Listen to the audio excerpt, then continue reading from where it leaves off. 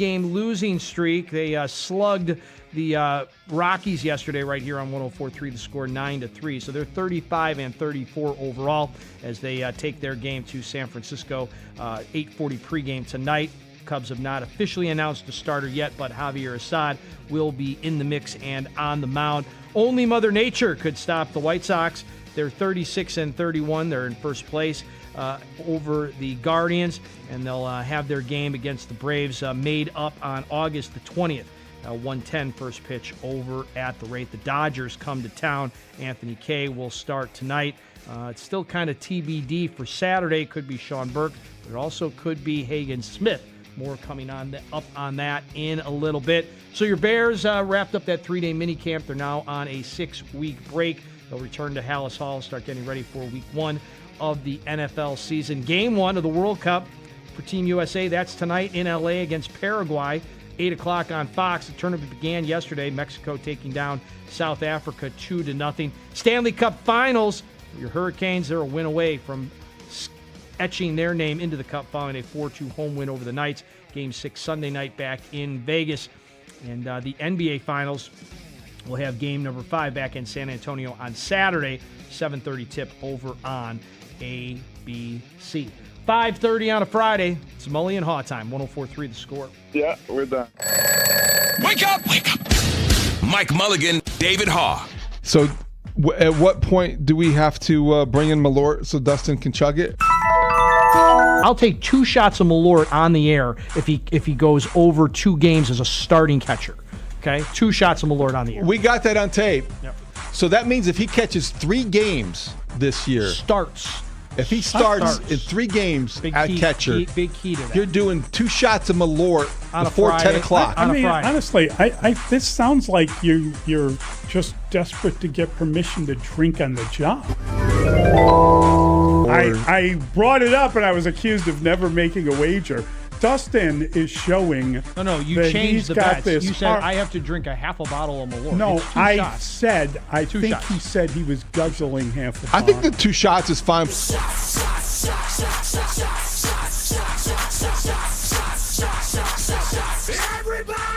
But it isn't something you're necessarily going to make that a memorable. I think I have a better. If Moises Ballesteros catches 1 more game, I think that Dustin's going to have to come in the next day and do the show Tarps Off. Tarps Off, Riz.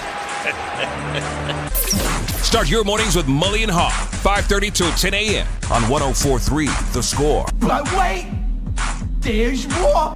If they sweep this team that they're beating right now, I'll drink his Malort.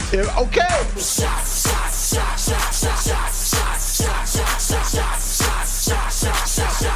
Everybody! Let's go. Mully and Haugh, 104.3 The Score. A lot of shot bets going on around here, huh? Morning, Mully. Happy Friday. So I don't know what we're doing then. Are we looking for another excuse to drink? Is it what's the verdict here? Because you guys keep going back and forth. What'd you decide? Dustin asked me if they don't play, do you consider that a win? He asked me that yesterday, and I'm like, yeah, rain out is a victory of sorts. I would agree with that. But no, they didn't play, so I don't believe. I think after the when they win with Murakami back, maybe Noah Schultz throws a shutout, Kyle Teal homers in that game, then I'll be happy to drink some Malort. But this is not done yet. The White Sox they got rained out last night, so they couldn't sweep. Well, they got rained out, and they definitely. Hold on a second. Evan, mic is working fine. Okay. You're Thank good, you, Brandon. They both work, yep. Good. So that doesn't really count as a sweep, but you can count it if you wish. I think that would be acceptable. I feel good about it. I feel like it was a form of victory seeing them do that. It's really a break. They got a break. Yeah. And we'll talk about that during the Pick Six, but Although I was disappointed they did not get a chance to play last night. It would have been fun to see. The lineup was in. Totally agree. Everything was ready to go. The double Montgomery lineup. That's what was excited. That's what got me excited last night. They were going to play both Montgomerys at the same time. And they'll just have to wait for the Dodgers and unleash that on the Dodgers. And the Dodgers, as we've already talked about off the air, Shohei Ohtani left yesterday's win over the Pittsburgh Pirates. They won the game 8-6. I think Shohei homered for his second straight game. He's homered a lot, but he suffered some sort of inflammation in his knee, and he was pulled from the game in the 7th inning. Well, that's very interesting. So that's a big development because Shohei Ohtani compromised or out for this series obviously is good for the White Sox. Is it good for the White Sox fans? Well, I mean, it's not good for the Dodgers people that bought tickets for. Well, the that's weekend. the thing. And there are or the baseball people, 35,000 a game, or just baseball people. Baseball people want to know. There's a curiosity about Shohei Ohtani still, that when he comes to town, he will draw in. And Brooks Boyer and company are expecting 35,000 plus every game, each night, Yep. or each game. I shouldn't say each night because we have a day game in there. That's right. And you talk about what they are now looking at. I am somewhat torn.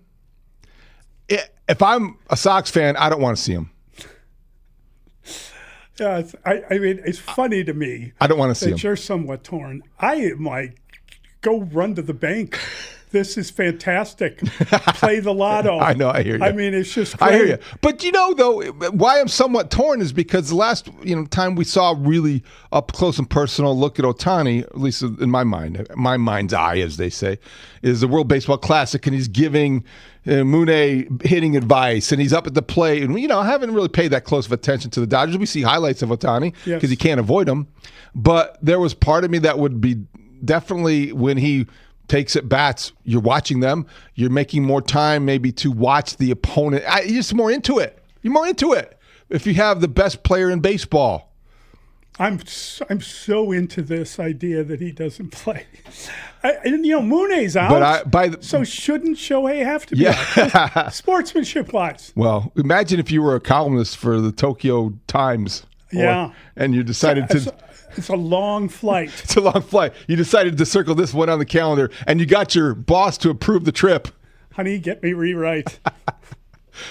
Or whatever, a TV station or a radio station in Tokyo or an influencer, whatever. If you were coming to this series hoping to see the best baseball players that Japan has produced in some time, you might be sorely disappointed. Dustin, you heard him briefly. No. Because there is a report, Dave Roberts said afterwards, that it isn't a big deal. He said it's not really his knee, it's more his hamstring. Well, that's a big difference. But it's not like, let's run him, hey, let's steal second. Go ahead, stretch the hamstring. He already is not going to pitch, and now you wonder if he's going to lead off and be the designated hitter. Roberts said the level of concern for Ohtani was not high and that he feels good about Ohtani being in the lineup tonight. Okay. Nothing to see here then, huh? Well, the guy left the game with knee inflammation. If you leave a game, I think you're always curious, especially if you're paid $750,000. Exactly. You don't want to rush anybody back, so Dave Roberts can take his time. Dave, let Shohei have a moment. Okay, Shohei, sit in this comfortable chair. This is not a team in previous seasons and trips to Chicago. Perhaps Dave Roberts might have the idea, well, we were not going to risk it against the White Sox. We could beat the White Sox with our top six and not worry about needing Ohtani. This year they need him. All Sox hands on deck. I think Dave Roberts has said if this series costs us Ohtani for the season, we're going to roll the bones because the Sox are too damn good. Is that what you're saying? Or maybe he would say they're going to rest him now. They won't see him in June. Just wait till October. Well, it's early in the season. The man's got a bad knee. Like, come on. Let him sit. Let him sit. Let him come to town. Enjoy the fine Japanese cuisine around the city. There's some great places. Yes. I hope Mooney goes out with him. Well, maybe he gets some hitting tips. Get that swing straightened out. There you go. He got it straightened out. But that's a lingering memory from the WBC, cool. is it not? Yeah, they're both, and then Mooney goes up and hits the home run. It was magic. So that's an overnight development. We'll see where that goes. But this is going to be a heck of a series because the Sox get a day off, and they are going to be rested and ready to go for the Dodgers, and they're going to have their pitching lined up as best they can. And we'll see what that means. I think it's great to get a day off, unexpected day off, a rain out, just because they're not at full strength. So you would rather play a team after everybody comes back and you have your team in full as opposed to just playing a team that you just beat twice and trying to get the sweep. It's difficult to get sweeps. I think when you're playing as well as the White Sox are playing, every scenario looks inviting. Fair enough. And it looks like a great challenge. And this is the best time of the year to be welcoming the Dodgers to Rate Field because you are in first place. You are playing good brand of baseball. And you've got Braden Montgomery with Colson Montgomery. And, yeah, you'd love to have Mooney. You'd love to have Teal. You'd love to have all the guys, Noah Schultz. But you don't, and you're still playing well, so bring it on. Yeah, I guess all I'm saying is, from a White Sox perspective, they're going to hopefully be getting better as more people come into our hearts. And if that does happen, then hopefully you'll be at a stronger level when you play them the next time. That's all. No doubt. Well, people are getting healthy. Who else is in Charlotte Smith is coming up, though? That could be Saturday. You don't just bring that up if you're Will Venable, unless you mean business. No, I think you're going through all the internal options, and there's one that everybody knows about, and that would be the best internal option. Hagen Smith. I believe that's accurate.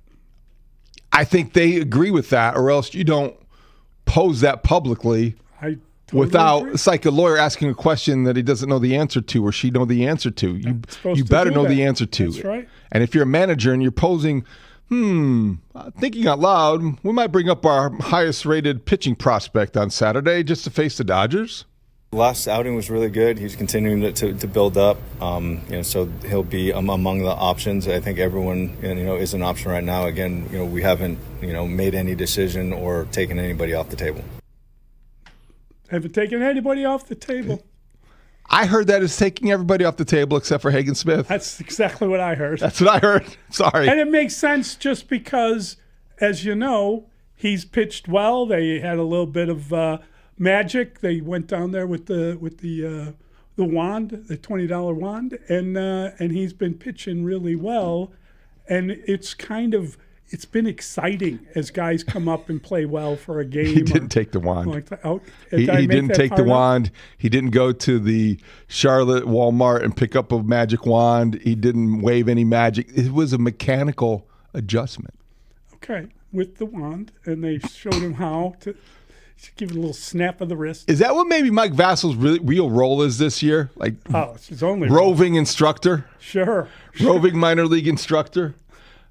Take the wand, and he carries the wand around like the great musicians carry around their instruments, like in a nice velvet You open case. up the case. You open up the case, and there was the wand. There's Mike Vassal walking off. Oh, okay. His Stradivarius. Right, exactly. What is that thing? I have no idea. Is that a Harry Potter wand? It was. It was, and the Phillies broadcast team learned the hard way. That's right. Learn the hard way what that is. The dynamite. Boom. As he was. Well, if Ohtani doesn't play in this series, it's a little magic involved. Yeah, I'm with you. And you'll take all that you can get. So that'll be fun tonight. And it's fun this weekend. I'm trying to figure out, exactly. Very interesting. Do I have something to do? It'd be worth going. There's a lot going on this week. I mean, there's a good sports-inspired weekend. The World Cup started yesterday. The U.S. team makes its debut tonight at 9 o'clock. Hold on. At SoFi Stadium. 9 o'clock? It's 8 o'clock. It's 9 o'clock. The game start is at 7 out there, so it's 9 o'clock, right? It's a 9 o'clock Eastern. It's an 8 o'clock Central. Okay, 8 o'clock on a Friday night. I'll double check it, but that's what I was saying. Yeah. Okay, beg your pardon. Is that optimum viewing time window? I don't think so. No, I mean, but there'd be other opportunities. Have the World Cup in Japan and Korea, and then we can watch it whenever we want. You know, that was a really fun one. Yeah, that was all throughout the day. A week from today, middle of the just night. to the point, on the 19th, they're going to start at 2 when they take on Australia. Okay, that's the same night as Game 7 of the NBA Finals, if it should go so far. Well, we're going to find out if you think it does in the Pick 6 day. Oh, that's a tease. Wow, that's really tough. That's a tease. How about last night? Does that go the whole distance, do you think, after watching the Canes do pretty well? Very disappointed last night. I was very disappointed. Because your made-up team, the Vegas. Oh my gosh! Why are you saying it's a made-up team? It's an expansion franchise. I have liked the Golden Knights since their inception. Since the 70s. I like Vegas. I like the whole story there. It's an expansion I love watching team. Mitch Marner play hockey. He's terrific, and they not so much. They fired their coach. I don't know about that. On March 28th, and they hired Tortorella, and you know the story. I do. And the 9 games in the regular season, and then here they are, a couple victories away from a Stanley Cup. I don't count them out yet. I didn't count them out, but they did lose crucial Game 5. They did. Pivotal Game 5. That's right. Game 5 was pivotal. Game 5. And Carolina took a 4-1 lead, and it was just that atmosphere looked so good. I felt for sports. It was awesome. Happy for the fans in Raleigh because I'm not sure they have a lot. They don't have, and that's their sport. My cousin is a season ticket holder. They don't down have there. other. Is that right? Yeah, she and her family, and that's a tremendous. Nice you're right. part of the country. It's a beautiful part of the country. Yep. North Carolina is an underrated state. Beautiful and state. I'll say that they support this team because there isn't anything other in terms of professional sports. No, all of that's in Charlotte. It's big auto racing territory, basketball, and they got the Canes. But that is also just the reality of it is you got a lot of Duke fans, you got a lot of North Carolina fans, got a lot of North Carolina State fans, and the one thing they can agree on in Raleigh anyway is hockey. That's true. And they've got a good team there, good organization. Mully, did you know that I'm the only hockey fan outside of Vegas who likes Vegas? Nobody likes them at all. Oh, are you hearing from people? Yes. Yeah, I mean, no one likes made-up teams. No one. It's embittering to watch, some Florida team win a World Series while the Cubs are going through 100 years of misery, but David's cheering. It is horrible to have some kind of, What's wrong with novelty? There's nothing wrong with. There's a novelty involved. Okay, let me tell you what I'm involved with. Original Six. Okay, you can't turn that on me. If the Hawks were playing the Golden Knights, there's no doubt that I would be the original 6 team. You'd be putting a whoopee cushion down. You'd be having that handshake buzzer. Any novelty at all. Magic wand. I would be waving the magic wand and Mitch Marner. Hat trick. Come on, Torts. Funny. No, if that's a dream scenario. If the Golden Knights were playing the Hawks in the Western Conference Finals, that's next year. 2 years. Give me 2. Oh, boy. That extended awful quick. Think of it, the Golden Knights, conceivably, regardless of their coach and the situation, they could be there in 2 years because they're always there in the mix. But the Hawks, that timeline, had a really good discussion, spirited discussion with my son last night about the timeline of the Blackhawks because he gets on me for the same thing you just got on me for. He cannot believe that I'm a Golden Knights fan. He thinks that's one of my biggest hockey flaws. Well, I don't know much about it, David, but I would say that you seem to have raised your son correctly. And we were talking about the Hawks and the next step to this off-season. Get some players. Well, the draft, then free agency, and Bedard signing the contract extension. And we had this debate over which comes first, the Bedard contract extension or free agency. Well, because one will be related to the other. Yeah, but I mean, you can get all that done.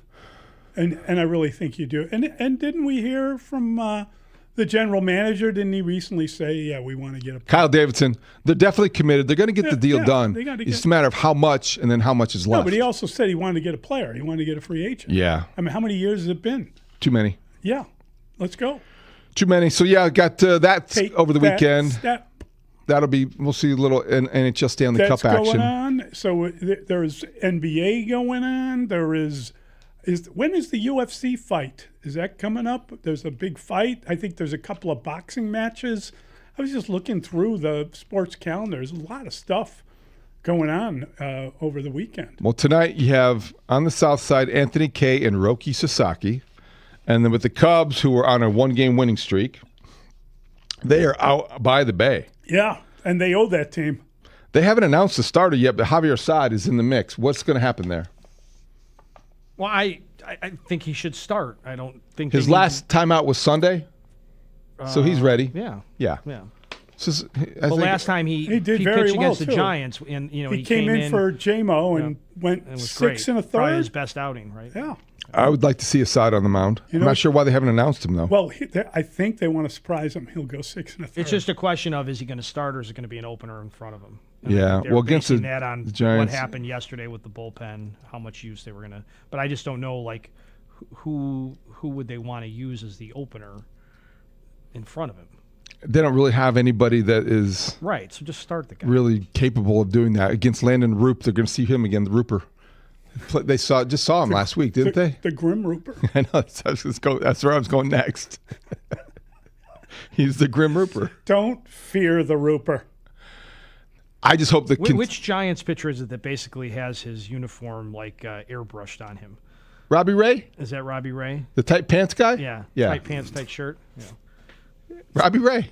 That's what he's kind of known for. He's got like an airbrush uniform on. Yeah. But you know what, Dustin? You'd like to see a blue pinstriped uniform tightly fitting Robbie Ray down the stretch. Well, at this point, if he's the left-handed starter they acquire. When you say down the stretch, are you talking about the uniform? I don't think it stretches anymore. It's completely stretched out. Depending on what happens to the Giants, Robbie Ray will be a name you hear often bandied about trade speculation. Speaking of trade speculation, how about Ken Rosenthal in The Athletic posing the idea that yesterday's hero, Seiya Suzuki, who hit a grand slam, would be trade bait for a starting pitcher for the Cubs. The only problem is that he has a no-trade clause. He broached that.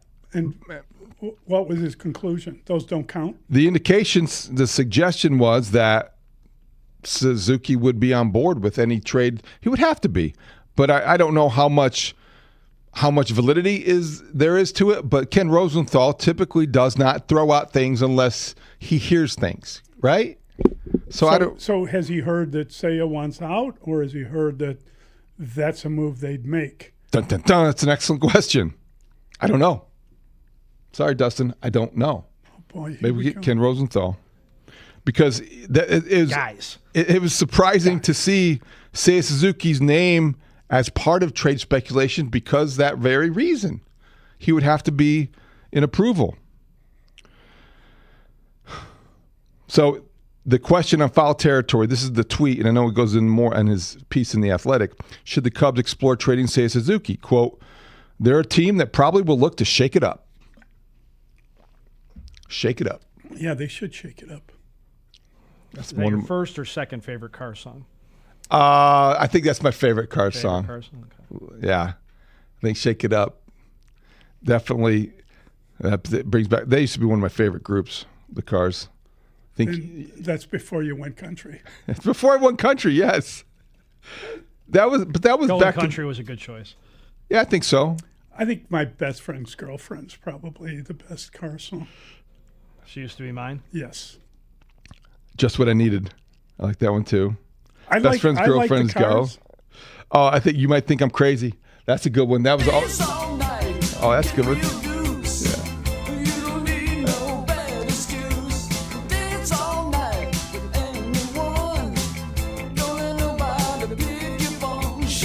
We'll play them all right here on 104.3 The Score.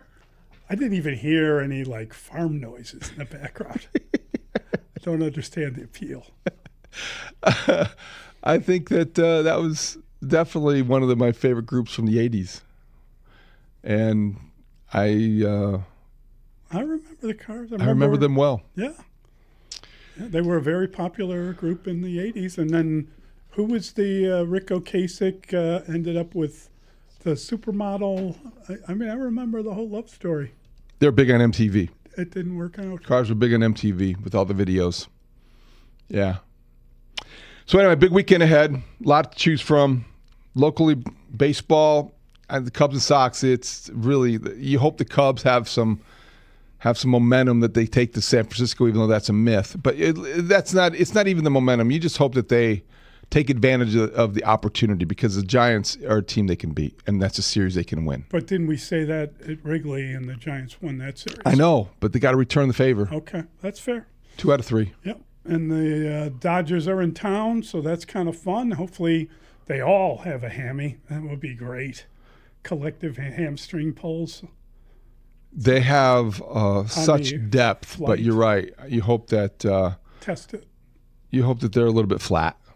All right, we've got the Pick Six next. We'll get into it. We'll tear apart the stories of the day, of the weekend. It's Mully and Haugh, 104.3 The Score.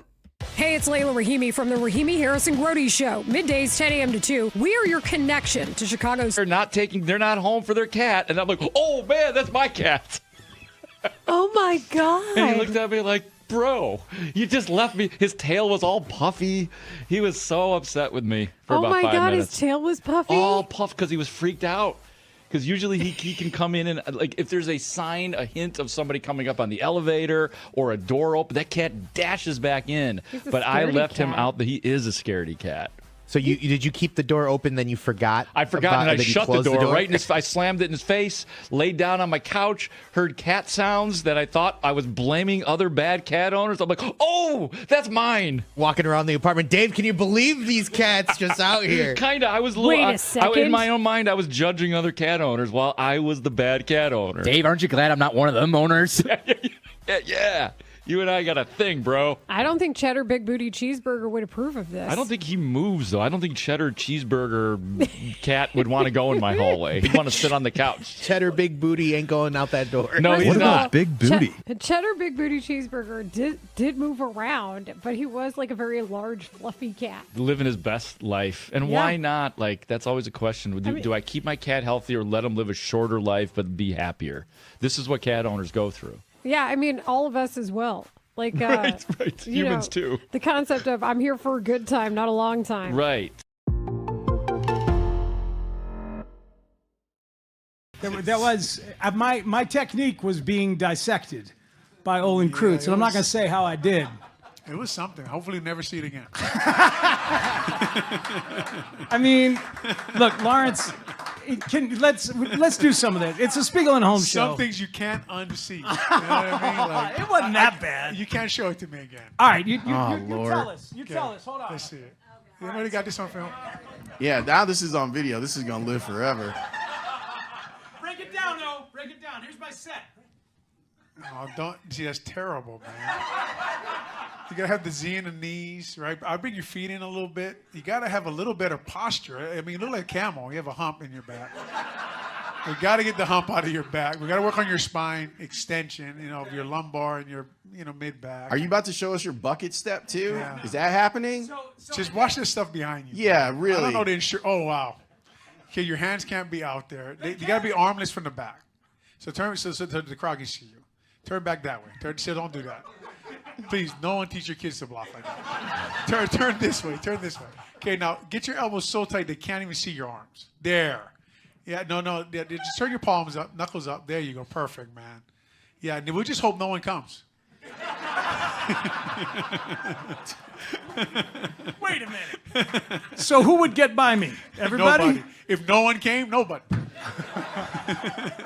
Our best moment, though, Lawrence, was talking about the play calling on the Mighty Sequoias back in the day. I was telling him about the inside reverse that we used to run, where we'd fake a halfback sweep, And instead, quarterback would hand the ball to the slot receiver coming back the other direction with a guard pulling in front of him. And what'd you say? What is that? That's Pop Warner's old single wing inside counter, man. That play's undefeated.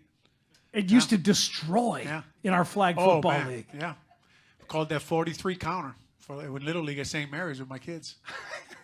No one could stop it. You can't stop you low it. power one side the whole time, and then you run counter. And the whole time, I wait for them. The coaches on the other side are yelling, "Watch the reverse." And as soon as they stop, then I run it. So as long as they yell, "Watch the reverse," then I run power. So I think we've established that I might not be the best center on the air staff. I think Olin has that. But am I the best offensive coordinator on the air staff? I got one play. That was it. Oh, yeah, for sure, man. Okay. Yeah, and I mean, you're better than Danny Parkins, so there it is. Please make this personal. Okay. I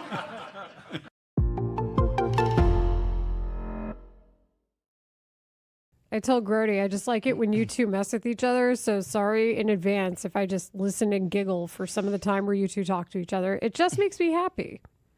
I miss Grote a lot. He's good, but he has to say something ridiculous. So once he starts talking, I'll I swear to God, I was Shots just about to say, because I feel like I don't know, Layla wants us to fight or something. I don't know what's going on. No, I here. didn't say anything about a fight. Oh, just You don't entertained. fight. Yeah, no, but I was just about to say before you made the comment you made. I'm looking. Listen at you to like, Sports Station 104.3 The Score is Chicago Sports. Chicago Sports is 104.3 The Score. Always live on the free Odyssey app. WSCR, WSCR FM and HD1 Chicago. And Odyssey Sports Station. The Score!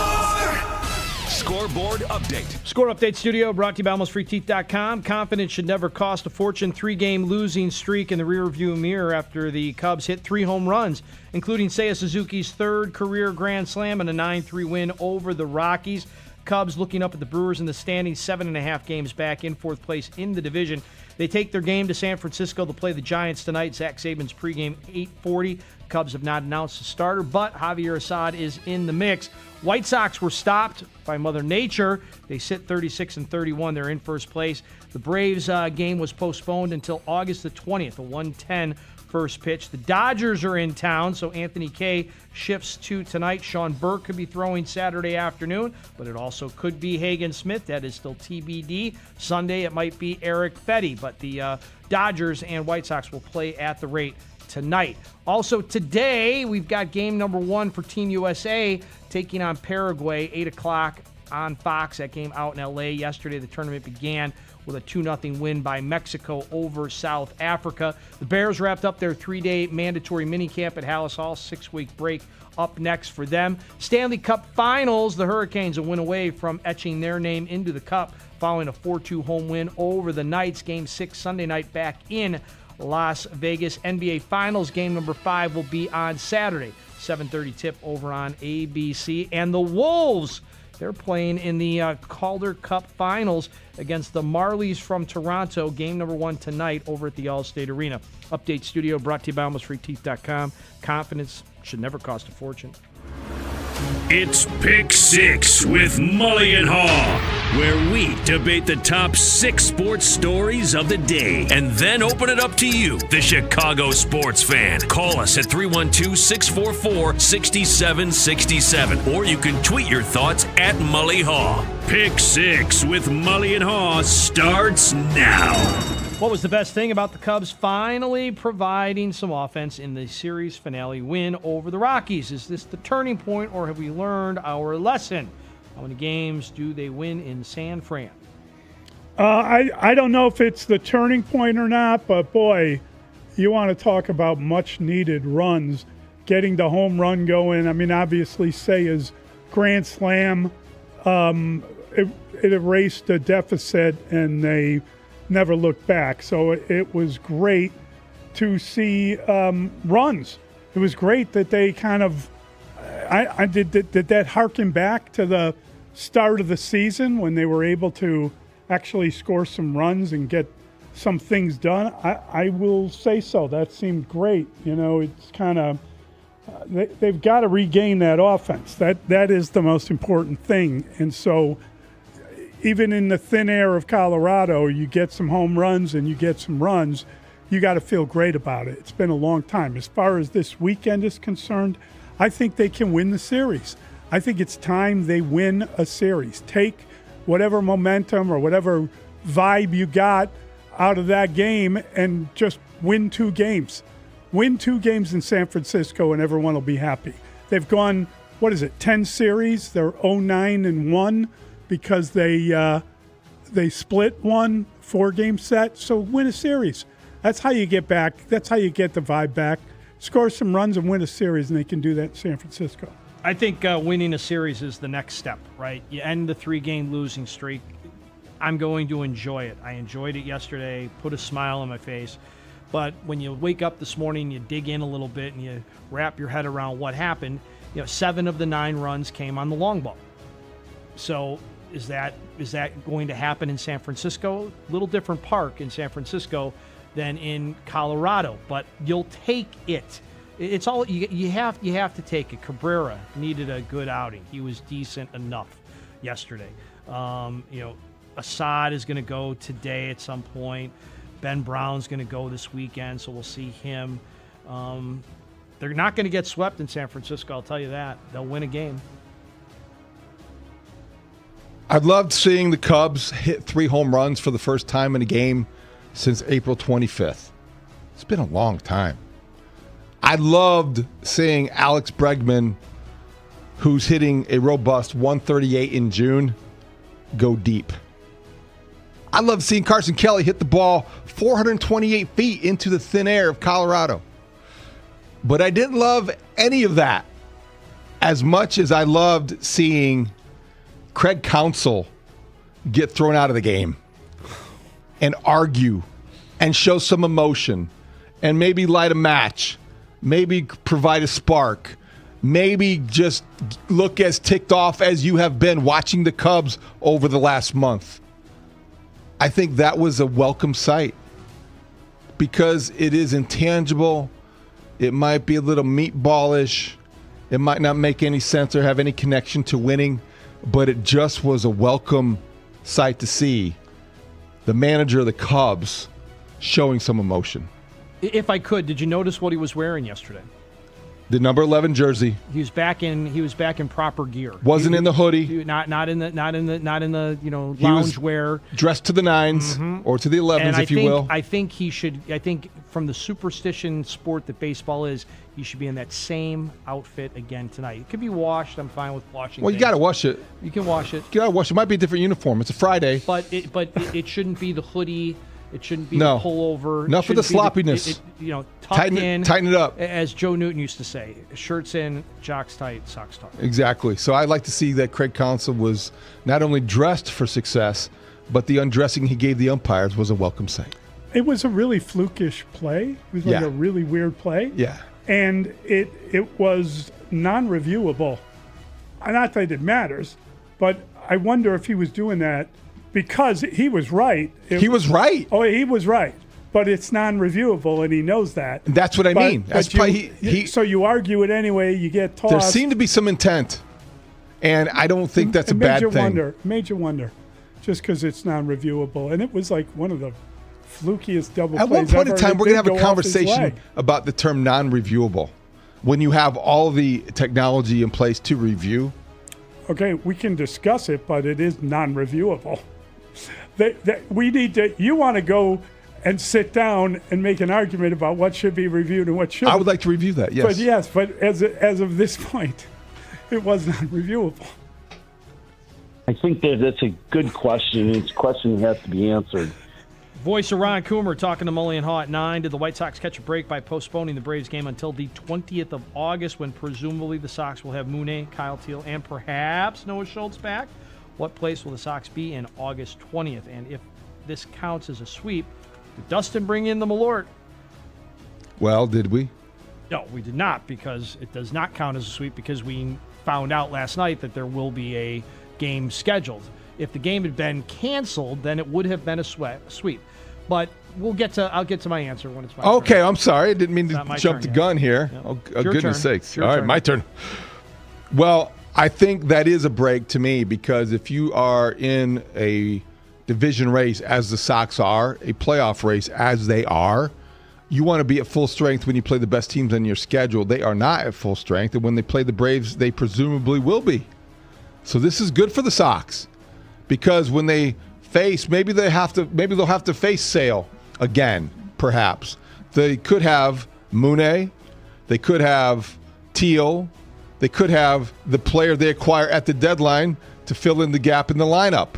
Whatever that is, whoever that might be. That pitcher might be on the mound opposite Chris Sale that day. This was good for the White Sox. So the Rains came at a good time, even though I think they felt pretty good about their chances last night. As for the Malort, I'll let you guys work that one out. But I don't know why you guys have are striving for so many excuses to drink in the morning. Only Mother Nature could stop the first place White Sox last night. As far as the Malort goes, it's really interesting. I ran into a buddy of mine yesterday, and the first thing he brought up was the Malort. First thing he brought up. Walked in this morning. First text I see on the text screen. Mully will be drinking Malort on August the 21st after that game. So it's got to be done on a Friday, just for the sake of everybody, I believe, or a Tuesday if we do a cheers to Tuesday. But next Friday, my niece is getting married, so that'll be a good way we could get the party started if we want. Or we're going to have to wait until the 21st because Mully said he was taking my shots if the Braves were swept by his White Sox. But I'll be happy to get the party started next Friday if you guys want. I'll bring in a little booze, have a little travel bag, if you will, going back and forth up north for my niece's wedding next Friday. That's great detail. Yeah, and I don't want to turn this into some kind of weird Malort shot thing, but I did get a text from a friend of mine, Don Holmberg, who offered sort of a 18th century dueling comparison, and he is willing to be my second. If I wish to have him take my Malort shots, he will do that for me. So I'm already covered. You're having regardless. a proxy? I may well do it that way. Oh, I could have a line out the door if I want to get proxies. I mean, Wow. A lot of Malort is poured at the spring end. Yeah. Well, okay. You guys can handle this however you choose. I'm just saying. This is all your idea. That is all perfectly fine if I have a second who comes in and, basically does a fight for me, does a shot for me. Do you have a food tester as well? Well, I apparently am going to need one. Okay. The implication there is that I'll be poisoned. Yes, well, I think you have to be, never be too careful. Probably a good idea. Okay. But it didn't bother me at all. I was looking forward to seeing the White Sox play. Same. Because they've been really fun to watch, and I was curious about what they could do in this series. And really, the idea that they were gonna play Colson Montgomery, I've been worried about that. And I understood the lefty thing, but this was a lefty, and they were answering that question. It's time to get him back in the lineup, and that's good. And I thought the two Montgomerys was kind of a fun thing, and I'm trying to enjoy Jacob Gonzalez as long as you have him. It was interesting. He was not in the lineup. I'm just saying, I thought it was interesting the way they were putting it together, and when they made two trades yesterday. They traded, we know they traded Derek Hill, and along with $250,000 of bonus incentive, international bonus incentive. They then made another trade, and they traded $250,000 more in bonus incentive to the Minnesota Twins, was it? Guardians. Oh, I'm sorry, the Guardians. That's a question down the road. Very interesting, though, isn't it? That we'll get to that. You would make a deal within the division. So I liked all of that stuff. I was thinking roster. I was thinking about the future, who comes back. This, to me, was one of the first moves they kind of had to make, where, they chose a 25-year-old player over a 30-year-old player. We'll get to all that. I'm just saying I was in roster mode. So no problem that they didn't play. I think that they'll be stronger when they finally do complete that series. That's another really good question. How surprised were you that Will Venable mentioned that Hagen Smith might start Saturday against the Dodgers? Is that something you can just float publicly without being committed to it? How will Smith do if indeed he is promoted? Yeah, I think you're allowed to float that. I don't think it means he has to come up, but I got no problem. I think everybody who follows this team knows who's next and knows that he's improved, and he is scheduled to pitch on Saturday.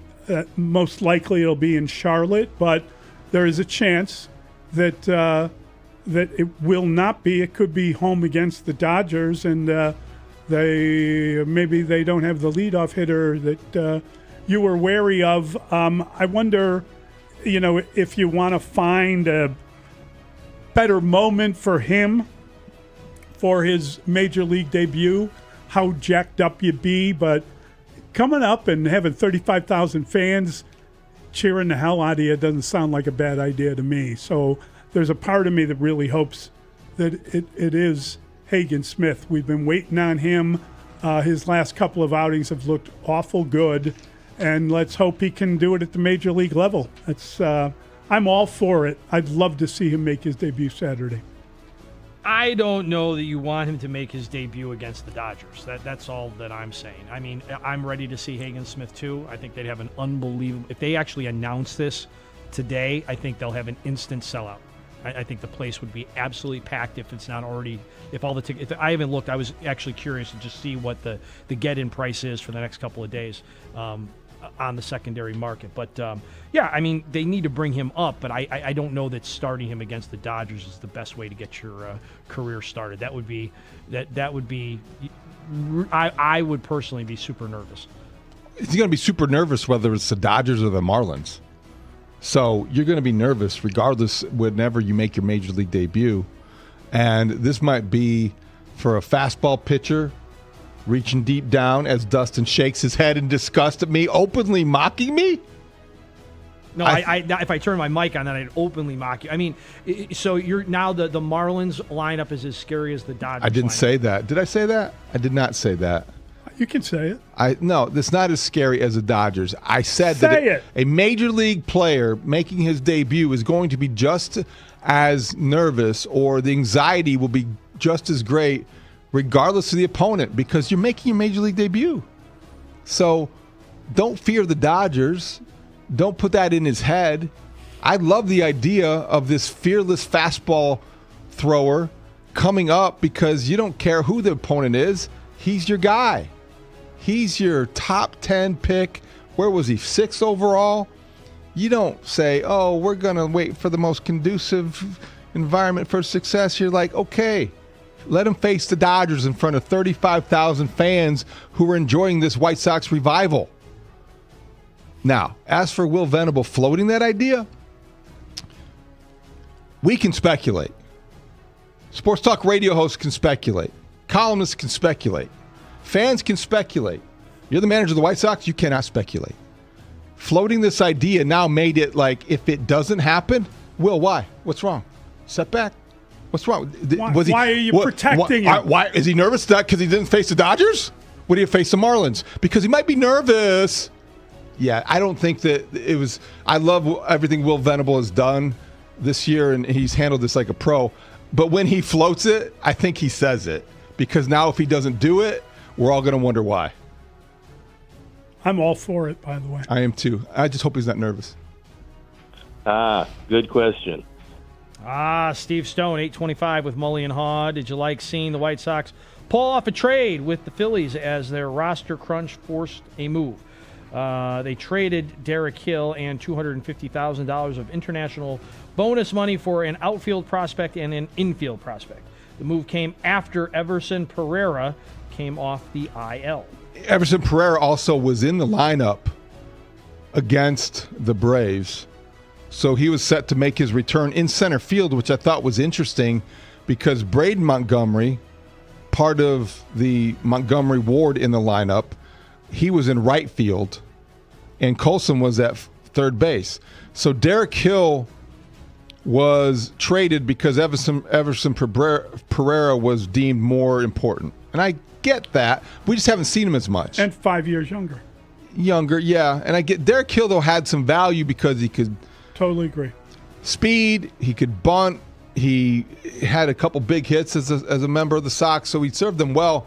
And I guess he got a couple prospects in return, a few lottery tickets. Chris Getz was busy yesterday. I think that implies that he's always looking to upgrade the organization with talent, looking for ways to add people to the mix. And, I think this is one of those minor moves. You never know when it's going to pay off. And we'll see what Pereira has. I had forgotten about him, frankly. But now he's another guy added to the mix as Austin Hayes goes to the 60-day injured list.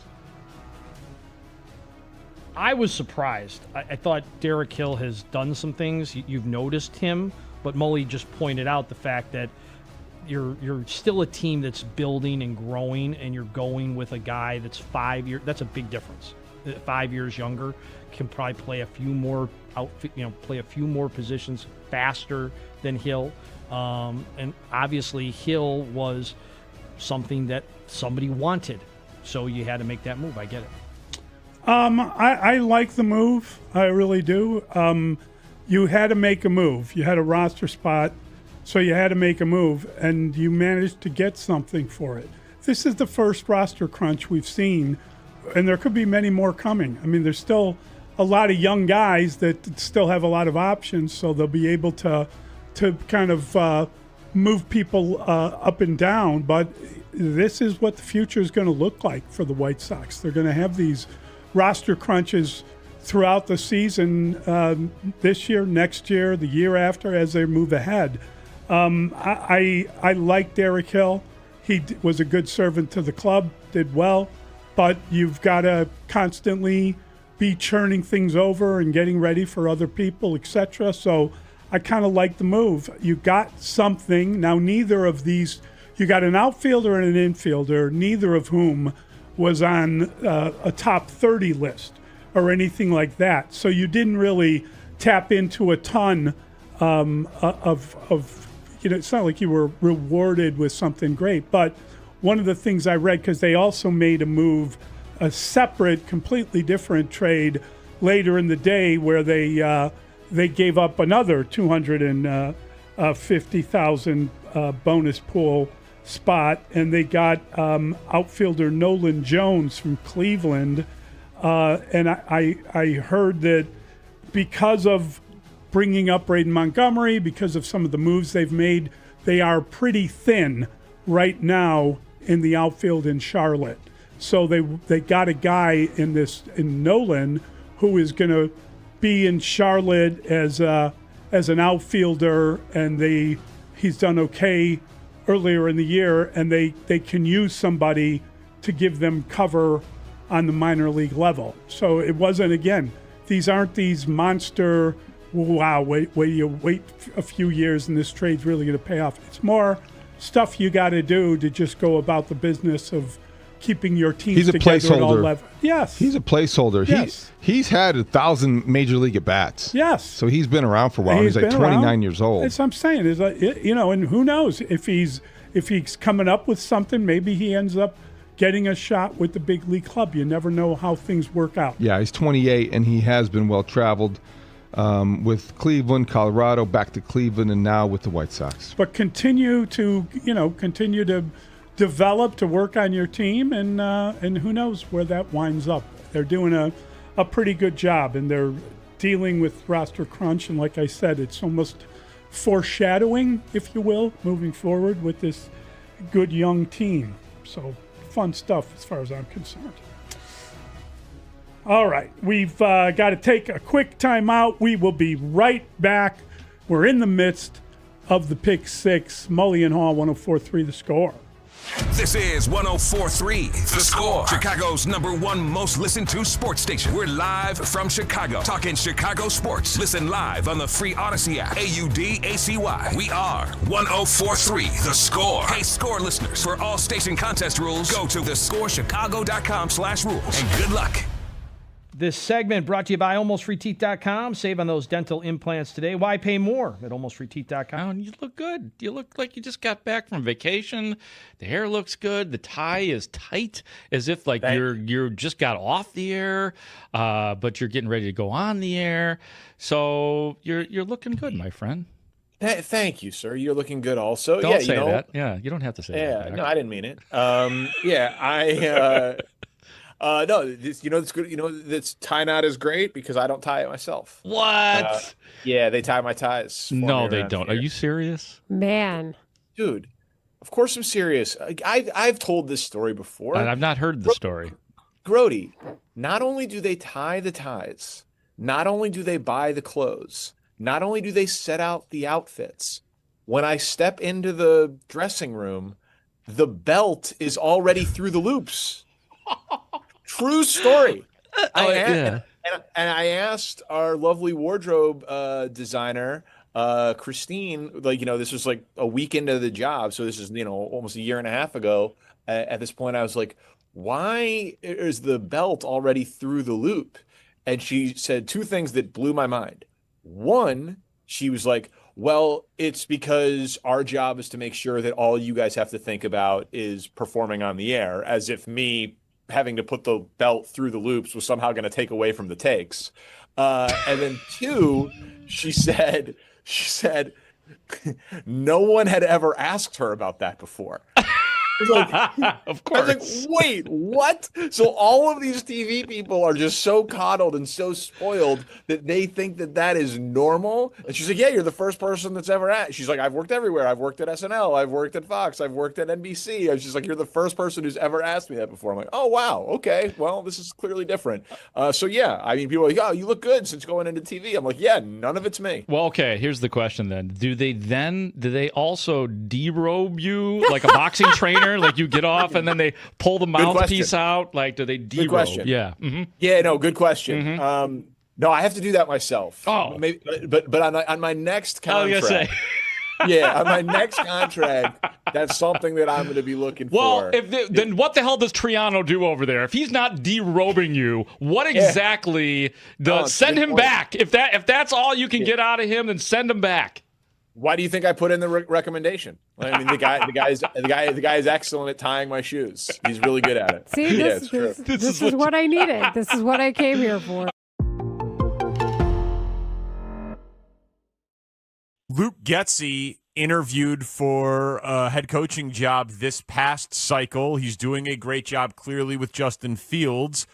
I am worried, Boomer, about Getsy taking a head coaching job, so much so that yesterday I suggested I would fire Eberflus to keep Getsy for continuity for Fields. People hated that. Yeah, they hated that take. That didn't go well for him. I hate that too, Danny. Yeah. I hate that too. That's a Narpian take, just so you know. Narpian? Yes, yeah, non-athletic regular person. Yeah, well, that's exactly who I am. That's exactly what I am. Good. I've been calling him. He's also an anti-defensive coachite. You know what I mean? Like he doesn't. Narpian rolls better off the tongue. Sure, maybe, but you can be both. But like he didn't give Pete Carroll any credit before or now. Really, it's all about Geno Smith. Bill Belichick's a defensive coach. Yeah, look what he's doing without Brady. See? I don't know. He just passed Papa Bear Hallis for second all time. I don't know what to tell you. I think it's pretty good stuff. Yeah, he's fine. Narpian is outstanding. That's just. I call my guys that I work with in the morning. I call my guys in the morning that I work with a bunch of narps, and sometimes their take on things like Danny's is Narpian. So, and I think that's a very Narpian take on your behalf, there, Danny. I resent Wani saying, "Where's Lawrence?" That's my catchphrase. You know what I mean? Is it your catchphrase if you're not actually saying it, though? It's just about you? That's a good point. And is it my catchphrase when it's just a dude asking a question? Just a guy wondering where Once somebody there's T-shirts made, though, I feel like you're at a certain level with it. Once people are asking on the street. Yeah. Well, it beats the other catchphrase I was using, which is, did I do that? Oh. Cowabunga. Cowabunga. Dynamite. Don't have a cow, man. Cut it out. Cut it out. Tell you, hearkening back to the day. What about just Yo Joe? Got options. Yeah, there's a lot of options out here. Lawrence is on vacation. He's in San Diego. I believe he's going to see the White Sox in San Diego. He's in a better place. He's literally in a better place. He has gone to a better place. This is true. So it's Spiegel and Company for a couple of weeks. Skibbity boppity. And Skibbity boppity. Skibbity boppity. Such a good reference. Been a while since I heard that. Yeah. And, Spiegel and Company. Skibbity boppity. That guy, man, that guy's been going hard. Who's that? Skillman and Company? Skibbity company. Skibbity boppity. That guy's been going hard on the Rahimi and Vrabel story because he's like unaffiliated now and he knows stuff. So he does like 3 emergency podcasts a week on the Rahimi and Vrabel stuff. What is his name, though? Skillman and Company. Skibbity Company. And we heard it the first time. We're like, did he say skippity boppity? Is that what he said? And it might have been what he said. We listened back to it last week. Skibbity boppity. And I could not stop laughing. Oh, it's amazing. And Grote was listening to it, and he's like, wait, why am I in this segment? Grote is everywhere. We know that. Skibbity Company. There it is. Oh, wow. Skibbity Company. Sounds like skippity boppity to me. Skippity boppity, 100%. But Gabe is here. What's up, Gabe? Chilling. You know, I feel like I only hear that drop when I'm here. So I feel like I hear it all the time, the Where's Lawrence drop. So to me, it's everywhere. It's what I hear when I come here. Okay. Because I'm filling in for Lawrence. Welcome back to Pick 6 with Mully and Haugh on 104.3 The Score and the Odyssey and iHeartRadio app. You can bet your monthly paycheck on that question coming up. Brad Biggs taking questions, 7:25 Biggs time. Mully and Haugh, how good was it to hear Ben Johnson, the Bears head coach, restate the standard he holds his team and the reason why? You know, you gotta pay a price. You gotta make deposits if you want to have success in this league. I've been in it, 15 years now, and I don't think there's any way you can cut corners and expect to win on Sunday. So training camp's a big part of that. Our guys understand that. They know what they're walking into, and I think our type of guys, they embrace it. They want it, and so I'm really looking forward to it. How good was it to hear that from the head coach of the Bears? I could listen to that kind of stuff all day, and what's awesome about it is the reason he's asked about it is because players have been talking about what they know they're going to face.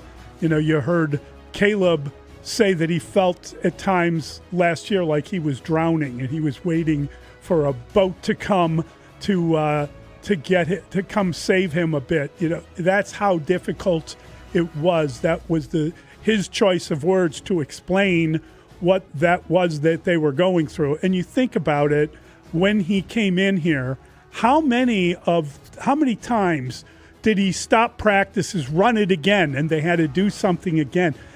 And that's them making deposits. And you heard what Montez Sweat said the other day about he beat the heck out of us, and we know that's coming, and you got to be ready for it. And then Ben Johnson gives you that explanation. If you want to win, this is the price you pay. I got to tell you, this organization is very lucky to have this guy.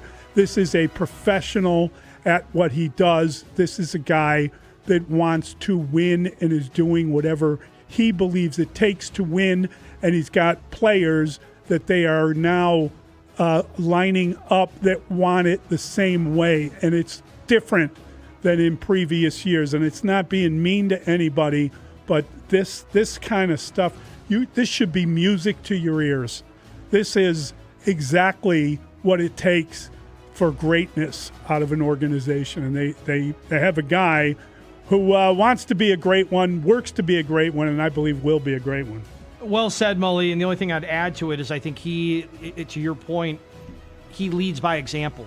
He's also putting in the work. He holds himself. He will point a thumb at himself when things could have gone better. He's not necessarily saying, I did this, I did that, and you guys didn't execute. He has leaned on the fact that his coaching staff and himself could do better this year than they did last year, and I think players do appreciate that. And he sets the example that they follow, and he creates an air, an atmosphere full of intensity. Day in, day out, he is locked in. And you like that, and you respect that, and you understand that. It's how you build a culture. And that's the word that was thrown out so often before Ben Johnson arrived, and now it's the one that you notice the most that he's here.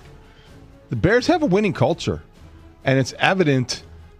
It's as evident in April, in May, and June as it is in September, October, and November.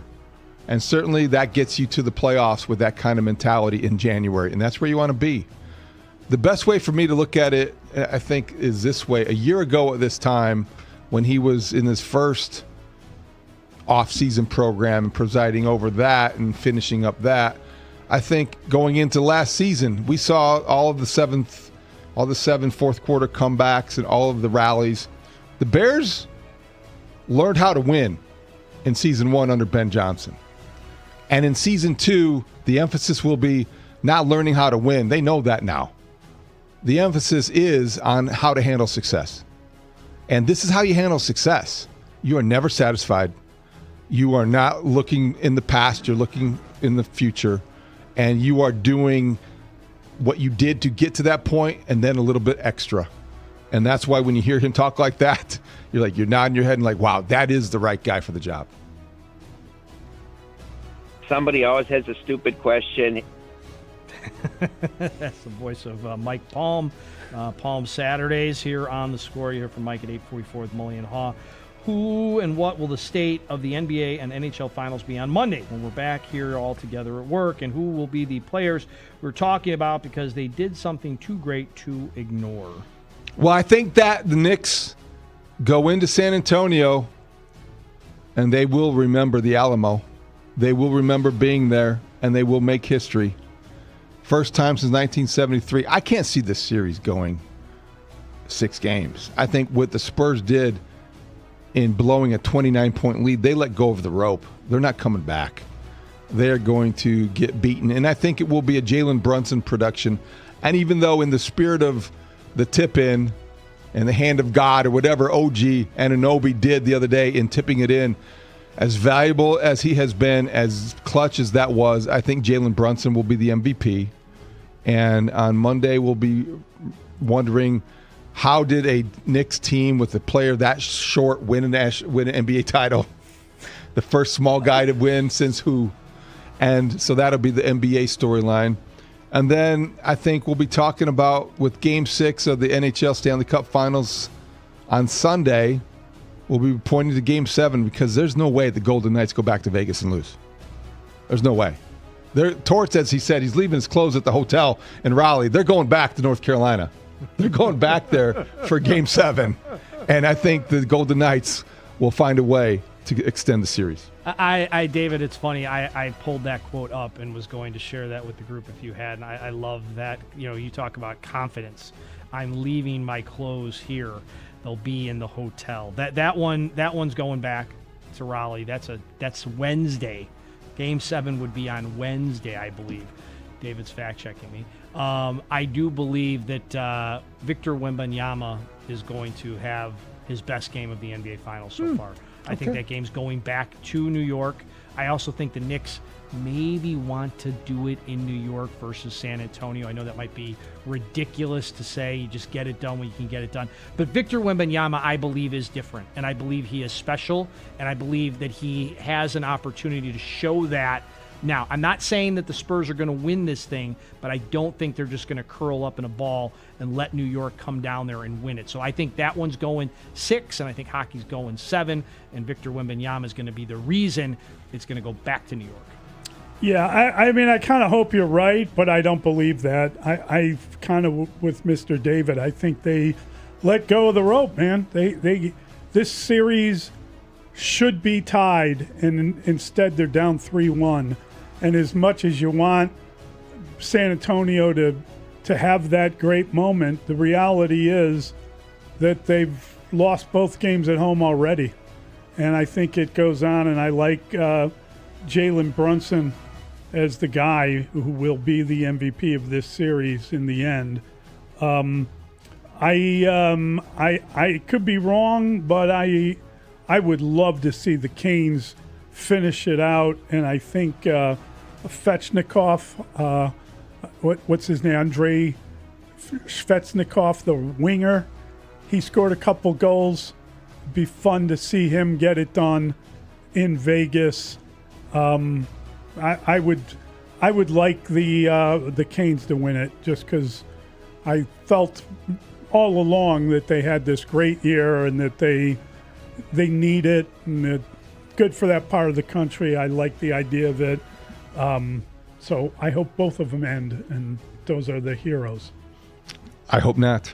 I know, but that's just the way I look at it. I know, but it does feel like the NHL playoffs more likely to go the distance than the NBA playoffs. I'm telling you, to lose a game like that, I don't know how. Even as great as Wembanyama is, I don't know how you overcome that. How about the NBA playoffs end this weekend and the Bulls hire a coach on Monday? Yeah, I think the Bulls are ready to hire a coach. Let's do that. Yeah, that sounds good to me. I think that would be a good way to get on with it. I'm looking forward to it. All right. We'll be right back. We've got the extra point next. It's Mully and Haugh. It is 104.3 The Score. We got to find a way. I'm going to leave my clothes here. That's for sure. They'll be in the hotel. There you go. Yeah. Gabe came in a good mood. Gabe's always in a good mood. It helps, man.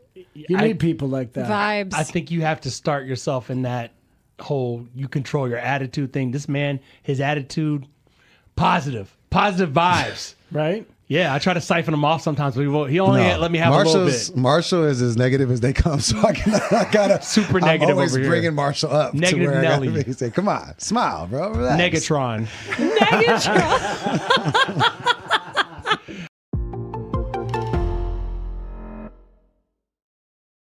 So here's something that happened earlier, is that I was doing that interview, Grote. Yeah, thanks for including me.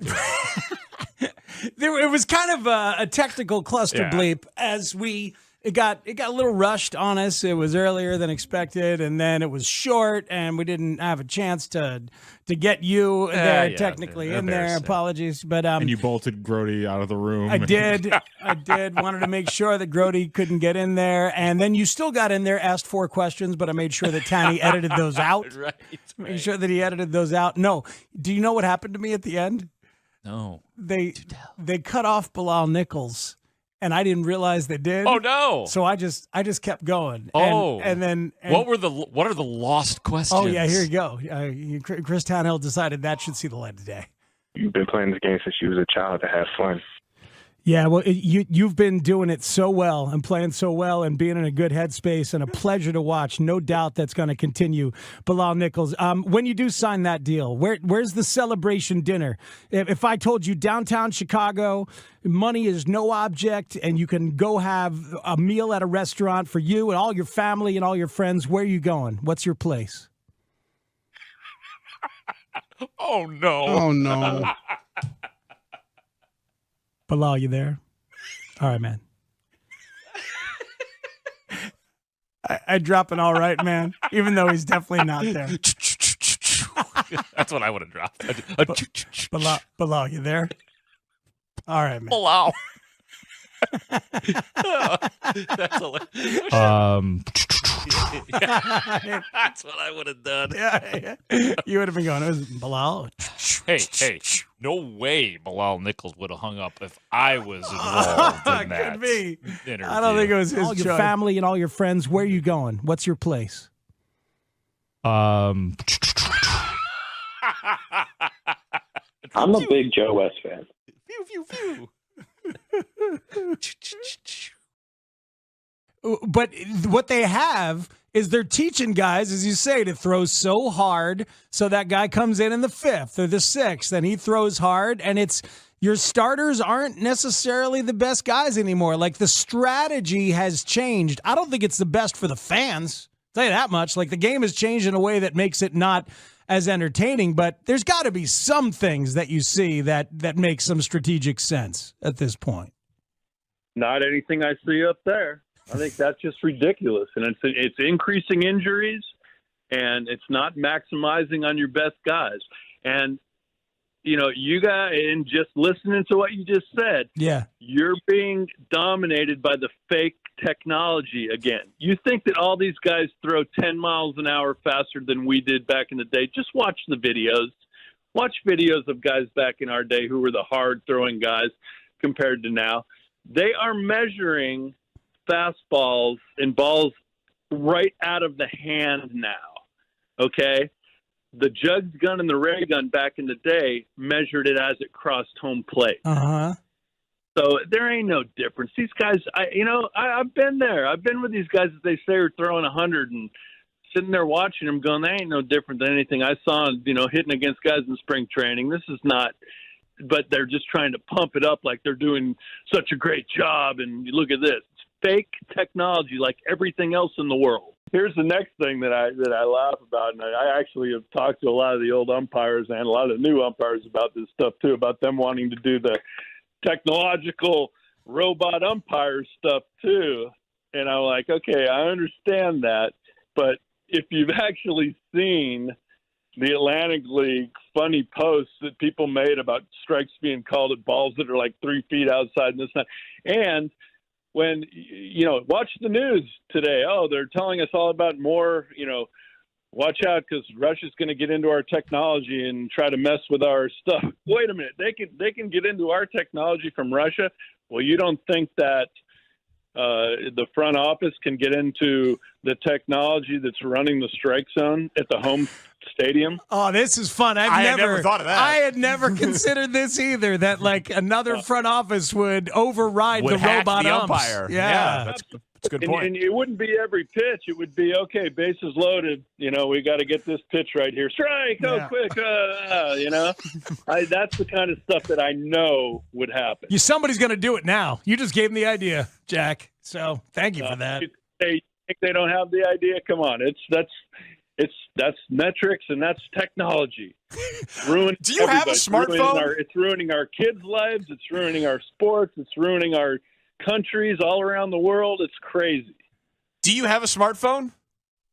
I'm on it right now, dude. So I'm sure that hey, maybe Putin's listening to us. You never know. It's not that interesting. I mean, it's good, but it's not that. Get yourself an Ethernet hookup. It's a good radio gimmick. Score. It's the guy. Did you like what you heard from Caleb Williams about a potential Bears move to Hammond, Indiana? I'm going to play wherever there's 120 by 53 and a third. And it's marked up with white lines and 2 end zones. So I'm okay with whatever. Whatever decision they make is whatever decision they make. I just want some green and my teammates and coaches and another team out there and fans. What'd you think? You like that? I think Caleb Williams handles himself behind the microphone better than anybody in that organization most of the time, almost all of the time. And to me, it's a shame that he had to be the first Bears employee who publicly addressed the news that the Bears a week ago today pivoted to Hammond, Indiana. Ben Johnson not asked about it somehow all week after his third podium stop. He was not asked to address that question. We have George McCaskey and Kevin Warren allergic to the microphone. They don't want to answer questions. They don't want to provide that kind of clarity because maybe they don't have it yet. But I think they have an obligation to Bears fans to try to explain exactly what is going on. And what is going on is the Bears continue to play this out, a dangerous game of chicken, if you will. They are examining 2 different sites in northwest Indiana. The Lost Marsh Golf Course site, which there's been some reporting on that. Paris Schutz had a nice report on that in terms of what they can do, what they might not be able to do. It wouldn't be big enough for the multiplex, the mega project that they envisioned originally. A lot of these things are in a state of flux. The other site, the Wolf Lake site, would be something that would be certainly testing and everything else that we have talked about. We had Thomas McDermott, the mayor of Hammond, on the other day, and he's very optimistic, as they are in Indiana. And meanwhile, you have Governor Pritzker talking about they could still have a special session. There's a lot of things that could still happen with this. But to have the quarterback of the Bears address it is good, but he shouldn't be the one, and he should not have been the first. But he was, and that's on the Bears. I'm going to watch wherever there's a Bears team playing on a field of green grass, 120 by 53 and a half, and it's marked by white lines and 2 end zones and 2 teams, one of those being the Bears, and watching the Bears take on another team on a field that's 120 by 53 and a half. Okay, So, like, my number one takeaway there is like, wow, Caleb likes it here, and he's staying here forever. He doesn't care where they play. He's going to be the quarterback of the Bears.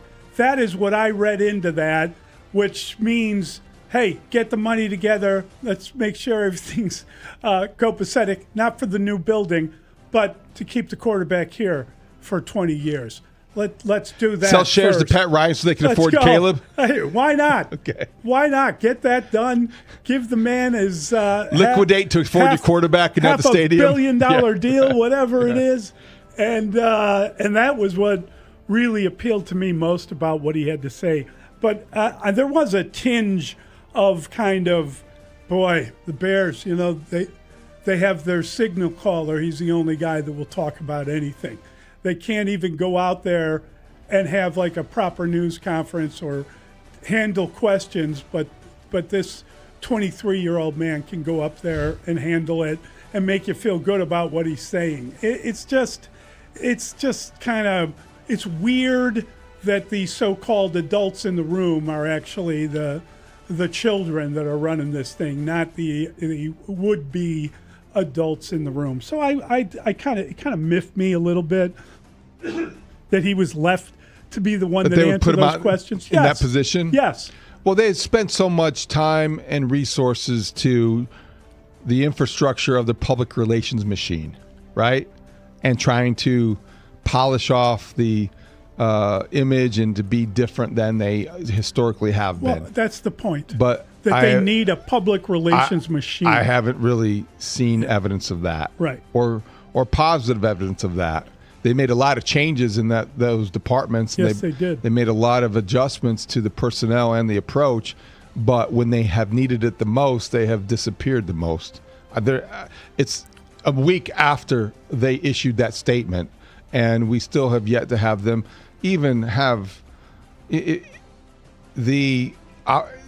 advantage of an opportunity to speak to your fans about what exactly is going on.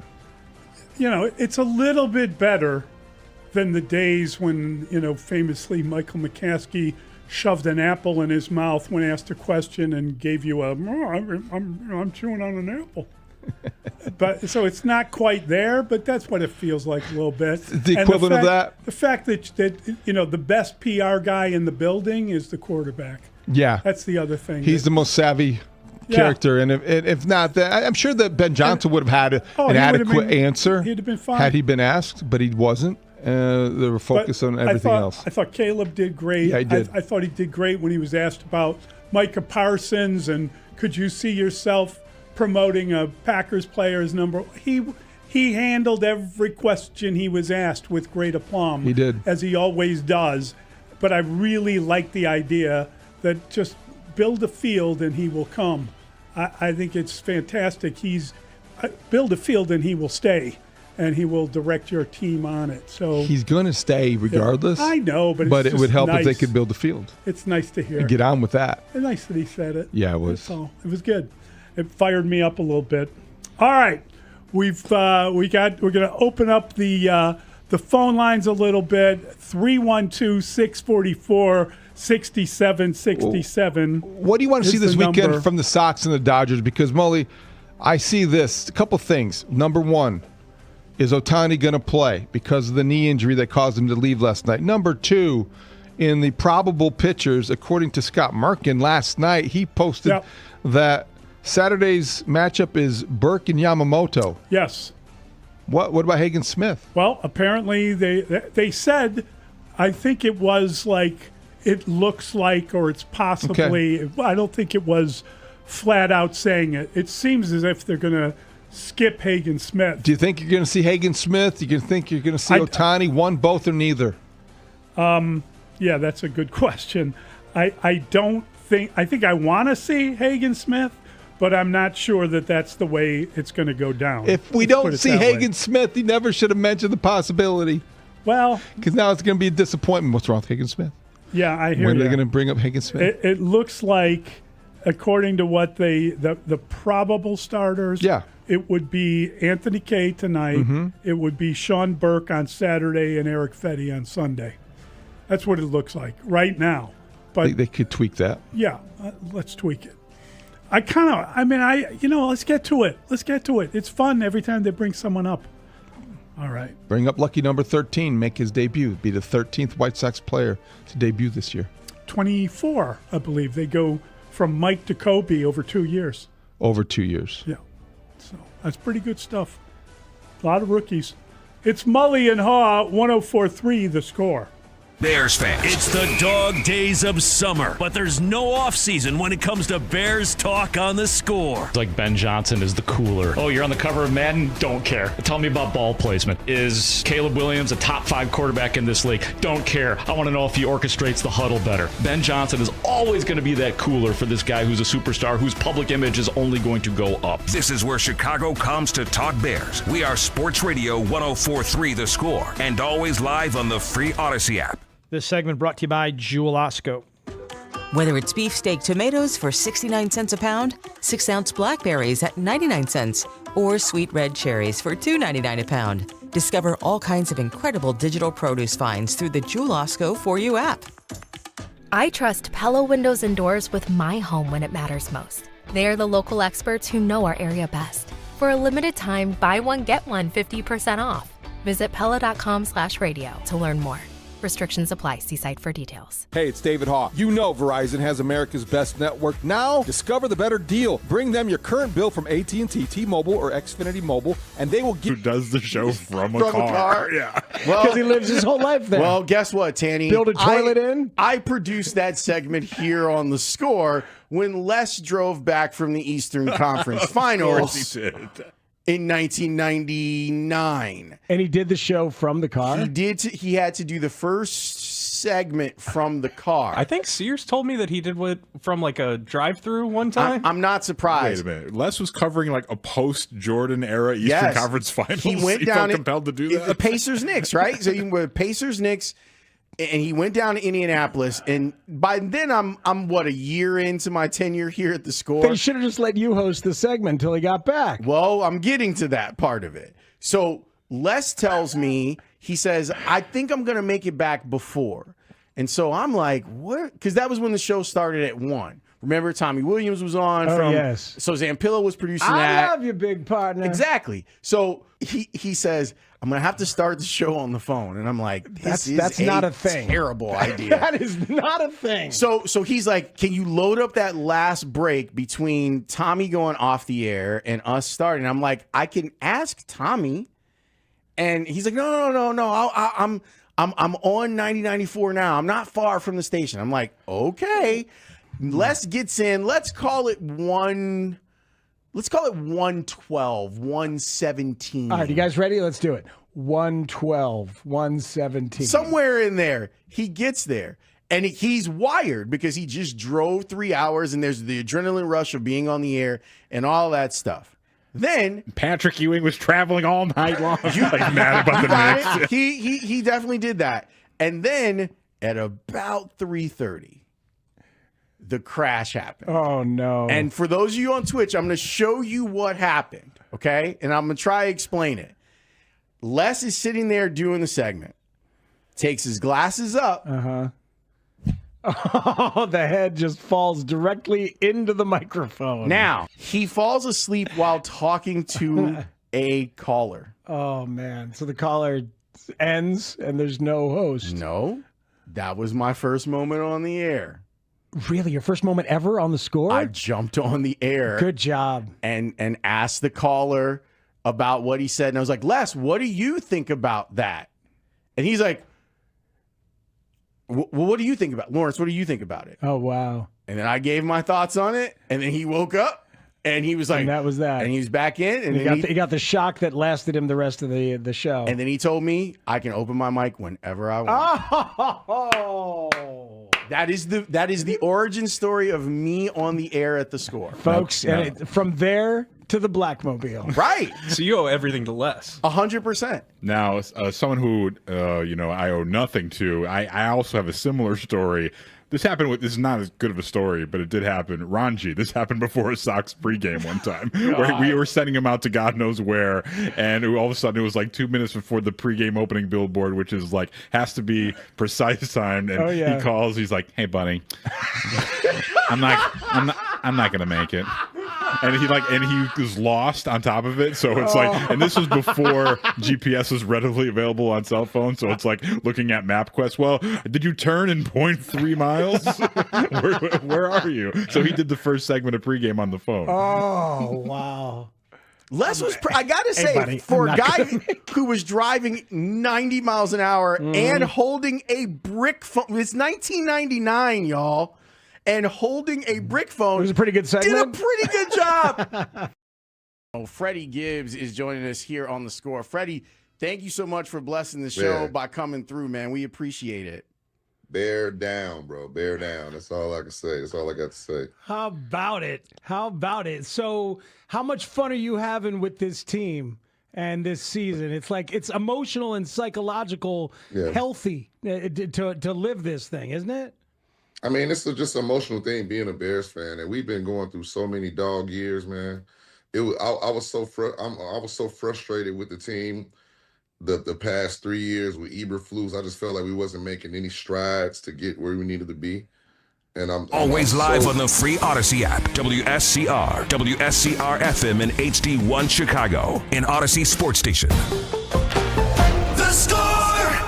Scoreboard update. Score Update Studio brought to you by AlmostFreeTeeth.com. Confidence should never cost a fortune. Mother Nature remains undefeated. She's the only one that could slow down the first-place White Sox. The game last night postponed with the Braves until August the 20th. It'll be a 1:10 first pitch over at the rate. White Sox maintain their half-game lead over the Guardians for the top spot in the AL Central. Dodgers come to town. Anthony Kay throws tonight. Cubs snapped their 3-game losing streak yesterday afternoon. Seiya Suzuki hits his 3rd career grand slam. Bregman homered. So did Carson Kelly in a 9-3 win. They look to take their offense to San Francisco. We got the Giants over the weekend. It's an 8:40 pregame right here on 104.3 The Score. Cubs have not announced the starter, but Javier Assad is believed to be in the mix tonight. Last night, the Hurricanes became a game closer to winning the Stanley Cup, winning at home 4-2 over the Knights from Las Vegas, and that's where Game 6 will be played Sunday night in Las Vegas, Hurricanes and Knights. Game 5 of the NBA Finals we played in San Antonio Saturday, 7:30 tip over on ABC. Knicks 1 game win away from winning their first NBA title since 1973. The Bears are turning their focus of their stadium project to Hammond, Indiana, and the players are turning their attention to a break after a 3-day mandatory minicamp is in the books. The Bears will be back at Hallis Hall in about 6 weeks to get ready for game number 1 of the NFL season. Speaking of game number 1s, World Cup for Team USA is tonight in LA. Paraguay, the opponent, 8 o'clock kick over on Fox. Tournament began yesterday. Mexico, a 2-0 win over South Africa. The Hour brought to you by Cars for Kids. Dave, first, let's kind of start with the injuries. Shohei, we saw that he left the game with knee inflammation. How is he feeling, and just what is your level of concern with that? Not high. I think that we tried to be smart about it, and talked to the trainer and said he had a little behind the knee, little hamstring. So just wanted to be smart and not push it. So I feel good about him being in there tomorrow, but obviously with the travel tonight, we'll just kind of see how he comes in. Was there something that sparked it, or was something he's been kind of feeling? No, first we heard about it. So I don't know if it was when he tried to steal second base or what, but didn't hear about it last night, didn't hear about it today until about the 6th inning, something like Last that. outing was really good. He's continuing to build up, so he'll be among the options. I think everyone is an option right now. Again, we haven't made any decision or taken anybody off the table. Mully and Haugh, 104.3 The Score. You first heard there the voice of Dave Roberts, the manager of the Los Angeles Dodgers. They are on their way. They're probably here already. They're here. They're here. And they will be here for a weekend series with the White Sox. Mm-hmm. And Shohei Ohtani is who he was talking about. He left. They had an 8-6 victory in Pittsburgh. And he left. Was it the 7th inning? It was he missed a final at bat because he was feeling something in his knee. And, always nice to see the best player in baseball, unavailable. He missed a couple of bats. If you play him. He might be injured. He might be out. That would be lucky. Lucky break for the Sox. And then you heard from the White Sox skipper. Mm-hmm. David loves that word. From Will Venable talking about what they're going to do with the pitching rotation against the Dodgers and the game on Saturday in particular. They are talking about whether there's a possibility of bringing Hagen Smith, the former first-round draft pick, up from Charlotte. He's scheduled to pitch Saturday in Charlotte. Could he do it Saturday against the Dodgers in Guaranteed Rate Field? And he mentioned his name as a possibility. They haven't determined yet who it's going to be, but it looks like the probability would be Sean Burke will start that. Well, Sean game. Burke is scheduled to. They can adjust the schedule easily. They could push Sean Burke to Sunday and skip Eric Fetty or put Eric Fetty in a different role. They've got options if they want to create a space for their number one pitching prospect currently in the minors, and that's Hagen Smith. That would be exciting. This is going to be an exciting weekend either way on the South Side. 35,000 people each of the 3 games are expected, and they are curious about the White Sox, who are in first place, curious about the Dodgers, who have, obviously a little bit of a run going here with back-to-back World Series titles, and Ohtani, the draw of Ohtani. But it's not just Ohtani. The Dodgers have other stars in that lineup. They got tons of stars. And they have, besides Mookie Betts at shortstop, Freddie Freeman at first base. They've got the Andy Pages in center field, who has the highest WAR among position players in baseball, even higher than everybody who, not Ohtani, because Ohtani plays 2 positions. He's a pitcher and the designated hitter. Not this weekend. But Pages is also a guy that goes under the radar, but is emerging as another one of those Dodger stars.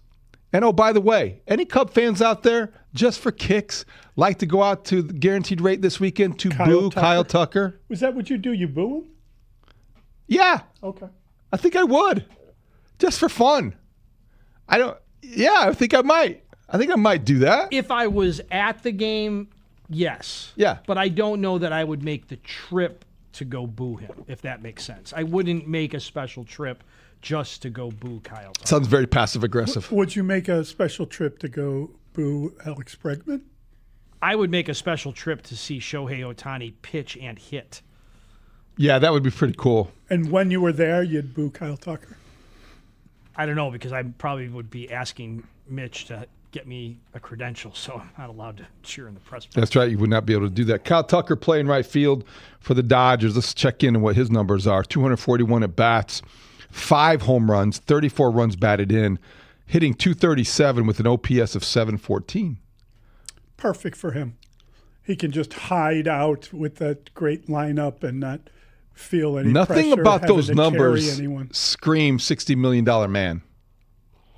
So I don't think I would boo him. I'm just maybe exaggerating there.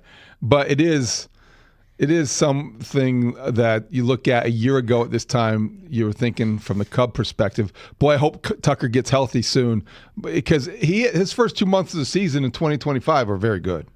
And there was a Kyle Tucker effect, and we're talking about how we lengthened the lineup and all those things. And it seems kind of silly in retrospect. Do you remember all the longing for him wanting to stay in Chicago? Oh, why doesn't he want to stay? Shouldn't he want to stay? This would be great if he wants to stay. He never really wanted to stay. No. But I don't think the Cubs wanted him to stay at that price, and I don't blame him for that at all. No, but the story with him changed over his time here. And you're right. He and PCA were the stars of the first half of last year. Yeah, and it's not so much that it's hard. He was a hard guy to read, because that's just his personality, and we should respect that. And the Cubs really did do a nice job of letting him just be his own guy. But I think along the way, you had hoped for maybe better health, better production, and then more of the Chicago and Wrigley Field sell itself to him, so he would be more inclined to want to take the deal or to stay here. But at that price, I'm glad the Cubs passed. And they moved on to Bregman, and the stuff he says, talking about wanting to win, he's a totally different dude, much more kind of front forward personality, but those were great storylines and terrific traits before he stopped hitting. That's exactly right. Yeah, you love reading that stuff. His you leadership love it. was such a great thing to embrace and to point out and look forward to before he stopped hitting. But he hit a home run yesterday. I know he did, so maybe that's the beginning of something. I don't know. I'm not going to fall for that trap. That has been the year-long trap. Every time they've done something, here comes the 10 in a row. Every time they've made a move, and again, they won yesterday, and that's great, but they did go out to Colorado and embarrass themselves with a couple of losses. Well, they did, and you started to think, boy, if they got swept yesterday, that would have been really a long day today for Cub fans. They win, they kind of change the subject briefly, but what they did yesterday was something that they haven't done since April 25th, which is an overlooked kind of weakness here. They hit 3 home runs in a game. And that missing slug has been one of the biggest reasons they aren't scoring runs. Now, they're just not hitting for power. And guys who historically have hit for power aren't. Do you ever wonder if they like to slug? Those are White Sox players. Oh, I'm sorry. And that's the White Sox manager. And I get confused. They don't like to slug. They love to slug. Guy who loves to slug. They've got a lot of those on the South Side. And I'm sure that the Cub hitters love to slug too. They just can't. And they haven't. Until yesterday, that was a very cool moment for Seiya Suzuki, who needed to run into one. Yeah. Needed to run into one with the bases loaded. And so Seiya Suzuki gets that. And it was... They were trailing at that point. They were behind, and you're like, oh boy, here we go again. Cubs are going to, is one run enough to win on this day? I think the people even kidded about that, but Seiya goes deep, Carson Kelly goes deep, Bregman goes deep, and they score 9 runs, and it was enough. Was Seiya's grand slam your favorite moment of the game? No, we went over that during the pick 6. My favorite moment of the game was Craig Counsell unleashing that frustration that everybody felt. And I think getting thrown out of the game, I'm not sure it wasn't orchestrated. I'm not sure it wasn't totally something he had in the back of his mind. When umpires cost you 2 outs, that's a big deal. That's an inning. That's an inning over. They didn't see it.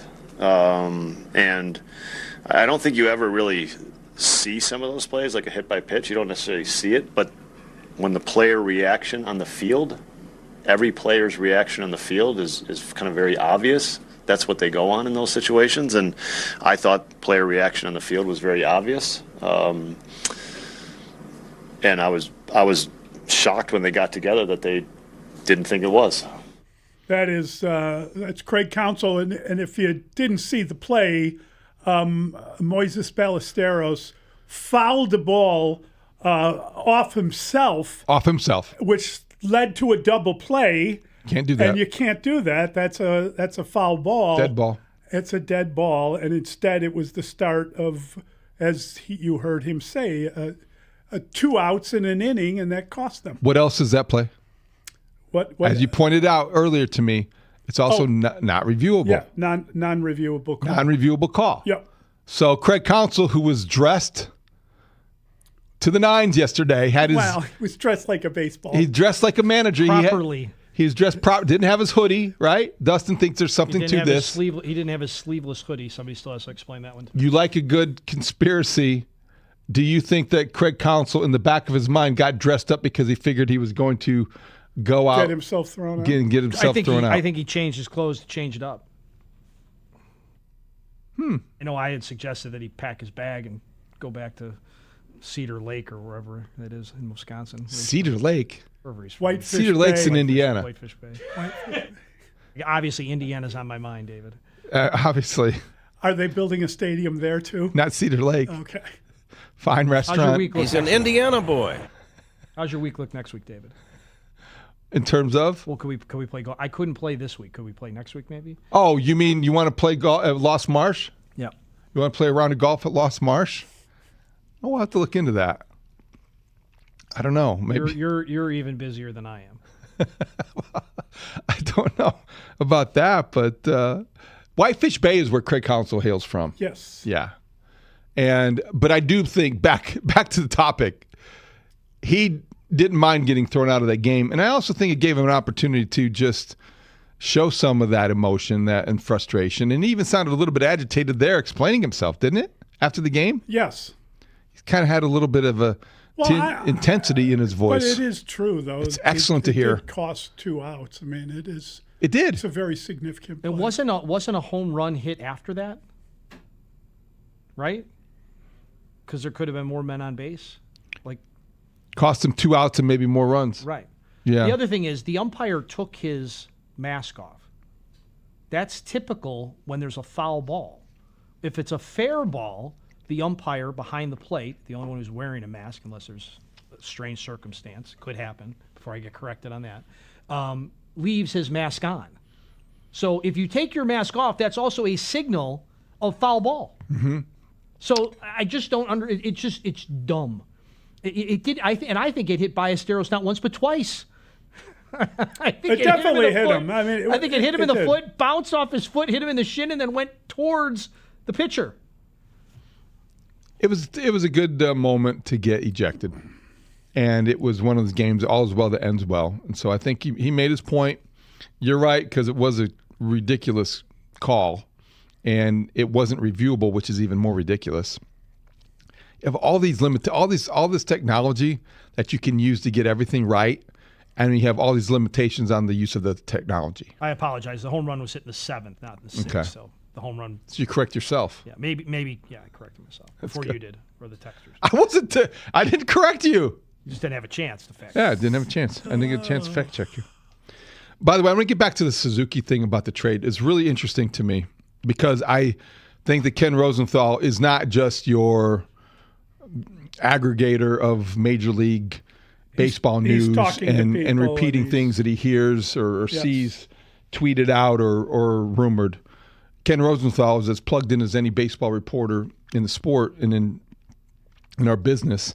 And he, the headline to his notes column in The Athletic this morning is why it would behoove the Cubs to explore the market for Seiya Suzuki, plus more MLB notes. And he spends a good deal of his column to begin it explaining why Suzuki, 32 years old, is not likely part of the Cubs' future, and it would behoove the Cubs to explore a market for him. And he gets into the weeds a little bit because he knows that there is the no trade. There's a no trade clause. But, and there's a but, that is worth at least explaining. But he thinks he would accept it?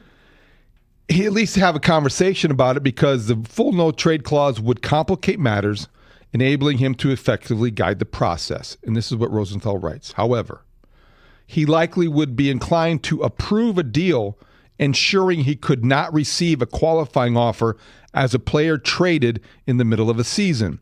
Yes, the system is likely to remain intact for at least one more year. Teams make qualifying offers in November, and the CBA does not expire until December 1st. And what that means is that the Cubs, as they did with Shota Imanaga, extend a qualifying offer to Seiya Suzuki, and the team that would sign Seiya Suzuki would be on the hook for either international pool money and or draft compensation, which would limit, could you see how that would limit the market? Yes. So you're a free agent, but are you really that free in the market? And if you didn't have that because you're traded mid-year, because players that are traded in the middle of a season aren't offered qualifying offers by the team they're traded to. So he'd be more open to pick, the marketplace would be more robust. Okay, like who would want him? Oh, gee, Mully. I mean, look at Does everybody want him? I would think that he's one of the. Look at his numbers last year and what he's capable of doing in the second half of this season. If the Cubs were willing to pick up some of that salary just to shake things up, I would think the market would be robust. Okay. I think there were a lot of interest. So what would you imagine getting for him? I don't know yet. Starting pitcher? Yeah. That's what they have to have. But obviously, with just Seiya to offer, you're not getting a frontline starting pitcher. I don't know if a contender would. I don't know if we're talking about a contender who would want Seiya and you'd get something in return. That'd be more of a seller mode. If you're just shaking things up because you want to get that starting pitcher to put you over the top. Would Seiya approve a trade to a team like the Tigers in the Skubal deal because he wants to avoid the qualifying offer? Probably not. But that'd be one piece of a Skubal deal. There's no Skubal, by the way. He's pitching tomorrow. Pitching Saturday. Yes, tomorrow. You'd have to include a lot more than Seiya Suzuki. Oh, I know. Yeah, I'm not naive about that. But look, I don't know about the specifics, Mully, but when you have this possibility broached as publicly and loudly as Ken Rosenthal chose to do that yesterday, it's interesting, and it creates more conversation, not only on here, but probably within front offices around the league. Just is the implication that Seiya's agent is behind this story, or that the Cubs are behind this story? Well, that's a great question that we cannot answer.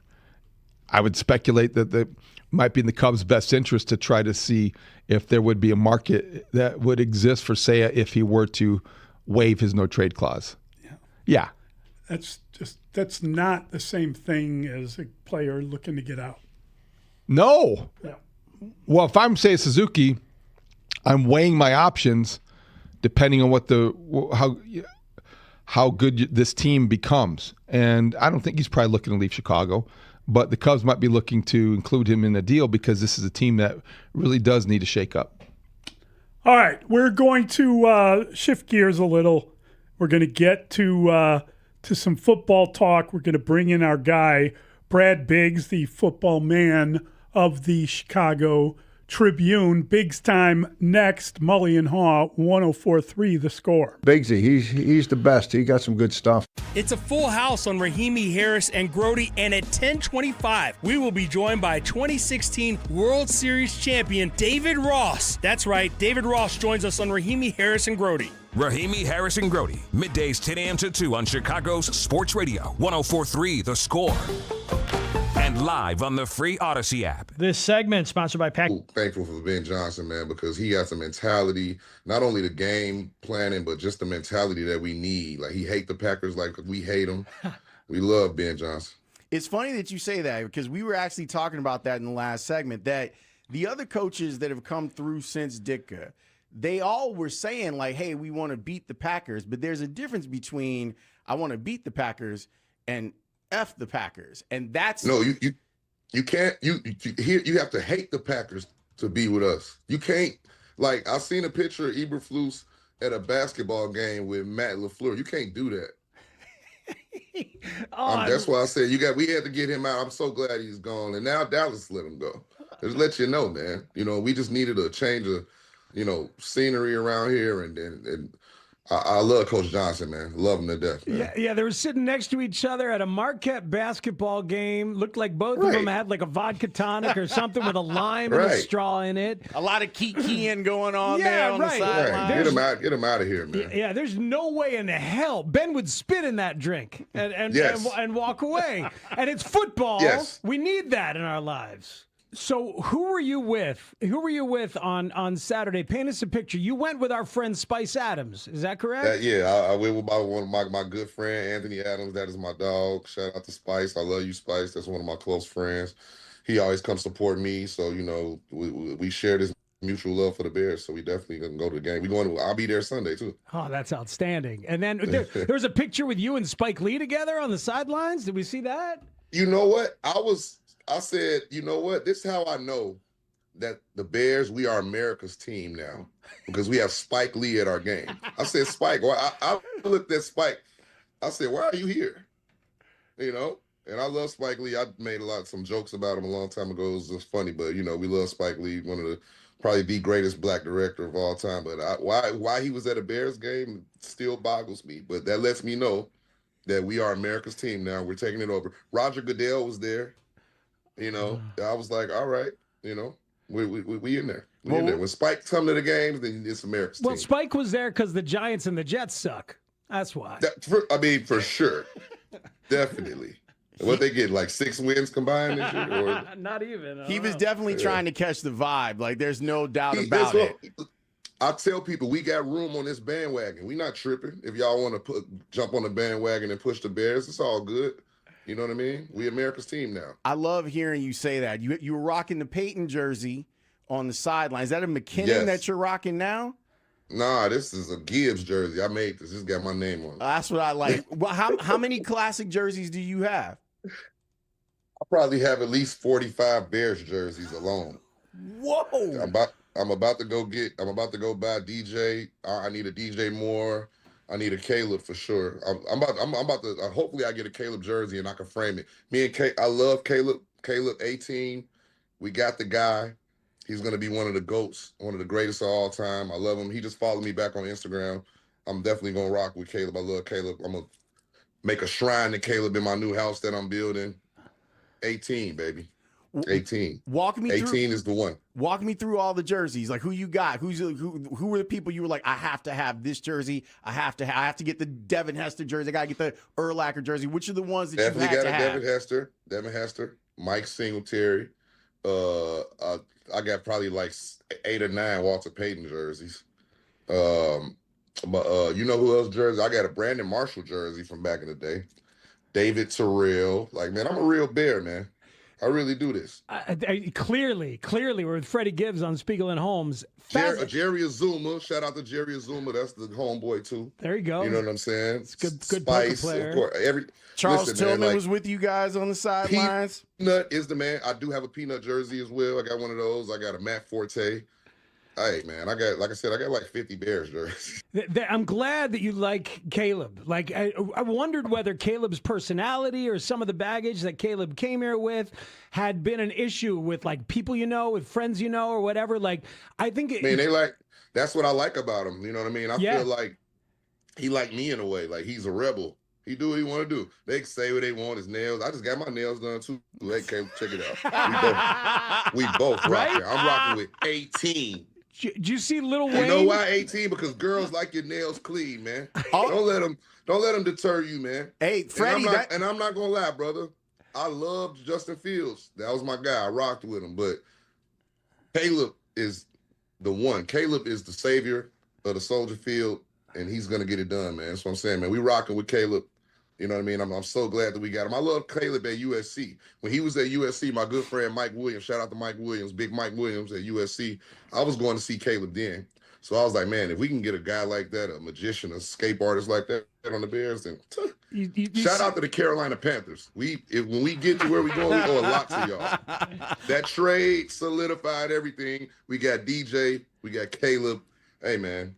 Thank y'all. Appreciate that. Did you see that Lil Wayne took a shot at Caleb with the nails on social media, and then Caleb shot back at him? I mean, I'm glad he did.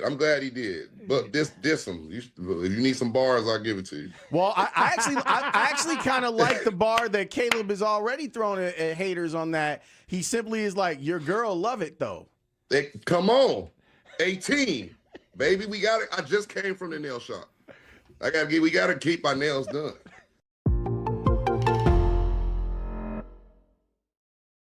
Olin, we had a great conversation with Matt Bowen this week, your buddy, our friend Matt Bowen, about coaching and about the bond that gets created between the coach and the players, especially at the high school level, and how one win in the playoff season can buy you 7 more days of just getting to hang out and bond and connect. With Mully and Haugh. Biggs time. The Biggs Report with Brad Biggs. Biggs time. Biggsy. His name is Brad Biggs. Brad Biggs talks football with you. Mully and Haugh, 104.3 the score. Brad Biggs is the Chicago Tribune football man. He is a longtime contributor to the station and, of course, a valued friend. And he joins us on the Plumbers 911 hotline. Plumbing emergency, call 1-833-PLUM-911. Local 130 plumbers get the job done right the first time. Big Zay! Morning, Brad. Morning, boys. What's going on? Well, the Bears are going to take 6 weeks off. Everybody had the final day of the mini camp, and they will now get to go on vacation, take a trip, get some rest, get away from football, and prepare for the return to training camp. A lot of fun stuff yesterday. Great to hear from Caleb Williams just because he's so good at the podium. Was there anything that really jumped out to you about anything you saw in this mini camp, Brad? I don't know. I guess it jumps out at you that they've just the wealth of skill position talent and how they've really kind of added to it. DJ Moore obviously departed, but in OZ, but they've got Khalif Raymond.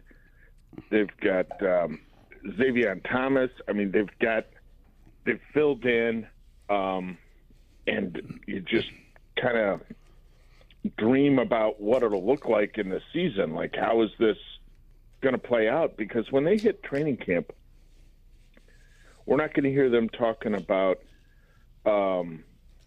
using the hose to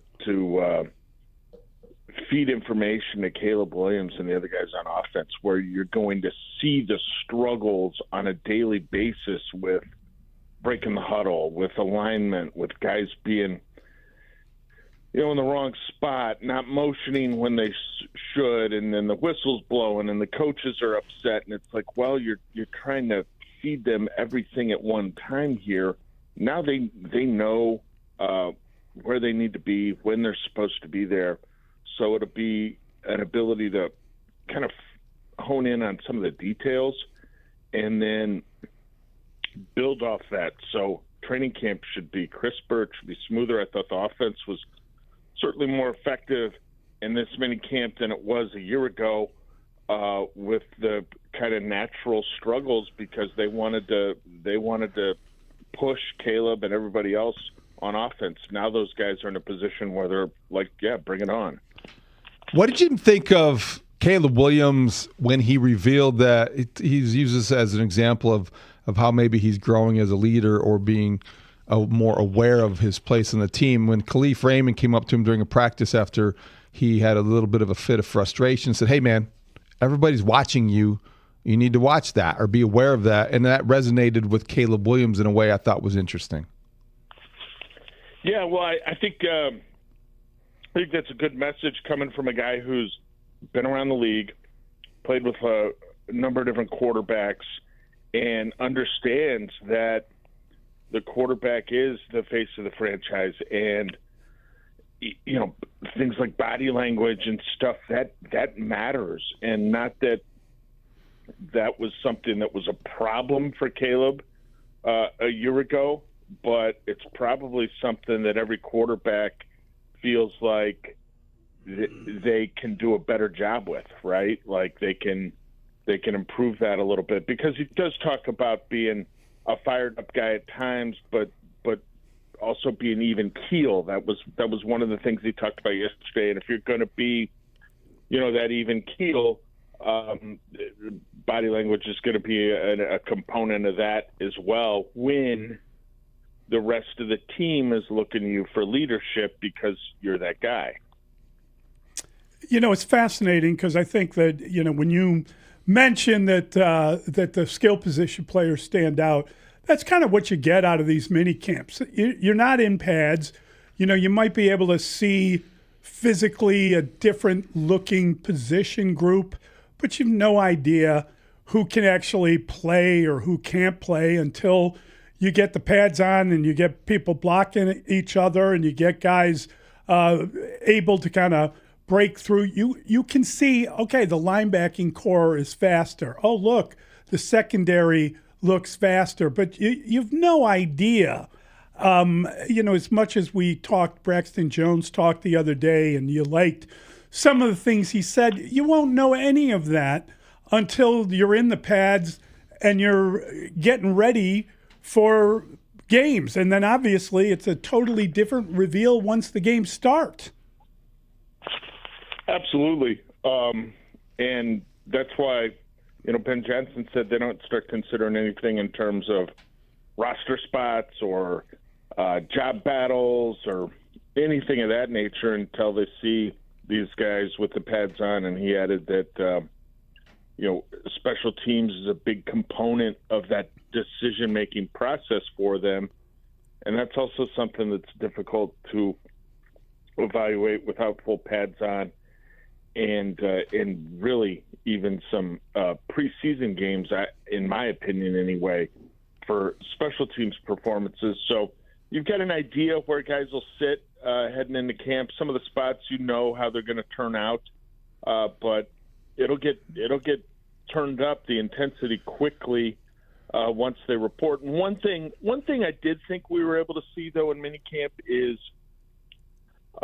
maybe a little more variety from Dennis Allen in terms of pressures and the flexibility that he's going to have now on the back end with two safeties that both move real well. Jaquan Brisker, for what he was, a box safety, did a solid job for the Bears. I mean, he was a decent player. Tiedemann is a more dynamic athlete with enhanced range. And so when he shows the coaches that he can handle his assignments and he's on the ball, you would think they've got added flexibility for Dennis Allen and kind of some of the stuff that he wants to do, because they may need to get a little exotic to dial up pressures this year to try to ramp up the pass rush. Thieneman talked yesterday. He remains soft-spoken, doesn't say a lot, but he's still a rookie. And he did talk about, though, he's going to have to talk to the coaches about his first-team reps and these kinds of things, Brad. It seems like they are working him along at a reasonable pace, not giving him too much too soon. There's a lot of reasons probably for that, but is there any reason to believe he won't be in the starting lineup come week one?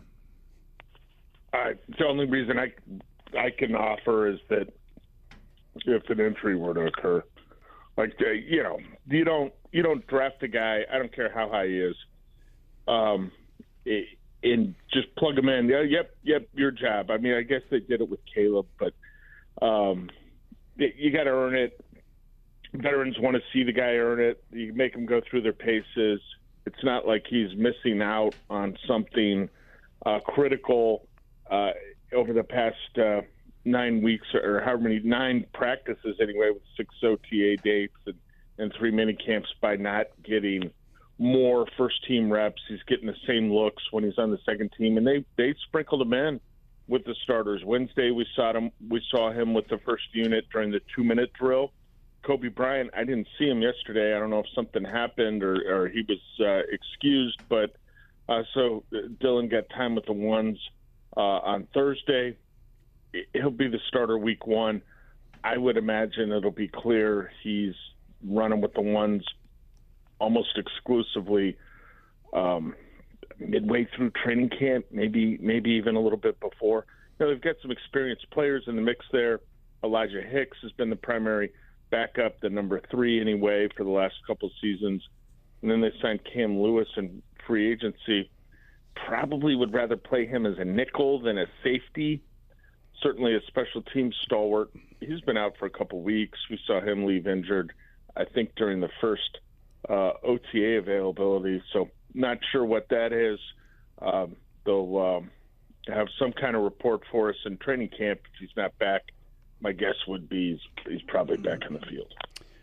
We played Caleb Williams' response earlier in the program to being asked about moving to Indiana, and we kind of agreed. It's super weird that he somehow is now the only spokesman for the team that has even mentioned that thing. Like there's still no one's heard from George or Kevin Warren for whatever reason. Ben Johnson wasn't asked about that, but Caleb was asked about it, and he just wants to play, wants to get out there where there are a couple of end zones and the field has the right dimensions and play with his teammates. It was an interesting answer, but Is it at all frustrating that there is no information at all coming from anyone else in the organization? It's their game that they're playing to try to get themselves a new stadium and an entertainment district along with it that can open up the coffers even more for an NFL franchise. So I think to a degree the Bears feel like there's been misinformation out there along the way, and they've sort of always taken the stance that we don't take the time to like what? Rebut. I don't know specifically, David. I just but the fact of the matter is, it's been quite a while ago that they bought a big piece of land in Arlington Heights, which would tell you that's where they want to build, and they're struggling to get that done in Illinois. So where it goes from here, I don't. And if they said anything yesterday, would you believe it? Would it provide clarity? It's all politics really at this point, which is a game that they haven't played particularly well, right? They have not. But publicly, they could provide some clarity, and privately, they could have shown up in Springfield. And that's not just us talking. That's like the people who were involved in Springfield saying that as well. Brad, before we let you go, I have another football question. Who's the long snapper going to be? And Cairo Santos hitting a 60-yarder yesterday. I thought of you, David. That was something. That's what you've called for. A 60-yard field goal? Yes. That was beautiful. 60-yard field goal. He hit a 58-yarder. I think there's a 55 in there. Listen, the snap on the 60-yarder was low, like too low. There was a high snap on another long kick.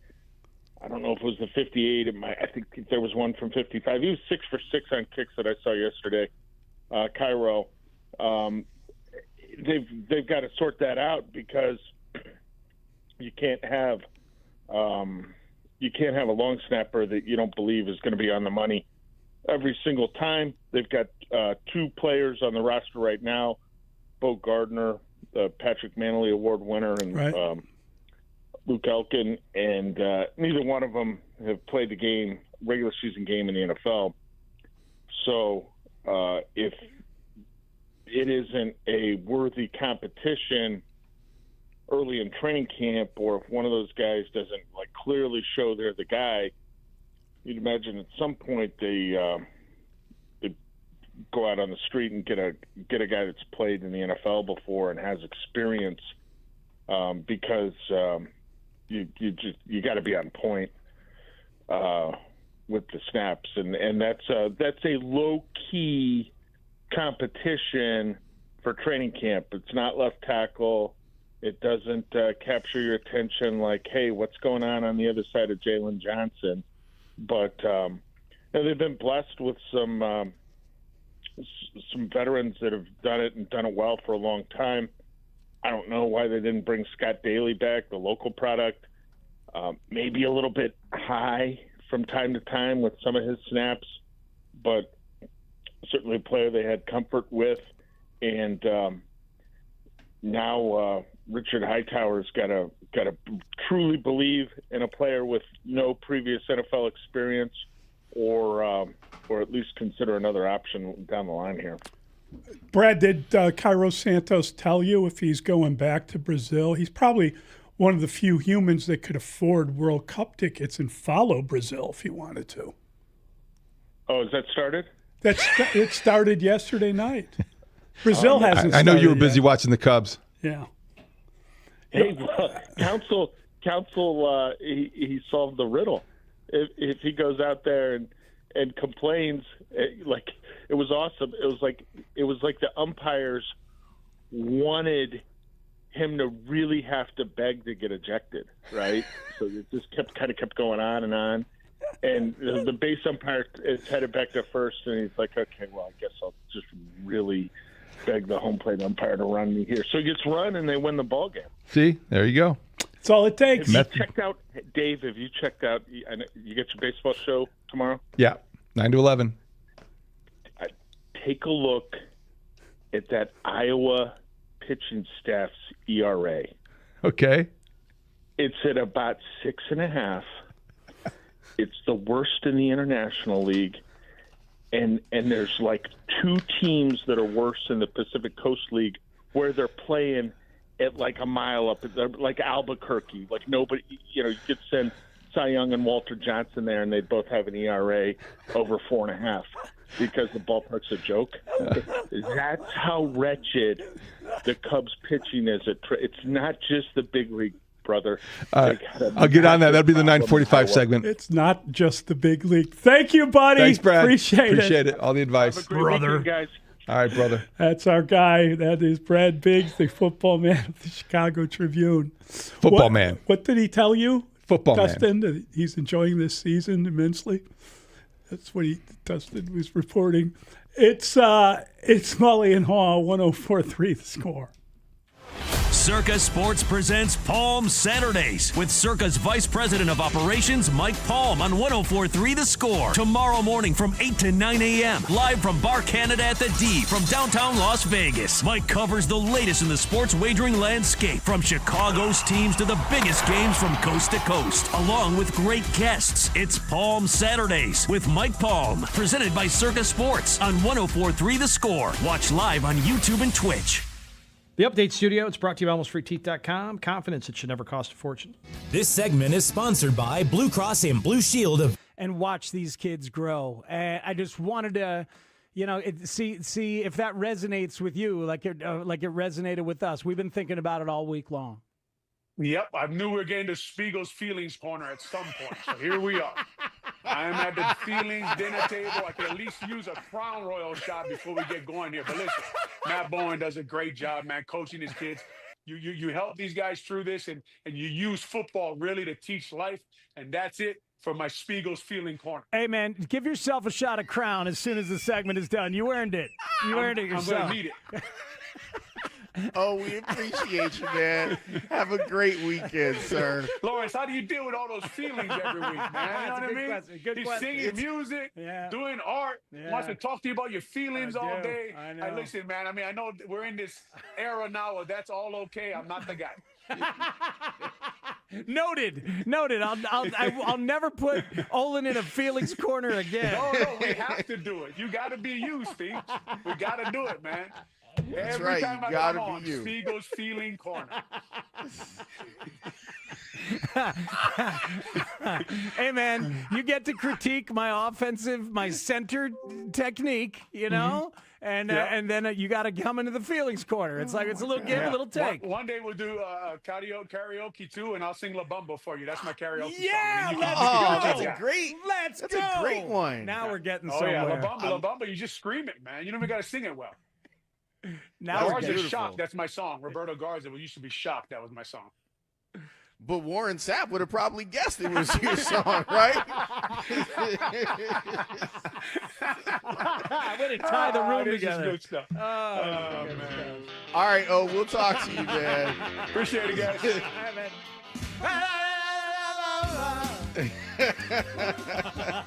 Yeah, Olin, you've referenced it a couple times. 2 weeks ago, you called me out for putting you in a corner, for putting you in Spiegel's Feelings Corner. And then last week, you said... I didn't call you out. I just named it. I just named what you do to everybody. Thank you. All right, that's noted.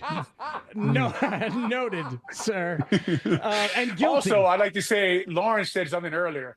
I thought about this. Wildfire is good, man. Anyway, go ahead. Yeah, it's delightful. Wildfire is excellent. Yeah. But last week, you asked for a song. You said, Speaks, I can't wait. Speaks, do we have a song for the Feelings Corner? Because, if you're going to By the way, Speaks, yes. I saw you on Twitter singing with your band. You're awesome, man. Oh, for real. you. I enjoyed that. It's very kind of you. Yeah, you got your moves and singing way better than your stance. I'll take that. But Olin, we were talking about it. Me and the band, me and Tributosaurus were talking about it. And Kurt Morrison, my guy, said, I can do a little something for Spiegel's Feelings Corner. Here you go. Feelings. Spiegel's having feelings. Trying to make people feel feelings too. This is awesome. Corner. Spiegel's feelings corner. Wanting even athletes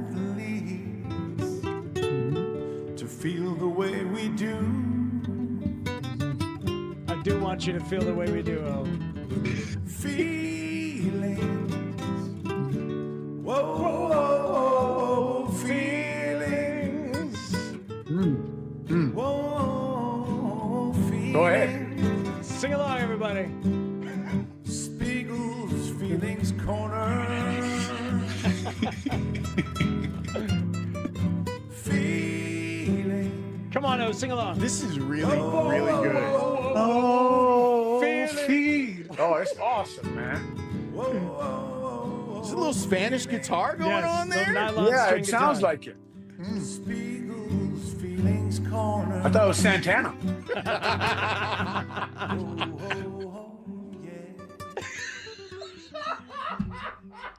The great Kurt Morrison. The great Kurt That's Morrison. awesome, man. That really is awesome, Speaks. I appreciate that. Hey, man, thanks for branding a segment. Now we for sure. We're gonna do there, and Lawrence can leave if he needs to. You know? Well, now we just gotta get a sponsor. We gotta get some sponsorship, and I think maybe Wildfire might be the perfect opportunity for Spiegel's Feelings Corner with Olin. Get our guy paid, get him fed, all of that good stuff. Bring it on. The Chicago Bears select Dylan Thieneman. There it is. Defensive back, Oregon. That's again. It was a clean sweep before the pick, and as we went around the horn and said who we would like to see them take.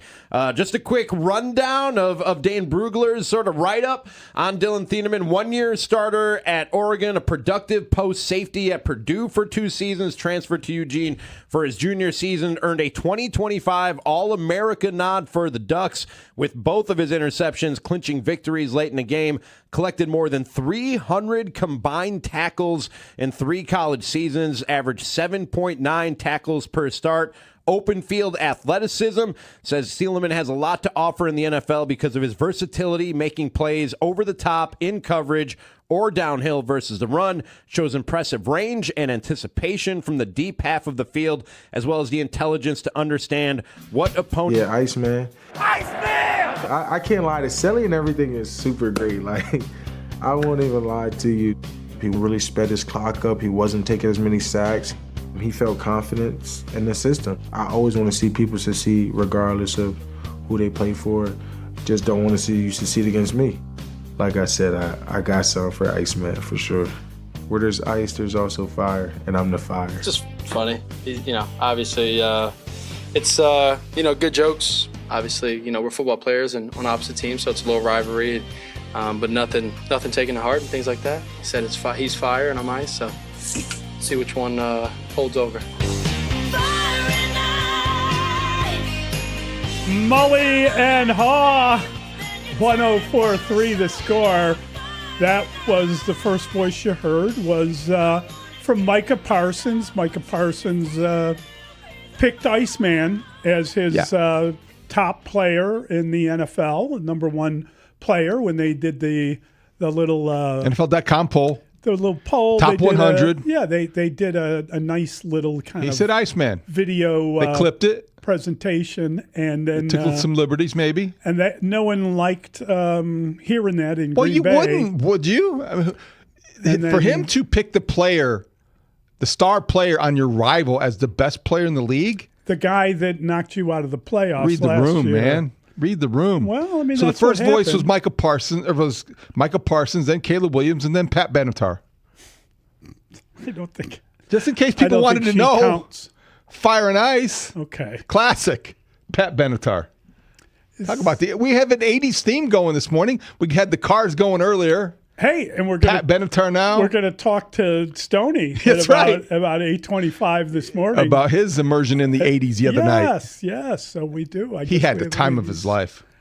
He really did seem to have He looked like he was having a ball. Great time. Yep. Yeah. And Bob Costas coming in and doing the game with him. It was wonderful. And then the Sox winning and the Braden Montgomery walk-off. I mean, the whole night was fantastic. Anyway, quickly, when you look at NFL.com's list when it comes out, where do you think Caleb Williams will be ranked? Give me a range. I told you, I believe he's going to be a top 20 player. I don't top 10. I don't doubt that at all. He could go as low as 12, but I think he's probably going to be in the. He's a quarterback, and he had 7 of those unbelievable finishes. I think he's going to be. I think he probably will be in the top 20. Voted on the players. If he's between 10 and 20, it'd be great. I agree. That'd be respect. He's earned it. I believe he has. And I think, again, the Bears have had, I don't know what year they started it, but they've had one quarterback in their history, and that was Justin Fields being like 86 never Mitch? One year. Mitch never made it. No, never Mitch. I like it. All right, we'll be right back. It's Mully and Haugh, 104.3 The Score. 104.3 The Score is Chicago Sports. Chicago Sports is 104.3 The Score. Thanks for keeping us the #1 most listened to sports station in Chicago. Listen on your radio, your laptop, mobile device through the Odyssey app, AUDACY, or tell your smart speaker to play 104.3 The Score. We're live and local. 104.3 The Score. Hey, Score listeners, for all station contest rules, go to thescorechicago.com/rules, and good luck.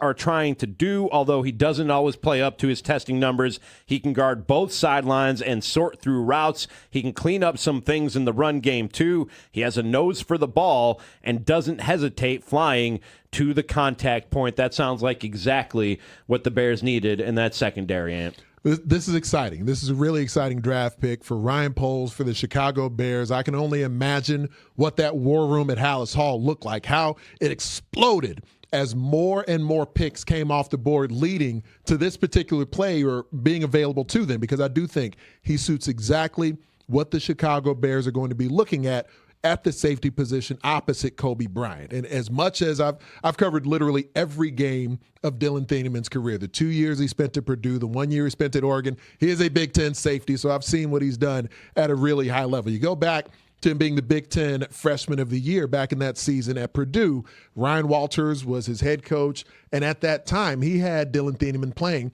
as kind of a center fielder, like a deep safety, and that's where all those interceptions came back in his freshman season 3 years ago. And year by year, his role continued to be tweaked and adjusted. Second season at Purdue, sometime at strong safety, sometime in the box. Here at Oregon, this past season, he was utilized in that Dan Lanning defense, Toss LaPoy's defensive coordinator, but it's Dan Lanning's defensive scheme that they were running, and he was moving around quite a bit. He spent some time at the second level, spent some time deep, did a lot more stem and disguise than we had seen at either point in his previous seasons of his college football career, and also a player that, being only 3 years removed from high school, you can just tell he's learned more and more about the sport of football, more and more how to play defense at the major college level every year he's been doing it.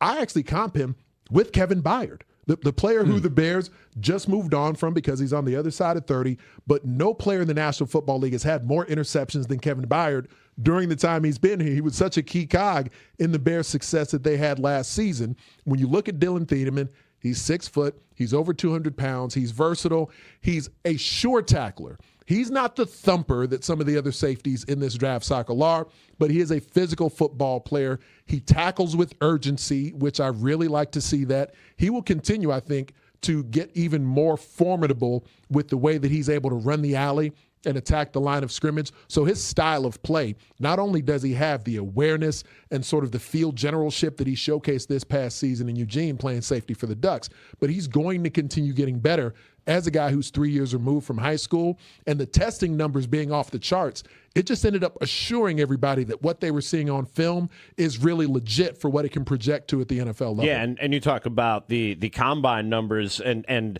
we've heard a lot throughout the offseason that one of the main priority on the defensive side of the ball was adding some speed. This is a guy who ran a 4.35 40 at the combine, and he definitely brings that speed that Dennis Allen and the Bears want on the defensive side of the ball. And even when you're comparing him, whether you're talking Emmanuel McNeil-Warren or even Caleb Downs, these safeties who are projected as first-round picks, none of them throughout their career have shown as a playmaker the sideline-to-sideline range that Dylan Thieneman has shown he can do. He can be a guy, if you just want to line him up deep as a center fielder, as a single high guy, as a free safety, and just let him stay back there and look for passes to pick off. He can't do that at a really high level. He plays with anticipation, and the ball skills are what are really off the charts. Weren't you going to kind of have to watch a few starts before you determined if he was back as the same guy or if he no was, doubt about it, Mully. you know would be what I mean? cautious. There would be trepidation. Yes. There'd be all kinds of Yes. things. You'd be looking for cues and holding your breath, start to start. And now inning to it's going to inning. be worse. But now it's like, oh, God, Yeah. exhale. Give me some of that Malort that Craig Counsell was drinking. He did a shot of Malort, huh? Yes, he did. Is that what? He celebrated his 900th victory with a shot of Malort, according to Taylor McGregor on Twitter. Why would that be a celebratory shot? The Chicago thing. No, but Malort is meant to, it's supposedly like it tastes awful. I've never had a shot of Malort. Well, I know you haven't. And I'm from proudly Chicago. You say. I know. And I never heard of it. It's not for everybody. Until I was well beyond my shot drinking days. So we didn't have Malort when I was in college. So I don't know what to tell I don't know the context. I don't know where they got it. I don't know why he in San Diego had a bottle of Malort handy. It might have been all that was handy. It's funny because I was at a wedding and there were gift bags for everyone going to the wedding, and the gift bag included a little bottle of Malort. Yes. And I looked at it and I thought, that stuff's meant to be especially nasty. It's supposed to be a Chicago thing, right? I know you guys. I don't know. Chicago handshake. It's a shot of Malort and so an old that's style. probably why. Somebody may have brought it. Okay, so light them up. 312-644-6767. If you were going to celebrate a milestone, what would you do a shot of? Maybe champagne. Something classy. A shot of champagne? No, like maybe. What would you do a shot? But you're doing a shot. Not a glass of you're not like toasting. I would like to take this opportunity to thank my family. It's a really good. No, you're just doing a shot. It's really WSCR FM and HD1 Chicago, an Odyssey sports station. The Score! Scoreboard update. Score Update Studio. It's brought to you by AlmostFreeTeeth.com because confidence should never cost a fortune. Third career grand slam by Seiya Suzuki. Home run by Alex Bregman and Carson Kelly helped the Cubs snap that 3-game losing skid. 9-3 fly the W as they take their game to San Francisco, take on the Giants. 8:40 pregame with Zach Zaidman right here on 104.3 The Score. Cubs have not announced the starter, but Javier Assad should be in the mix on the mound for the Cubs. Mother Nature beat the White Sox last night, but nobody else did. The rain halted the game before it started between the Sox and the Braves, so that game will be played on August the 20th. It'll be a 1:10 first pitch. White Sox still have that half-game lead over the Guardians. Dodgers in town. Anthony Kay throwing for your first-place White Sox. Hurricanes a win away from etching their name into the Stanley Cup following a 4-2 win over the Knights. Game 6 Sunday night back in Vegas. Game 5 of the NBA Finals in San Antonio, Saturday night, 7:30 on ABC. Knicks just need one win to win their first NBA title since 1973. Bears entering a 6-week break after wrapping up a mandatory 3-day minicamp up at Hallis Hall. Later tonight on Fox, 8 o'clock, the United States men's national soccer team taking on Paraguay in the World Cup. Tournament got going yesterday. Mexico a 2-0 win over South Africa. Canada plays this afternoon. They're the other host country. The Update Studio, it's brought to you by AlmostFreeTeeth.com. Confidence, it shouldn't cost a fortune.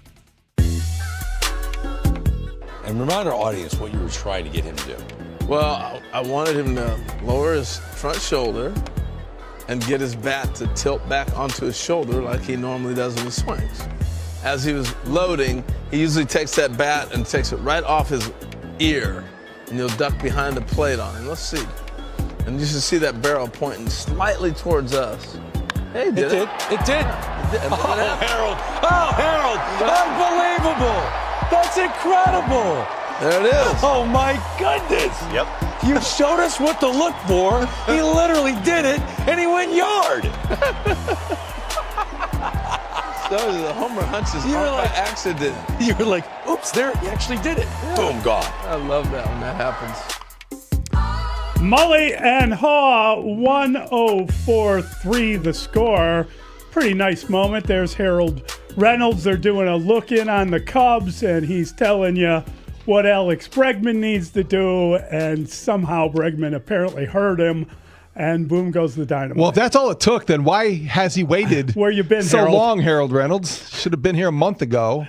But that was a welcome sight. Alex Bregman going deep, one of 3 Cubs home runs. Yep. First time they've done that in a game since April 25th. That's way crazy, too long. isn't that? Yeah. Wow. Way too long. You had Seiya with the granny, you had Bregman there, and then Carson Kelly. Carson Kelly, I think he hit a tape measure job about 428 feet in the thin air of Colorado. Alex Bregman hitting 138 in June, needed that badly, and the Cubs need him to produce.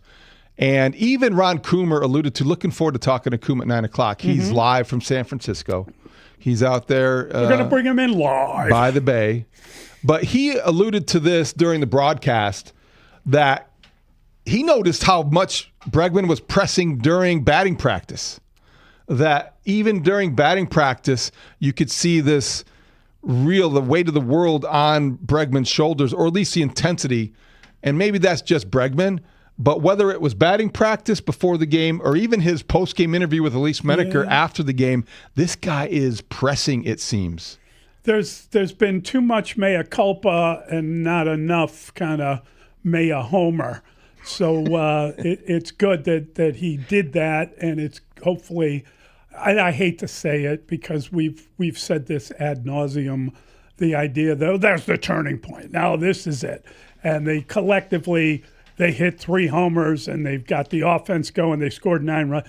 That's the new normal. It's not going to be worth a darn or mean a thing if they go into San Francisco tonight and don't win and they don't follow it up. If they have let Landon Roop do his thing against the Cubs, righty on the mound, take care of business. Javier Assad, if he pitches as well as he did on Sunday night, it will be the Cubs should win this game. Yes. They should win this game. Yes. They should win this series. But they should have won the series against San Francisco and Chicago. I know. And they did. And they should win this one now. And will they? And it's weird because they had just that's the low water mark, right? We talked about them being 15 games up earlier in the year. They were back to 500. They were 500 yesterday. They're just one game over 500. If they lose tonight, they're going to be back at 500. Yeah. And I do not want to come in here on Saturday morning talking to Bruce and inside the clubhouse to talk about a 500 Cubs baseball team. I'd rather talk about a 2-game win streak and how the Sox beat Ohtani. Well, I think the Sox should just beat the Dodgers. Beat the Dodgers and Ohtani should stay out of it. So Bregman hitting a homer was one of the things that was very encouraging. There were other signs of life that I think were very interesting to see that I liked about that game. Bregman homering, certainly. You mentioned Suzuki and Carson Kelly. Those were good. But PCA, did you see his double? Yes. It was a ground ball. Yes. He doubled on a ground ball. It was basically an infield single, and he stretched it to a double. He turned it into 2. I know. That reminded you he had 2 hits yesterday, and he's starting to be very effective in that leadoff position. I think he likes leading off, but you can tell he loves being the catalyst. And doubling on a ground ball, that's really something. I liked seeing Craig Counsell. We talked about that. Show a little bit of that emotion. You think he did it on purpose, and he might have. Oh, I didn't say he did it on purpose. I'm just saying he had to know when he was arguing that call that it was not one you were allowed to argue. And you weren't going to win it. He was right. Totally I right. think we all understand that he was correct, and it had to be frustrating, as he said, to have an inning taken away from you. That's 2 outs. No doubt about it. You shouldn't have had. So I understand his mentality and firing up the team, etc. But do you believe we're going to look at, the Cubs before Craig got thrown out versus after Craig got thrown out? No, I'm not going there. No. I'm not. But I just think it was nice to see. I don't think that I'm going to look at a one game. It's going to take more than a game with this team. Sure. It's going to take a stretch. Yes. And it's going to take consistency over a period of time because they have fooled us before, and they will not fool us again. We won't be fooled again. Who?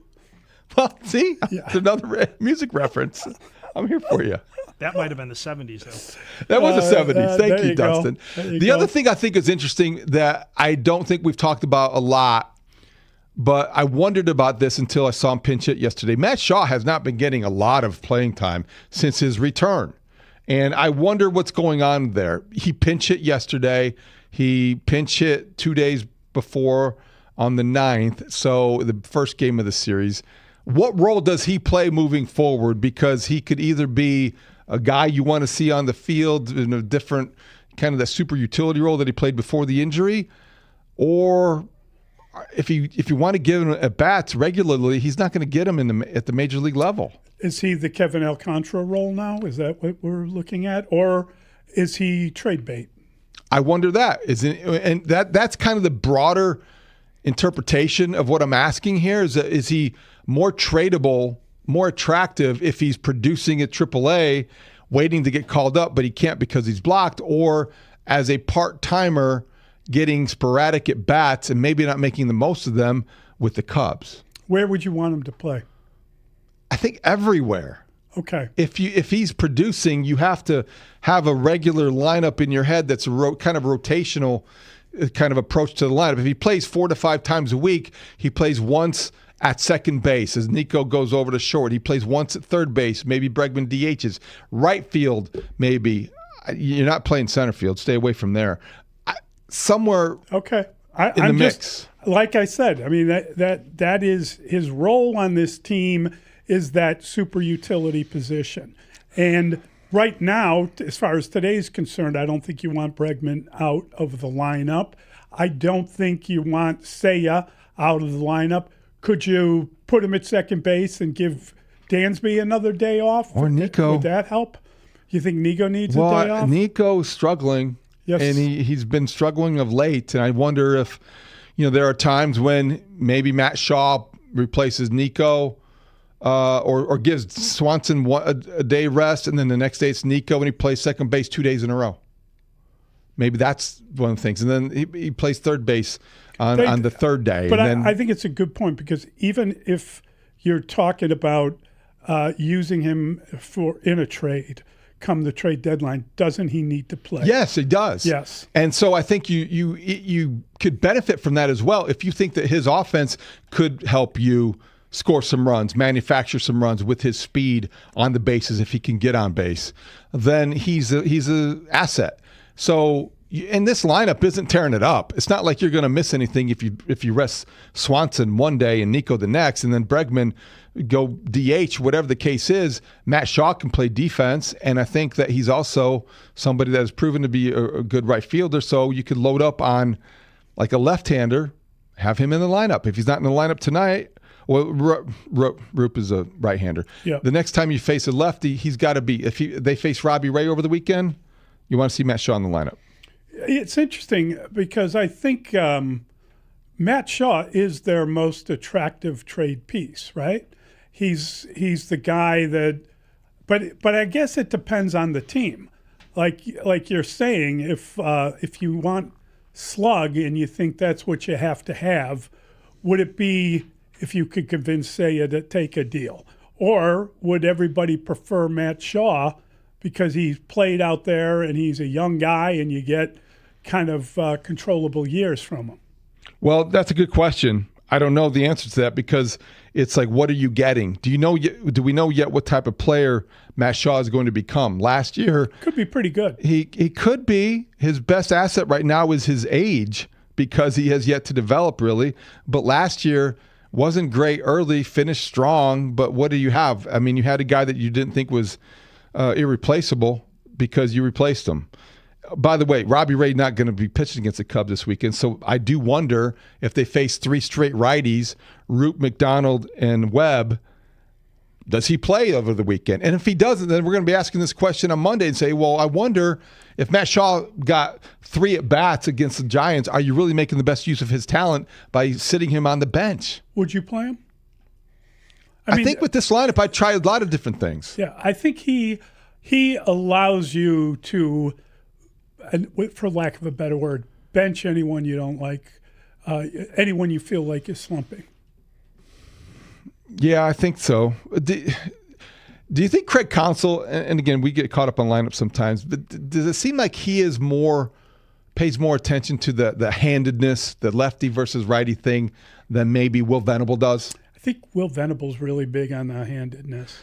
But again, you say that, and then Colson Montgomery was in the lineup. Well, but I think Colson Montgomery had been out for, 3 or 4 games. I think they did not want to just have him out of the lineup that long. Jacob Gonzalez has started against lefties. I just wonder if managers evolve that way, or they go back and forth, and it's never quite as such a hard and fast rule. And maybe it shouldn't be. It should depend on the player, should depend on the pitcher, and he should have to keep an open mind. And I wondered if this weekend, in an attempt to get Matt Shaw in the lineup, if they will kind of let him face a right-hander or start against a right-handed starter. I mean, I would. Wouldn't you? You got to play the guy. I mean, he's a valuable piece of your team. I don't think, but I mean, Craig, look at the whole Michael Bush thing. He basically waited a complete year before he trusted him to play against the left-handed pitcher. I think that if I was surprised in the first day that Matt Shaw got back that he wasn't in the lineup. I thought you might use him right away just to see what you got, and if he's back, you like to reward a guy to come up, just to give him 4 at-bats to get acclimated. Everson Pereira was in the lineup. Yeah, that's right. They didn't play the Good game. example. So yeah, they were going to do that. But they brought him back and they activated him and they were going to start him. Because I think mentally also, you talk about the mentality. You come up, you're excited, you're anxious, you're getting back into it, and then you sit and watch, son. I'm not in the lineup. You study. I'm not playing tonight. I'm all ready to go. And I don't know. It's kind of an interesting dynamic. So, but those are the things that I think were interesting and stood out in Colorado in the finale that they had to win. They had to win that one yesterday. Get swept and would have been an entirely different scenario today. So that'll be fun tonight. Late one though, right? Late one? Yes. San Francisco is on the West Coast. 8:40 pregame. Pregame show, 8:40 with Zach, and then Javier Assad. And so you can watch your World Cup. Landon It Root. has started, Brad. And be around halftime. Right around halftime. Okay. Probably not gonna. You're not going to watch it? I don't know. You don't like Paraguay. It's nothing against Paraguay. I don't know. You get to Friday night, it's like, well, if there's baseball, yeah. I mean, the Cubs, I'm curious. I want to see how they do out in San Francisco. I don't know that I'm going to be flipping back and forth. This is the first World Cup game. There might be some curiosity there. Oh, has that started? Yes. It started yesterday. There were 2 games yesterday. And how'd they do? The U.S. begins. Well, Mexico was a 2-0 winner at Azteca Stadium. And then I believe it was South Korea that beat Czechia, which was very bad for my Golden Boot wager that I made. Who did you pick? Who have I picked to win the World Cup? Yeah. I have a couple of wagers out there. I have a couple of wagers on the Golden Boot, and I made a wager on. I picked both. Well, you explain to people who don't know what the Golden Boot is. It's what the a Golden Boot leading is. scorer in the tournament. Okay. So, so I took Stick from one of my bets was from Czechia. I just thought he could put some goals up, but unfortunately I was apparently mistaken. If they don't get out of that group, it's bad. But I have a World Cup winning wager on. I have one on Argentina because I think they're. This is not a complicated question. Who'd you good. pick to win the World Cup? I got a couple of bets No, going. you don't. Yes, you can't. I do. That doesn't count. I'm I've asking got you, check a box. I have of integrity. One sheet. Who you got? One sheet of integrity. I probably have Spain and Argentina as my winners. I have a dark horse candidate. I made a wager on Portugal. Okay. Provided Ronaldo doesn't play. I think they really are significantly better without him, but the problem is he will play, and then the whole team will desperately try to get the ball to his feet, and it's a mistake. But all right, well, that's my dark horse. But right. I got Spain and Argentina. I don't know who's going to win the World Cup. Well, who I does? got different bets. I know. Well, now you have to pick a team. You have to pick one. I'm not picking one. I picked Netherlands. Okay. See, that's I love their you just fans. dismissed me. Their fans. Can I say one thing before we finish that thought? I don't know. I'm not sure. This is I asked all a I'm going to question. say. Okay. One of the problems is that it's very hot in this country, and you need to concentrate. Like, for instance, I watched a practice of Norway. These guys, you've never seen more beet red faces. It was like Hold on, back up. It was Hold on, like hold on. watching my Hold on, back up. my intramural Back- team in college with a back up. bunch of Irish guys running the court in basketball. Beep, back up. Beet red faces. Go ahead. Okay. You watched the practice? Like, whatever. I'm into this stuff. Oh my God. Do I come in here every watch day and the talk practice? about it? I don't force anything on anyone. You ask me a question. But it's very hot, and they were melting in the sun, and you worry about that sort of thing. Yeah. So it's possible that Holland is a country that might not be able to hold up in the heat that we are dealing with in this particular World Cup. So that's why I like a South American team. Okay, I'm going Dutch. And it's why it's Dutch treat. And Listen, we're talking about practice. Yeah. Not a game, not a game, not a game. We talking about practice. Okay. Who's Dustin got? Quickly, Dustin. England. All right. See how I did that? Brandon, you got a Dustin pick? Answered. I'm gonna go with Spain because I trust Mully. We have four different. We have four different picks. Actually, maybe we have 7 different picks. But who made? We have 4 different people. But who else made a trade on Kalshi and invested in it? You did. I did. All right. Nice to get there. Your little spot in there. Just trying to get a sponsor. Yeah, there we go. Use that code Cha-ching! Dustin. Use He's such that a code desperate- Dustin on Kalshi. He's willing to break any of Oh, the my. rules that they All have right. about the big soccer team at the end of the year. All right, it's in the middle. Time of to the talk year. to Stoney. We got Steve Stone will join us next. It's Mully and Haugh, 104.3 The Score. Bears fans. It's the dog days of summer, but there's no off season when it comes to Bears talk on The Score. It was great to hear Caleb talking about it now, about how last year they couldn't even spit out a play, and now this year the starting point is just a completely different and elevated place. They meet every day, they laugh, they joke, but they also... He yells at me. He yells at me! The offensive-minded head coach and the quarterback are bonding. This is where Chicago comes to talk Bears. We are Sports Radio 104.3 The Score, and always live on the free Odyssey app. This segment sponsored by Climate Guard Windows. If you need windows, Very good question. Like, if I know you what were, I would do. If you were having a shot, what would you want a shot of? I know what I would do. Give it to me. Peanut butter whiskey. Yeah, okay, now you lost. I mean, a shot of whiskey, I suppose. A peanut butter whiskey. But A wouldn't shot you of peanut rather butter like whiskey is excellent right now. The screwball peanut butter Yes. whiskey. What about Yes. What about a little bit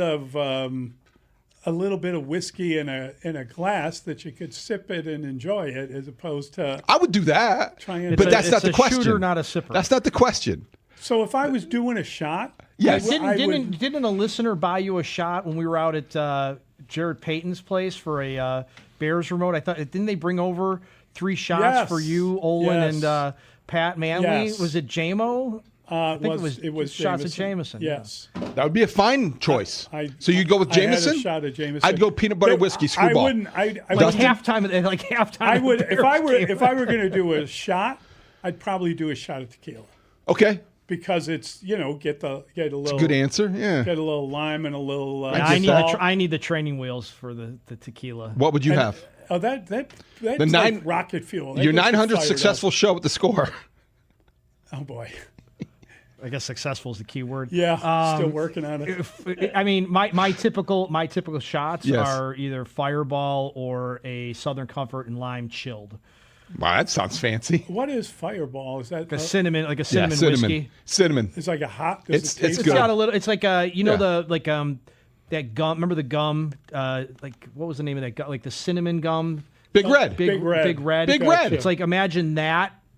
How kind did you of forget Big burn. Red? I don't know. It just didn't come to me. Too many shots of. Brandon? I will go with Hennessy. That's Love me nice. some Hennessy. It's smooth. I'm here for Smooth. you, buddy. I'm here for you. Craig Counsell chose Malort, or somebody chose it for him, and he celebrated 900th victory.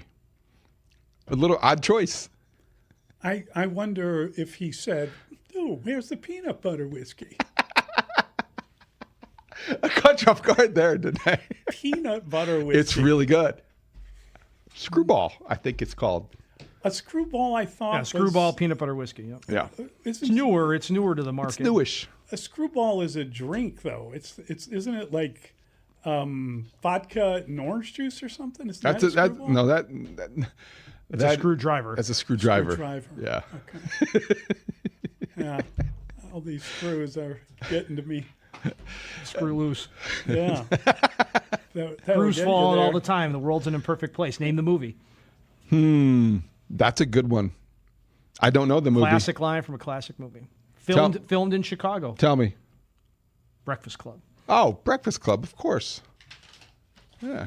You didn't strike me as a Breakfast Club guy, Dustin. Even though we're part of the 5 a.m. club. I love it every morning when Dustin refers to the 5 a.m. club on the pregame show. And the way the lineup is right now, Yeah. Ballesteros, I don't know if you caught Craig Counsell yesterday, all of it with the afternoon show with Spiegel and Holmes, but I think Craig Counsell might be with me on the over-under 1.5 more times. He was like, it would have to be a very, very unique situation, or we would have to have an issue with one of the catchers being I heard that. hurt. It didn't sound like they were planning on Mo Ball or getting behind the plate again. Yeah, I'll take 2 shots of Malort on the air if he goes over 2 games as a starting catcher. Okay, 2 shots of Malort on the air. We got that on tape. Yep. So that means if he catches 3 games this year. If he starts in 3 games at catcher, big key to that. You're doing 2 shots of Malort before 10 o'clock. I mean, honestly, this sounds like you're just desperate to get permission to drink on the job. Well, how many times did I talk about Michael Bush? And then all of a sudden, we had a 6-pack. Well, can you talk about him some more? David Haugh was like rifling down like it was a fraternity party back at IU or something. I didn't go to IU. I know, but you I might never have went to a frat party at IU. You never went to a frat party at IU? Okay. No, come on. It was for the out-of-state. I was at Ball State. We were the number 1 party school in America. Do they have frats? Yes, they do. I just asked the question. I'm wondering how many frat parties you've been to. Why is Ball State taking strays? Ball State's not taking a party stray. school? Ball State's huge, back in the day, it was a big party school. It was known as a big party school. I think the year that I went there, it came out, and whoever was ranking party schools, we are number 1. We were number 1. Chirp. I was surprised to find out how big of a party school Dayton was. I was surprised. They're big St. Patrick's Day at Dayton. Yeah. How's your daughter handling the big party school that Dayton has become? Pretty good so far. Yeah, pretty good so far. Getting to the end of the year. Finals coming up. Yeah.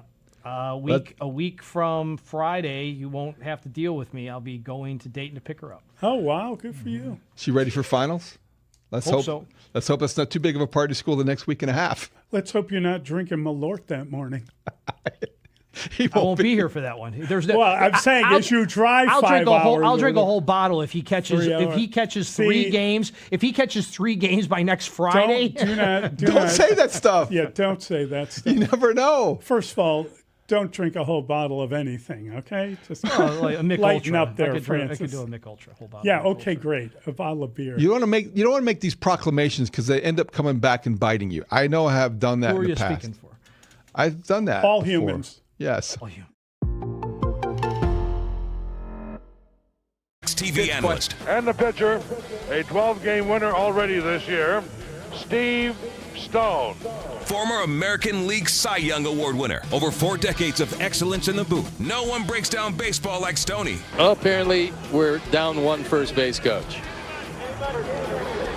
Jason, game starting. Apparently, he didn't see the umpire's signal to start the game again. Steve Stone with Mully and Haugh on 104.3 The Score. Welcome back. It's Mully and Haugh, Chicago Sports Radio 104.3 The Score. Time now to go out to our Plumbers 911 hotline. Plumbing emergency, call 1-833-PLUM-911. Local 130 plumbers get the job done right the first time. Steve Stone is the great analyst in the booth at CHSN. Had a terrific broadcast the other night with Bob Costas on 80s Night. Good morning, Steve. How are you? Fine, David. And yourself? Doing well, doing great. And I know you've talked about this already, but we need to revisit it because it was so much fun and really so memorable. You and Bob had a chemistry that implied, or maybe you guys talked about, a relationship, a friendship that goes back a very long time, and it was like you picked up right where you left off. Well, I've always respected him as one of the great broadcasters, one of the great interviewers, a man who has won the Ford Frick Award, which is the broadcaster equivalent of the Hall of Fame. There's not much that he can't do, and I viewed it as going to be something that was certainly entertaining, informative, and exciting.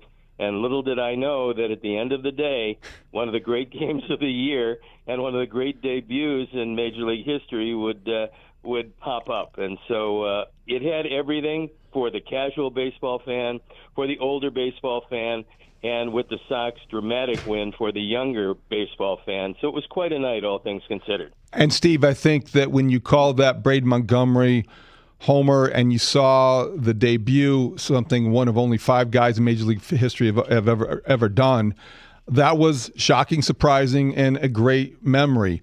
I also think it's shocking and surprising that we're sitting here on June 12th and the White Sox are in first place. You have been optimistic about this team and the talent that's coming along the way, but how would you describe your level of surprise or your reaction to them being where they are at this point of the season?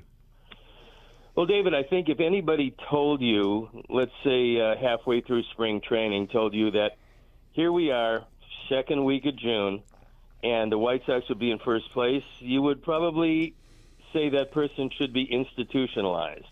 So I wasn't confident enough to say that they would be in first place at this time. I just knew they would be considerably better than they had been the last few years because I saw the young wave of talent coming up. Nobody can really predict how many guys would take the next step. I mean, you take a look at Miguel Vargas being one of the best third basemen in baseball, and he was improving. You didn't know he would be improving quite this quickly. Colson Montgomery at shortstop, the question was, well, is he too big to play shortstop? I think that's been answered. The answer is no, he's not. He's awfully good and played a very, very good defensive shortstop and hit some home runs. Meidroth has taken off and really become an everyday second baseman. And, before he got hurt, Murakami was one of the great revelations of this season. So all things considered, this team has done a terrific job. I think it's because of the culture that Will and his coaches laid down in spring training. You can't really teach chemistry. It just has to evolve. And with a lot of these guys playing together in the minor leagues, I think the chemistry, I think the culture has been something that's been, if not surprising, certainly something that's welcome.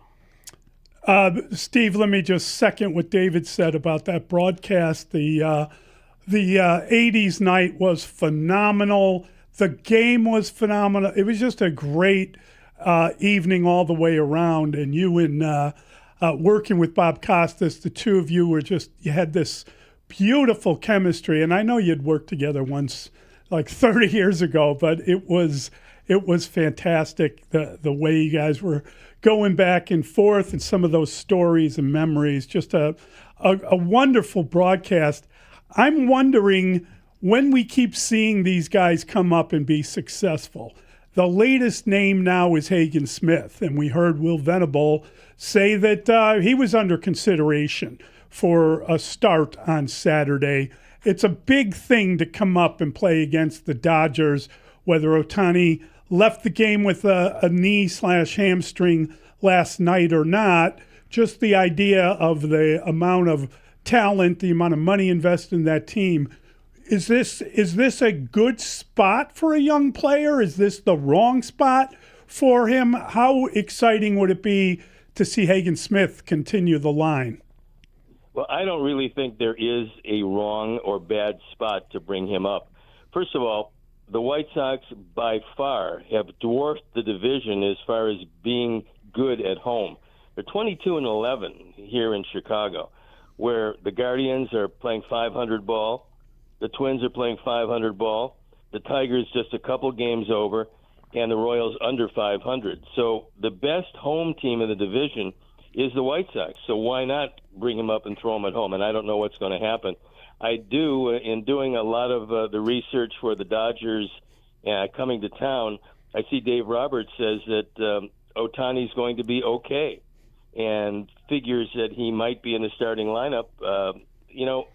I'm not one of those guys that said, we want to see their best lineup. The fact that Will Smith is put on the injured list is good. If Ohtani decides to take 3 games off, maybe our fans would like to see him, but reality says the Dodgers without Ohtani are not near as good because he is one of the great players, if not the best player in all of baseball. I totally agree with that. Let him take the weekend off, rest up, get ready for whoever's next on the Dodgers schedule. You don't care. Steve, going back to Braden Montgomery, his debut, as historic as it was, I wonder, when you look at the prospect and his skill set and the tools, do you have a comp that makes sense in your head? And what is reasonable to expect from him at the plate this year if he is indeed here to stay?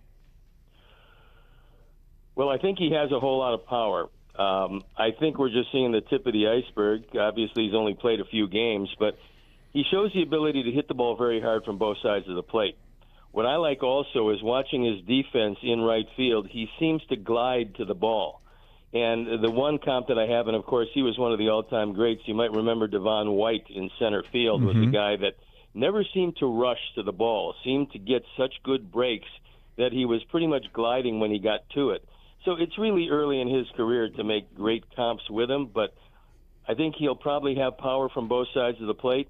I don't know if he'll hit 500 home runs, but I remember a guy that was a teammate of mine, and that was Eddie Murray, who had power from both sides of the plate. It's 504 home runs. But to say that he's that guy, I really can't say it at this point. I know he's faster than Eddie Murray was. They played different positions. Eddie played first, and Braden plays the outfield. But I think they're pretty happy with him at a corner. I think he'll play some center, but I don't think he'll be a full-time center fielder. I think they're very happy with Tristan Peters as far as that's concerned. So I just kept telling folks when they looked at all the young players early in the season, I told them that there's another wave coming, and I think we're seeing part of that wave with Montgomery and possibly Hagen Smith, who seemed to master his command the last couple of starts out in AAA. But he comes from a high-powered Arkansas team in a high-powered conference, and he pitched as their number one pitcher some meaningful baseball games in college.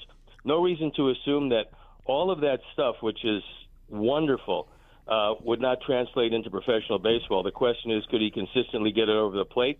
I think they worked on a few of the mechanical issues that he was having. I think they feel pretty comfortable.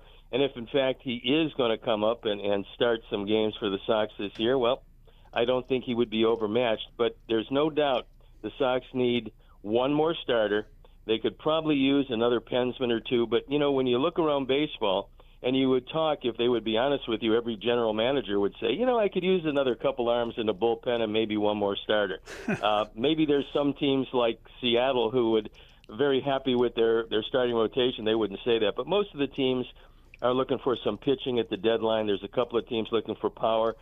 Power has been the most difficult thing to come by.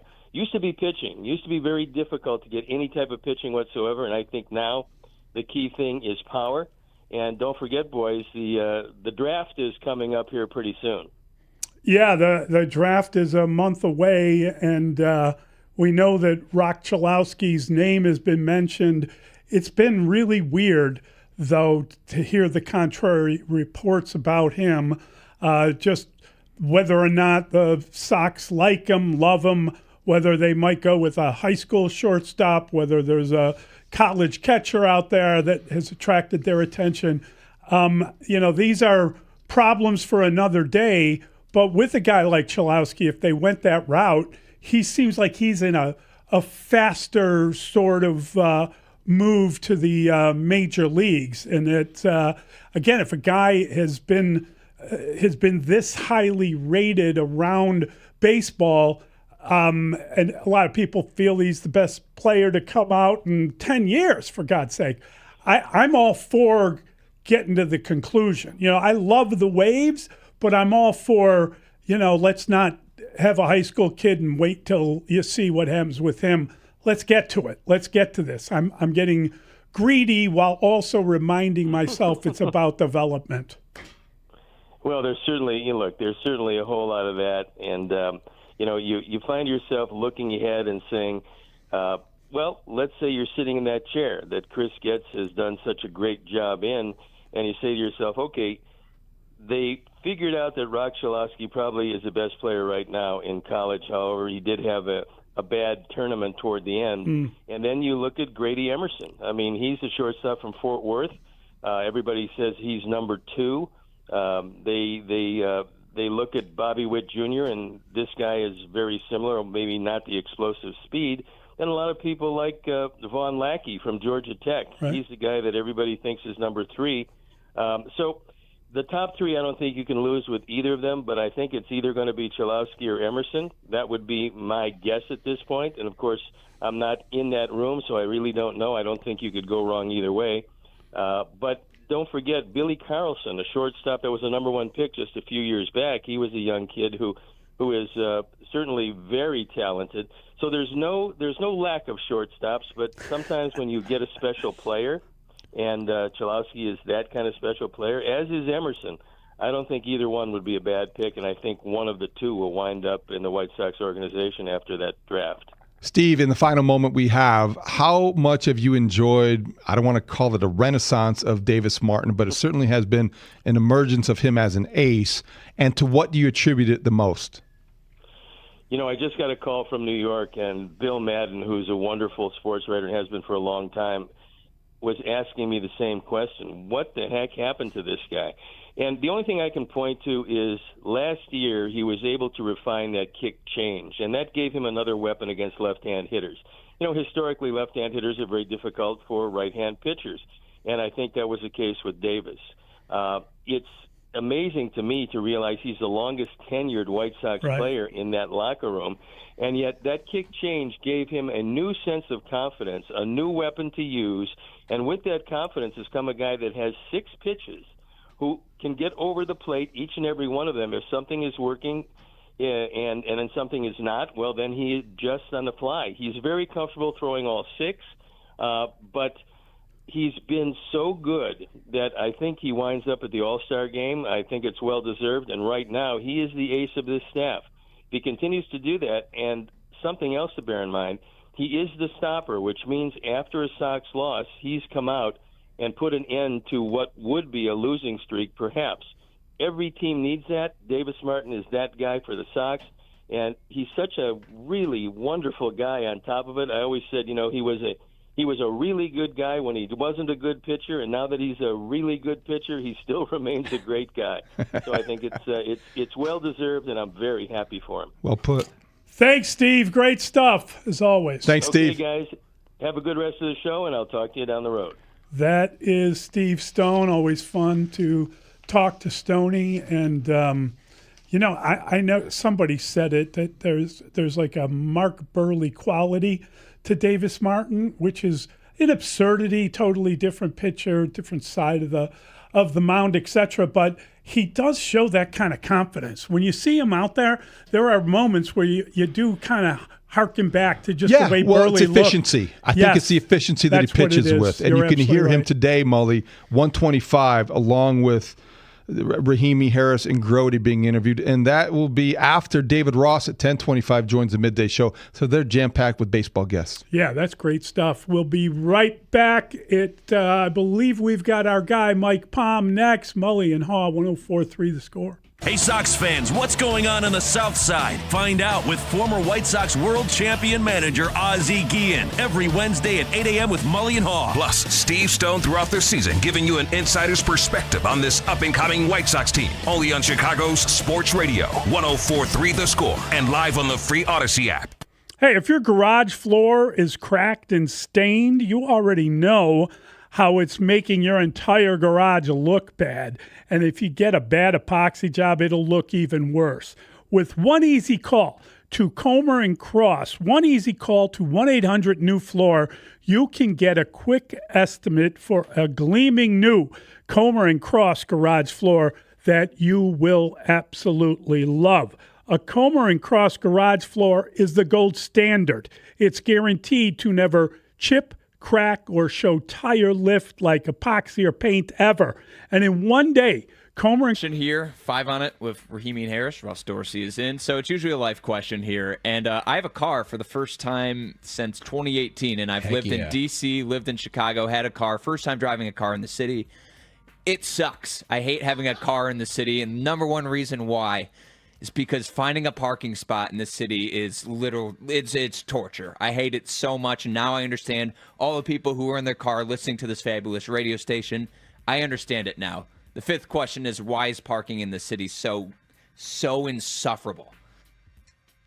Well, I think it's insufferable because we live in a major metropolitan area with 3 million people, and people commute in, and they don't use enough public transportation, and they don't walk enough, and you end up with not enough parking spots. Let's be very clear. There's not enough easily accessible parking spots, and that's why it's bad, and it's only going to get worse, Robbie. I just want to let you know. Nothing speaks future good about Chicago parking. Why does it suck? It's one of the largest cities in the country. There is a big concentration of people that live here. So naturally, a lot of people. Let's just not drive cars. We have transportation. Let's just take the And transportation. here you are, driving your car. But I like to drive. But as somebody with a car that lives in the city of Chicago, I don't drive necessarily unless I have to. And I've gotten to the point in life, and Marshall, I know Marshall's gonna make a joke here. I just valet because I don't want to do the thing where, let's say I have a 7:30 reservation and it's 7:25. Now I have to circle the restaurant for 15 minutes hoping that somebody backs out and I find a spot. Like, just take my $15. But Robbie, do you know that the city of Chicago doesn't even own the meters in the city? Wait, are you kidding me? So in 2008. Wait, is this real? Yes. 100% real. That's why I didn't tell you in the this group seems chat. flawed. Why So, did they do that? In 2008, former Chicago Mayor Richard Daley privatized the parking meters. And so the city leased the meters to a company known as Chicago Parking Meters LLC, based in UAE, United Arab Emirates, for $1.1 billion because the city needed the cash. Since then, the meters have generated over $2 billion. They really traded parking for cash considerations. So this is the Are you kidding me? So Robbie, this isn't What even a the worst dumb part. deal. That Are lease, they the Bulls? That lease was for 75 years. There is still 58 years on that deal, and UAE, the Chicago Parking Meters LLC, has already gotten their money back and an extra $1 billion. How is this not talked about as one of the worst trades of all time? Oh, it is one of the worst trades of all time. Like, if we talk about Luka, that's one of the worst trades I've ever seen. 1,000%. Who's this mayor's name? Mayor Daley. Oh my God! The most I didn't know famous who made mayor the in deal. the city. Oh my God, he makes Nico Harrison look like a saint. Are you kidding me? This is the worst deal I've ever heard. Robbie, I was in the 8th grade when this happened, and at the time it was just like, oh, the city got $1 billion. Let's see if it works out for him. And now people are like, woof. Way to go, Mayor. It is woof.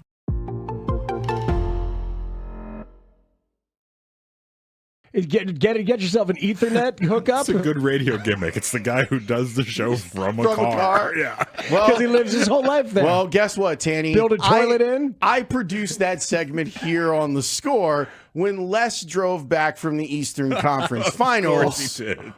in 1999. And he did the show from the car? He had to do the first segment from the car. I think Sears told me that he did it from like a drive-through one time. I'm not surprised. Wait a minute. Les was covering like a post-Jordan era Eastern Conference Finals. He went down felt compelled to do that. The Pacers-Knicks, right? So you were Pacers-Knicks, and he went down to Indianapolis. And by then, I'm a year into my tenure here at The Score. They should have just let you host the segment until he got back. Well, I'm getting to that part of it. So Les tells me, he says, I think I'm going to make it back before.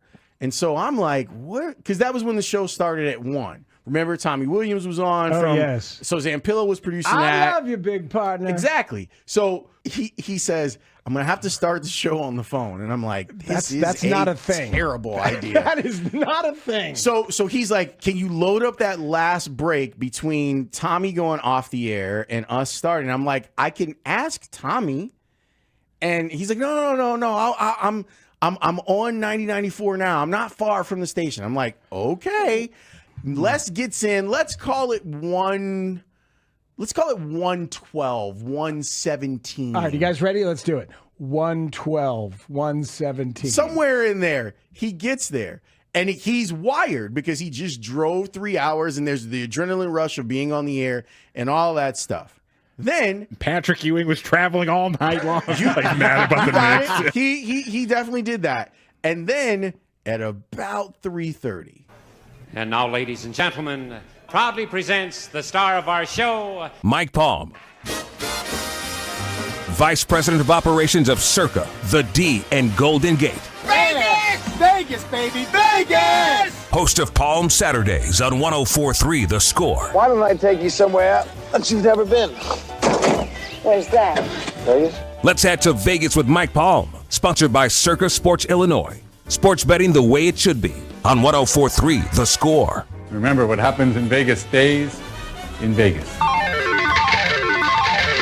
I don't care if the sun don't Mully and Haugh, 104.3 The Score. Always fun to talk to our guy Mike Palm, and he joins us now on the Plumbers 911 hotline. Plumbing emergency, call 1-833-PLUM 911. Local 130 plumbers get the job done right the first time. And don't forget, tune in tomorrow from 8 to 9 as Circa Sports presents Palm Saturdays, featuring our guy Mike Palm. You'll be able to listen on The Score and the Odyssey app, or you can watch on YouTube and Twitch as Mike breaks down the latest in the sports betting landscape with a Chicago flavor. It's all presented by the official sports book of The Score, Circa Sports, sports betting the way it should be with no bet fees. Mike, good morning. How are you? Oh, good morning, guys. Great. I mean, what a terrific sports schedule. You mean we've got World Cup, and we're wrapping up the NBA and the NHL finals, and you got baseball every day, and it's just really great having a full book. Almost every night now. So, Mike, are you betting on the Golden Knights coming back, or are they done? Doesn't look good, does it, David? They're getting outplayed in goal. Busby's been great since he came in. Since Marner had the terrific game 3 with the hat trick and the 10 shots on goal, he's disappeared.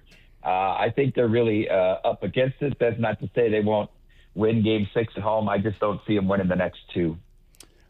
Mike, I'm taking Argentina and Spain, kind of like Spain in this tournament. What's the most popular bet? Well, Spain's your favorite, right? Yeah. We've seen a lot of action on Portugal, actually. They've probably been the team that's moved the most. I think we had them at like plus 1150 to start. Now they're down less than 9-1 right now. I just think it's tough to bet Spain, France, or England in a 48-team field. It's tough to take around 5-1. I took a couple longer shots. I went with Norway with Erling Haaland, and I think the Netherlands are really being overlooked. They've been a perennial Final 8 team, a very good defensive team with a few scores, and that's what you need. You need a guy that can assist, a couple scores, and a pretty good defense. So they're still 20-1. Norway was 30-1, and I bet both to make the semifinals at plus 370 for the Netherlands and 6-1 for Norway. They should be on opposite sides of the bracket coming out of their groups. How about the NBA Finals? Do you think it's over in San Antonio, or does it go back to New York? I think it won't be a close game. I will put it that way in Game 5. Either San Antonio is going to play a great game and cover the 5, or like so many of these NBA teams, David, they go fetal when they face adversity. You see these incredible blowouts in the playoffs. So I think you can either bet the Knicks money line or lay the points with San Antonio in Game 5, whatever you decide to do.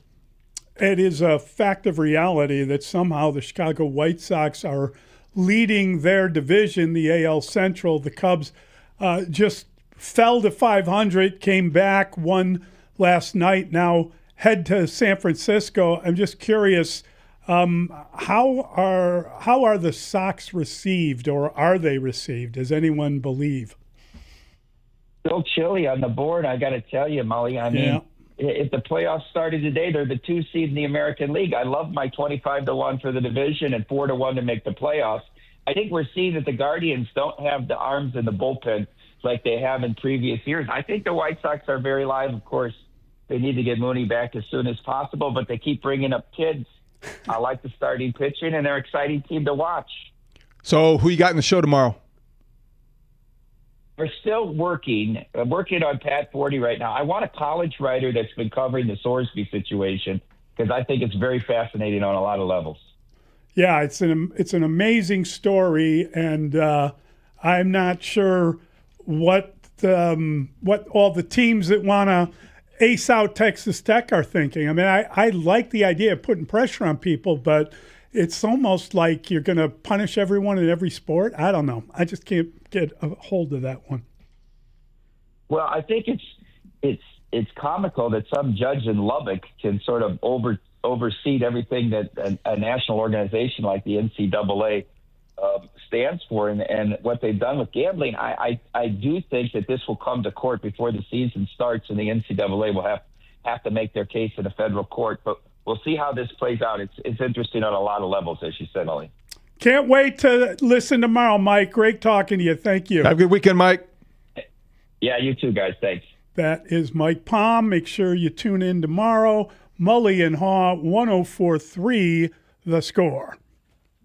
You're listening to Mully and Haugh, the most trusted morning show in Chicago sports. Get the latest Bears news with Brad Biggs. Luther Burden is the flavor of the offseason. Ron Coomer breaks down the Cubs every Friday. And I just wonder sometimes if the strike zone that they have on there is actually right.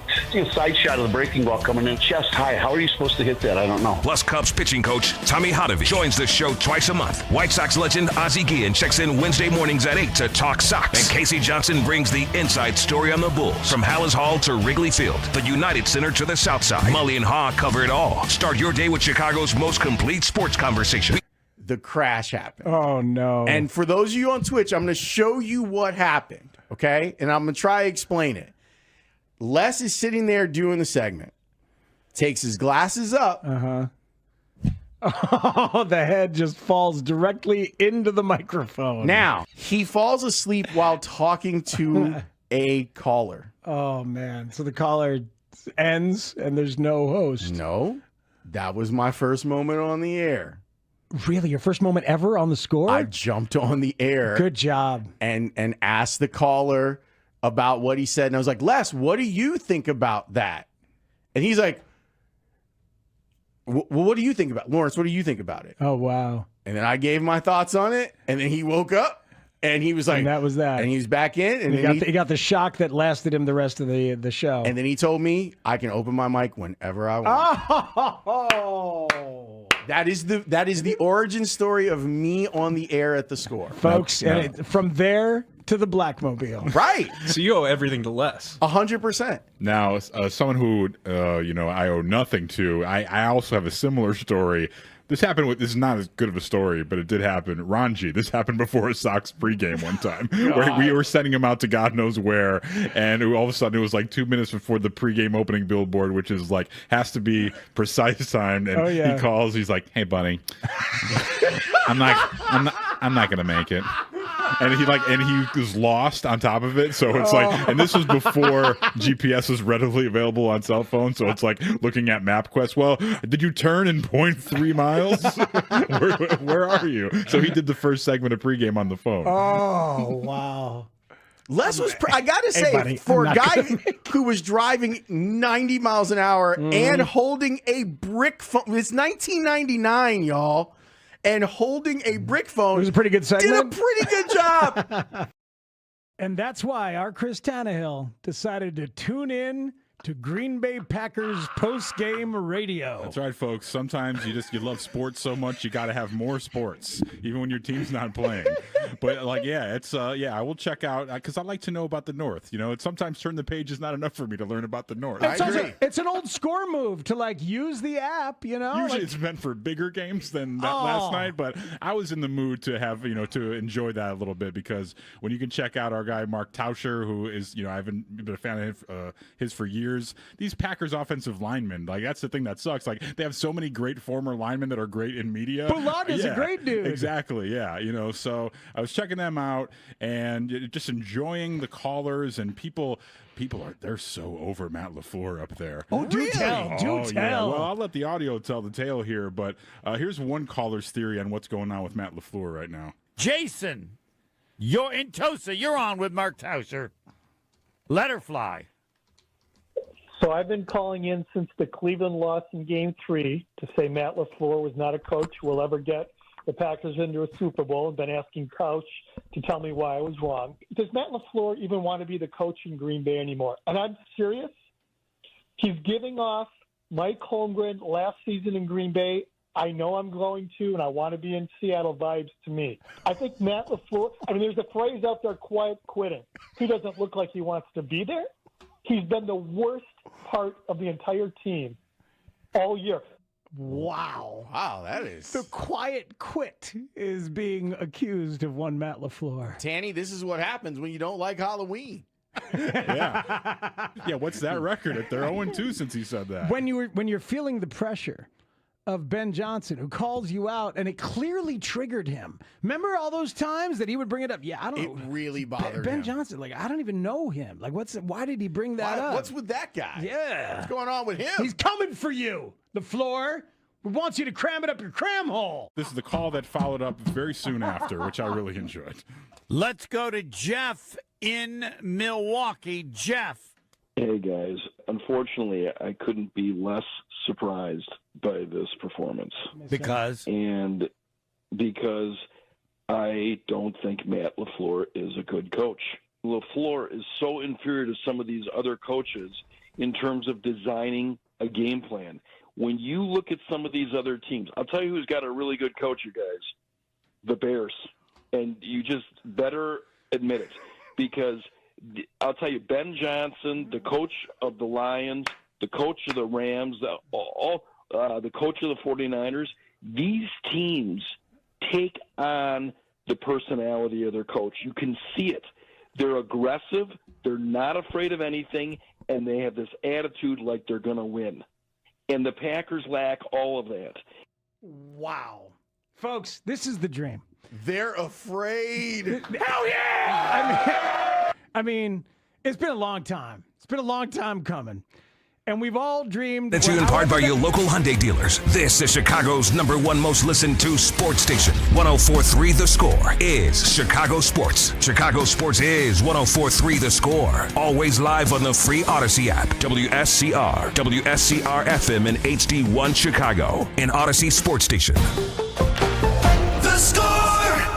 Scoreboard update. Score Update Studio brought to you by AlmostFreeTeeth.com, because confidence should never cost a fortune. 3 Cubs home runs stop a 3-game losing skid. Cubs beat the Rockies 9-3. They are now in San Francisco to take on the Giants this weekend. Ron Coomer discusses next with Mully and Haugh. Mother Nature stopped the White Sox and Braves last night over at the rate. Game postponed until August the 20th. 1:10 will be the first pitch. White Sox still have that half-game lead over the Guardians. Anthony Kay throws tonight as the Dodgers come into the south side of Chicago. Stanley Cup Finals, Hurricanes a win away from etching their name into the Cup following a 4-2 win over the Knights. Game 6 Sunday night in Vegas.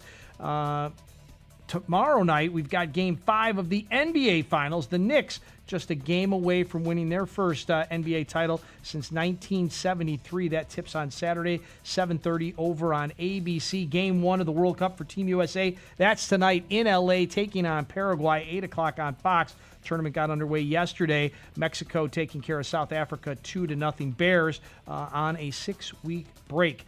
This hour of the program brought to you by The Great Escape. Ron Coomer on deck. And Ronnie's been red hot. He's been in the zone. Ron Coomer. Let's see if the Cubs can respond. We're helping him out. Coomer drives one into right center field. Long run, Pierre. Pierre dives, misses it. It bounces all the way to the wall. That's a nice knock for the old hometown boy, isn't it? Chicago Cubs radio analyst. What a ball game. The wait is over. Right? It is over. The Cubs are World Series champions. How does that sound, partner? 1999 American League All-Star. From the American League All-Stars, infielder Ron Coomer. The Coom Dog with Mully and Haugh. On 104.3 The Score. Mully and Haugh, 104.3 The Score. Always a delight to talk to one of God's great men, Ron Coomer. He joins us now on the Plumbers 911 hotline. Plumbing emergency, call 1-833-PLUM-911. Local 130 plumbers get the job done right the first time. Ron, good morning. How are you, bud? Good morning, Mikey, David. How are you boys doing Doing today? well. Well, we're in Chicago, which is always glorious, but we don't get to take a look at the Golden Gate Bridge or any of the glory that you can enjoy in San Francisco. So, is that a fun trip, or is that I mean, does it depend on the city whenever you're on the road? I would say the city probably more so than anything else kind of dictates. There's certain cities you really like. I've always been a fan of Denver, even though Denver's had its moments here recently. San Francisco, I've come to appreciate more as I've gotten older. Some of the good things about San Fran. This city has had its rough moments too, walking around. But for the most part, they're great. And I like Southern California too. I just like the weather. But it's good here. We're gonna, a beautiful ballpark. If fans have ever been to this ballpark, it's great. It is. They have really did it right here. This is a great ballpark. Ryan, let's talk about yesterday. Cubs needed that victory badly. The frustration had been mounting. We've been talking all morning long. When it happened, when a manager gets thrown out of a game, we wonder about his motivation. We wonder about the antics. We wonder about a lot of things. Do you believe that Craig Counsell didn't mind maybe getting ejected from that game, or maybe he was even trying to get the thumb when he went out there to argue? Yes. Yes. That was about as predictable. I mean, there were some times where you looked, way back in the day when like an Earl Weaver or Billy Martin or Lou Piniella, you knew when he was getting thrown out. I would have bet the ranch on Counsell getting thrown out yesterday. There's no doubt. Once he left the dugout, he wasn't coming back to manager. He was going to the clubhouse. There was no doubt about that. And you know what? I'd have done the same thing. What does that say to players? That was right. Yeah. What's that? What does it say to players? What message is he trying to send? I just think he's trying to get some life. Every now and then you play long enough and your team goes through some struggles, and when you're on offense and you're not hitting, you look dead. The vibe is dead. There's no energy. It's not that guys aren't ready to play. It's just there's nothing happening.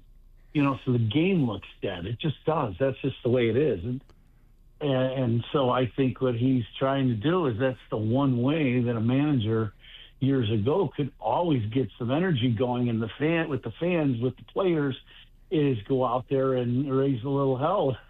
He finally was. Now they take all that away from the manager. That's unfortunate for our game. We've got a replay for everything, so you don't get to do that anymore. So he found a way to be able to go out in the field, and he got thrown out. And how about that? We got 14 hits or 12 hits. Imagine that. Yeah, the three, we talked about it this morning, the 3 home runs, first time since April 25th that they hit 3 home runs in a game, and the 9 runs, this kind of is unfathomable.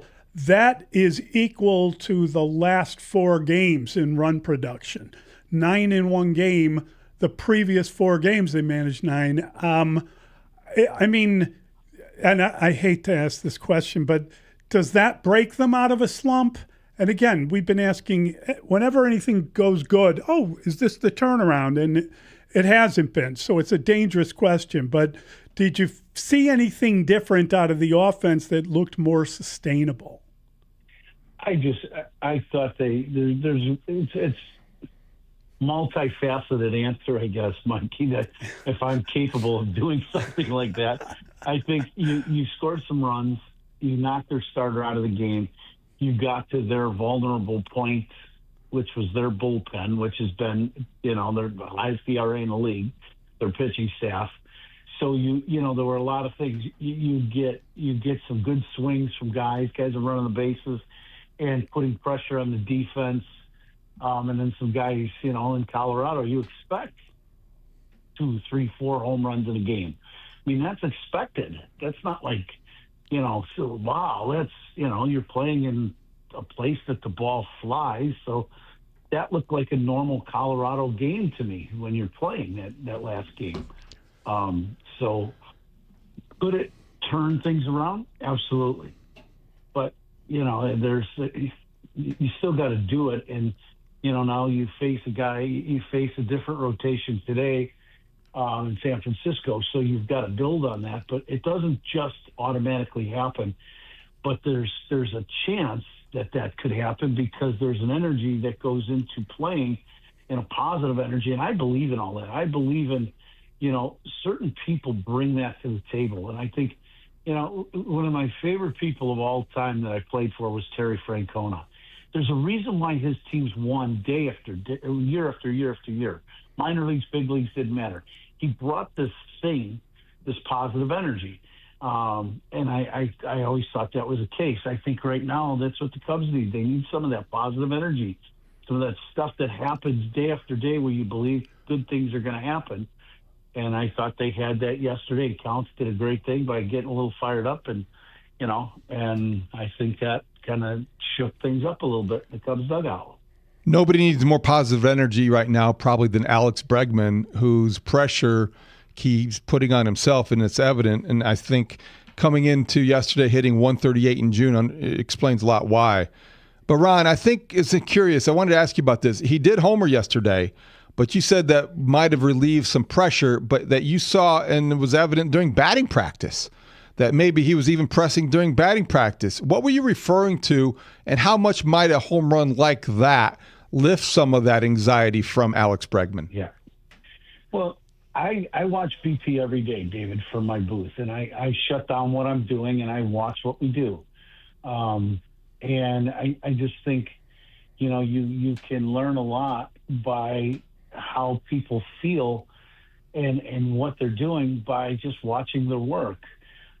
Is it the perfect way to watch? No, it's not. But at least if you do it day after day after day, you can get a good sense. I just sense the body language of Bregman, and I feel for him because we've all gone through this, that, it was never right. Like you hit a ball off the wall, and why didn't it go out of the ballpark? This isn't batting practice. Then you hit a ball in the second row, and why didn't it go in the 15th row? Like it's never good enough, right? You're in constant in search of. And I thought him hitting a home run yesterday may just get rid of some of that tension and that stress that he's self-imposed, and and trying to figure this out.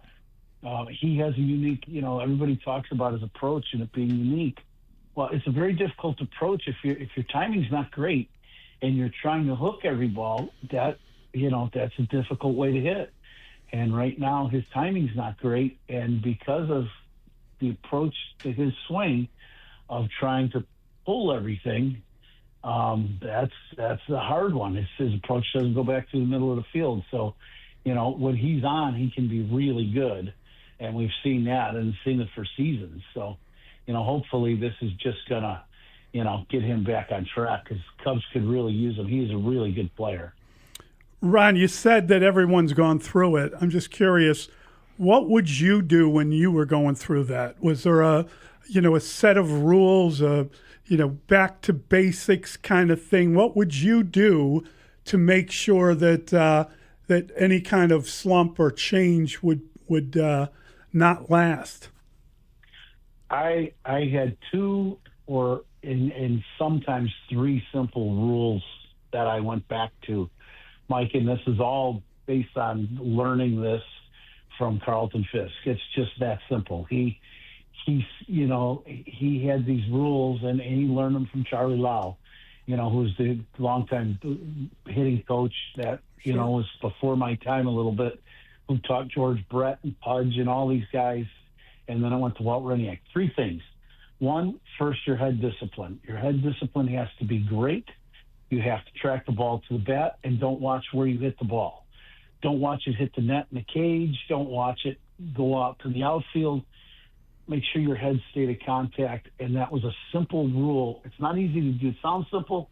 It's not simple to do. That's one, because then it gets your body in sync, right? Your body can't fly open if your head's staying at contact. So that was one. So it had, a lot of good things.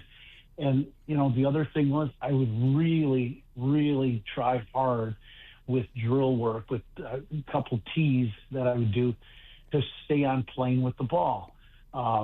I would get two tees next to each other, and I'd put the ball on the front tee, and you couldn't hit the back tee, and it would keep me on plane and get me going down to the baseball properly, and I would try to hit the ball right back to the machine or back through the middle, and it got my body. Those two things got me back on plane going to the middle of the field, and it just simplified it. Once I got those down, then okay, now we can start talking on all the other things that go on in hitting.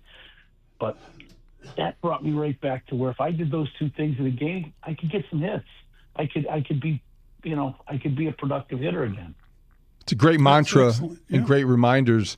I'm just curious, when you watch players struggle, do you think of those things as reasons why? And can you apply that to what's going on with Nico Hoerner? What happened to him after a very good start? The last, like a lot of people in the Cubs batting order, he has struggled mightily. Yeah, I do think about those a lot when I see guys hitting. I do, because I learned from a guy who, I was very, very fortunate to be hitting winner after winner with a guy who was one of the best catchers to ever play in our game and knew hitting from both sides, the mechanics of hitting and how to try to get a hitter out. So we had some great conversations, where I got to pick the brain and just shut up and listen to somebody who was great at both sides of that. I believe Nico has fell into a little. So I think he's coming out of it right now. I think he's starting to hit the ball, better right now. He hit some really bad luck in Colorado, but it's the same thing. You're doing one thing really well, like him spraying the ball around the field and squaring the ball up really well, to trying to do a little more, and that's elevate the ball and pull the ball. Well, that also, when you're trying to do that on a regular basis, makes you a lot more vulnerable. And that's it. Some guys can do it if you're swinging really well. Other guys can't. I think for right now, Nico is kind of in the middle.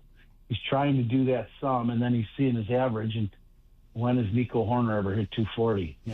That doesn't make any sense. So you get back to being who you are, and that's sometimes what you just got to do is be you.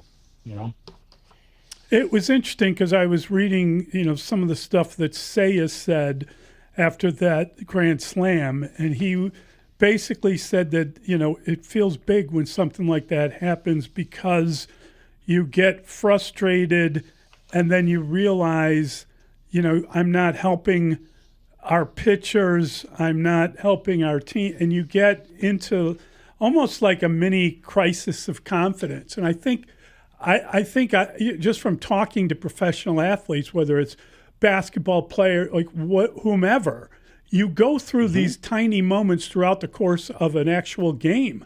And I'm talking about like great players. You can lose a little bit of confidence and then regain it immediately. It's almost like a constant little mental game you're playing. A constant game. And Mike, it happens from the time you get in the league till the time you take your jersey off for the last time. That is why our games in any sport at this level is so much fun, because it's a constant. It's never just a given that you're going to be great that day. I don't care who you are. It's just not. And what you do with that, each day is why you put in all the work and all those things so you can be really good every day, or the best you can be. And when you're not, it weighs on you, and you see it, and I think he summed it up perfectly. You're fighting this thing, and the only reason why he's fighting it is because he cares. Right. This isn't a guy that's out for himself.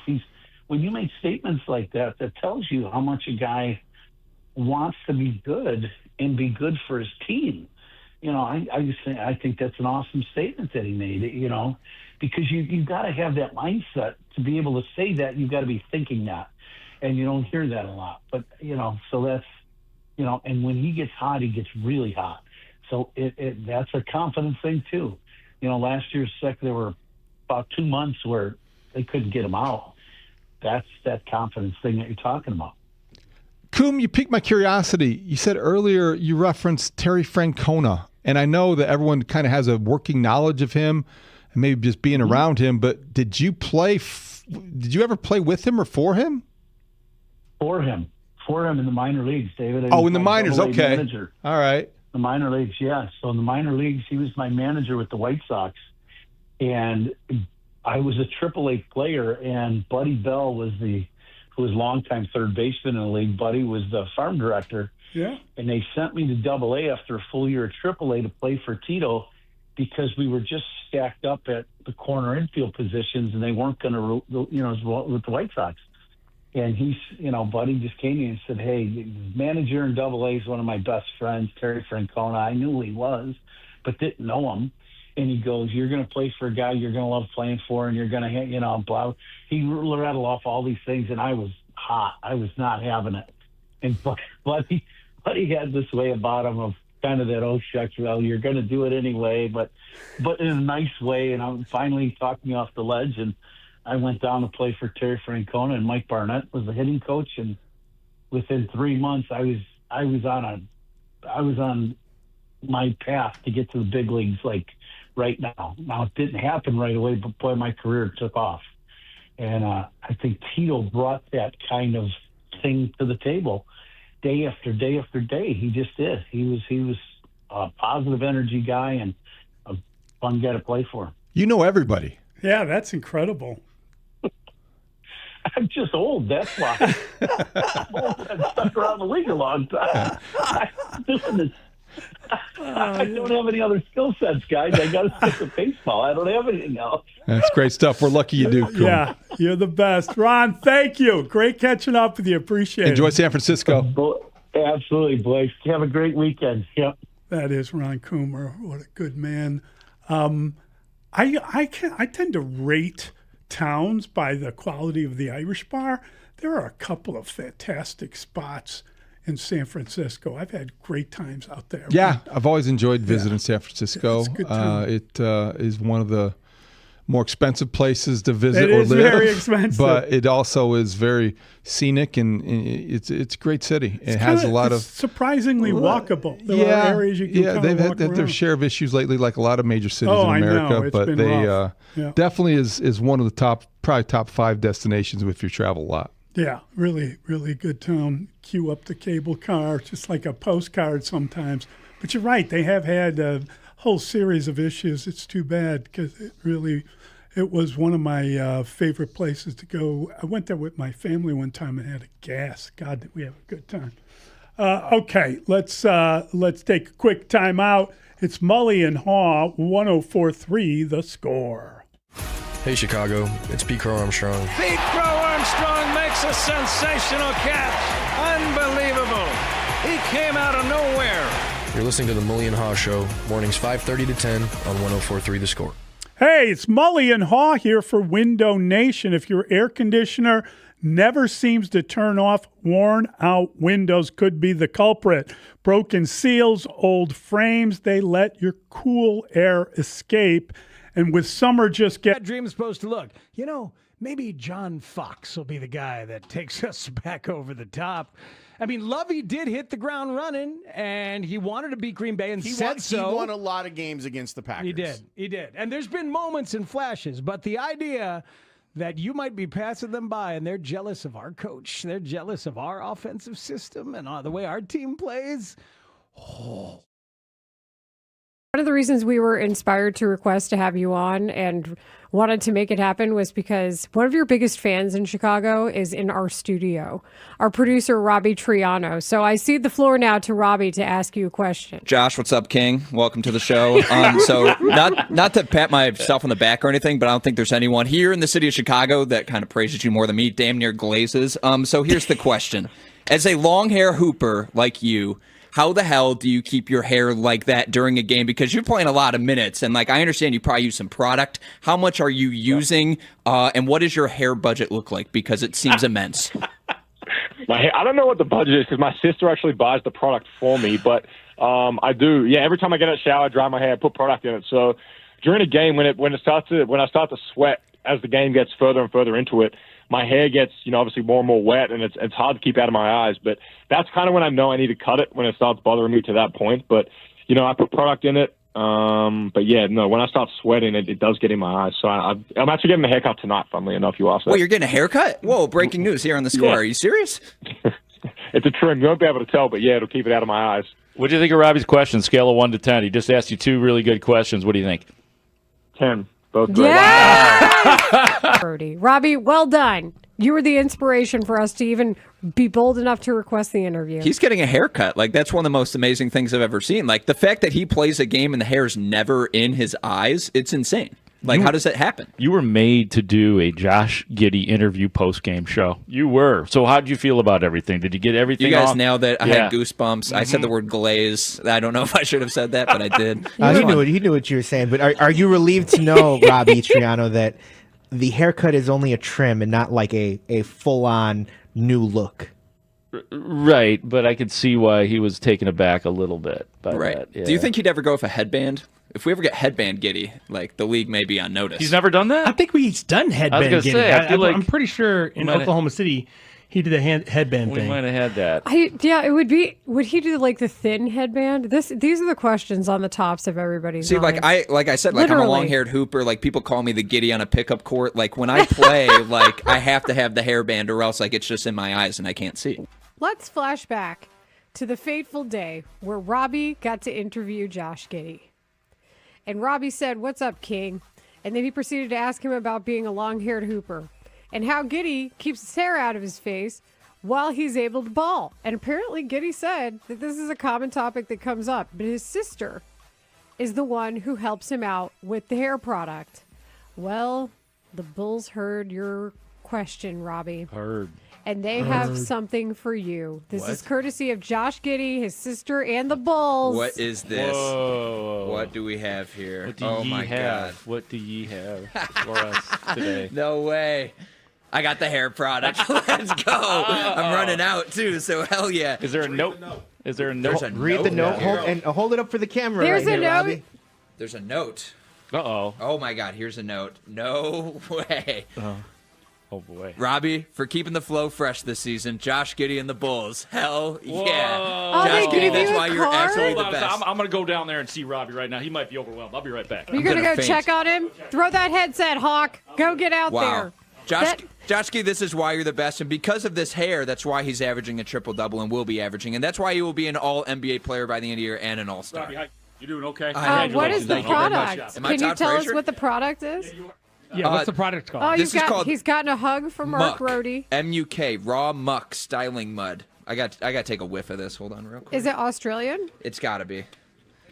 What? Spell it again, Robbie. MUK. you say MUK, it. raw muck. That doesn't sound like a hair product. They but won't I let me believe open him. it. Oh, God, this is expensive if they won't let me open it. I love it. Robbie is opening the hair product that Oh Josh my Giddey and the God. Bulls gave Take a him. whiff of that. What does it smell like? Smells Australian is what it smells. Smells like a triple-double. Like a kangaroo.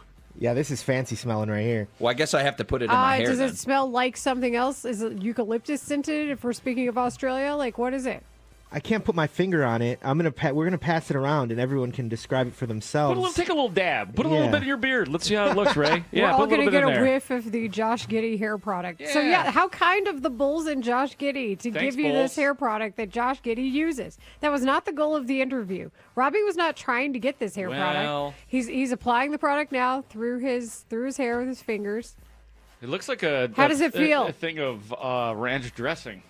Now, this thing is thick, and I understand now why his That's hair is what- so firm, because, oh my God, this stuff it's is like really a thick. citrusy smell. It smells unbelievable. I'm going to pass this to Marshall to see Thank what you he to the thinks. Chicago Bulls. Thank you, Josh Giddey. You gained a fan for life. I actually go by Haugh nowadays. I don't know if you guys had heard that, but Haugh is what I like to be referred to as. Or Hall. Hall is good too. Where's Mark the- Grote. where's Not the Mark K in there? I've Like- had enough Mark Grote in my life. I got to tell you. Did you ever think about putting a little accent on it and make it Mark Grote? Oh my God! See now you Grote. you don't even know what you just did, Marshall. You don't even know what you just did. Did I unlock something? You just walked me right into one of my favorite stories, personal stories ever. Okay, well, in tell sport, it. and you're gonna love it. You're both going to love this. So back in the day when Shaquille O'Neal was a member of the Miami Heat, I was covering that Bulls playoff series in which Shaq was part of the Heat. So I was assigned to, and I'm sure you guys have done this too, I was assigned to the shoot-around at the United Center to cover the Heat, their shoot-around. And one of the good things about these things is you get great access when you're there, because it's just the beat reporters and maybe a few stragglers as well. So I see Shaquille O'Neal, and it's just like he's there and just a couple reporters. He looks at my credential, and he's like, who's that? Mark Grote? Is that your name? Mark Grote? Dodgers. Shriffen, Stone. Next. How's that for my best sex, Aiden? Mully and Haugh, 104.3. The Score. David doing his best Zach impression for the White Sox. That's kind of you. Imitation's a sincerest form of flattery, so I like to flatter Zach Zaidman. He does a terrific job. And his build-up to the games is the best part. It's always his last thing he says before. Pat, Ron, yeah. Yeah, Pat, Ron, Cubs, Giants, next. Right? Am I right? Yes. Dustin? No, Dustin. Back me up here. Everybody listens to the Cubs. Absolutely. Love it. Not everybody may hear that part of the pregame show. It's my favorite part. And then you crack a Yingling with Coombe. Yes.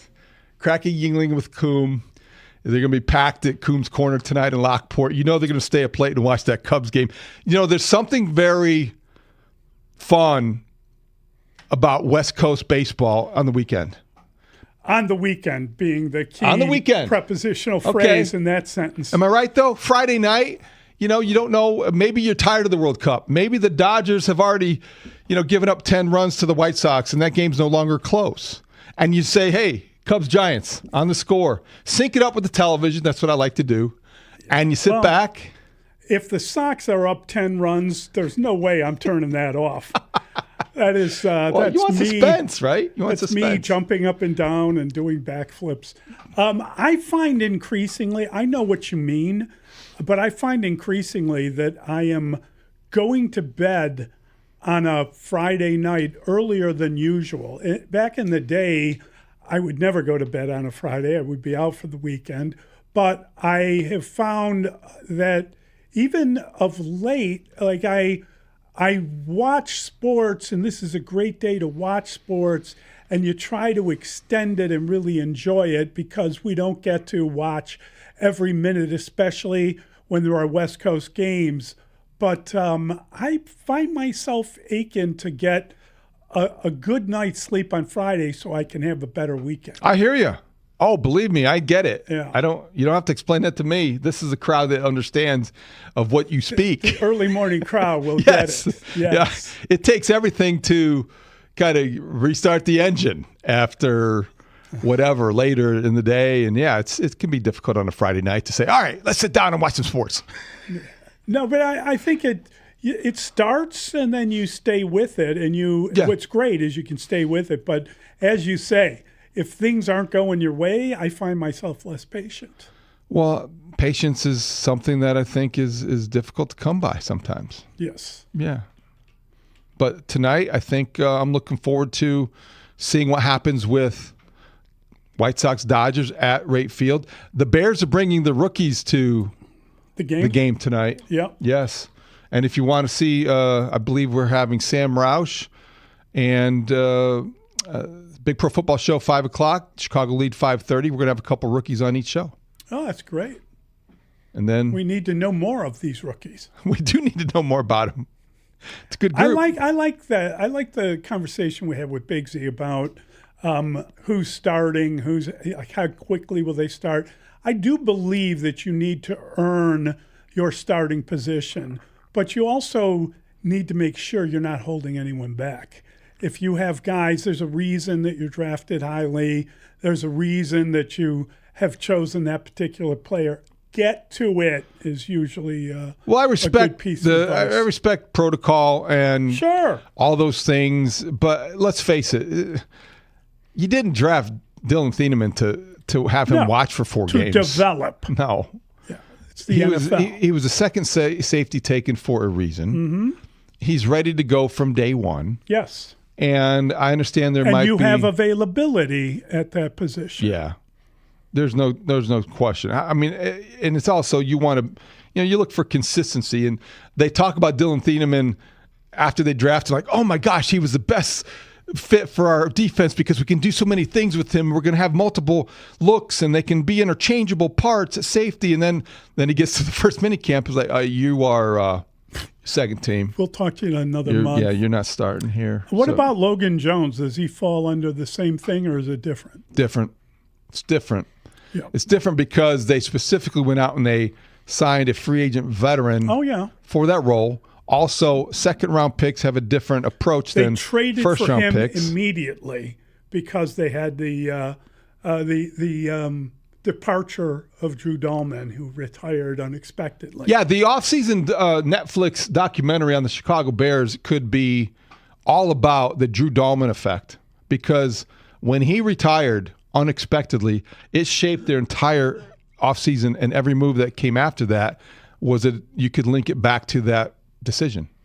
Is there a Netflix series? I'm suggesting it. Okay. Yeah, no, I'm imagining it. I just wanted to. They're never going to do that on 1920 Football Drive. They're not going to get that deep into the weeds, and they're not going to be that revealing. It's all going to be very much PR-driven, kind of scripted and manicured neatly to all the swear words will be cut and left on the cutting room floor. Yeah, I can't wait. Maybe that's what they're doing rather than facing actual questions that would give us some clarity about where they are in the stadium project. They're rehearsing their lines for the next YouTube episode. They're editing. They're editing. Yeah. Yeah, and they're practicing, and they've got. Maybe they got two different shows, two different episodes. One is Hammond, one is Arlington Heights, and they're rehearsing their lines.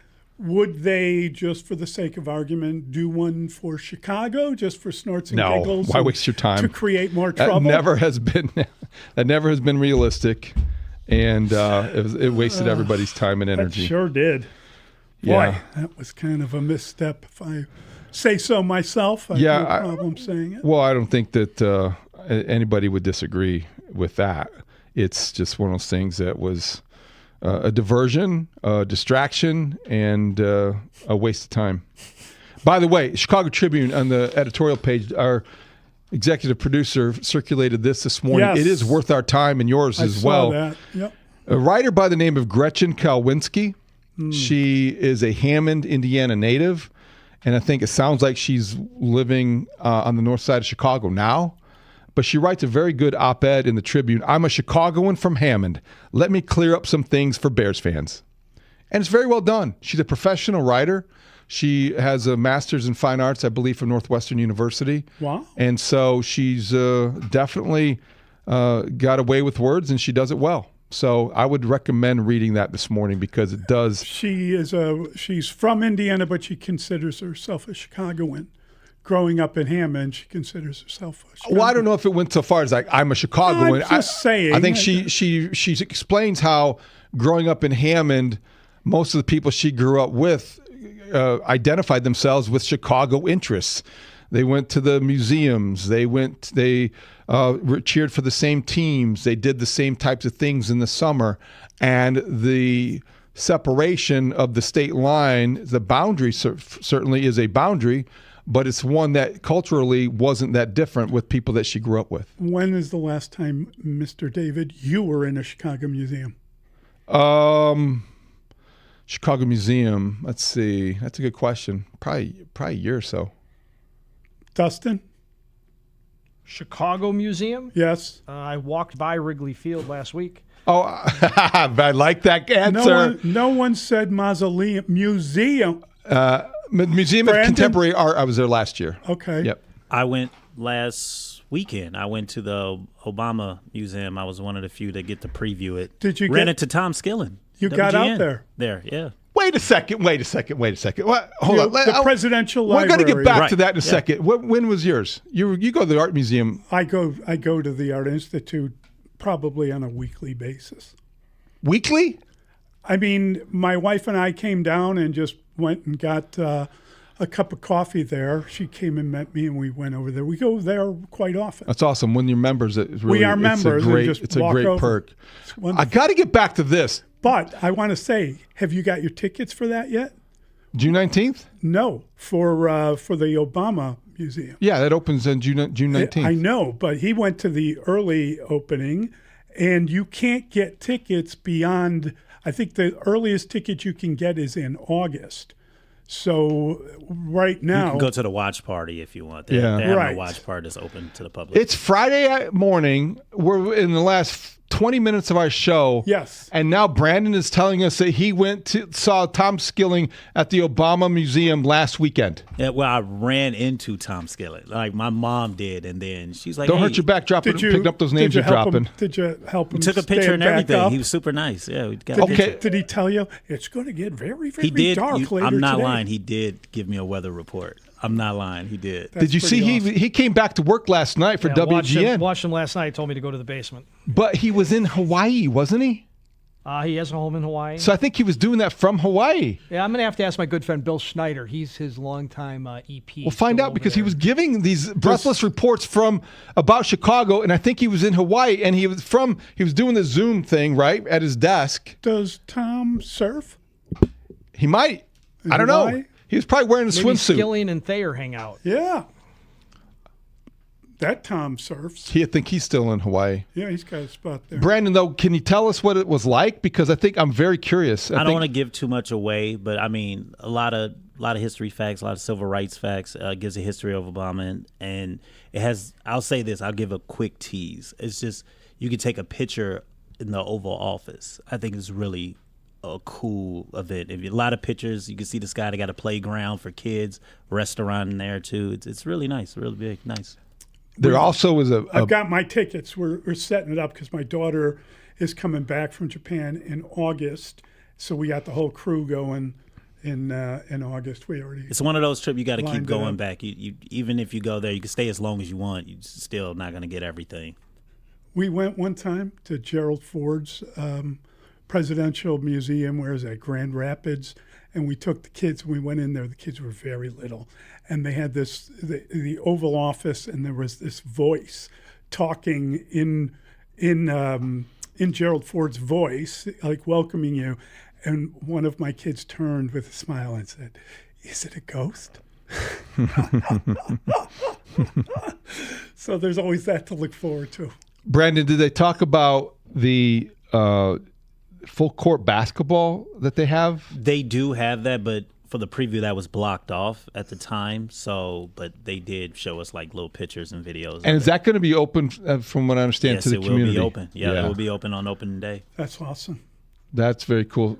Probably that was a memorable experience. Very eventful day. It's a lot. Have you been to a lot of presidential libraries? No. I that is one thing that I have done in my travels. Whenever I've gone into a town, I have gone and seen the presidential library of whomever it might be. They're unbelievable. Some of them are absolutely spectacular, and others aren't quite. This is going to be a big deal. It's a huge. Oh, it's going to be a phenomenal. huge thing for that South Side and that part of the city, and it's just going to be tremendous when it opens a week from today. Yeah, looking forward. That's the big grand opening. That's right. Very cool. Very Events cool. there leading up to it. I didn't know you went there, though. Thanks for sharing that with us on a Monday morning. I'm sorry, David. I mean, I'm kind of hurt. He waited. He waited the whole damn week before he told us. He wanted Skilling's to make already back in Hawaii. He wanted to make sure no one else could go. Jeez. Yeah. Oh, well. But you do, if you want to get tickets to that, you should jump on it now because they are a couple months out right now. They will have free days, too, from what I'm told, if you're an Illinois resident, too. They still have that at Sorry, some David. of the museums, too. That's cool. It'll be a lot of fun. Looking forward to that. Looking forward to this weekend. How is the Contemporary Museum of Art? Oh, it's great. Yeah. I have only been there once a long time ago. That's over behind Water Tower, basically, right? In that area. Yeah. Mm-hmm. Okay. Thank you for that. Thanks for telling me. Dustin, how is the mausoleum? Looked good. It was packed. Too expensive for me to get in. It's a federal landmark, as you like to say. No, I don't say that anymore. I was told. You like to say that on the pregame show. I have not said that in a long time. I was given a stern warning and finger pointed at me. Then that's a total overreaction. To not use that. I don't know anyone that would ever dare point a finger at you without fear they'd get it bitten off. You've referred to it as a federal landmark, have you not? Oh, I have, but I was scolded so loudly and sternly that I have dropped it from my vernacular, David. That starts with a V, vernacular. Mm-hmm. That's right. Good use of the word. I did not. I'm not sure. I don't remember you being scolded for that. A lot of people don't know that. I don't think it made it to the air. Okay. Well, people noticed that I stopped using it. I think it just did. And asked why. I did not use it. Those words did not come out of my mouth. They came out of David's mouth. I just want to recap this so I can also probably use it for my open. What do you guys have? Who you got winning the series? Cubs, Giants, and then Sox, Dodgers. Who do you guys got? Oh, that's a good one. That's a good one. I think the Cubs are going to beat the Giants 2 out of 3. And I think the Sox will salvage one of the games, the weekend series against the Dodgers, and I think it will be tomorrow, Saturday. With Hagen Smith? I hope they pitch him. They're getting pushed back now. People are saying they reconfigured the rotation after Will Venable said what he said. I hope they get Hagen Smith. But if Hagen Smith pitches, I think they'll win the middle game of the series. Yeah, it's probably what I would have chosen had I gone first. I think the Cubs, as I mentioned earlier, will win 2 of 3 in San Francisco, and I think the White Sox, my hope has been that they can stay afloat and win a game in the series. Now they've already won 2 against Atlanta, and the third one will be postponed. Is rain in the schedule all weekend? Do we know if there's any? I believe Saturday into Sunday maybe, but today is supposed to be beautiful day. Perfect. It looks beautiful outside when I look out the window. As I stare off into the distance, it looks good. All right, we're going to bring in, I believe, a full house. We got a trio of Cambreas we're going to bring in with Layla Marshall and Mark Grote next. Mully and Haugh, 104.3 The Score. Cubs fans, Pat and Ron are your boys of summer on The Score. He drives one in the air. Deep right field. It's got a chance. Gone. These guys are on a roll. Pat Hughes, they had fun yesterday, and I don't know if you're going to be able to find it on TV. All I know is 104.3 The Score. Pat, Coom, and Zach.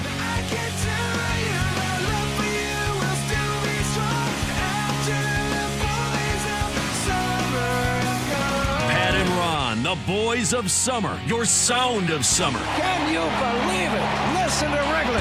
In crystal clear FM quality on 104.3 The Score. Right now, will be the 6th caller to The Score's contest. It's Grote. He goes, no, I like Grote. Grote's better.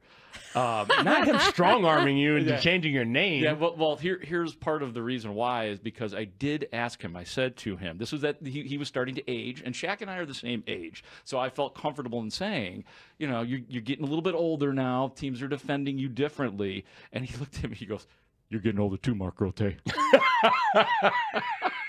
Oh, my God. I do love that. I'm not gonna lie. I like that story was worth telling. Yes, I was like, yes, sir. There's more, but that is the Groteness of it all. Shaquille O'Neal making sure that I was Mark Grote. I would almost do what Joe Theismann did, just go with that pronunciation for marketing. Oh yeah. Especially if a man that is 7'2", 350 pounds says your name is Mark Grote, go with it. Mark Grote. Like, can't you hear him say that? Yes, he's got a very deep and unique voice, Mark Grote. Monotone. Yeah, I do like calling you Mars Hall. Mars Hall is one of my many I have a lot of nicknames, and Mars Hall is up there as one that a lot of people call me, or just straight Mars. Didn't it come from grade school? Came from grade school, kindergarten, first day of class. We all have name tags on. This girl, super, thinks she's smart, walks up to me, points at my name tag, is like, Mars Hall. I was like, it's actually Marshall. I just got it. So that's what you were doing earlier. I just got it. It took me 3 or 4 times. That's the way it works. I'm a slow learner. Sometimes it's shortened to just Mars. Yeah, okay. I call him Mars a lot. I like it. The Cubs are going to perform for Dustin, is what Yeah. I've learned. That's pretty cool. You're going. I hope the weather's nice. I hope it agrees with you. Maybe you could give us a report. If you get out there before 11, give us a report on inside the clubhouse. Did you happen to see what the giveaway is tomorrow? Oh, my gosh. Is it Pat Hughes Sweater Day? Almost. It should be Dustin Rhodes Vest Day. Is it? It is a Cubs puffer vest. Is that why you're going? Well, part of it. I mean, if anybody needs to have that Cubs giveaway, it's Okay. I wear a vest if it's 20 below Yeah. out Yeah. or if it's 79 degrees. I wear a vest. We call you Puffer Rhodes. Dork thinks he's going to drown. That was his selling point. I saw him look at that vest like all week. All week, you probably he's got tickets right eyeballing- after the promotions came out in the calendar in January at Cub Fest. Yeah, what Cub you, convention. What you saw is just fantasy. He's getting ready for the vest. That's all. Appreciation of his purchase. Is that what he was talking to Crane about at Cub convention? I don't know. Lining up the puffer vest. the promotional items. That's good. So So the first 10,000. You better get there. Yeah, you gotta. Yeah, ballet better go quick That over would be at the awesome. Forest Dance. I'm sorry, Mr. Rhodes. You're 10,001.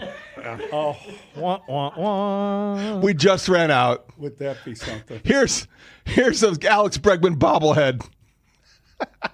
I would ask Bruce, but I know I'm going to beat Bruce there because he's going to be working with you tomorrow, right? Yeah, Bruce is 9-11.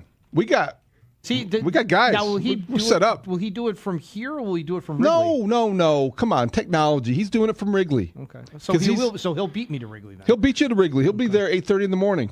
Nice. Yeah, he's ready. When do they start giving out the Does that count as one of the first? If he's there at 8:30, he'll be one of the first 10,000. He should nab you one. But he's not. He's going in the media. He's not. He's not at the. That's true. He's going in the media entrance, and they frown upon that stuff. They don't even give you towels anymore when you walk through, like at the Bears games or whatever. If you go through the media entrance, no rally towels. No rally towels. Nothing. No give outs. I couldn't walk out of there with a vest. You got to pay for that. You got to pay for that stuff. Well, that's exciting. Then you're going to get a vest. Kate Horton's going to deliver, and the Cubs will be 500 again. Fingers crossed on the vest. Fingers crossed.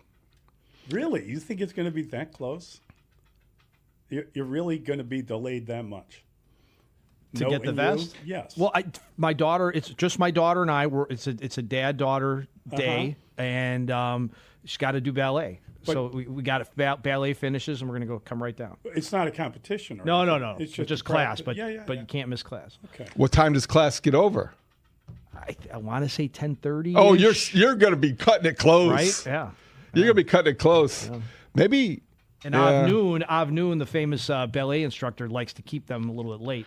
The tension in that car driving downtown is going to be just thick enough to cut with a knife. And for Lent, I gave up road rage. So when I get in a pickle, when I get in a pickle, I say a Hail Mary or an Our Father. He gave up road rage.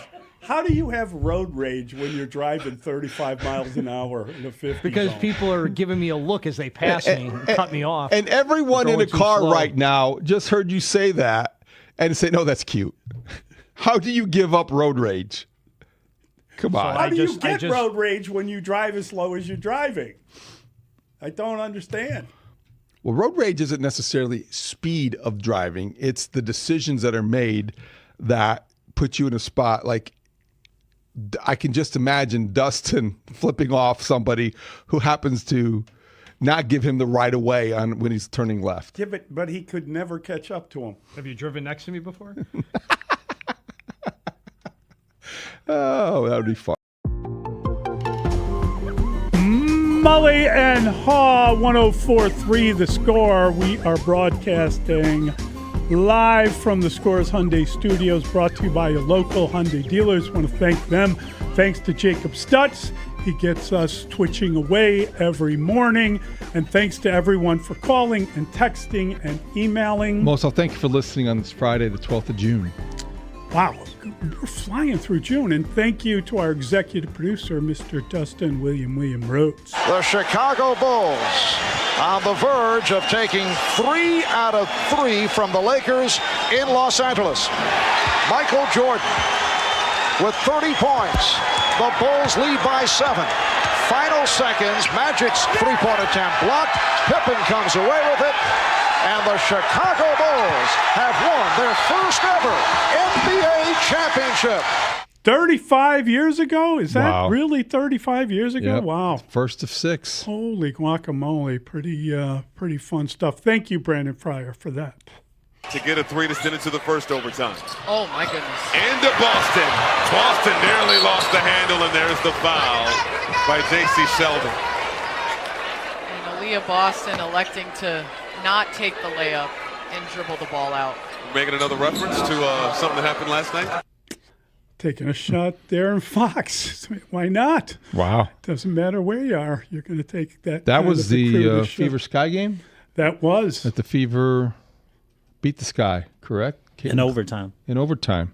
In overtime. That's I watched the whole game. That's Marshall Harris. There he is. You watched the whole game? Okay, again, I was at work. There was wall-to-wall weather coverage, and the Sky was on. There was no baseball. What? I watched the whole game. Layla Rahimi's here. Layla. Hello. Yeah, I always said every time my sportscast got canceled, it was the best one I had ever done. Flawless. Still true. Flawless. Do we have Yes. Grote time? Grote time! Do you guys remember when they put Scottie Pippen on Magic Johnson and then the Bulls won their first title? Do you remember that one time? Do you remember that? That was cool. Do you know what I remember? I remember Yeah. the Bulls lost the first game of that series. Do you remember that? I remember Yes. that. It felt like the sky was and falling. I believe the sports writer's name was Tom Friend, and he wrote his lead to his story was 4.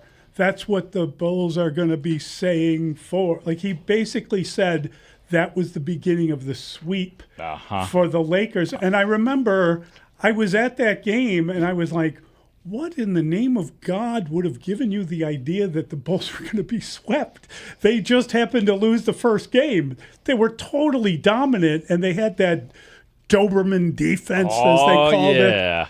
And then they swept them in 4 after that first game. I loved Magic Johnson on The Last Dance, just basically as the narrator who was like, yeah, then things happened after that. Yeah, he was very like self-aware and funny about everything, to the point where he was like, well, you know what happened, guys. Like, I liked him anyway, right, before all of this. And then I just absolutely loved him after the way he talked about the Bulls the entire documentary. He was a perfect torchbearer because he knew how to hand that torch off. When his time was done being the guy, he understood that his time was done between the finals, between that and the Olympics. Yeah. I know I've shared this quip before with Scottie Pippen, and I think it was 16. He was in the booth because he was doing the stretch, and I literally went Chris Farley on him. I said, "This is not on the air," but he was literally sitting right next to me on the stairs in the radio booth. So I got Pippen there, so of course I'm going to talk to him.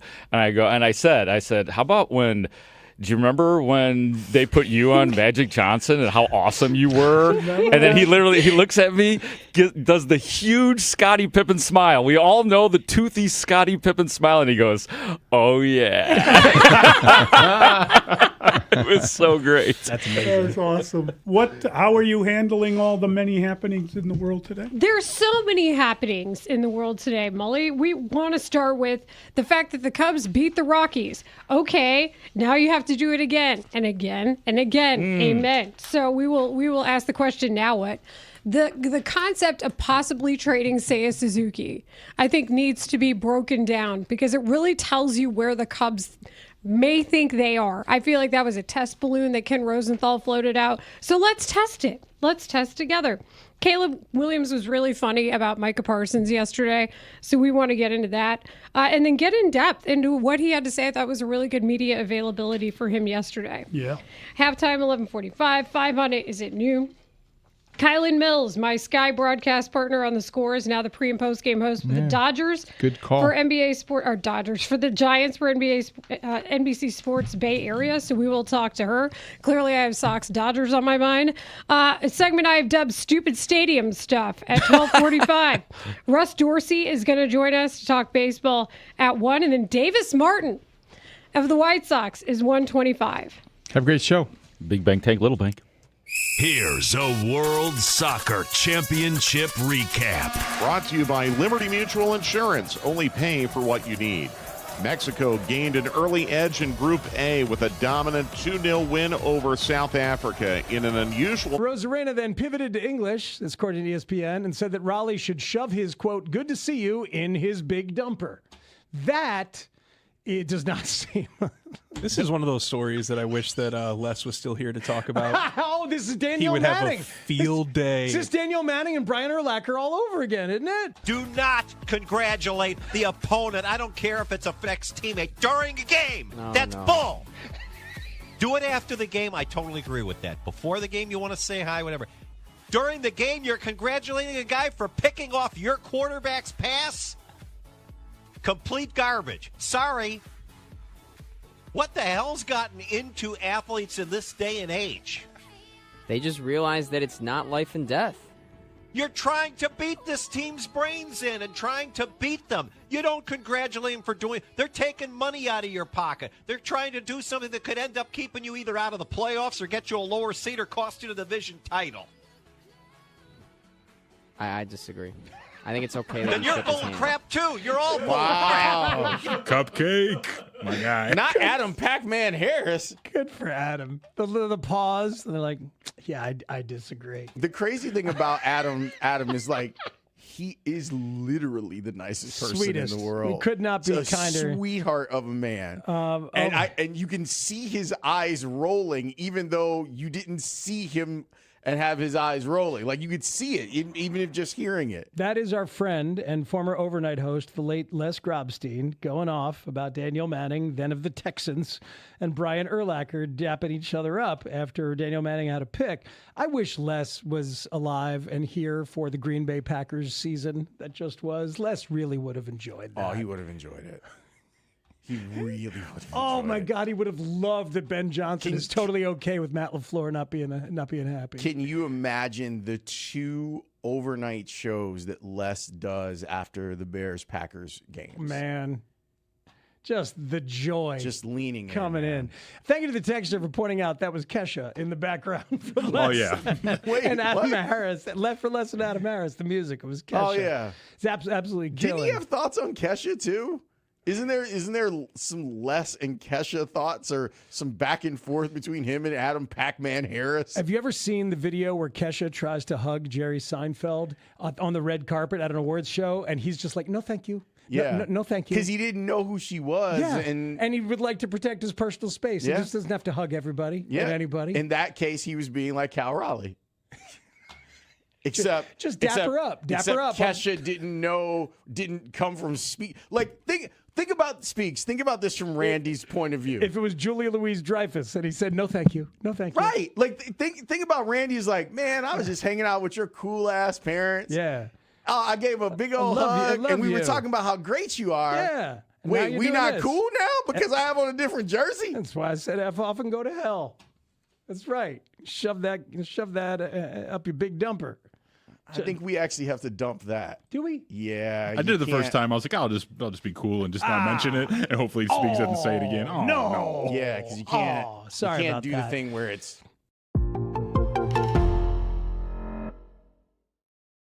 It's our guy. He has left us, but amazingly, we still have access to him. To Heavenly Doug. We are the only show in town, the only media entity anywhere that has access to Heavenly Doug. And what a thrill it is to welcome him to the Zoom. He's on Zoom, too, which is incredible. Yeah, we never thought that. Heavenly Doug knows how to use Zoom. We're gone? Or what, are we good to go? We're good. Are we back? We're back. We're live from 6-7 at 6 Heavenly, the score.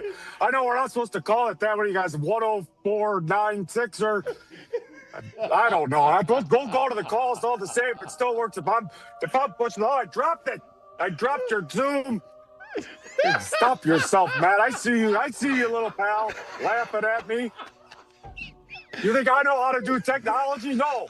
I know how to talk to men like they're boys and make boys act like men. Well, go ahead. And I'm happy to do it. Do that. Go ahead and do that. Do whatever you Well, want. I'll tell you. Okay, all right. I got in a hell of a fight 2 nights ago with Brett Favre's dad and Paul Horning up here because they want to tell me that they still got something over on the Bears. I'm going to tell you right now, you got none, 0, nada, nothing, okay?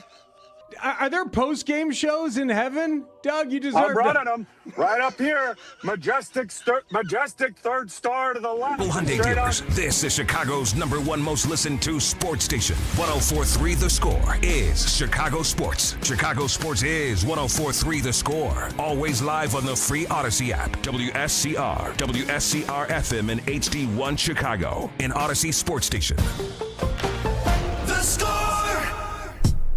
The views and opinions of Layla Rahimi, Marshall Harris, and Mark Grote should not be taken too seriously, especially when they give advice. Do not take Marshall's analogies literally, especially when it comes to Russell Dorsey. The sports thoughts of Rahimi, Harris, and Grote may change at any time. It's just sports. Okay, thanks, bye. Rahimi, Harris, and Grote.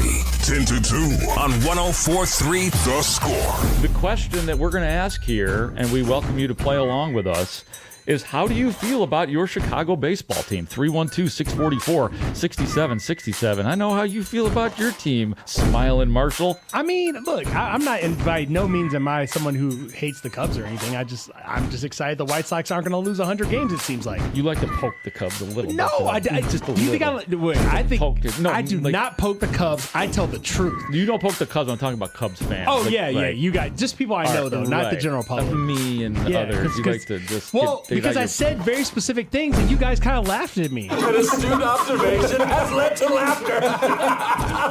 We are laughing. And that's fine that you guys don't respect my baseball knowledge. That's okay. I'm okay with that. This is why Sweden, Chris, never Finland. I'll never doubt you again. When you talk about the Cubs being a 500 team, Mark, I point to how exactly are they going to get to being a winning team now? That's the problem. Right now, the way I see it, it's obvious because if you watch these games every day, there is no way out for the Chicago Cubs. There is no hero in the minor leagues. There's no trade to be made right now. So all Craig Counsell can do right now is what he has been doing, and that is just being desperate. Desperate times call for desperate measures. Now let's go to Will on the south side. Will, you're on the score. I lost about probably like $5,000 so far on the Cubs this year. we scoring 1 run, 2 runs a game, man. Come on, man. Sir, please don't gamble more. Don't. Will, you got to reduce the ante or something, man. Yeah, with what you're stop betting. betting on the Cubs for this particular time period. I get it, though. You're all right, Will? You're going to be all right? Yes, hopefully. Pray for me. And I'll do the 3 things that help the most. Pray, pray, pray. Layla Rahimi, Marshall Harris, Mark Grote. Middays 10 a.m. to 2 on Chicago Sports Radio. 104.3 The Score. Sometimes you just need a little help. Sometimes you have to ask for help. This is Rahimi, Harris, and Grote on 104.3 The Score. We are happy to join you on this Friday. It is Marshall Harris, Mark Grote, and Layla Rahimi with you as we talk about a show after a Cubs win. What? Yeah, and they scored runs. How many runs? 9 of them. 9 together. Is that different from how many Bears? I'm just making sure we're all on the same page here. Do they get Bears for scoring 9 runs? No, because we all know. No, do it again now. We've seen this before. We saw a triumphant win a couple of weeks ago that we all thought was going to be the catalyst for greatness, and then 18-3.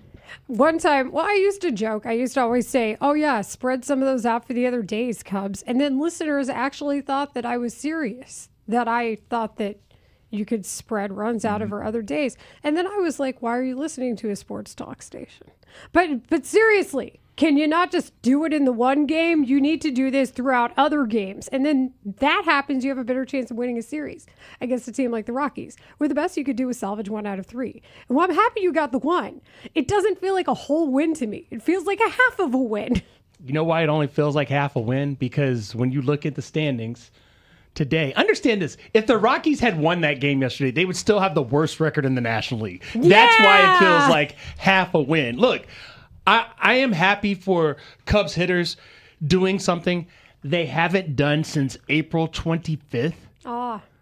They hit 3 home runs in the same game for the first time since April 25th. That is a tragedy in and of itself, and it tells you that the lack of slug isn't just this abstract thing. No, there are data points we can look to. Alex Bregman, congratulations. You have finally, on June 11th, hit a home run with a man on base. That was an important homer, too. It was. They put the game away. They needed that. Seiya Suzuki. After there were other home runs hit by the other team. That's true. Yes, Seiya Suzuki, you hit a home run with men in scoring position, namely with the bases loaded. Congratulations on your 3rd career Grand Slam. Carson Kelly, you just keep doing what you're doing. A little sugar on top. I like that for you. But look, more importantly, equally as important as the 9 runs they scored was the fact that the 2 pitchers that you have the most questions about, Edward Cabrera and Shota Imanaga, went to Coors Field and didn't look bad. Shota didn't give up any runs. Edward Cabrera minimalized damage with just 2 solo home runs. And I think if you can get that type of pitching from those 2 pitchers or something along those lines, they got a fighting chance to come back, Mark. They got a fighting chance to make the playoffs. Better. You're right. It was better for Edward Cabrera yesterday. It was his 5 1/3, 2 runs, 5 hits, struck out 5, 2 walks, did give up the home runs to that mighty Brett Sullivan, who ended up hitting 2. This could have trended towards the Brett Sullivan Cole Carrig game, or even That's Carrig. Carrig, yeah, the double G on the end. I had to double check the spelling of his name several times because I was like, "Are we sure about this?" It's just like the coffee thing, right? He's a Carrig machine. That's a Keurig. Oh, that's a Keurig. Okay. Homophones are fun. Ryan Feltner retired. Was anybody worried that Ryan Feltner was just going to keep mowing the Cubs down? 9 up, 9 down? Yes. And by the way, he was not happy when he left the game. Did you see how he threw the rosin bag down angrily? No, I was listening mostly. He was not happy. Oh, poor Feltner. But I do have to say, like, while yes, do it again. This has to just be the start. I can't tell you. I was sitting right here in this studio watching the Cubs game yesterday. I had to record Take the North. So I'm watching the game and kind of hearing Pat Hughes' voice out of my peripheral with a little speaker by Layla's station right there. And to hear the jubilation of Pat Hughes and then to see it seconds later on TV, Seiya Suzuki hitting that line drive blast to left field for a grand slam. I'm not going to act like I didn't feel the relief and some elation for the sake of the Cubs, even though they have committed so many baseball sins this year. For that day, for yesterday, I felt really good for the Cubs. I felt really good for Seiya Suzuki. I felt really good for Alex Bregman and even Carson Kelly and the Cubs as a whole. I felt the relief. I mean, when you consider the fact that the latest stat when it came to his batting average specifically with runners in scoring position at last check was somewhere around 123, depending. Is that bad? And then, oh, by the way, I've been keeping track. The Cubs batting average now, after that 9-run outburst, is 226 with runners in scoring position. Okay. Cleveland is 29th. Cincinnati, who the Cubs are tied with for team bat speed for last in baseball, 218.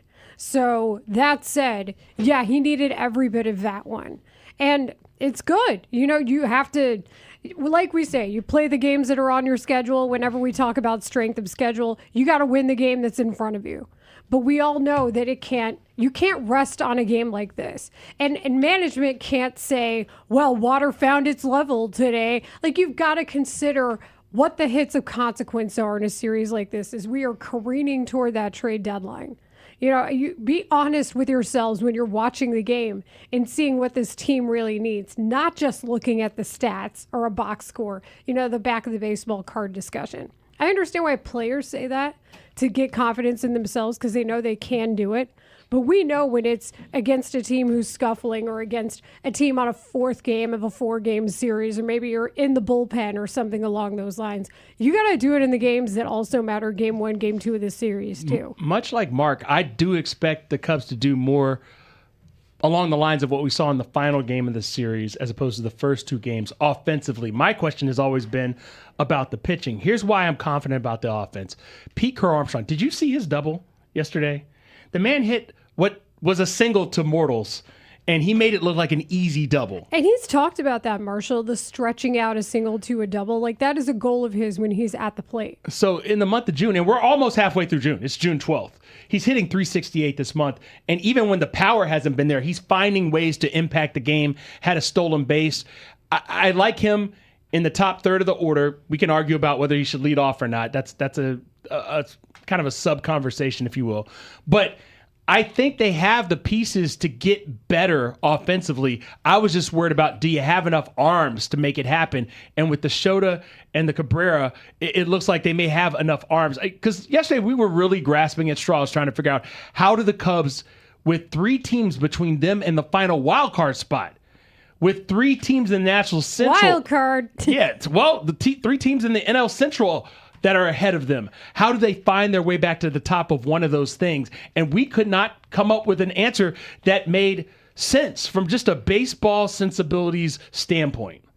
How about last night, too? Much like our weather, which was an imminent threat last night. Your phone's going off. I didn't know whether I was supposed to go in a stairwell in the South Loop. I didn't know what was going to happen to me. I had to turn my phone off because you go to the lowest level you can find, interior room, no windows. Did you do that?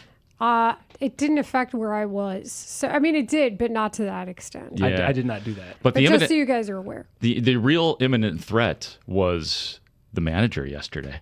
I love it. Craig Counsell getting the old heave-ho in the game for arguing on the Moises Ballesteros double play grounder, which appeared to hit off his shin guard, should have been foul, was the argument of Craig Counsell. But he got his money's worth. He needed to get kicked out of a game. He needed to do something. I mean, and I don't know if Counsell had made up his mind, I've got to do something to shake this team up. But there's been a lot of pressure on Craig Counsell from the outside to do more, even though there's probably not much more Craig Counsell can do. We played the question that Spiegel asked him yesterday about, are there things that we're not seeing that maybe you're doing to try to get this team right? And he gave the one-word answer of yes. I don't know if that had anything to do with it, but let's be honest, it was kind of nice to see angry Craig Counsell, animated Craig Counsell yesterday. In his dress blues, so to speak, in the pinstripes, not just the typical hoodie. But I think he was probably to the point where his baseball sensibilities were offended. Like you heard him say after the game, that was a call that was clearly obvious. He said the player reaction on the field is what they go off of, and that all the players seem to think that the ball hit his shin guard. And when a call costs you 2 outs and you don't even want to review it to New York, which they could have done, and they decided that was it. He said that cost you an inning. Okay, there are other times where there have been situations where you can get mad, but I think that to me offended his baseball sensibilities. But there are times where you're right. You can get mad just to mix up the energy and take one for the team. I don't think he was necessarily trying to take one for the team, but I think he did see an opportunity once they got together, the umpires, and discussed it. And he's like, you know what? We're really getting very basic call. It was a basic call. Well, I think I'm more saying, of course, you got to go out there and argue the play. But did he make sure he got ejected? Yes. You know what I'm saying? I think he did. Like, did he say words or repeat words he that he his felt time. he needed to say to get his ass ejected from the game? He gave the home plate umpire the business and then some. And he deserved it because it was an obvious play. And I know it's not reviewable. They need to change that, by the way. That needs to be a challengeable play. Well, that's what Jim Deshaies said. He was like, yeah, I don't know why you can't send this to New York. But they all conferred. And that was the part that didn't make sense. And that's why he got upset, because he's like, you're telling me none of you clowns got this right? None of you clowns could see that it was clearly a foul ball off of the shin guard of Moises Ballesteros? Marshall, the master of using words that are illegal to say, but sound a lot worse and more offensive than swear words, What, which clowns? you're not allowed to say. That's- No, hear me out. So I was going to ask you, what's a more offensive word? Is it one of the swear words, or is it something like clown? Whatever happened to clown calling this show? I feel like We saw clown at Sluggers for the opener. Occasionally he texts in. Well, Mike? have we had a Gallagher? We've not had a Gallagher away yet. Have we? Had one canceled. We had it. So that's clown season. So Not canceled. it is clown season. Postponed. We'll get back out there. Oh, we'll be out there Mike, plenty. the Chicago sports clown. Hello to Mike. Yeah, what's up, clown? But in the meantime, is it more insulting to call somebody a clown? You guys know I don't use a lot of foul language. I mean, I will pick my spots. But you're so good at finding the word that's worse than the foul language. I like clown. I thought it was appropriate. Clown is a good one. You clown. If you call an umpire a clown, that's a pretty good one. Who is your favorite clown? You seem like a Cookie the Clown guy to me. Really, Cookie? You think he's my guy? I'm just kidding. He's the worst clown. You know what's funny? I've never even heard of Cookie. Cookie is of the Bozo Show. I was a about to Krusty say. the Clown girl. Oh, that's obviously. that's a great clown. Hey. So my introduction to Cookie as a youngster was when we finally got cable when I was in 5th grade. I was like 10 or 11. And watching Bozo the Clown, I was like, this is a real thing, huh? Yeah. And like, because you grew up in Chicago, this is what it is. That's right. But for someone we living grew in up on another part of Bozo the and country, Cookie. Yeah. You're like, wait a minute. They have a whole show like this, and it's every day. And Every this day. is what people do. It's a local show. And it's very popular. Fraser Thomas was the host of the show, and you had all sorts of different characters on. It was the grand prize, bringing out the Schwinn bicycle when somebody would get bucket. Was it bucket number 6 you had to get? While I appreciate Bozo, Cookie, I appreciate it. My favorite clown, it should be pretty obvious. It's Homie the Clown. Homie, don't play that. Yeah, Homie and Krusty. Like, I'd have to really think about that. Those two clowns. And Living Color was so ahead of its time. And then when you consider how many actors were on that show, like J-Lo was a Fly Girl dancer. Yeah. You know, Jim Carrey was Fire Marshal Bill. Greatest. It's great. Let me show you something. But you know what? I just hope the Cubs avoid a clown show in San Francisco. We can't have what happened last weekend happen in San Francisco. You can't. I think they should repay the favor and have an 18-run game against San Francisco. No one's stopping them. Nobody's stopping You them. know, that's the point that you made, Marshall, in our pre-show meeting, a.k.a. backstage here on RHG, where you said, yeah, that's cool. Like, you had an emotional win the night before you played the Giants. Then you give up 18 runs at home. That was embarrassing. That was a literal embarrassment.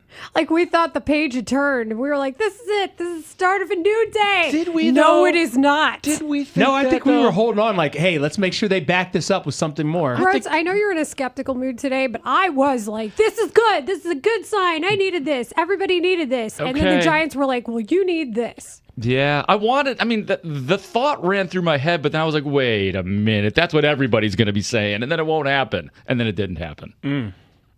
But everybody did say that. You were right. Yeah. I mean, you were right. The Grote meter of skepticism was appropriate. I guess it worked for me on one day. The Grotometer, if you will. I'll take it. This segment is brought to you by AlmostFreeTeeth.com. Save on dental implants today. We at Rahimi, Harris, and Grote broadcast live from the Score Hyundai Studios, brought to you by your local Hyundai dealers. When we have breaking news on the Score, it is sponsored by IDOT.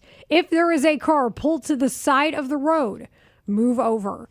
Our producers today are Tyler Buterbaugh, David Dykstra, Brandon Fryer helping us out, and Ray Diaz still did a really fine job booking all of our guests today. So shout out to Ray.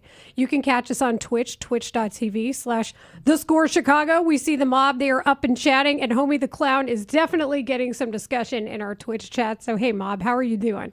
We're also on YouTube.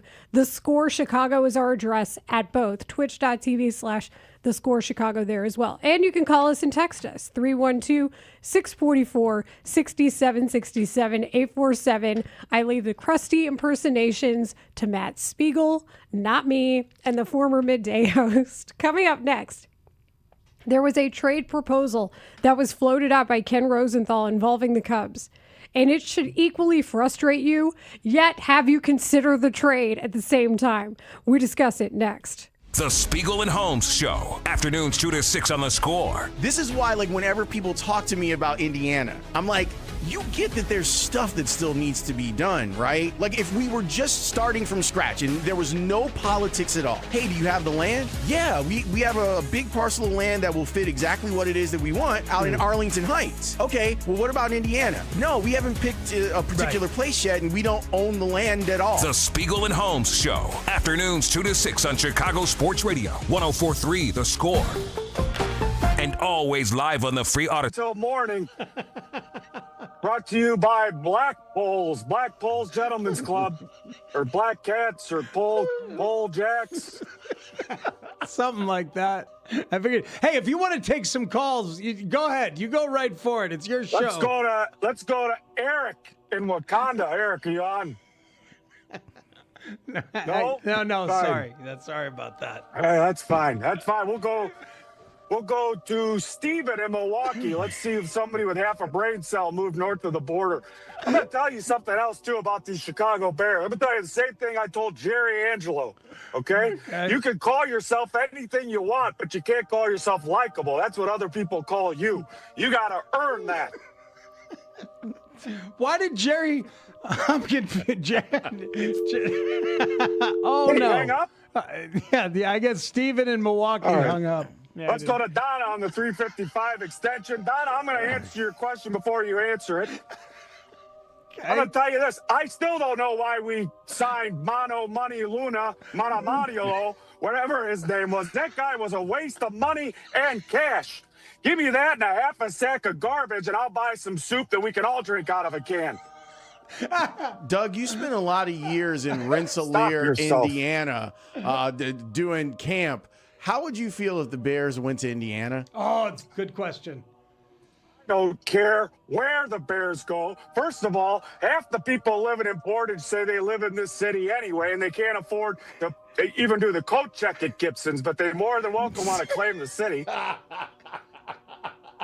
And if any other Packers fan wants to come at me who lives in Illinois and say, how dare you, your team crosses state lines, all of a sudden you care about a state line and whether or not you can be a fan of that team?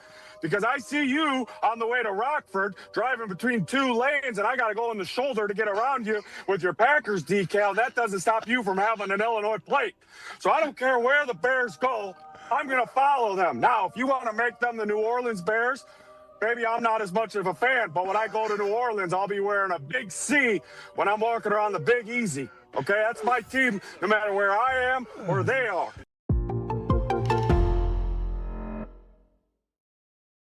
How about Russ Dorsey telling Layla and Mark yesterday that a scout called him last year while looking at the White Sox prospects and told him that the shortstop, Sam Antonacci, is his favorite guy. My favorite scout texted me and was like, yo, I'm scouting the White Sox right now.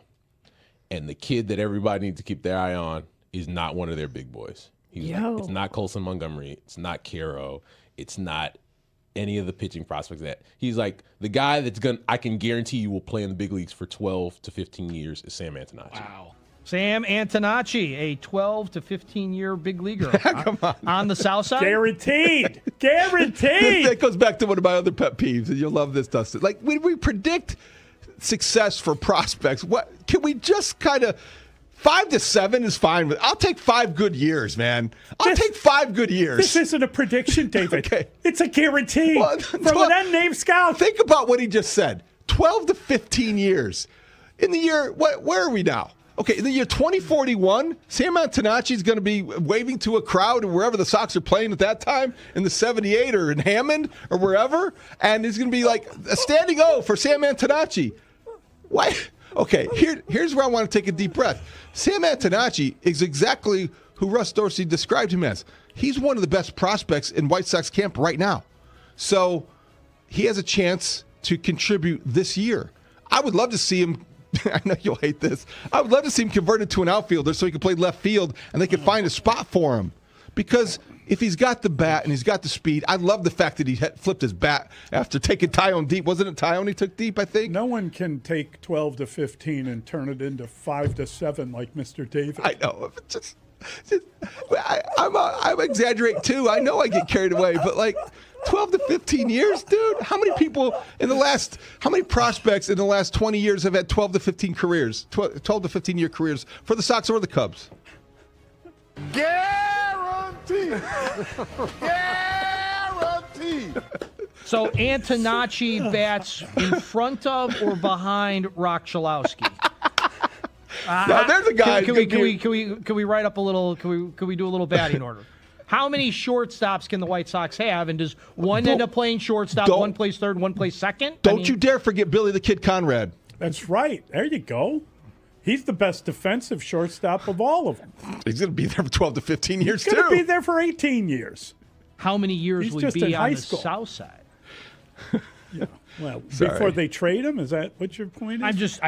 Right. Like, will he play 12 to 15 in the bigs or 12 to 15 with the Sox? And could they be the Hammond Sox? Yeah. I mean, Bill look, Carlson. I'm sorry, Billy Carlson. Billy Carlson. Not Carlson. Billy the Kid. I know That who guy. you were talking. Yes, thank you.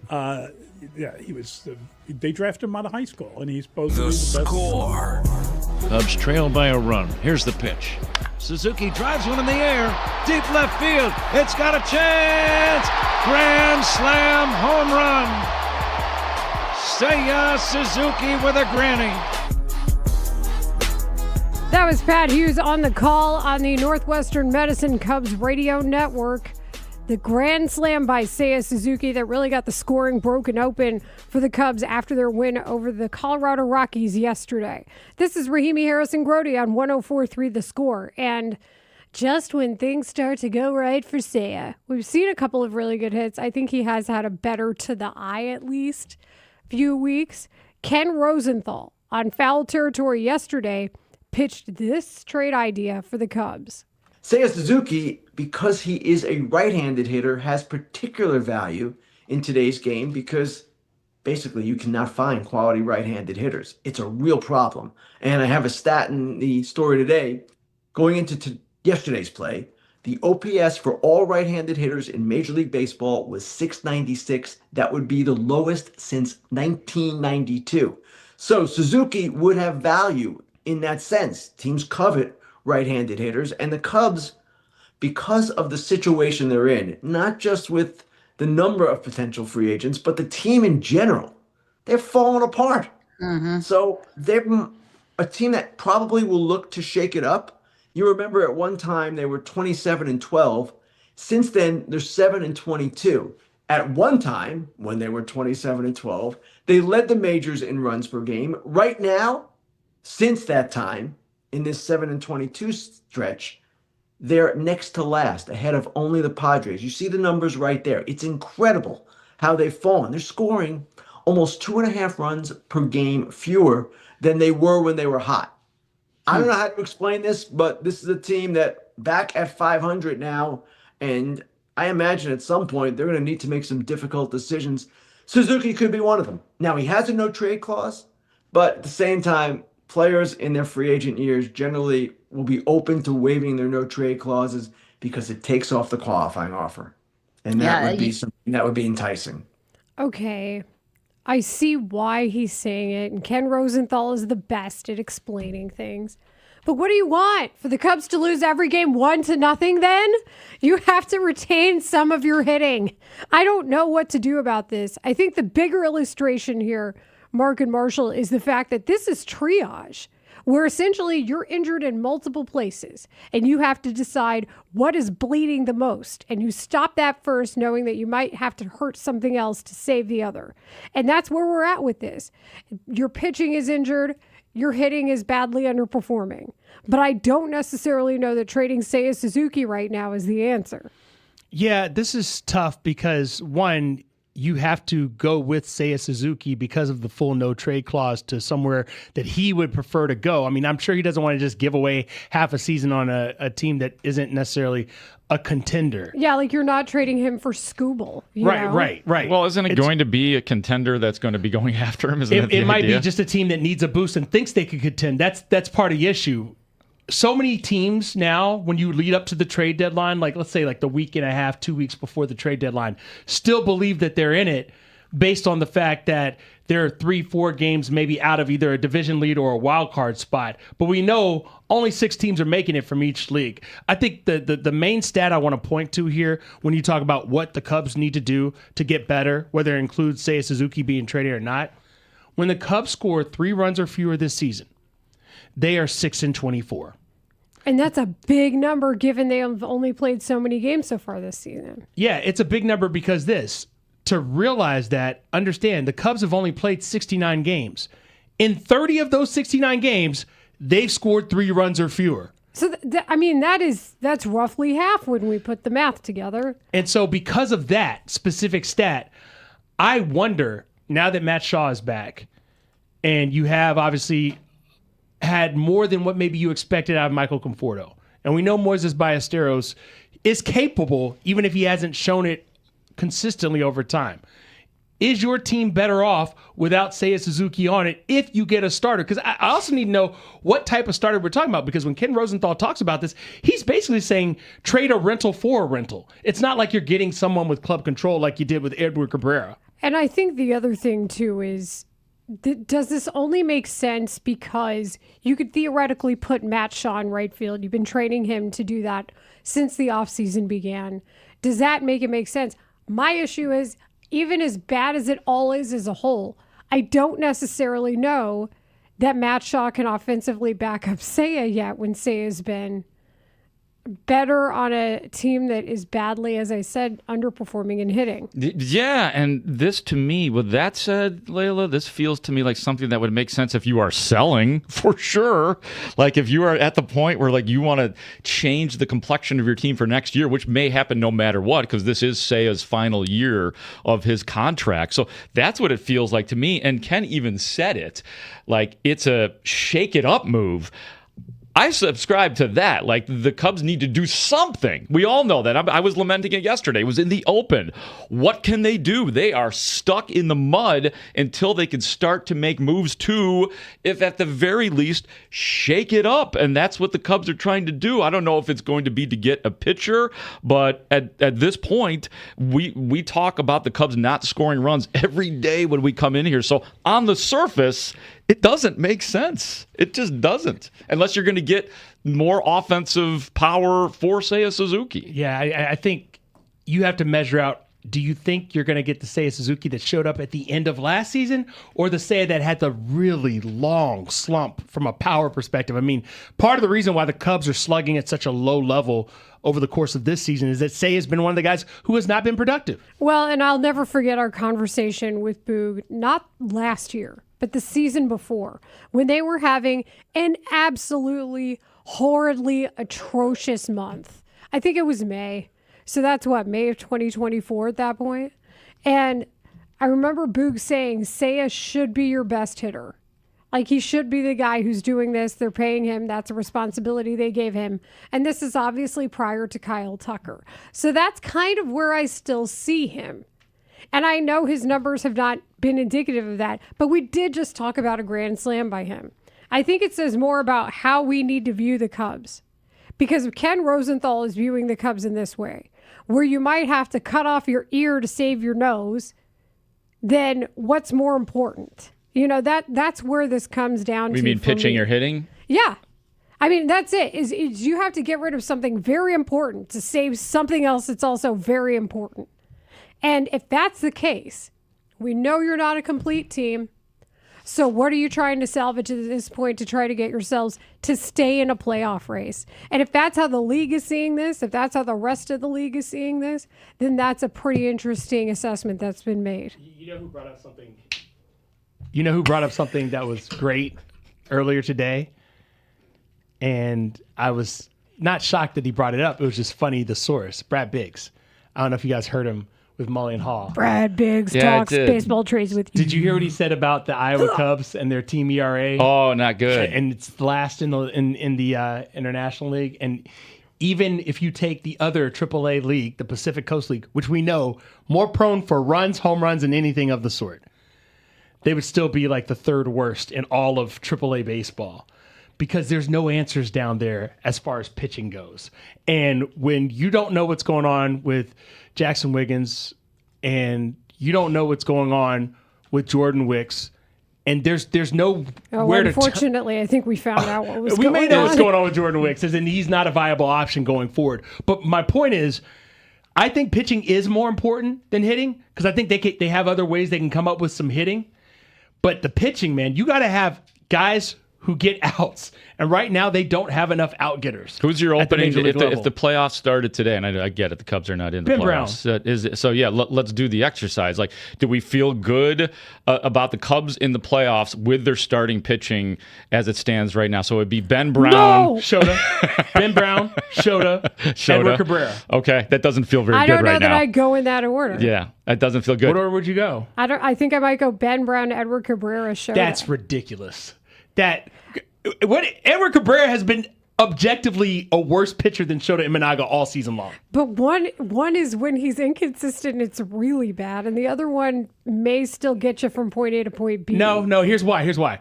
Before yesterday, do you know how long back you had to go to see an Edward Cabrera start where he gave up less than 3 runs? Yeah, it's been a long time. He was the starter in the 18-3 game. That just crushed him. That crushed his soul. It crushed my soul. But you know what's so frustrating is here we are talking about these guys when the Cubs said in the offseason, well, we really need pitching.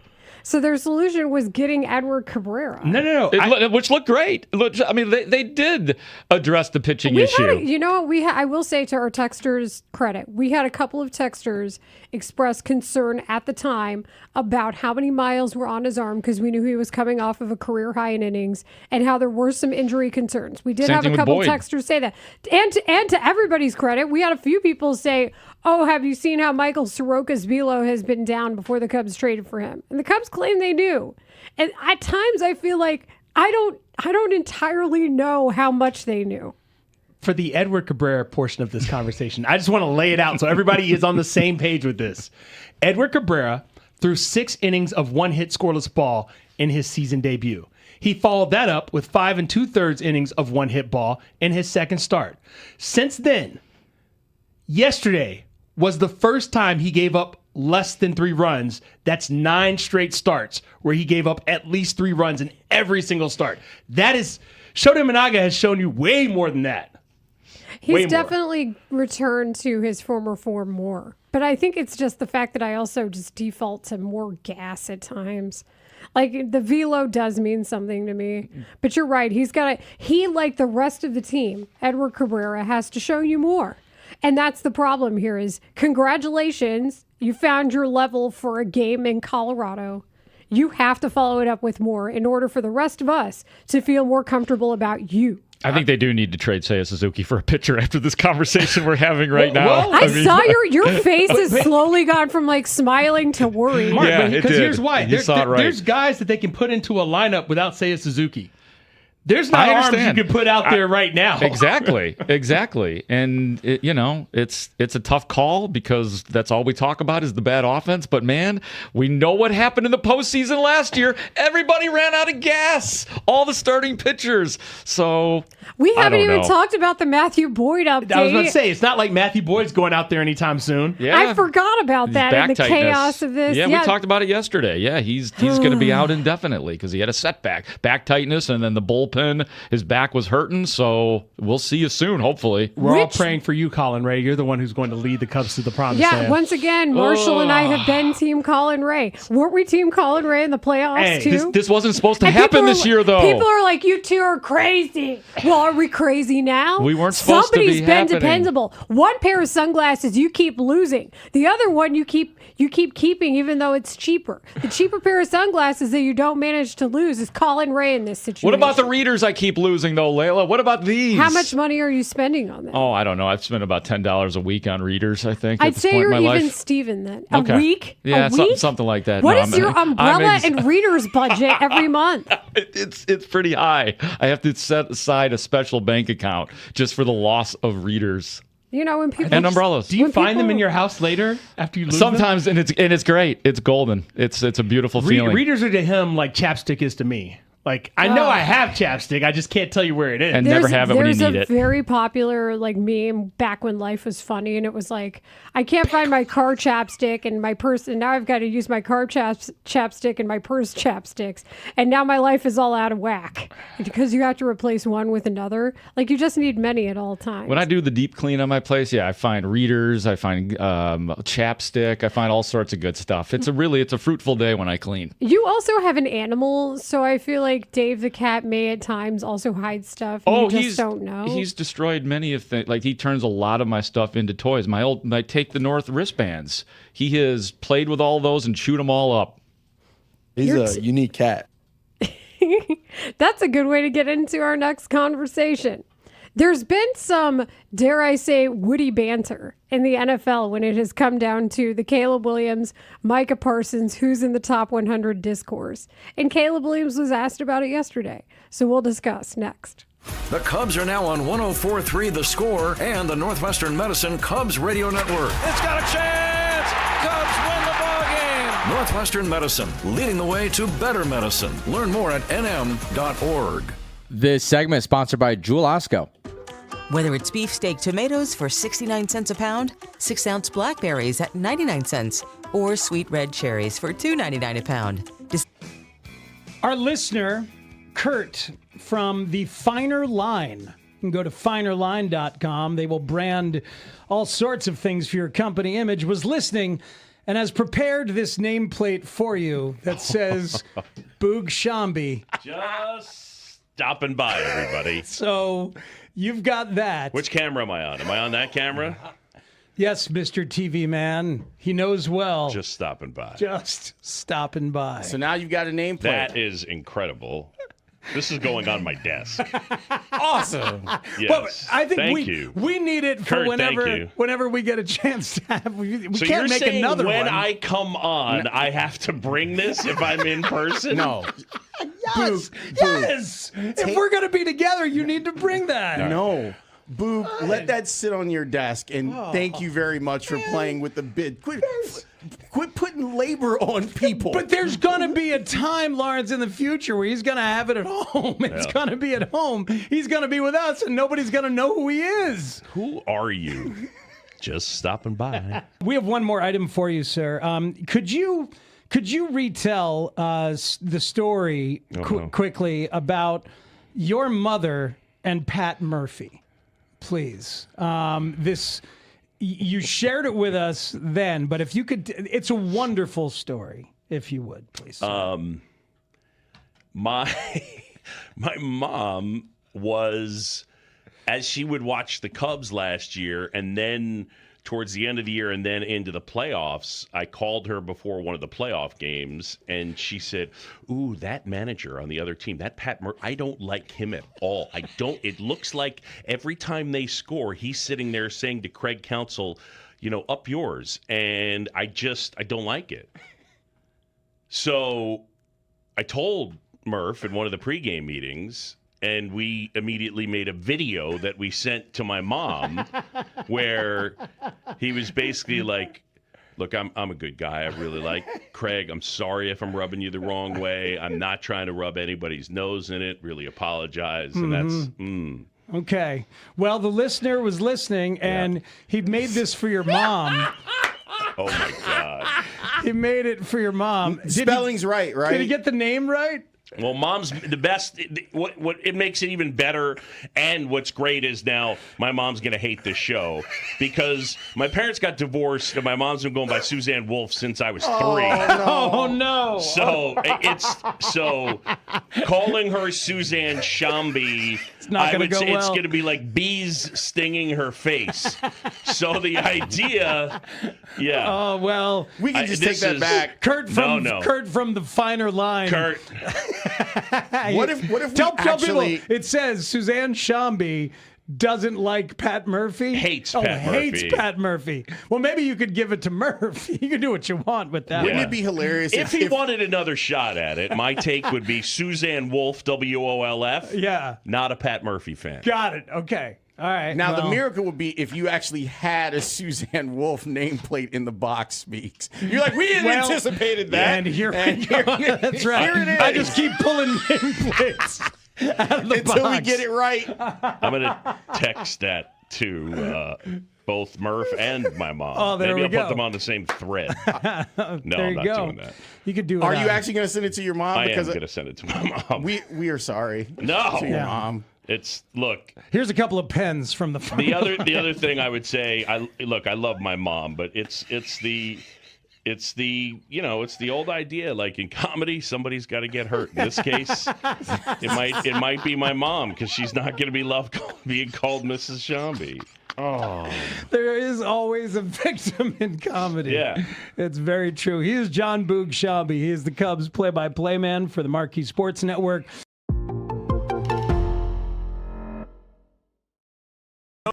for prostate cancer, unveiling a new way to test for it without having to, you know. Was that where they're showing the butt close-ups? Yes. The butts clenching? Yes. Literally, right? It Clenching starts out butts? with like a bunch of tight ends. Like you had. I don't know what we need that for, that audio, but we need to get it. And get it, we did. Thank you, Tyler Buterbaugh. Thank you, Ray Diaz. Thanks, Brandon Fryer. Thanks to Connor O'Donnell. Thanks, Jacob Stutz. Thanks, Max Curtis. Thanks to everybody who joined us as listeners, as viewers. Thanks to Anthony Herron and Dan Wiederer. I'm Dolores Rahimi, signing off to Marshall Harris, Mark Grote, Thank you, Lawrence Dolores. Holmes, and Matt Spiegel. Thank you for your I contribution. thought when you said thanks, Max Curtis, you were really going to say thanks, Max Crosby, and I was there for it. I was like, yeah. Why are you Dolores? Oh, Because I accidentally called Dan Adam because I was reading an Adam Schefter tweet at the time. I'm checking the news. He said, it's okay, Dolores. And yeah, he said Dolores, and I was like, okay, I'm good with Dolores. And we were trying to think of like the top Doloreses, and the best one I came up with some help from the textures, quite frankly, Lawrence, was Dolores O'Riordan, who was the lead Middays singer. 10 to 2 on 104.3 The Score. Yeah, Iceman. I'm going to need you guys to stop, collaborate, and listen on this Friday. I don't know that the NFL or Caleb Williams or Micah Parsons are back with a brand new invention. I think this might be a brand new invention. I'm the here top for 100 list as voted on? Well, a top 100 list with actual Bears in it. Yeah, that's a change. A Bears quarterback. That needs to be added. He would be the first Bears quarterback, I believe, in the top 100. First Bears quarterback in the top 50, probably. Do you remember last year when top you and 200. I were waiting, refreshing our phone or whatever every single day, Did not trying go- to see if we saw a bear Did not go well in for the us. NFL 100? You guys had your binoculars on. Is there a bear? I don't see a bear in the top 100. The reason we bring this up is because Packers-Bears rivalry talk remains fun at all times. And let's go back to when Micah Parsons made the comment on Caleb Williams regarding ranking the NFL's top 100. Yeah, Iceman. I can't lie. The selling and everything is super great. Like, I won't even lie to you. He really sped his clock up. He wasn't taking as many sacks. He felt confidence in the system. My goodness, what a throw! I always want to see people succeed regardless of who they play for. Just don't want to see you succeed against me. Like I said, I got something for Iceman for sure. Where there's ice, there's also fire, and I'm the fire. Poetic. But unfortunately, ball lover Micah Parsons didn't perhaps realize the onslaught he would get saying that as a Green Bay Packer. I'm here for all of the attention that he is giving the rivalry and even the personal individual rivalry between himself and Caleb Williams. Because remember how much he itched to be able to hit Caleb Williams after he became a Packer? And like people are like, oh, he doesn't really know about the rivalry. He sounds like he's caught up on the rivalry to me. Yeah, and there's this thing with Caleb Williams where he is becoming besties with the best defensive players on these other teams, or at least getting the respect. Like he was on the Max Crosby podcast, and there was a mutual admiration society going back and forth between those two. And is it the same? Is Caleb saying the same things about Micah Parsons? He speaks very well of him, speaks very highly of him. Well, and think about even the practice video. There's no greater respect than having to mimic who he is during practice, and Micah Parsons did that damn near better than anybody else other than Caleb Williams. So he definitely, that's the whole point, is to respect your opponent and to truly defeat your opponent. You also have to start with what makes them good. And I feel like that's what Micah Parsons did. But then everybody got mad in Green Bay and yada, yada, yada. Did they get pissed? I didn't really pay attention to their feel reaction. I feel like there was some upset on the internets about it. I would imagine they would be. I think we'd be mad if Caleb was saying shiny things about Packers. Well, and then he had to backpedal, and he said on Twitter, clip farming. That's how he put it. That's all right. He's probably right to some degree. But it's still not exactly saying, no, I didn't think that. But Caleb Williams, actually, to your point, Mark, doubled down on it yesterday when he was asked about it. Just funny. Obviously, it's, good jokes. Obviously, we're football players and on opposite teams, so it's a little rivalry, but nothing taken to heart and things like that. He said he's fire and I'm ice, so see which one holds over. Also, I think you said that you were the best player in football. Yeah. It's cool. Would you ever vote Nothing for else about Packers? that? Would you ever vote for Packers the best player? Probably not, but that's on my side of how I do things. But obviously he's a phenomenal player. You worry about him every single snap. So kudos to him and speedy recovery. And speedy recovery. That's a classy way to deal with the attention coming your way in the manner that it did.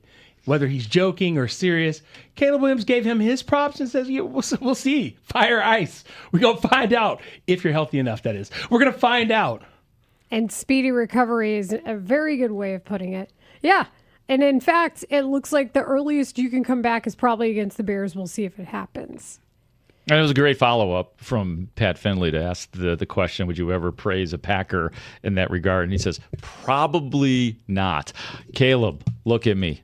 Even if you think that, just don't do it. It's not worth it. It's not worth it to make a Packer the number one player in the league. So keep going with your gut, kid.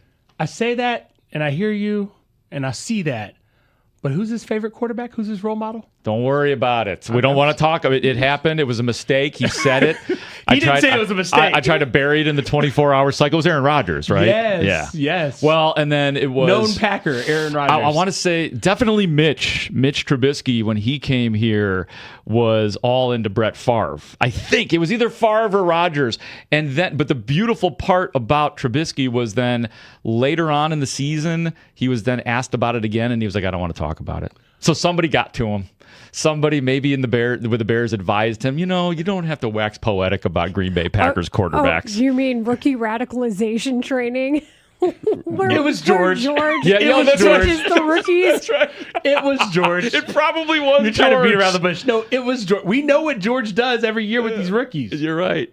Yes, the only thing that you can slam and swear about is the Green Bay Packers. The rest of it, we're going to stay holy. But when it comes to the Packers, you are allowed to hate and you're allowed to swear. Team Voldemort. But at the same time, you don't want to be like, we don't respect these guys. How could they beat us? And if they beat you, then it's like, well, the team you know what I'm... You can respect guys. It's a fine line. Oh, absolutely. I don't care if they come up. We respect Jordan Love. Jordan Love's had a very good year. He's a good quarterback, but you can't say he's an elite quarterback. He could be one of the best quarterbacks in the league. That you don't want to hear. You have...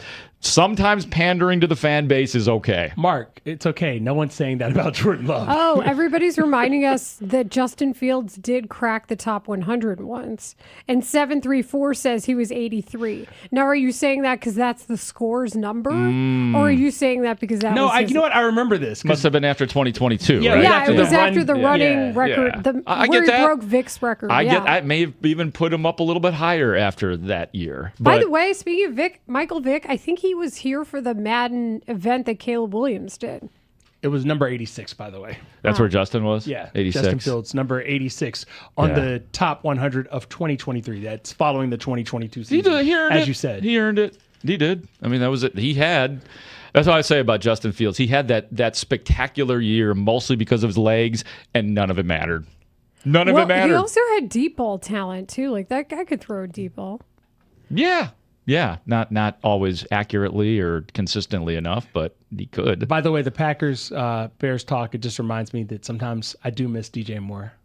Because that great interview after the game, after he made that catch. Blank the Packers always. I was when I was out there at Hallis Hall the other day, and I saw somebody, it's Kobe Bryant, who wears the number 2 now.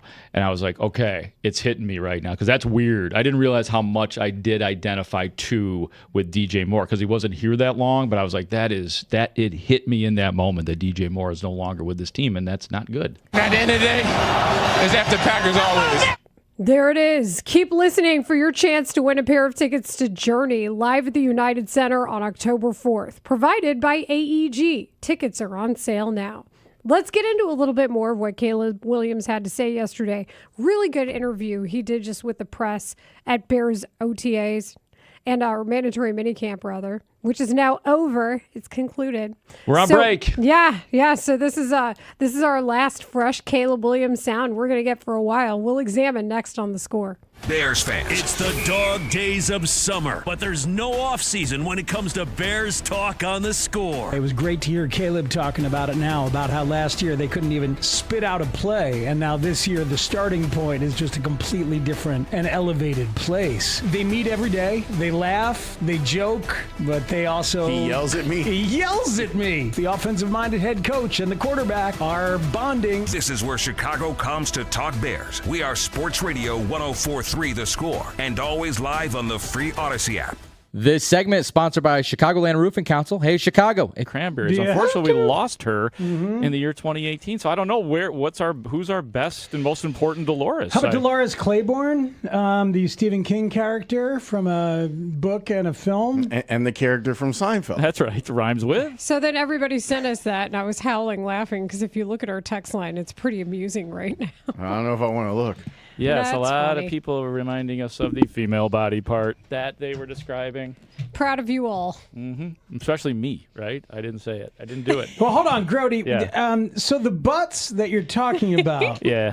they were not clenching, they were unclenching. You're right. You're right. I mean, I this thought about is- that. I used the wrong word. This is the entire point of the commercial. You say that, Speaks, but it's okay to think that because to get clenched or to get unclenched, you have to be clenched. And at the beginning of the commercial, they were all already relaxed tight ends. Well, yeah, but at the end, they show the butts unclenching because You're the right. relaxed tight end is the entire bit of the joke. Relax your ass. Yes, Right. relax bit your of the tight joke? end. You the are butt correct. of the joke. My God, You're like, right. you know, has advertising taught you nothing, Mark? To declench. You're right. I now know to Wait, declench. declench? I Yeah. thought it was unclench. Unclench? Is declench even a word? Either way, Unclench. they got me. Unclench. I laughed when Vernon Reclench. Davis was painting. When I saw, like, they went to the lengths to go get Vernon Davis and have him painting. I'm like, you win.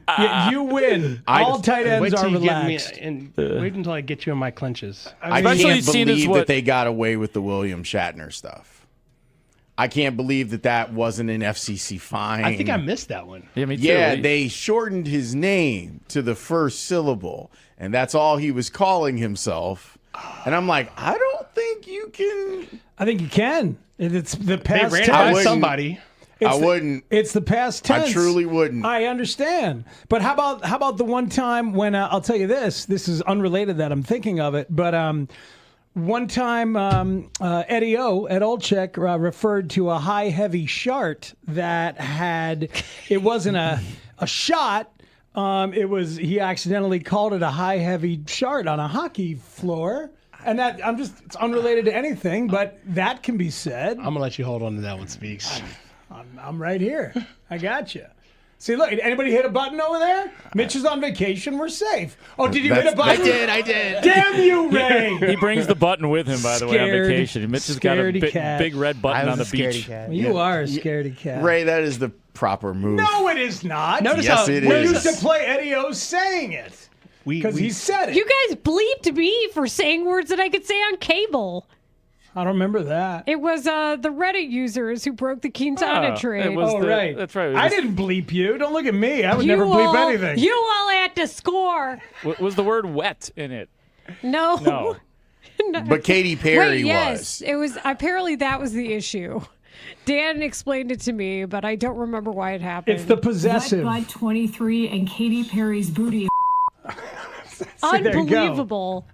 I was like, wait, Now I look have what you've enough done. street cred to get that- bleeped on the score. Broke a lot of news. Is that the right part of that to bleep? Yeah, that's what I was thinking. Don't worry about that. You could leave that word and bleep booty if Wait you a wanted minute. to. Yeah, what's the Same effect updated either list? way, right? I need an updated list of words and phrases we can't use in 2026. Seriously, Well, it's tough. if Ray's in charge, everything is bleepable. I mean, they're told to be very careful. I assume, right? You're told to over communicate and over be careful with your buttons. I'd rather Ray be Buttons. safe with. it's because you're the mayor of Worrytown. Yeah, I like my job too, so Tell him. I'd like to Tell keep him, it. Hey, Ray, why don't you tell everybody how you led me in to getting dumped a couple of weeks ago when there was a certain Limp Bizkit lyric That's right. that you just led me right into. Yeah. That's right. Maybe we just leave it at that. Just leave it there. Yeah. Yeah. Sorry, Grote. I led you down that Yeah, path. You did. So Acuna comes to the White Sox. I don't know where he is in terms of his development, how ready he is for the majors, but also Truman Pauly, a right-hander who was a 12. Pauly. I love that. Come on. Finally, we get to cheer it again. Pauly! Pauly! Pauly! How did he have that already? Brandon Fryer at the top of his game this morning. It's like he was up all night since the trade, working tirelessly to bring us the best in White Sox trade hype. Truman Pauly is totally going to be nicknamed the Professor. Can I tell you this, though? Yes. This guy, to me, is Will Venable's contribution to this trade. Saying, guys, Chris, I need an Ivy Leaguer. That is exactly what he is. The Princeton man gets the Harvard guy. He's a Harvard guy. Can you imagine those plane rides? He pitched at Harvard. Yes, I know. I'm trying to get that through my head. The spin rate conversation is going to be out of this world. He's kind of anybody that goes to the Ivy League is called the Professor. Yes. That is just how it works. This is then when you say that, yes, you think that the White Sox just traded for a future Kyle Hendricks. I don't know much. 104.3 The Score is Chicago Sports. Chicago Sports is 104.3 The Score. Always live on the free Odyssey app. WSCR, WSCR FM and HD1 Chicago. An Odyssey sports station. The Score! Here we go. 4th and 4. Blitz. Joseph. The man in motion. Williams drifting. Sprinting for space. In all kinds of trouble. Put it up for next. The end zone. He got it!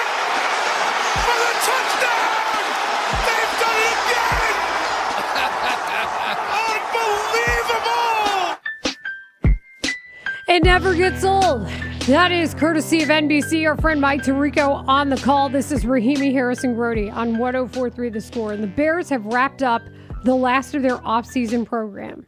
Mark Grote and the rest of the Bears get a break for 6 weeks. Actually, you don't really even get a break because you're on Stuck With Us.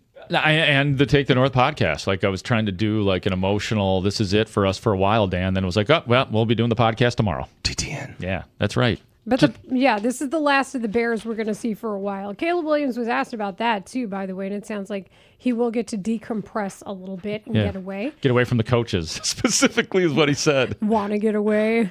And in the meantime, he spoke at the last day of Bears mandatory minicamp. And we all, I think, had different things that we heard him say that we want to bring up. Mark, I want to start with you because you feel like he was sincere in talking about an aspect of his game he wanted to improve. Well, yeah. I think my sort of theme of this offseason has been Caleb was great last year. Now I want to see him become a complete Jedi. You know, his training with Yoda is not done yet, right? He's still in the swamp right now. Yeah, he's still in the swamp. There's still things to learn. Yoda's still yelling at young Luke Skywalker. He's not dressed in all black yet. He doesn't have the cool lightsaber as of yet, but he's getting there. There's a lot of cool tricks that Caleb Williams has at this point. I don't know if he could just point his fingers and make that ship come out of the swamp yet, like did occur in, I guess it would have been Empire Strikes Back. But there is still more to the training of Caleb Williams, and Ben Johnson has been all over Caleb Williams in this offseason. Anytime there is something that comes up about his, being on the cover of Madden, it's like, well, let's make sure your accuracy is good, make sure the ball placement is good, let's make sure you're doing the right things out of the huddle.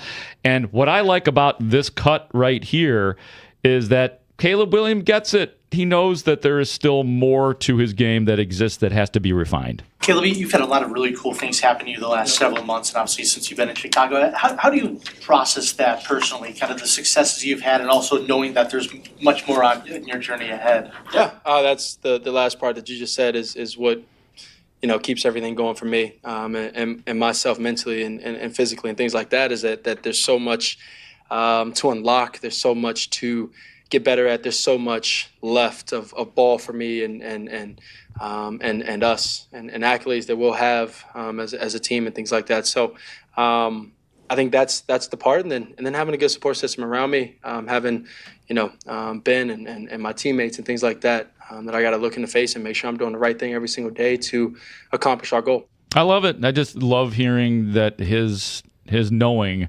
that there's a long way to go. I don't know if there's a long way to go, but there are still things that need to be tightened up. So it was heartening for me to hear that. Well, I think he recognizes that the simple matters, and it matters because it's so simple. Like, you've got to be able to do the simple stuff to be the quarterback you say you want to be. If you're talking about winning multiple Super Bowls, hey, the pedestrian things, Ben Johnson's offense, so much based on timing and being able to hit guys quick, and then they do the work after the catch. If you can't do that, you're putting yourself in a position where in fourth quarters, you have to put the cape on and hope nobody's got some kryptonite out there to stop you. Well, and he's a man of incredible discipline. And I think if there's one adage or comparison that we can make too is, what do we say about guys who come out of the scene in baseball throwing 105, 110 famously? That was the Michael Kopech radar comment. But the point is these gas guys, right? These flamethrowers plus fastball, is that you can do it now. But if you really want to have a sustained career, you've got to learn how to be a pitcher and not a thrower. And the same can be said when it comes to the football aspect of, yeah, you can do this now in the fourth quarter. You still have enough gas in the tank. You're still in shape. You still have an arm that is elite when it comes to the talent. But once you're, from an old head, once your body starts breaking down, you want to lengthen your career. You want to make the real money in your second contract. You've got to understand how to keep the energy, how to reserve it, every single play, every single game. And that the best way you can do it for your longest term career success is to be able to not just do the exciting stuff, but also to get those other basic plays, tight and convert on those runners balls to be able early in games to then have that success. Let me reference something very specific from my childhood that taught me something that I still carry with me to this day, and it applies to sports. It applies to lots of things in life. A wise character named Scrooge McDuck told me, work smarter, not harder.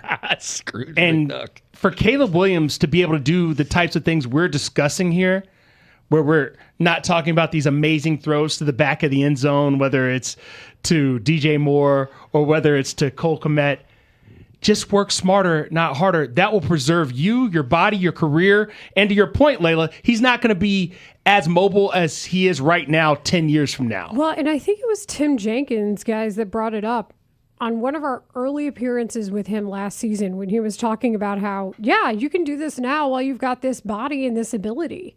But you can't sustain that, and the league knows that, and I'm sure he knows it as well. But when you think about it as future you, then that's where it starts to come into play. And I'll just say this, from what I saw in this off-season program, if you want to call it that, all the practices that the Bears have had here before training camp, which starts in late July, he's been hot and cold. Like Caleb has been hot and cold. And as a matter of fact, yesterday, Ben Johnson was pressed on asking him to evaluate how his accuracy and ball placement have been. And he didn't answer it at first. And I think it was Leisure who said, yeah, but what about the ball placement and accuracy? And Ben just goes, it's been okay. That was it. That tells you the story. Okay. We got work to do. Yes. Ben's relentless. And understanding that the way they talk to each other, and they've talked about their open relationship and the growth of it. And now they're on the same page. I don't want you on the same page. I want you on the same word, on the same line, in the same sentence every time. And I feel like they're not there yet, because if he's saying okay, it tells me he needs to be better. Well, it all comes back to the same idea. Like, how many different motivations or reasons do you need to convert the basic play as much as you want to do the exciting? And he is a person who can and should be able to do both. There was a lot there to digest when it came to what Caleb Williams had to say. This is Rahimi Harrison Grote on 104.3 The Score. And I think this is part of it. If we're looking at this as a foundation of a house, I think you build that foundation first, and then part of it, on top of it is the planks in the platform, that ball placement that we discussed. Ball placement, being able to put the ball in the best position for the wide receivers. First starts with a completion, and then from there you grow, and the confidence from completing the ball, completion, and then it grows to how can I place the ball better for these guys in these situations and moments throughout the games and practices. And so it starts in practice. It starts with the mindset of that, and then from there you keep growing. And for me, it's always another thing for me is just always getting better with procedure, being able to see defenses, pre-snap and have an idea of, what they'll be in or if I need to make an adjustment. So it's always going to be those couple things for me. I wonder when will it be enough, right? Because but seriously. Like you're saying this, that's great. But I need to see the actions back it up. And I'm trying to be patient. You know I'm patient, right? Because at the beginning of last season, I said, listen, by the time this is all said and done, the offense will be ahead of the defense. I have complete faith in Ben Johnson. And if he can't do it with Caleb Williams, nobody can. That's my personal opinion, just because Ben Johnson has the track record. Now, Caleb Williams did enough to take what really is a running offense. Let's be honest. Ben Johnson wants to run the football, and then he'll hit you with all the with Caleb Williams. Yeah, he knows you got to get the basic stuff down, all the fundamentals. You got to have the run game, and then we can have some fun. But you can't have fun if the quarterback doesn't have the fundamentals down, is my point. Right. You just want that better early. I mean, that's what they said. They're earlier in games. Save some of that special stuff for the early and for the later.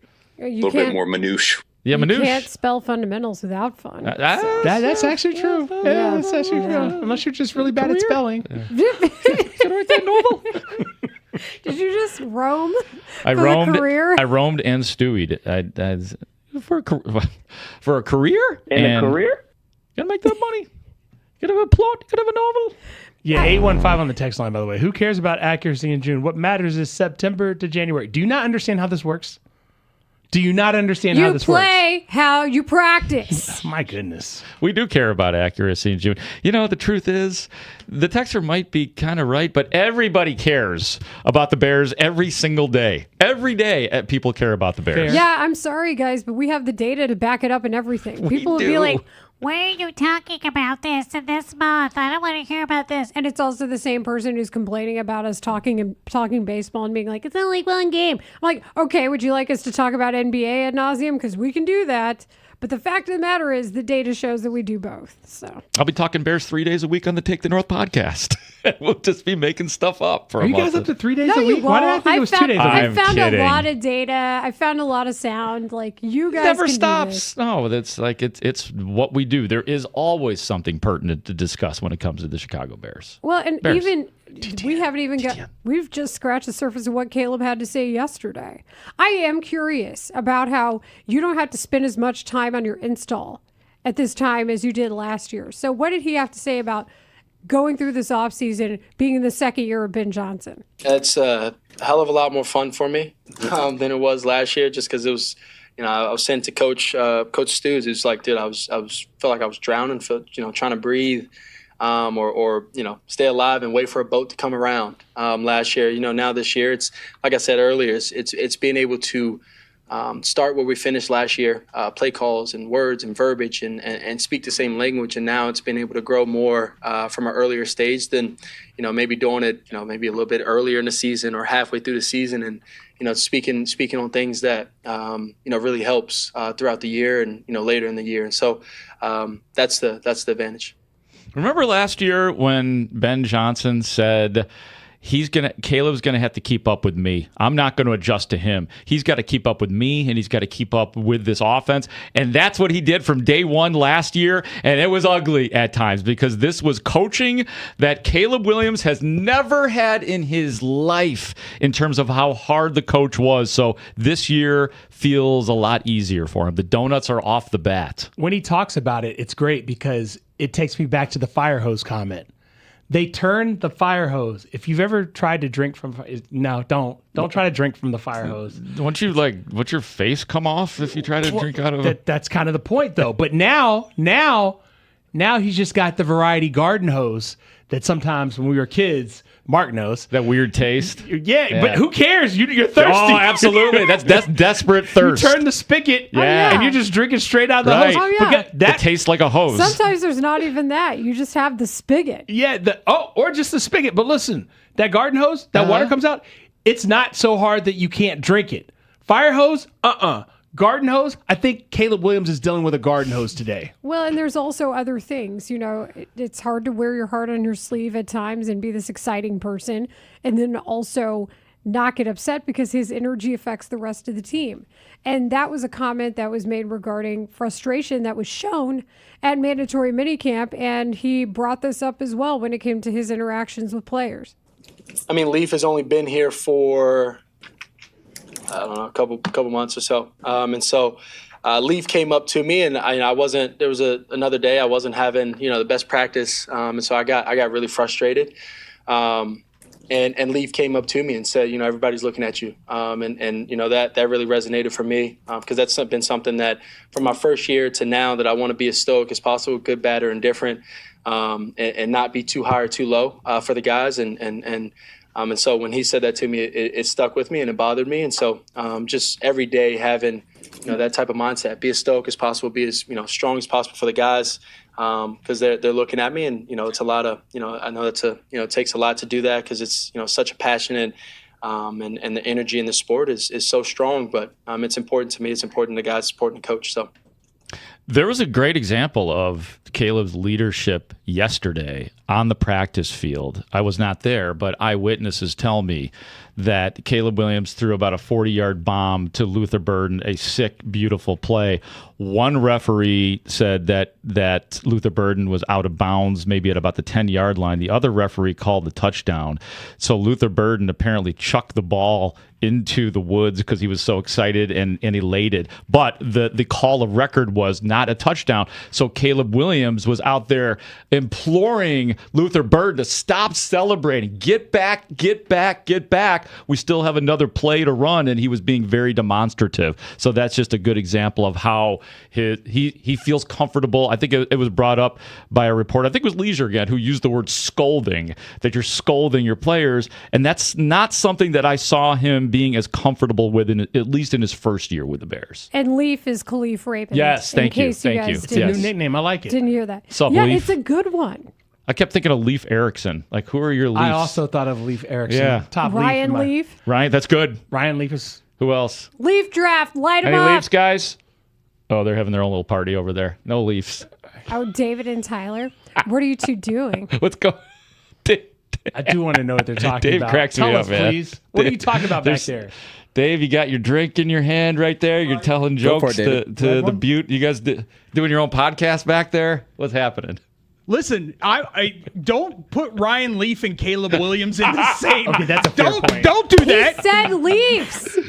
I asked for Leaf references, so it's my fault. And there's only so many Leafs that come to mind in That's life. all I got. I probably would have gone Ryan Leaf after Leif Erikson. But he's right. Don't put Ryan Leaf and Caleb. You don't want those repercussions. For all you youngsters out there, one of the great busts of all time in the Peyton Manning draft, there was actually debate over whether Peyton Manning or Ryan Leaf should go first. And There really was. There really was. And it was silly. I guess now we say it looking back at it, but it was serious at the time. Yeah, no, it was. And I was buying into all of it. I in my mind, it was Peyton, but I was like, I'm very interested in Ryan Leaf. Chargers, right? Went to the Chargers. Ryan Leaf did go, in fact. Yeah, to LAC.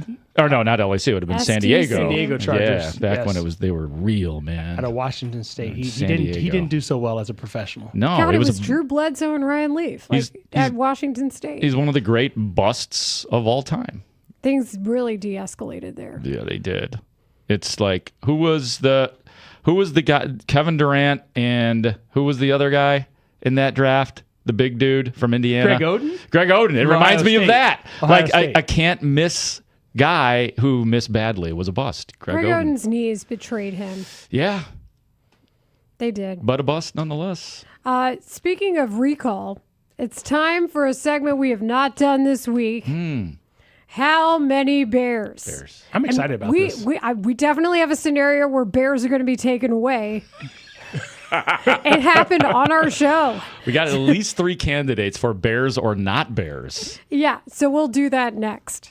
Hey, Sox fans, what's going on the South Side? Find out with former White Sox world champion manager Ozzie Guillen every Wednesday at 8 a.m. with Mully and Haugh. Plus, Steve Stone throughout the season giving you an insider's perspective on this up-and-coming White Sox team. Only on Chicago's Sports Radio, 104.3 The Score, and live on the free Odyssey app. This segment's Truman Pauly.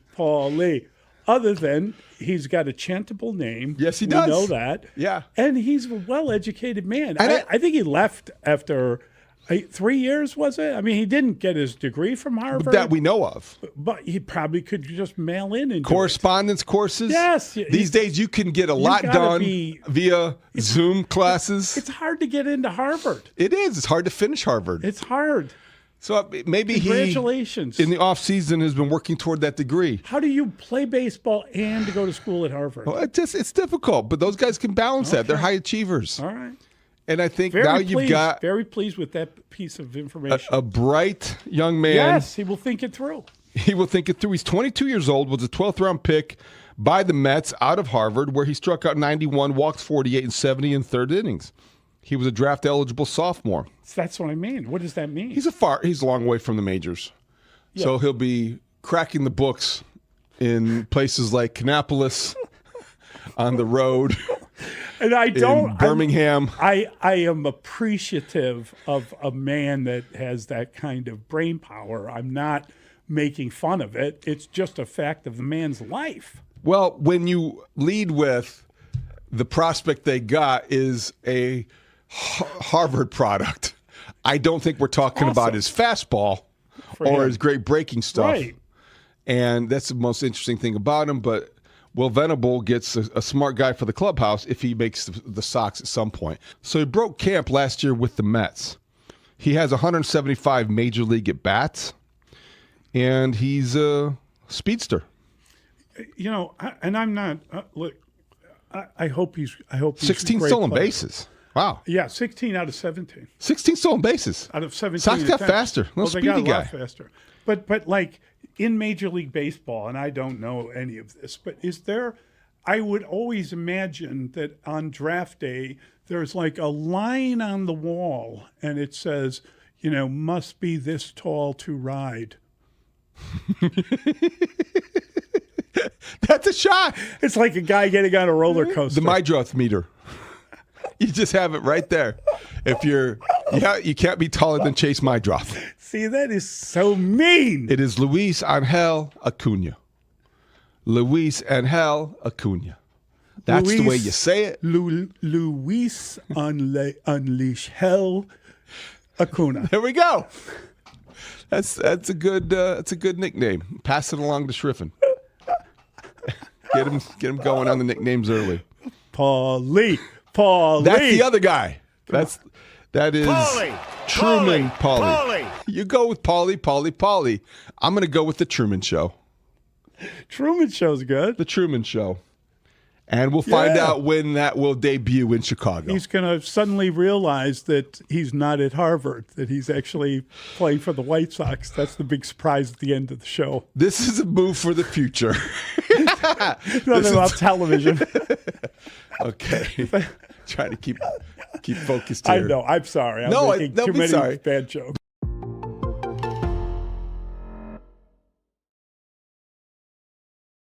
They were 15-5 over a 20-game span. That's all with Trevor Lawrence and Doug Peterson. 15-5 over a 20-game span. And then things fell off the table and they lost 9 of 10. But Trevor Lawrence can win games and put up points and also knows just how to do whatever he has to do as a quarterback to win games. And he was really, really good last week. So I understand your fear, Lawrence, big time. I'll keep crunching the numbers and see if I can come up with a Bears win on this one, but it needed to at least be said. So, okay, now that we've done some game prep and everything else, what was your favorite thing that you remembered about that trip? Because I didn't ask you that. We asked you about how the whole thing, but what was your favorite part? What would you recommend to a Bear if they were like, hey, Grote, Bears, where should I go and hang out? What should I do? Guys, I swear to God, I did not hear anything that happened the last 30 seconds. Dave did it again. I'm not playing radio here. That's this better. cat just did it. That's better. This cat just did it. Come here, you. Come here, Dave. You want to be on Twitch? Yeah, here we go. Yeah, bring him up. The evidence. Let people see Here he Dave is. the cat. There's DTC right there. There he is. Bad boy. You're a bad boy. Every time you say DTC, I think of ITC and Inside the Clubhouse, and I'm insulted for them. You know what I mean? think of OPP. Oh, but are you down with that? Yeah, you know me. Shane's down with it. Yeah. So So we have that's Bruce, who he has on. what streets say. Bruce, who do you have? Who will you have this week on Inside the Clubhouse? Have you? What have you? What did you ask, today? Lawrence? I'm sorry. No, man. it doesn't matter. We've run out of time. We asked about Dave the Cat. Yeah, DTC did it again, didn't you, Dave? So now I do think Dave knows what he's doing. Yeah, he does know what he's doing. He's crafty like that. It's time for How Many Bears? This is a very complicated case on my How Many Bears scale because Bruce did begin the topic by saying Green Bay sucks. I got him up to 6.5 Bears, but that little rant about what galvanized this city, you need to improve your attitude about Bears and football in this town if you want to get some percentage Bears back. Oh 5.2. How many Bears? I had come face to face with Jeremy Allen White. Bear. The bear. So close that I could smell him. He smelled like every dude who was working out. And this is one of the things that I love, and I mean this. I love people that are not from Chicago, that discover Chicago and love Chicago and can't get Chicago out of their system, especially if you are from the metropolis of New York City. That's in the 7.8 range, 7.8 Bears. How many Bears? I said it was going to be controversial. On 104.3 The Score. We try to pick a time every week where Mark Grote is in, where we can do the segment, How Many Bears? You hear Mark's music. That is Boneless by Steve Aoki. That's his walk-up. So we start with How Many Bears, and you actually wanted to start with something. I don't know if it's bear measurement, Mark, but we're going to discuss it. David Sandlin, the White Sox pitcher, on with Matt Spiegel, Lawrence Holmes, talking about Caleb Williams, right? I was actually at the game at the Cotton Bowl. He first got in, and it was just unbelievable. Like, I tell people, he was probably the greatest college athlete I've seen in person. Just watching him, especially in that game, it was unbelievable. Like, we were ready to leave. We thought we lost the game, and then he comes in, takes over. We come all the way back, and it's been history for him from there. Wow. To be talking about Caleb Williams after what was a really nice debut for David Sandlin when he was on Spiegel and Holmes. Let me think about this. Did he just say the greatest college athlete that I have seen? That's pretty heavy stuff right there. Now, I wish he would have mentioned something about the Bears, Caleb Williams with the Bears. He did not do that, so that precludes him from getting anything over 7. It's a 6.8 Bears for David Sandlin. Pretty good for a rookie right out of the box who right now is not with the Major League team. I am shocked that he's getting that many Bears based on a comment that really wasn't about the city of Chicago or Bears. I'm feeling generous today. I see that. Technically, it was how many Sooners? Because David Sandlin and Caleb Williams were both at OU at the time. Sooners. That is correct. It Also, I hurts don't me know how to many- say that, by the way. I'm like, ugh. We don't how really have many a Sooners? clarification on how many actual college athletes he actually saw play in person. You know what I'm saying? Like, No, I don't know though, because he's from Tulsa, so he was plugged into like OU football, and you tend to be plugged into a lot of college sports in that market. So I would guess he does have a good acumen. Okay. Just knowing the sports tendencies of Tulsa sports fans. 6.2 Bears. 6.2. You guys- 6.2 Bears. What about just David Sandlin coming onto the scene and being amazing? No, that's all added into it. Like, he's David Sandlin. We know him. We're talking about him. So he's already got some Bears, which got him up to the 6. It was 6.8, but you guys talked me down to 6.2. oh, I wasn't trying to in the talk you moment. down. I was just I was giving my No, honest. it's okay. It's okay. I will allow you guys to affect the meter a little bit. For the most part, all decisions are final, but I like hearing your arguments. No, you guys, they're not. You took Bears away from the guy who created the scale and Jack Sanborn. He could have done more to keep himself with the Bears.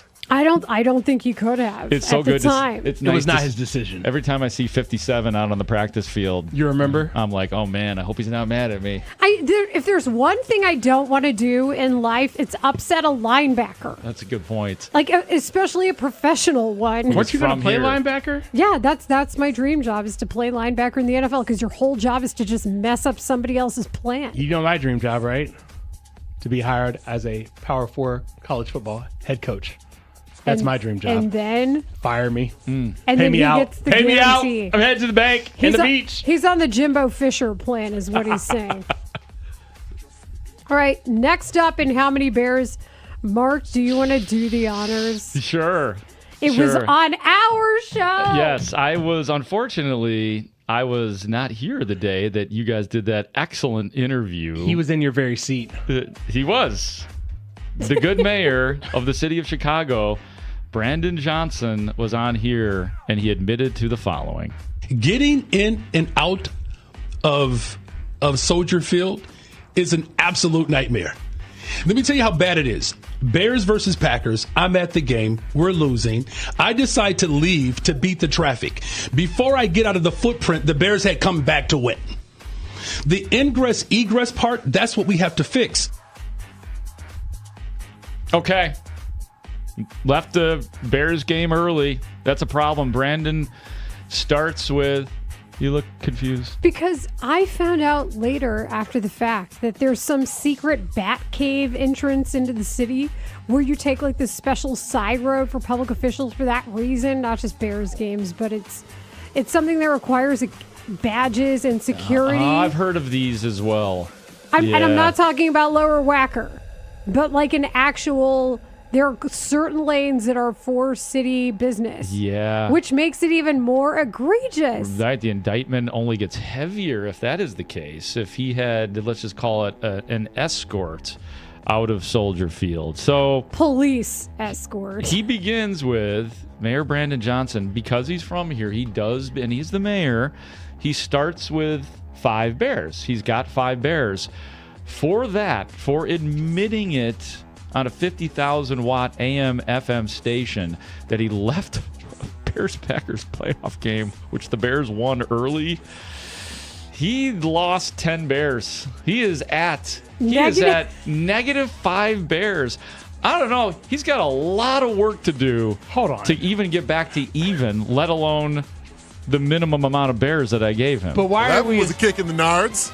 Why are we assuming that a man who was elected by Chicagoans, that's very Chicago of him to be elected by Chicagoans to lead the city, only has 5 Bears to begin with? That's the only... I have no problem with you taking away the 10 Bears. I'm just questioning if he shouldn't have had more maybe Bears. it should be -2 or 3.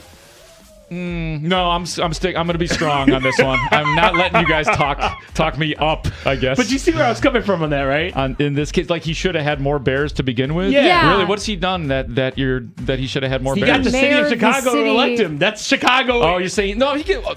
And there were like 25 candidates at the time and a whole runoff and everything. I see what you're saying, that he earned his spot. Stay strong. That's fine. I'm just saying I understand the argument that is being made, but I'm doing this for the people. Okay. If it wasn't Bears and Packers, would it be less that he would lose? Yes. Oh, yes. I have a special sidebar to this. Did you guys saw about the stadium, which is what was the origination for this interview with Brandon Johnson? The Rod Blagojevich angry all caps. If I were governor, if I were governor, I would have taken care of Mayor this. Daley was still mayor, this would have never happened. How many Bears does that comment get?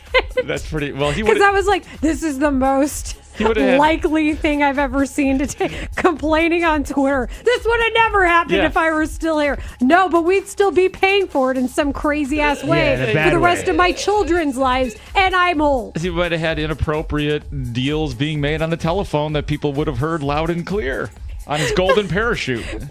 How many Bears does that get though? Man, for Blago, for stepping in, I don't know. It was just very peanut gallery, but yeah. I'm not sure if I want to give Bears to a criminal governor. I'm with you on that, what I'm Mark. saying? I stand behind your decision. On principle. I mean, it's easy for him. And I'm not saying I'm not entertained by Rod I can't even say his name. Blagojevich. Like, there is an entertainment factor to this man. I mean, I've heard him and seen him, but I'm sorry. A governor who we caught red-handed who did jail time, nah, not ready to give him Bears. Sorry. Bear down. Bear. Okay, fair. But I did think it was incredibly meatball. What is next in the How Many Bears saga? Okay. Oh, yeah. I do have to explain this one. Let me you explain were there this. for this, and it's very like score humor. Yeah. So I wasn't there, but I was listening. My guy, Yeah. Gabe Ramirez, was doing remote broadcast in Oswego at an Oswego car dealership, and the guy on with Gabe Ramirez, I was very excited to hear this. The year that they went to the Super Bowl, I have no idea what my intuition was, and I've been a season ticket holder for a long time. In October of that year, so now, this regular season, they only played 5 games. Right. That year they went to the Super Bowl, I booked my hotel reservations in October. To Super Bowl? I did.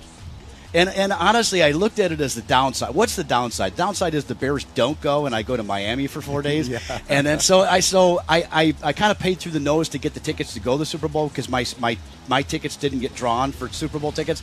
So I paid for the tickets to go, but my hotel was dirt cheap. I mean, I got a really nice hotel close for a couple $100 a night, where people were paying $2,000 and $3,000 a night. So I don't know what caused me to do that, but I was like, they're going. Well, That's pretty good. Is it Mark Bank, White Eagle Auto Body in Oswego? Yeah, that was the Score Big for Your Business contest winner. That's it. Yeah. Do we also isolate the comment from Gabe going to the Super Bowl? Because that's very for the career. that was very. You're spot on with that. This guy, man, booking his hotel in October, anticipating what did happen, and that was the Bears to go to the Super Bowl to play the Colts and Peyton Manning. Yeah, I mean, because I perked up, we're going a little higher here. We're going. That's a 7.7 Bears for Mark Bank. Congratulations, good sir. And congrats to them for winning the Score Big for Your Business. Is the jury okay with that? Are you guys are good with that? 7.8. Does it feel appropriate? You guys want to poke any holes in it? I stand in solidarity with my Thank you. teammate Mark Grote. You good with it, Lales? Yeah, because they won the contest too. Yeah, that's true. Okay, so next. Last one I have here. Sorry, I keep waiting for like the 5 on a thing. That's why I keep pausing. Okay, so I'm dying laughing at reading this because got bears for the on love it. of God, can we get the name of this place right?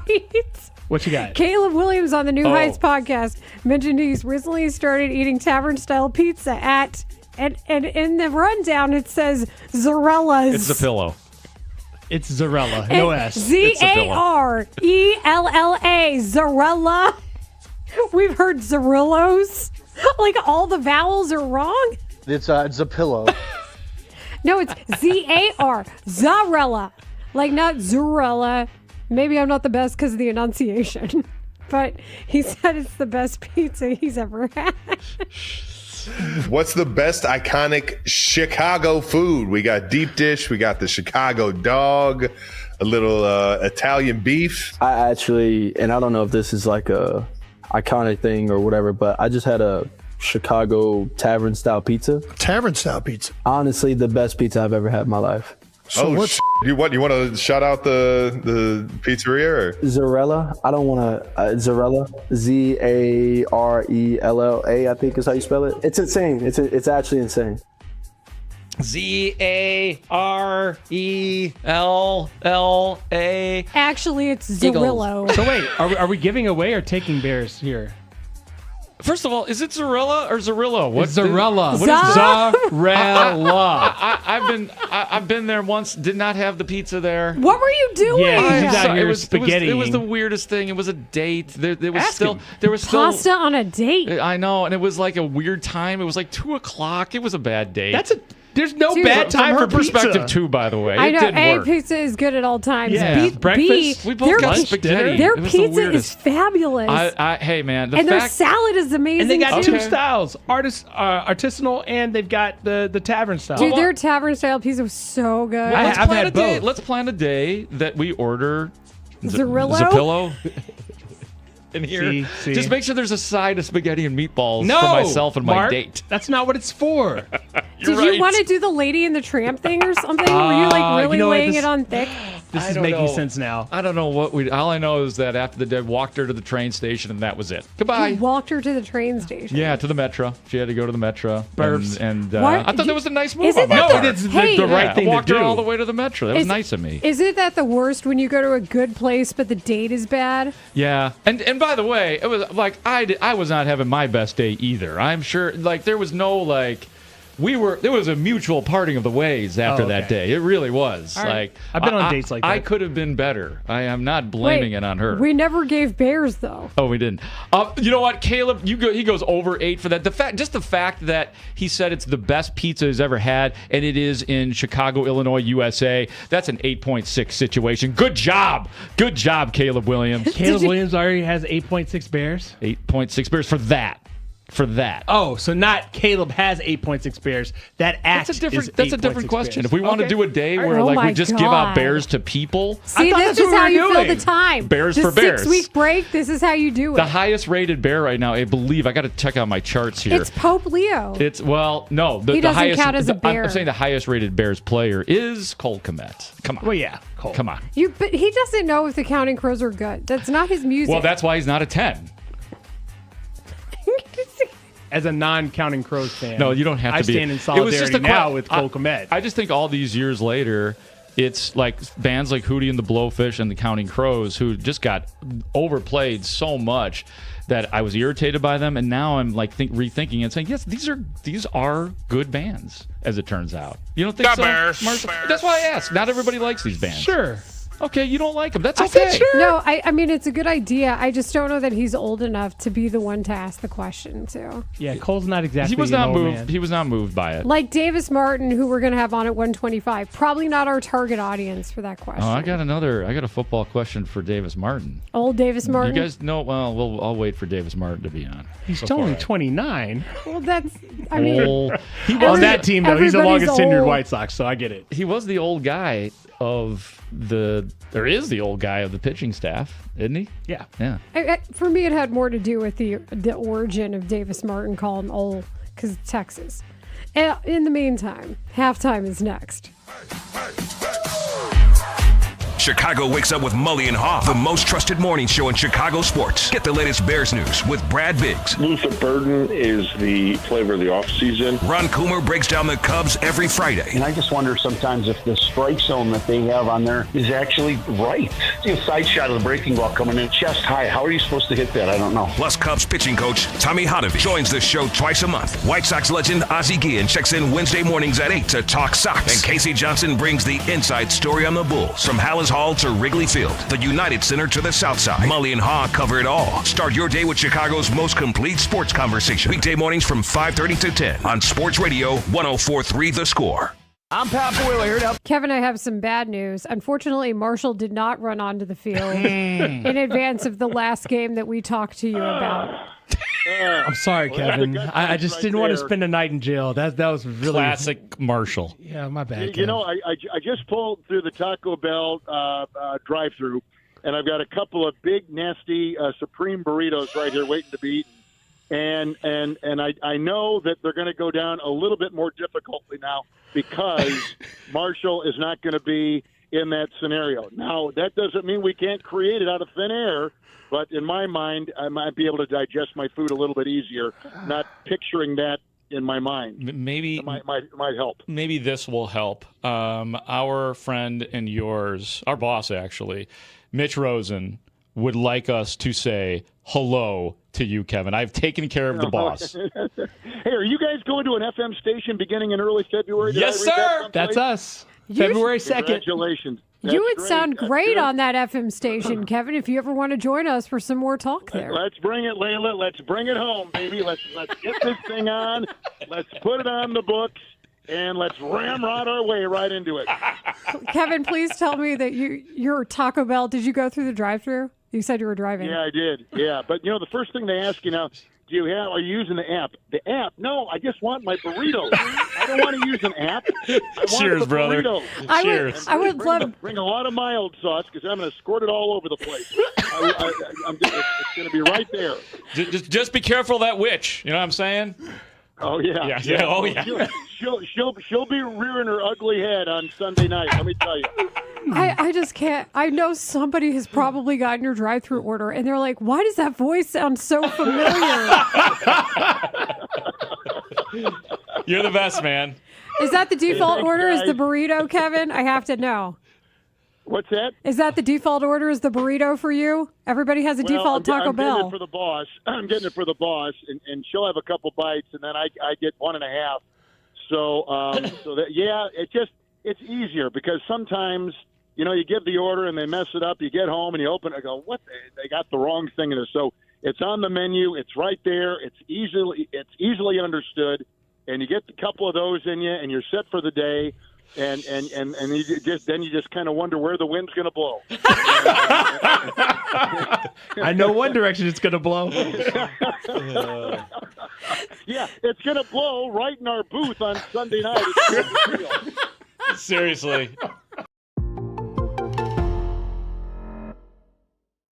I love that when you got to Washington, you looked up the program receiving yards records so that you knew what you had to do in order to break them.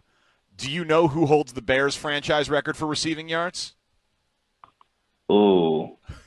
Brandon Marshall? It's a good guess. It's a great guess. It is actually someone named Johnny Morris. It's an old record, man. It goes back a long way.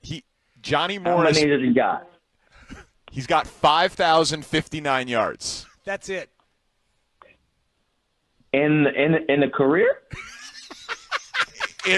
In the career, Yes. man. He played in the 50s and 60s. Welcome Rome. to our world, Rome. Welcome. Hey, man. Well, I hope I'll go break that record and hopefully add a few thousand to that. So we'll go get after it. But I think we got some offensive power to do some big things over here. So 5,000 is the goal. Then let's get after it. There we go. It might not happen right away. DJ Moore, pretty good. Keenan Allen, pretty good. So we'll see how many balls there are and how many targets for all you guys. What can you learn from DJ Moore, you think, as a wide receiver? Because we loved watching him last year. I think I can learn a lot from him. I can't even put a category or a box on all the things that I can learn from him because I think it's kind of limitless. How much I can sponge, take up. But, I know he's a very explosive receiver. I love the way that he, attacks the ball and is very aggressive in his yak mindset. So definitely going to be looking to him for some of those things. But he's an overall great receiver, so learning whatever I can. Stoney, 25 years ago today, 1976, you wore shorts for the first time. White Sox wore shorts in 76. So 8-8-88, as you mentioned, first night game, 8-8-76, White Sox in shorts. Which one is more important in baseball history, you think? Oh, I think quite obviously the lights. I didn't wear the shorts. I was injured with the Cubs at that point. So that was a rotator cuff injury in 76, and I was headed to become the first free agent ever to leave the Chicago Cubs. That was the first free agent class. That was the winter of 76. That had It is halftime here on Rahimi, Harris, and Grote. And we spent the first couple of segments talking about the Cubs and the idea Ken Rosenthal floated out about trading Seiya Suzuki for a rental. He has no trade clause. It's important to note that. Caleb Williams talked about Micah Parsons because Micah Parsons talked about Caleb Williams. And then we got into a lot of what he had to say to the media yesterday at mandatory minicamp, and then we gave some Bears and we took some Bears away. It's halftime. Ah, yes. Halftime. And you guys know I'm always looking for new things to do in this beautiful city. I don't get outside much, but when I do get outside, I get outside with a purpose, right? So I'm always like keeping my eyes open because Chicago, there's so much to do here. It can be overwhelming like a fire hose at times. But I think I found something that I can get behind. I'm curious if you guys would be interested in this, okay? So there's an organization called Let's Do Fun Things here in Chicago. And here's how they describe themselves on their website. Let's Do Fun Things Chicago is a community-driven event series designed for thoughtful people who want to explore the city with intention. We believe the best experiences come from careful curation, not loud marketing. Each event is designed with care, bringing together curious people who value quality over quantity. From intimate dinners to creative workshops, seasonal gatherings to cultural explorations, we create space for meaningful connections in Chicago. Sounds lovely, doesn't it? It's cute. Their website's cute. It's very cute. Let's do fun things. And so on my Instagram, stuff just pops up sometimes on the old IG. Tuesday, June 16th. That's this coming Tuesday, by the way. We're launching Arguing with strangers. We call it Twitter. An event where you make friends by challenging each other's perspectives and stepping into each other's shoes. You'll be arguing what you think and what you don't think. We'll also be walking around the room looking for passionate people to mic up and take the stage for a hot seat debate. The theme this Tuesday will revolve around relationships. Platonic, professional, romantic, and everything in between. I nominate Marshall Harris and Clay Harbor. You ready to argue with some strangers? Literally what we do. So is this about hooking up, ultimately? No. No, another topic is a hot dog a sandwich? Half debate club, half open mic, and a real conversation hiding underneath. It starts dumb on purpose. You get paired with a stranger, you get handed a side, and you argue something ridiculous. I love the idea because too many people are on social media arguing with each other. Let's go see if you say it to my face. See, that's why I But think. the problem is this has structure. Like, people don't like It's a loose structure. It's loose, though. So you can hook up if you want. Yeah, if that's what you want to do, sure. If that's I don't You're know, going like- to go to this, aren't you? No, on the Mark's surface. in. In all honesty, on the surface, it sounds awful. No, because there's enough of this discourse, as you guys have both mentioned on social media, and we do a lot of it here on the Score. Okay. I hear what you're saying. That's all. I'm just being honest. Mark. It's different, though, in real life. We argue in this studio. I know, but I got enough. I got enough on social media. I got enough on the text lines. I got enough on Twitch. So y'all are out. You're out. Well, I'm sorry. I will say that, one of the biggest reasons I don't date anymore is because I'm tired of getting hateful comments every day from men I don't know. Well, go to this and you can hook up. Get comments from men you do know. No, that's the point. No, I do like the adult prom they want to host on June 27th. Exactly. Okay. They There's also have different miles and mimosas. But arguing with strangers would be fun. Because You would be good at that, actually. You would, because think about it, you because got that personality. And like in the video, they have a video on Instagram. I'm going to share the video, right? I hope somebody wants to come with me to this because I think I'm going to go. I think I'm going to go Tuesday. See if Clay Harbor's got an extra for you. I don't think Clay would do well in this format. Clay doesn't like arguing. We're ready for you. Yeah, Clay wouldn't do well in this Clay's format. like a good supportive I don't think I've ever teammate. lost an argument against Clay. That's how I know Clay would not be good in this format. Yeah, because Clay would be like, "Oh, I see your point." It's like, no, stop being so agreeable, Clay. He'll just get up there and sing anyway. But I like the fact that it starts out as just like groups talking, and then they're like, "Oh, I like that. Here, put this mic on. Go up there and talk. Make your point." That's amazing. Speaking of singing, yesterday I had to hang around here a little bit longer because I did a workout and I did the podcast, but I was rewarded as I walked out because outside of the performance stage there was a ruckus going on, and I was asking one of the promotion ladies, what's going on in there? And she said it's an Olivia Rodrigo listening party. I'm like, wait a minute, Olivia Rodrigo is here? And I'm like, there's no way she's here because this place would be flooded. They were actually getting to listen to a fresh Olivia Rodrigo album before the release, and they had to all turn their phones in. Yeah. So it was really funny to see all these people just sitting down listening to the music in the done that performance before. studio. Yeah, those are fun. I love that they put the idea. headphones on you, and you're just, everybody. It was a silent party, so everybody was listening to the same thing, but everybody had headphones on, and so you can listen. Okay, it's not playing out so loud. this is like a thing. Yeah, I guess it is. It's It's a thing. B96. I did this in LA. Yeah. It's like a book club. You're just doing that with an album. And Okay. it's funny because I saw a whole bunch of comments yesterday Okay. about the album on Twitter. Oh, and I was really? like, wait, Okay. how did everybody do this already? And I would have 100% gone to that. And even on a Peloton, I will do the listening party ride.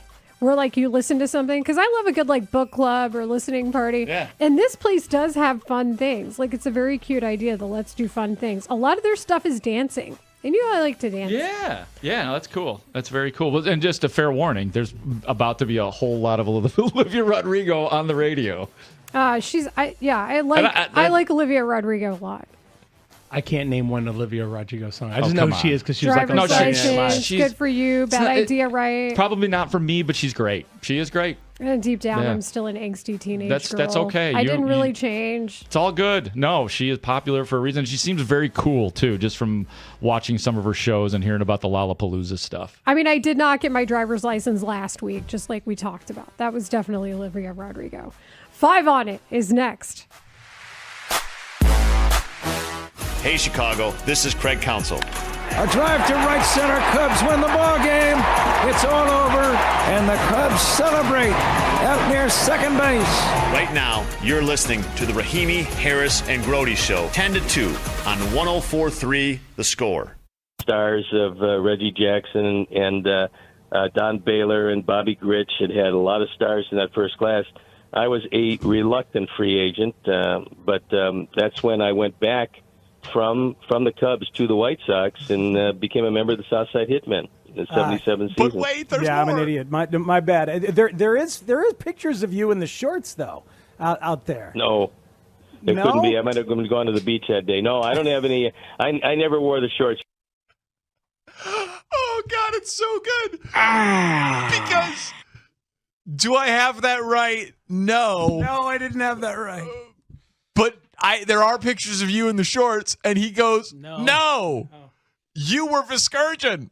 He was Al Michaels. Yeah, this is why I can't really hammer somebody who gets something horrifically wrong in an interview. Spiegs is hiding under the desk. Spiegs told Steve Stone that he wore shorts. There is pictures of you in the shorts though. No. Do I have that right? No. All right, so I'm your first contestant. You are the first contestant. Do I have that right? No. Thanks. You're welcome. It's good teammateship. So here's my... Oh, come on. This is what this show does. What picture do you have of Steve Stone in a uniform wearing shorts if it never happened? Yeah, he's not wearing shorts. That was the problem. He's wearing...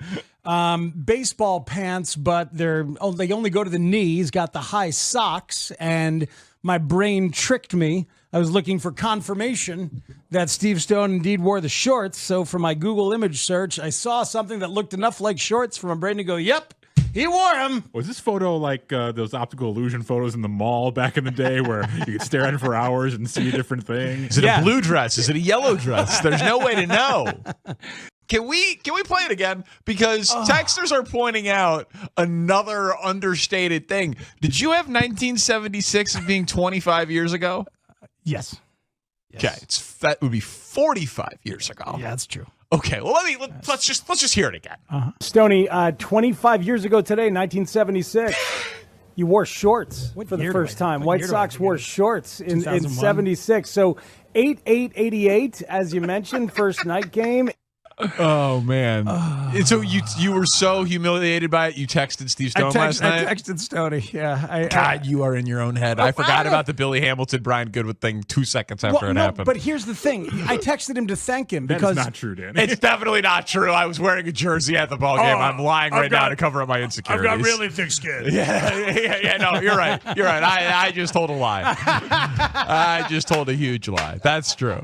That is very true. Right, we all get up in our own heads about certain things. Of course. You know what I would have texted Brian Goodwin if I had his number. So I texted Stoney to thank him because if you hear, he saves my ass. He turns it into a good moment because he tells a story about leaving the Cubs as a free agent.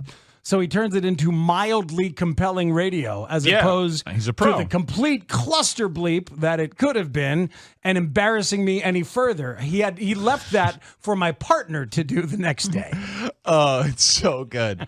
The thrust of the question, even if the premise was correct, was, what's more important, you wearing shorts or whites? Game. Yeah, exactly. I miss a lot on Hit and Run. I should be tuned in more regularly. This show is great. Hey, man, I'm solo, just flying. I like it. Trying to land the plane every couple of minutes. That's really enjoyable. At what point do we have to bring in Malort so Dustin can chug it? Or I brought it up, and I was accused of never making a wager. Dustin is showing. No, you that changed he's the got bets. You said heart- I have to drink a half a bottle of Malort. No, it's 2 I shots. said I Two think shots. he said he was guzzling half a bottle. I think the 2 shots is fine, but it isn't something you're necessarily going to make that a memorable. I think I have a better. If Moises Ballesteros catches one more game, I think that Dustin's going to have to come in the next day and do the show tarps off. Oh, God. I love that one. I like that. Anthony Rizzo. I'll look better than his friend with my shirt off, I'll tell you that. Boys on. Carbs Riz. How about that? I got to tell you, it was kind of wild to see him in the crowd just having a drink. But there was one point where they were showing him and he was taking a photo with some lady. She seemed delighted to be there. And some dude may have hit him or something. And he turned around and looked, and it was just a fan hey, and he didn't look thrilled that the guy had you know what I mean?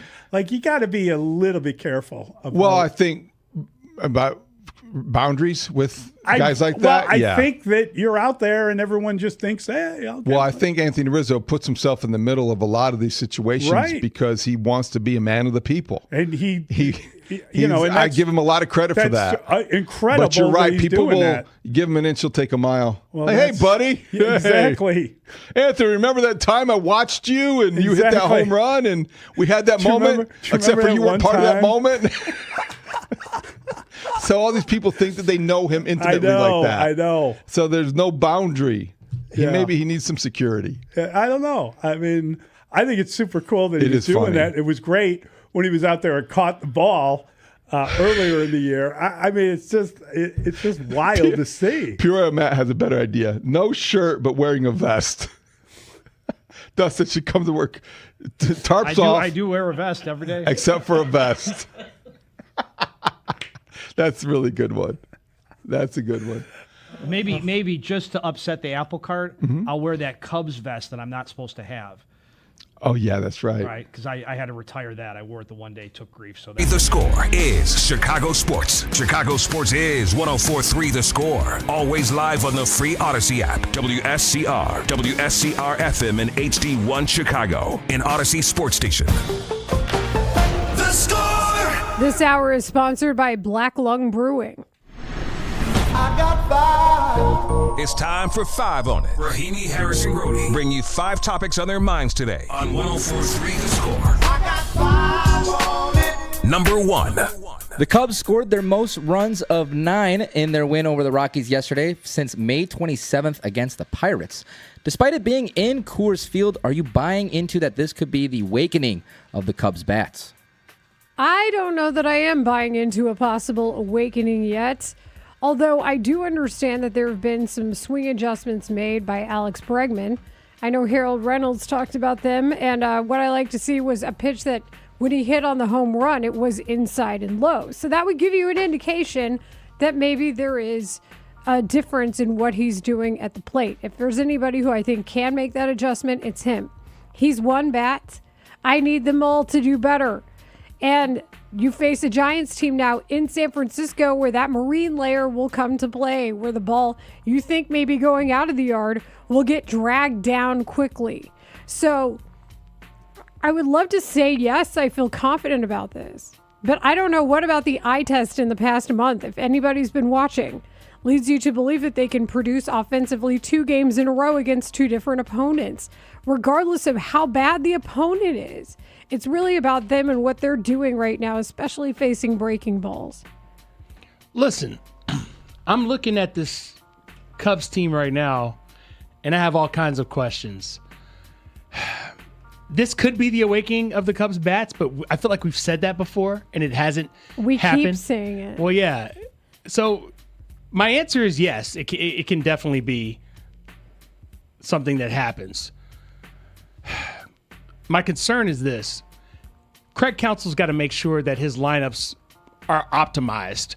And I'm not sure he's done that. Matt Shaw hasn't gotten a start since he's come off the IL. I still question some of the placement of the players not named Pete Crow Armstrong and Michael Busch in the lineup. And at this point, Nico Horner. Okay, that's fair. That's fair. Although Nico's really struggled since he got hit in the head. I mean, I'm not saying it's a causation thing, but... No, that's the point. That's the point. Is you can even question where Nico goes in a lineup right now. And so I think, yes, it can definitely be the awakening that the Cubs offense needs. The fact that Robbie Ray's not pitching in this series, I think there's an opportunity here for the Cubs to feel good about themselves with a series win. Series win just means a 500 road trip, which is what teams should aim for when they go on the road in Major League Baseball, especially when they're not a good team, when they're just a mediocre team.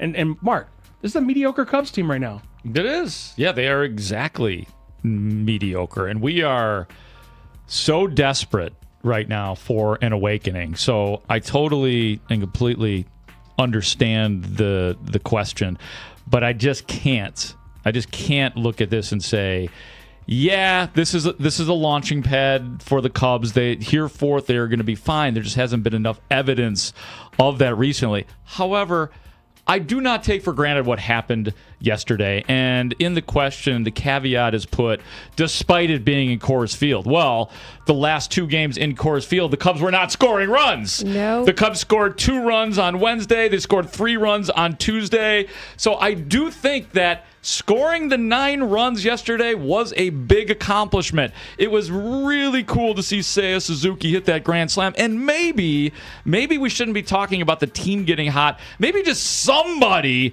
getting scalding hot. I know PCA has been there, but maybe we're adding Seiya Suzuki because we know what it looks like when really any of these guys gets hot. But we know exactly what it looks. Seiya Suzuki looks like an all-star when he gets hot. We saw evidence of it last year, so maybe just Seiya Suzuki getting hot is what I would settle for at this point. I have some good news for you, Mark. Okay. 9 games in the month of June so far. Seiya Suzuki's already hit 3 home runs. Okay. He's hitting .267. His on base is .333, and he's slugging .567. And maybe that's it. Because 900 OPS. I'm more worried about individuals getting hot right now because right now they're so cold. It hasn't felt like there's a way out. So give me Seiya. His runners in scoring position after the grand slam is now 145.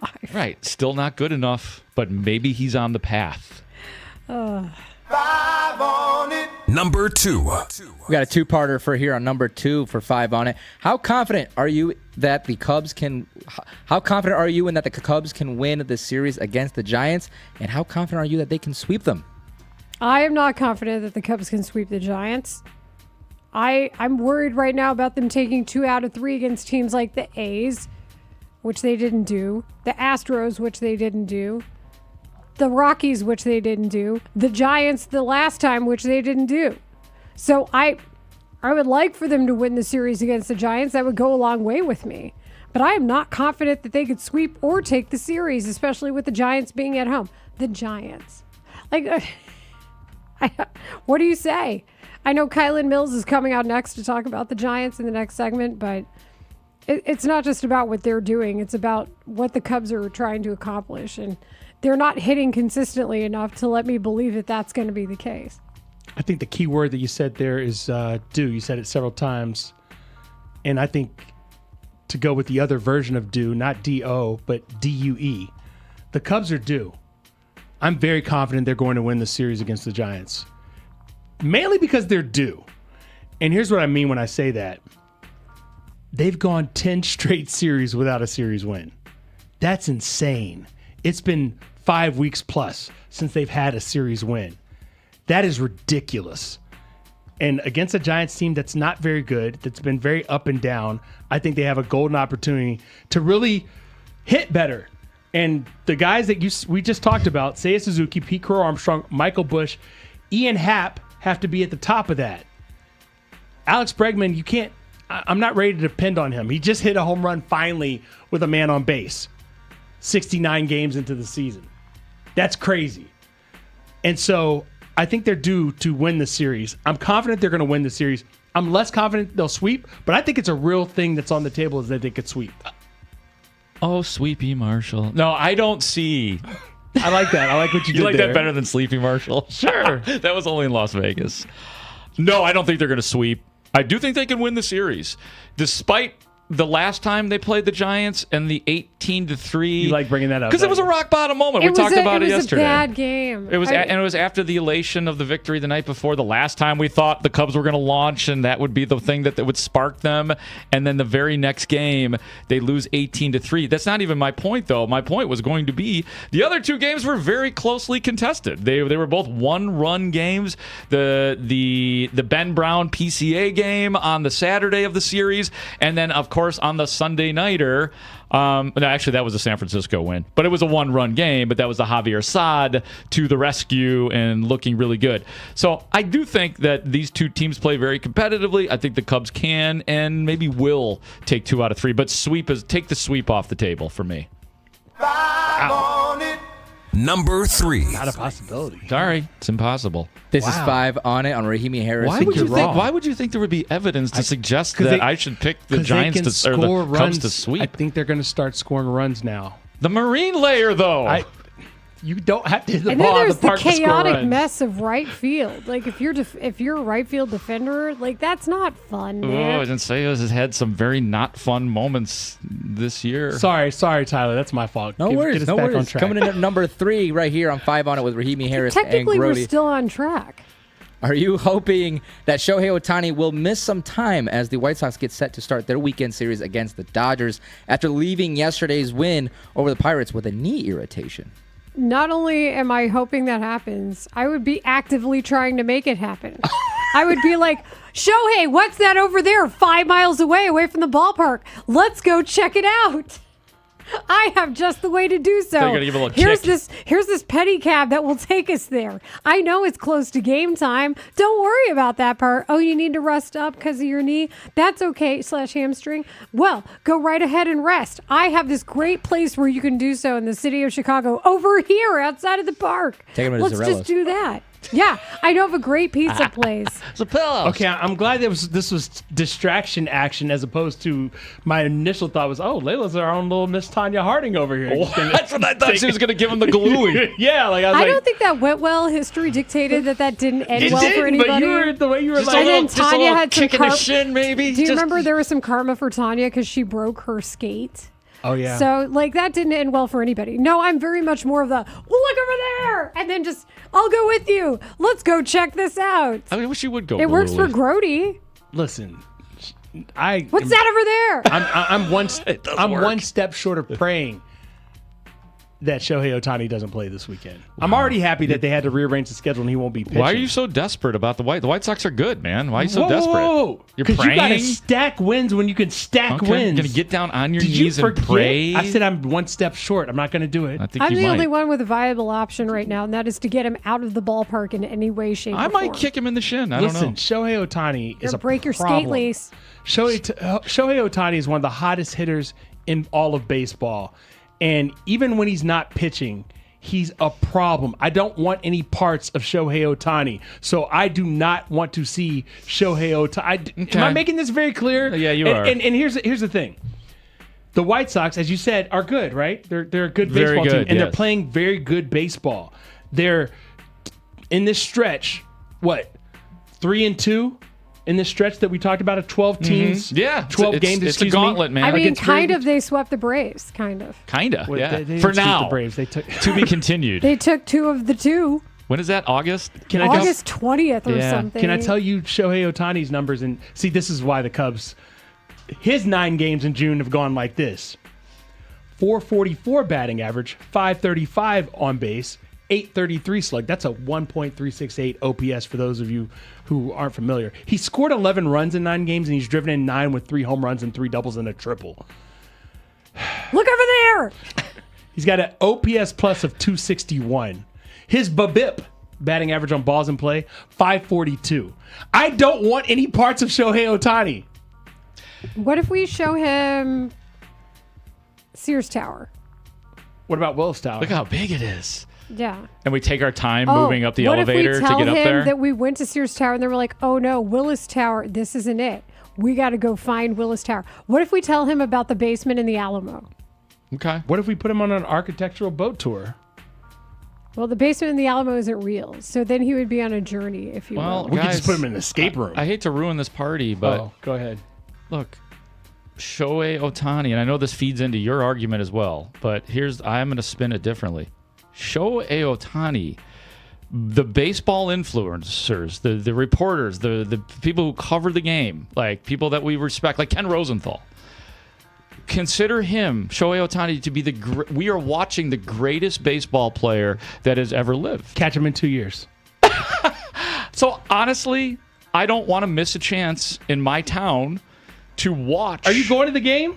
No. The Dodgers play the Cubs, you know. I know, and I'll want Shohei Ohtani to play against the Cubs. I like watching the best play against my teams. I just do. And I like watching Shohei Well, the White Ohtani. Sox aren't your so team.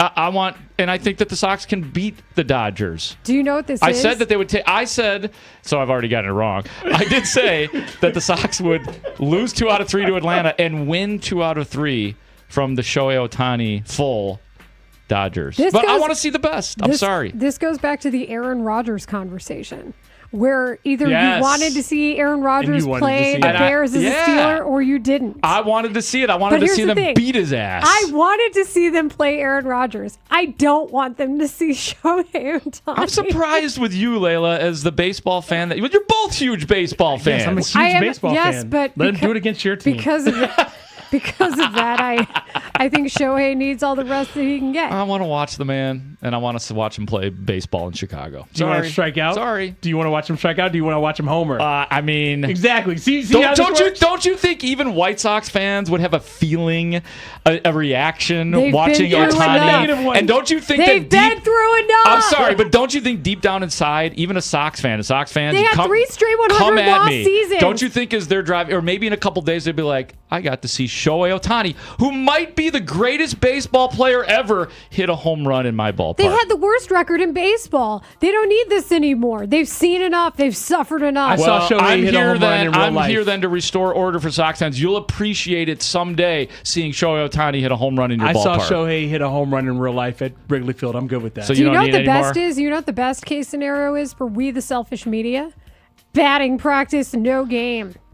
Dude, batting practice, when they just rip it and the ball flies to places you don't even think it's supposed to go. Yeah. It's the best. Watching monsters hit batting practice, it's outstanding. Like when Sosa used to grab the corked bat to take batting practice in. And oops, I accidentally used my batting practice. I accidentally used the corked bat. 815 on the text line. You should want to face the best. What a weird sports take to not to want to play against That's the good right. players. That's right. Guess what? Come on, I man don't up, care. Marshall. I want to Come stack on, dubs. Marshall. I want the best chance of stacking dubs. We can talk about playing the best in the playoffs. See, this is why it's a strategic. You either are strategic, maybe you are. Either you're strategic or you're not. It depends. Grote's But not with strategic. Rodgers, I just felt like they could still beat the Steelers that day. I'm a fan. That's all. With history and greatness. Number 4. Bears. Speaking of Bears, what has been your biggest takeaway from Ben Johnson during this week's mandatory minicamp? It's that Ben Johnson is still intense as hell, but we're starting to see a focus even on his intensity as to what the objectives still are. Like the head coach still wants his quarterback to get better. You can be happy about it, but I take the tone of HC, head coach. And when Ben Johnson talks about the standards that he's holding himself to, also the media at times, his quarterback, he's consistent. But what he's also telling you is this is not going to pass muster with him. And then we get accused of being too critical. We are listening to the coach, which is what you should do. So it's okay to want more. The coach is telling you to want more. Okay. I think I just know that Ben Johnson's back for year 2, and I'm the way he's talking, the gruffness. That's what I'm gonna use. Gruffness, Like it. in which he describes everything, just tells me, oh, we're so back, and we haven't even started yet. Now I'm like, 6 weeks can't fly by quick enough. Although I do like summer, so let me enjoy my 6 weeks. But yeah, I'm just with him. I'm on board. I was on board last year, and I was 10 toes down for Ben Johnson. Guess what? I'm 11 toes down. Yeah, that's one of the things that he said yesterday. I could probably add to mine is that over this next 6 weeks, he said he's going to be watching old Miami Dolphins cut-ups with Eric Studesville, who used to the running backs coach for the Bears, who's got some stuff to show him. And he just kind of blew off the idea of having any kind of fun during the next 6 weeks or so. So the fact that he is that focused and he needs football in his life to be whole is amazing. And then the other takeaway is that no more cell phones on the lectern. Or the dais, or the podium. They're all acceptable words. You're right, Grote. The media had a bad offseason. Yeah, it's probably more the media and how Ben Johnson handled us and our stupidity at times. Number 5. All right, coming to number 5, rapid fire. What is your favorite summer concert memory? This is inspired by the Mumford & Sons concert, which didn't get going until 11:45 last night at Wrigley. And they played until 12:30. Nuts to that curfew. They played right through it. So I think my favorite summer concert memory, I've had a couple of good Lollapaloozas in my day. Seeing Chance after he had just become super, super popular, Chance the Rapper at Lollapalooza was amazing because the crowd was so into it. That's up there for me. I think I might put that as a recent number one just because it was so much fun. Kygo and Idols at Lolla were pretty great. Idols was fantastic. So just being outside in Chicago on a near perfect day and enjoying summer concerts like that, it doesn't get much better. 2014. Remember it like it was yesterday. Made in America in Philadelphia. Great show. The old Ninjas in Paris duo of Kanye West, before Kanye. Ninjas. The old Kanye and Jay-Z performing together and Kanye just going off. Yeah, by far my favorite summer concert.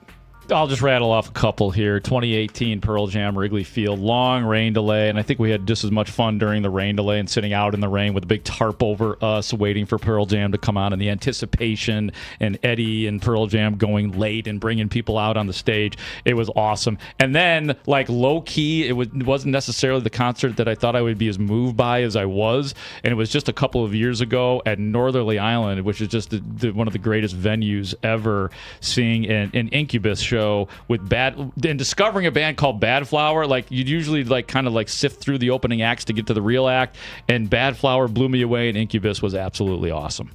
5 on it. That is it for 5 on it. Coming up next, let's get to those Giants with somebody we know well here at The Score. Chicago Sky play-by-play woman and also host and reporter of Giants baseball on NBC Sports Bay Area, Kylan Mills, will join us next. The Score presents Riot Fest 2026, where Chicago music fans and Score fans come together. September 18th. The Bears have an offensive lineman by the name of Ozzy Trapillo. Yeah, you got scared, didn't you? I did. It's Ozzy Trampaio. So anyway, Anthony, honestly, when I don't know a name, obviously there's a pronunciation guy, but I always go to a broadcaster, right? And I heard it 2 different ways. One of them, I shouldn't have trusted the podcaster. Well, yeah, why would you put that? I don't know. It's because you podcast love. Right, I guess so. It's played out in real time, by the way, as well. They make the pick. We're live on the air. In real time, exactly. So basically, Anthony and I are going back and forth mispronouncing this guy's name. And then we had Chris Emma on, who was going to try to set us straight. And here's how it went down. We now, Big Ant, get to go out to Hallis Hall, Bears headquarters. That's where the war room is, and that's where we find the Score's Chris Emma. Here, we literally had 2 different pronunciations given to us for Ozzy. Is it Trapillo or Trapillo? I didn't want to correct you, buddy, but it's Zapillo. Okay. What? All right. Wait, huh? What? Trapillo. Oh, you said Zapillo. Jesus. Now we correct you. That's radio magic right there. Church, let's go Trapillo. Chris, look at me. You and I know each other well enough. If I mess up a name, you know that pisses me off when I do that. You are allowed to correct me. So, again, it's Ozzy Trapillo, yes? Yes, you're in the meeting room tomorrow. I will see you tomorrow, my friend, and I will correct you the first thing when you walk in the door. Okay. That's amazing, actually. What He loaded up the gun. Shout out to Dan Zampillo, who didn't used to work here at the Score. Where was that going? You keep using this name. Hey, Do not guys, think it means what Grote, you I don't want to correct you, but it's Zapillo. I didn't want to correct you, buddy, but it's Zapillo. What do we call that? Loud wrong? I still love Max Rustopher. Like, that's still one of my that was favorites. a Perkins special. Max Rustopher. And then Max Rustopher became a thing, as it should have. They call me Layler, and I love it. Layler. I think it's really cool. I like Layler. I was like, oh, yes. Layler, I don't even know her. Oh. Are we still on the air after that? Hey, Is this thing on? I'll tell you, man. It's the big ant factor. That's what I bring out of people. It's a foursome now. Earlier, Ant, we were talking about our relationship. Ant has taken his headphones off. He's taken the jack out of the headphone Can't jack. take the heat on this show, Ant man. is already packing up. This is what we're bringing. He We're just drove left with the all the throuple. way from the suburbs for this, and that has ended Ant Heron's time on the show. I'm going back to my safe life. life in the Bears. How about Muhammad? I think Muhammad's interesting because this is a guy that I think the Bears got a steal on. I think he was drafted a little lower than you would have expected. Right. You look, he played started 30 games at Texas against top-level competition. All of his testing profiles, 4.42. He can play zone, his own admission. He can play man. He says he can play inside. He can do anything you need. He's a guy that, like Ben Johnson says, if you take football away from him, you don't know what he's going to do. That's him. That's that guy. And I'm not going to mention his comments he said, but he had probably one of the funniest quotes at the post-draft talking about why he plays so well in big games. I really like this kid. I think it's going to be a real competition with him, Tyreek, Terrell Smith to see who wins that starting job. I don't think he starts off there, but I think at some point he'll start a game. Keyshawn Elliott? Keyshawn Elliott, as a third linebacker, I think it's a good possibility. I spent some time watching a solid 25 minutes of tape on Keyshawn Elliott. I was more impressed than I thought he was. I wanted to see how he got all these sacks. The guy had 7 sacks last year. And it wasn't the way you would think. There was some quarterback scrambling. There was some late triggers. But he can blitz. He's a delayed blitzer. But he was faster than I thought. All the scouting reports talk about doesn't have great play speed. He ran a 4.58. So I'm like, let's get to the bottom of this. I think this guy's fast. He's physical. He's a green dot guy, team captain. He won their weight room award for the guy that spends the most time in the weight room taking care of his body. He's exactly the type of linebacker you want. But they got a lot of linebackers, right? TJ and Devin Bush. So it'll be a battle between. Well, and they brought back the kid from Sanborn. So yeah, he'd be battling with Sanborn. No, I was going to say DeMarco Jackson. DeMarco. There's a weight room award? The weight room award at Arizona State. He won that award for the guy that puts the most time, that cares the most. It's like the strongest, and that's him. He's a captain, a green dot guy. He's calling the defense. But I think his main contribution will be on special teams, David. I David Weight Room Award. David never spent time in the weight room in college. But, yeah, there's an award.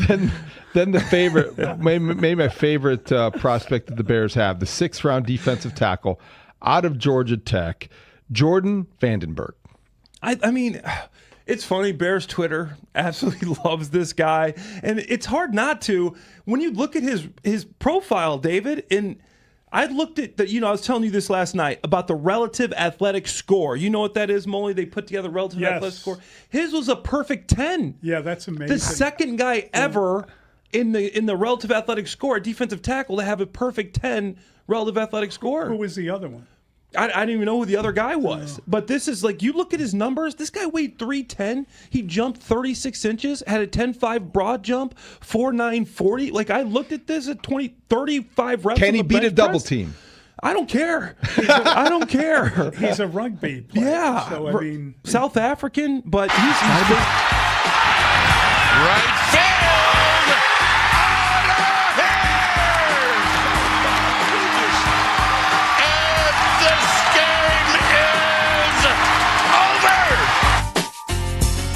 That is courtesy of NBC Sports Bay Area.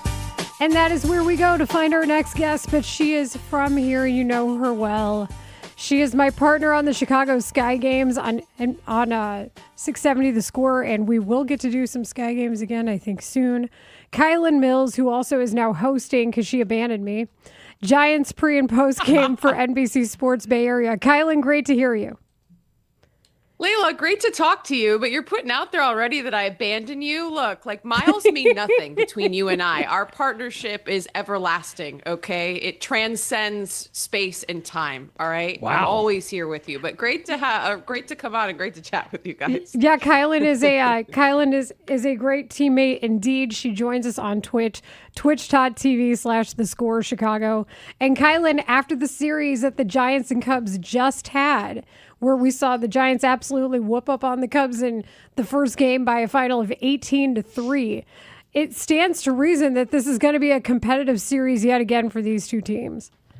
Yeah, absolutely. I mean, after that game one, the last series was very competitive in games 2 and 3. Unfortunately, I had to witness PCA just absolutely destroy my hopes and dreams because, as you know, Layla, there is nothing worse on a post-game show than when you are anticipating a win, when your team is leading the entire game, and then something happens in the last inning or the last two innings to make it all fall apart. So thanks a lot, PCA, for making my life difficult because the whole show just gets blown up at that point, and suddenly you're talking about the Giants bullpen blowing a lead, which has been a storyline that we have talked about a lot on our shows throughout the course of the season. But I'm excited to see what happens. I mean, this is a pivotal series. This is a Giants team that's actually, yes, you can look at the record, but they have been gaining some momentum in the last couple weeks. And actually, when you look at the offense in the last month, they're among the best in baseball in terms of home runs and runs per game. They're averaging more than 5.5 runs per game since May 10th. So while they started the year extremely cold offensively, we're starting to see some of the bats come alive. We kind of know what we have in terms of the starting pitching rotation. It's the bullpen that's been the big issue for the Giants. So that's where I have concern going up against this Cubs team, like what we saw in Game 2 last weekend. If they're able to get clutch hits down the stretch, this is a Giants team that does not have a closer, and there are still a lot of lingering questions. None of the bullpen individuals in the bullpen have defined roles, which has been a big challenge. So you don't really know who's coming in the 7th and the 8th, who you go to in middle relief. Like, it's just been a huge issue for this ball club. So that's why I think that the Cubs could win any game if you keep it close, because the way the bullpen has struggled. But on the flip side, if the Giants bats get going and whoever you guys have in your decimated by injury starting rotation, if the Giants can put some runs on the board early, I like our chances. But I think it'll be super competitive. I'm excited. Okay, you think it'll be super competitive. I get why you're saying that specifically because you play in the National League West, where the Giants are 8-14, and it's a problem every time you go out there when you have the Diamondbacks, the Dodgers, and the Padres in your division. I am impressed the fact that you guys were able to split a 4-game series with the Brewers before taking 2 of 3 from the Cubs, and then showing a little bit of fight against a Nats team that's, I think, better than most people thought they would be this year. My question for you, Kylan, is this. Have things settled down since the hiring of your manager? Because I know that's been a big talking point about everybody, about the Giants trying to get things back going in the right direction. And it seemed like it was maybe an ill-fitting managerial position with the hire that was made by Buster Posey and company. Yeah, I mean, ill-fitting, unique, however you want to spin it. I'm trying to choose my words wisely on that. But I think it definitely was an interesting decision for a ball club and a franchise that, by all means, by what we've heard from them coming into the season, was expecting to be playoff contenders versus a team that's in a rebuild, to choose a manager who's literally never done it before. And that's something that's literally been never done in baseball before. So definitely, I mean, I think it was a bold choice by Buster Posey for sure to go with someone who has literally no experience. There's going to be a learning curve. There's going to be bumps along the way for a manager that's never been in this role. But then also on the other side of the coin, say that we're expecting this team to make a playoff push and to be, at least in the conversation for the wild card race. I mean, we know that the Dodgers are in our division, so that's nearly impossible. But still, this was, talking to multiple people around this franchise, this was expected to be a team that would be locking up a wild card spot. And I do think that hiring a rookie manager, that makes it very difficult. Not just a rookie manager, though, but someone had zero experience in Major League Baseball, has never been on a staff, has never played a game of MLB baseball. So you have to keep all of that in mind, that this is someone who this is all completely foreign to. And you think about the difference between coaching in college and coaching over the course of a major league season. I'm actually sitting down with Tony Vitello today before the game out at the ballpark. And that's something I'm going to ask him, like, what is it like for him now being a third, coming up on, halfway through the season, where you're playing a 162 game season. Like, look, in college, you are playing less than a third of the games. He coached teams at Tennessee that consistently won. He literally has lost more games in this season coaching for the Giants than he did in his entire career at Tennessee. So there has to be a major adjustment period for manager Tony Vitello, who has stepped into this role leading this Giants ball club as the skipper with literally no major league experience. So I'm actually kind of curious. I want to ask him some retrospective questions when we speak today about what he's learned along the way. I'll give you guys an example of something that frustrated a lot of our media members. I know it frustrated some of the analysts that I work with, that not going up against the Cubs, but a game later against the Nats, that he ended up going to a closer in game 1 against the Nationals on Monday night, who had pitched the last 3 nights. It was Keaton Wynn, who pitched on both Saturday and Sunday of those games 2 and 3 against the Cubs. The team got back at 4 a.m. on Sunday night. It was a really long and a really late trip after that Sunday night game to turn around and then play Monday night. And he was used in high leverage situations. He was used for multiple innings in both of those outings.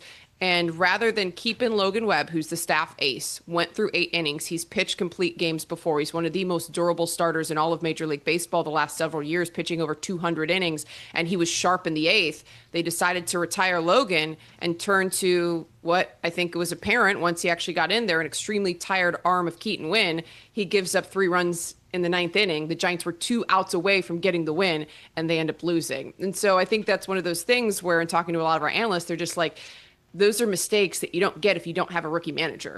But also, to be fair, without having a closer, that also makes that more difficult. And with the pieces that he has available in the bullpen, like, those decisions aren't necessarily easy, because there also were other fresher arms he could have gone with, but Keaton Winn's someone who he has a lot of trust in right now. So I think that there definitely have been some consequences of having a rookie manager, but at the same time, there has been more settling in. The lineup has been more consistent in the last week. So there have been some positives, and I think he has learned some lessons along the way. And I'll be curious, we're going to ask him today kind of what he learned from that game on Monday and the loss. And it was definitely a tough one.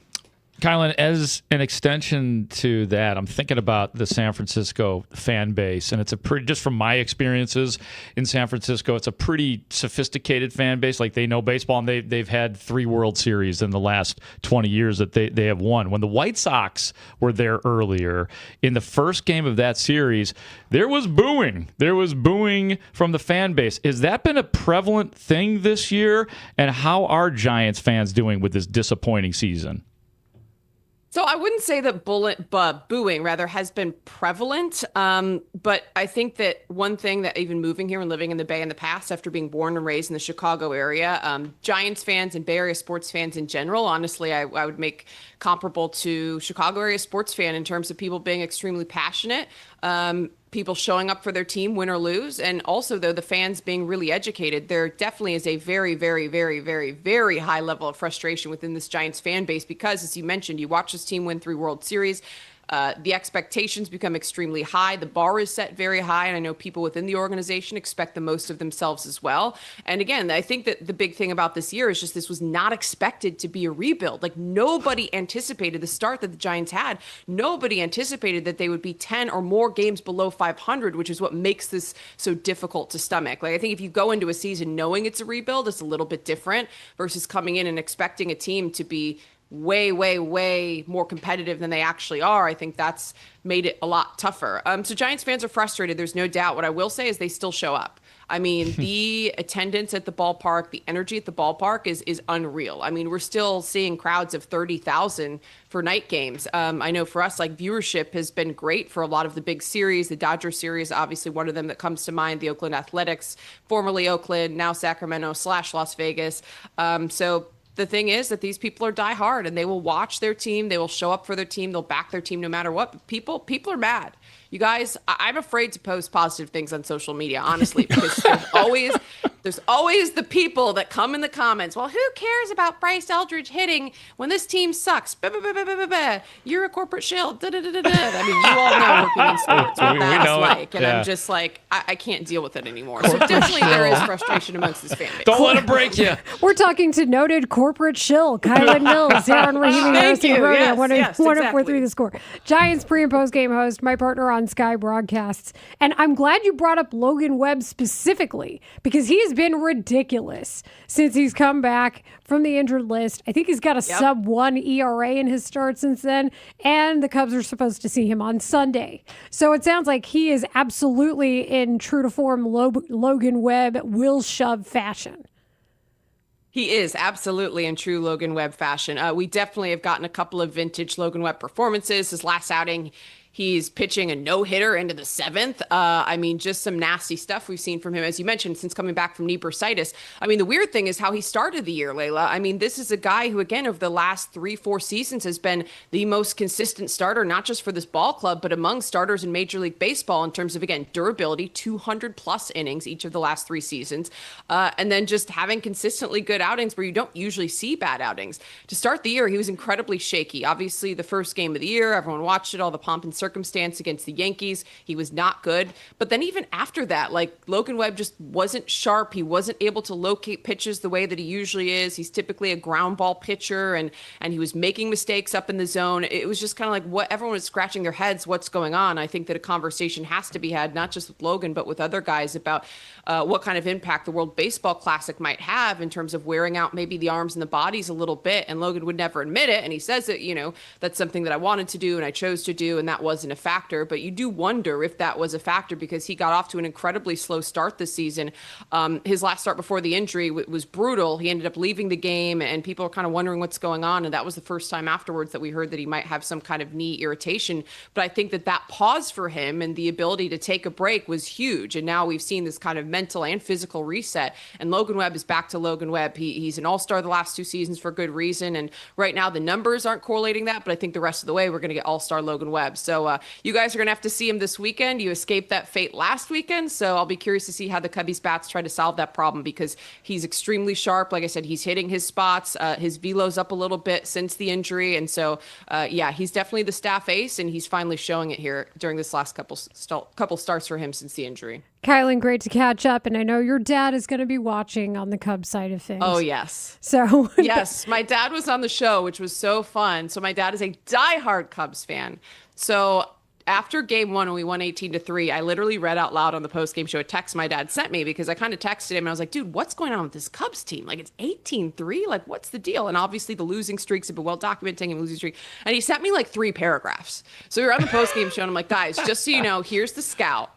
Starting pitching, absolutely destroyed by injury, terrible. They're using anyone. Bullpen's falling apart. Every single bat's gone silent. Ian Happ this person that. And he just had an entire list of complaints. So I started reading it on the post-game show. My producer's like, wait, we need to have your dad on tomorrow to get us ready for the series, because he's clearly a savant of Cubs baseball. And so he did, and it was awesome. He had all his Cubs gear on. We've got the W flying out in the window at our house. My goodness. W or not, they've got the flag still up. I know, dude. I know, Marshall. Is that sacrilege to fly the W regardless of the result? There hasn't been a lot of opportunities to fly the W lately. What's his name? Give him a shout out here on the Score in Chicago. Yeah, good point. My dad, Keith Mills, out in the west suburbs. Keith is a diehard, and like I said, he'll fly the dub no matter what, even when there's 10 or 11 game stretches of no dubs. We might have to shout out to Keith Mills. We may have to put him on the Bears scale for his work with the Cubs. Oh, how many Bears? Okay, that's a new segment. I like Kylan. it. Yeah, he might get Bears out of this. Yeah. Thank you so much for coming on. You can see her on Twitch, twitch.tv/thescore Chicago, NBC Sports Bay Area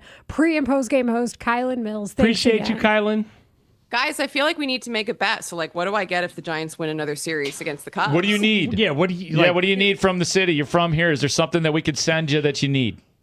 Oh, good point. Yeah. No. How about Layla? When I come back to town, you can buy me dinner. I think that's the best thing that I could ask. Okay. I do, yeah. Deal. Yeah, I'll we bet can you definitely do that. I do need to Cubs get to win. San Francisco, so that sounds good. Kylan, good to see Add you. that to the list. Yeah, and we look forward to working with you again here too. So thank you. Absolutely. That is Kylan Mills, my former broadcast partner with the Sky and host of Giants baseball pre and post game here on NBC Sports Bay Area. We don't know what to call it, and I just decided the segment should be called Stupid Stadium Stuff, because until we get some sort of progress, we're doing this dumb dance. We're just telling people what they need to know. Just wait until you hear the latest on the Hammond sites. That's next. The Score is Chicago's voice of the fan, sharing your passion and opinions for our teams. Shota has not been sharp the last couple of starts. Yep. Tommy says he's fine. Okay, if Tommy Hodeby says he's fine, I'm going to trust that he's fine. I'm not firing anybody today, but of course, Jed Hoyer's got to figure it out. He's got to figure out what's going to happen here at the trade deadline. He's got to figure out how he's going to help Craig Counsell. The Bears Stadium story, which speaks worst story ever. I think it's the worst sports news story we've ever had to deal with. Chicago's voice, your voice, is Sports Radio 104.3 The Score. This segment is sponsored by Blue Cross and Blue Shield of Illinois. Ben Brown's coming into his own, and probably the last couple times out been the Cubs' best starting pitcher. Wonder if they're going to try to stretch him out some more. I love that term. We use it all the time. I know. Why are they sending him down to AAA? They're going to stretch him out. Wouldn't it be great if they just had a guy bring out a table and started? I know. Actually did some stretching. Every time I hear that, push it back, push it. Every now and then, when I hear that, I think of I know you had or you're familiar with the whole Stretch Armstrong toy as a kid. Oh yeah, of course. Like, now Stretch is going to be a starting pitcher. So, what exactly are they doing to these guys in Iowa? Oh my gosh. Taking them to the back. Stretch them out. That's the part of the pitching lab we don't talk about. There you go. Let's stretch them out. Yeah. Okay. Massage therapy. Da, da, da. Javier, you're next. Oh, that's so funny. Jordan, get in line. I think we're going to see Jordan Wicks and Javier Assad before it's all said and done. I don't know about this pitching rotation. It feels that way. I just don't know what's going on here. Wouldn't it have been nice to have had Assad as an option last night? Yes, I thought the same thing. Right. You don't have guys who are giving you what you need in relief. And that's, the out-getters are not getting outs. Right. But you could have stretched out Assad in that moment, Dave. What are you saying? Why would you stretch out Assad? You're saying to the outgetters, get out! Get out! Get out, Phil Maton. Just the latest guy. What was the guy they just added yesterday? Liam Hendricks? Ty Block. Liam Hendricks, too? He's in Arizona. You know what he's doing in Arizona? Getting stretched out. Stretched out. He's in the stretch lab. They're stretching him out. They got a pitching lab and a stretch lab. Liam. So, yeah, Justin, he's in Arizona. why did you raise your hands in frustration? Just the idea of all this stretching out. I just feel I'm very passionate about the fact that I think last night, if you would have had Assad still on the roster and not in Iowa, you could have brought him in and tried to have given the team a little spark, if you will, at 4-0. There was still a chance, and it just. I don't disagree. I'm not laughing at that. It just made you remember. It's just too many flashbacks of last year and the Brewers out on their field, family, whatever, Miller Park. And I call it Miller Park. I call it Sears Tower. I call it Marshall Fields. The point is holding that L flag, right? And that they haven't played since then. Oh, I forgot all about that. They played yesterday. Until yesterday. I forgot all about that. Yeah. How could you forget about that? I don't know. I just forgot about it. There's a lot of stuff in my brain. I just forgot about that. Well, Cubs Sox took everything out of the Cubs. And maybe the Sox. The Cubs actually won last night 3-1. Cubs scored 3, White Sox scored 1. So look at it that way. If you look at it that way. I'm stretching. Boy. That's talking about stretching. Stretching. That's stretch lab material. Cubs were 3-1 winners over the White Sox last night. Alex Caruso, too, had 31 points for the Thunder. Oh, my gosh. There was one point. He was guarding Wemby. And because of the switching and they were doing, he had 31 points. He had a huge 3. That was terrific. That's going to be a better series than I think I expected a good series, but now OKC's up against it. We got a texter who says that Wemby was a 6'6" guard, but they sent him down to Iowa to stretch him out. Look at the size from now. Imagine what Assad's going to come back as. I can't wait for that. The Bulls will be interested. That's great. He got stretched out. Touch them all there, texter. That's how well done. So I think that's, again, for him, you're talking about small progress. I'm happy he's learning up here. Who are the White Sox stretching out in order to come up and pitch for Eric Fetty? Stretch! Down in the Charlotte Stretch Lab? Get up, stretch! I don't know. I don't know why this is so funny to me. It's just so because silly. it's the same thing for every pitcher. I know. They're going to the minors to stretch them out. They're going to stretch them out. Yeah, it's great.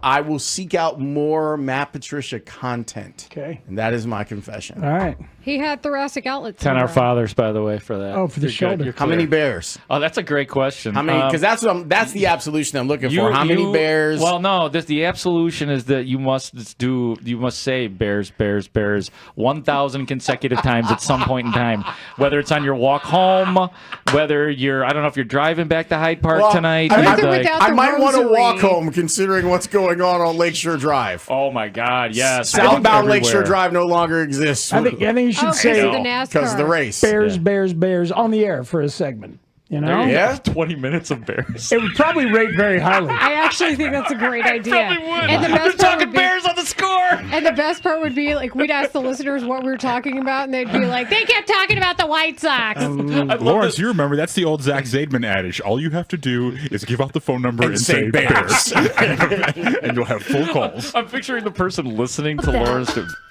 This is the latest in the Bears stadium news. Stacey Dales posted on Twitter that as she reported on SportsCenter this week, the criteria the Bears must checkmark in order to proceed with a new stadium in Indiana: number 1, acquire land; number 2, clear environmental reviews; number 3, structure a financing plan; 4, approval from the NFL's stadium and financing committees; 5, approval from 24 of 32 NFL teams. Folded into that is a report from Paris Schutz of NBC5 that has come out in the past 24 hours that the Bears Hammond site might not have enough room to be able to fit the stadium and the development that they want to build in Hammond. There was a story that was posted yesterday in the 5 o'clock hour on NBC5, and he talks about how the 330-acre Lost Marsh golf course site, which is part of that slag heap that's discussed, involves a couple different things. Environmental and permitting records show the Bears might not have as much land to build on as they initially thought. The exact plans have not been drawn up yet. A permit from the U.S. Army Corps of Engineers called for a reported 50-year easement. They wanted that. That means they were requesting this for 2 large lake basins on the site, meaning no development would be allowed there until at least the early 2050s. 2050s. Is that not soon? That would significantly shrink the Bears' footprint to just the golf course. And Paris Schutz has said again today there has been no permit application and that the process is still in its infancy. So that's why I wanted to mention the Stacey Dales criteria. Well, yeah, if it matures in the 2050s, it is an infant. We're a long ways away. 2050s dead.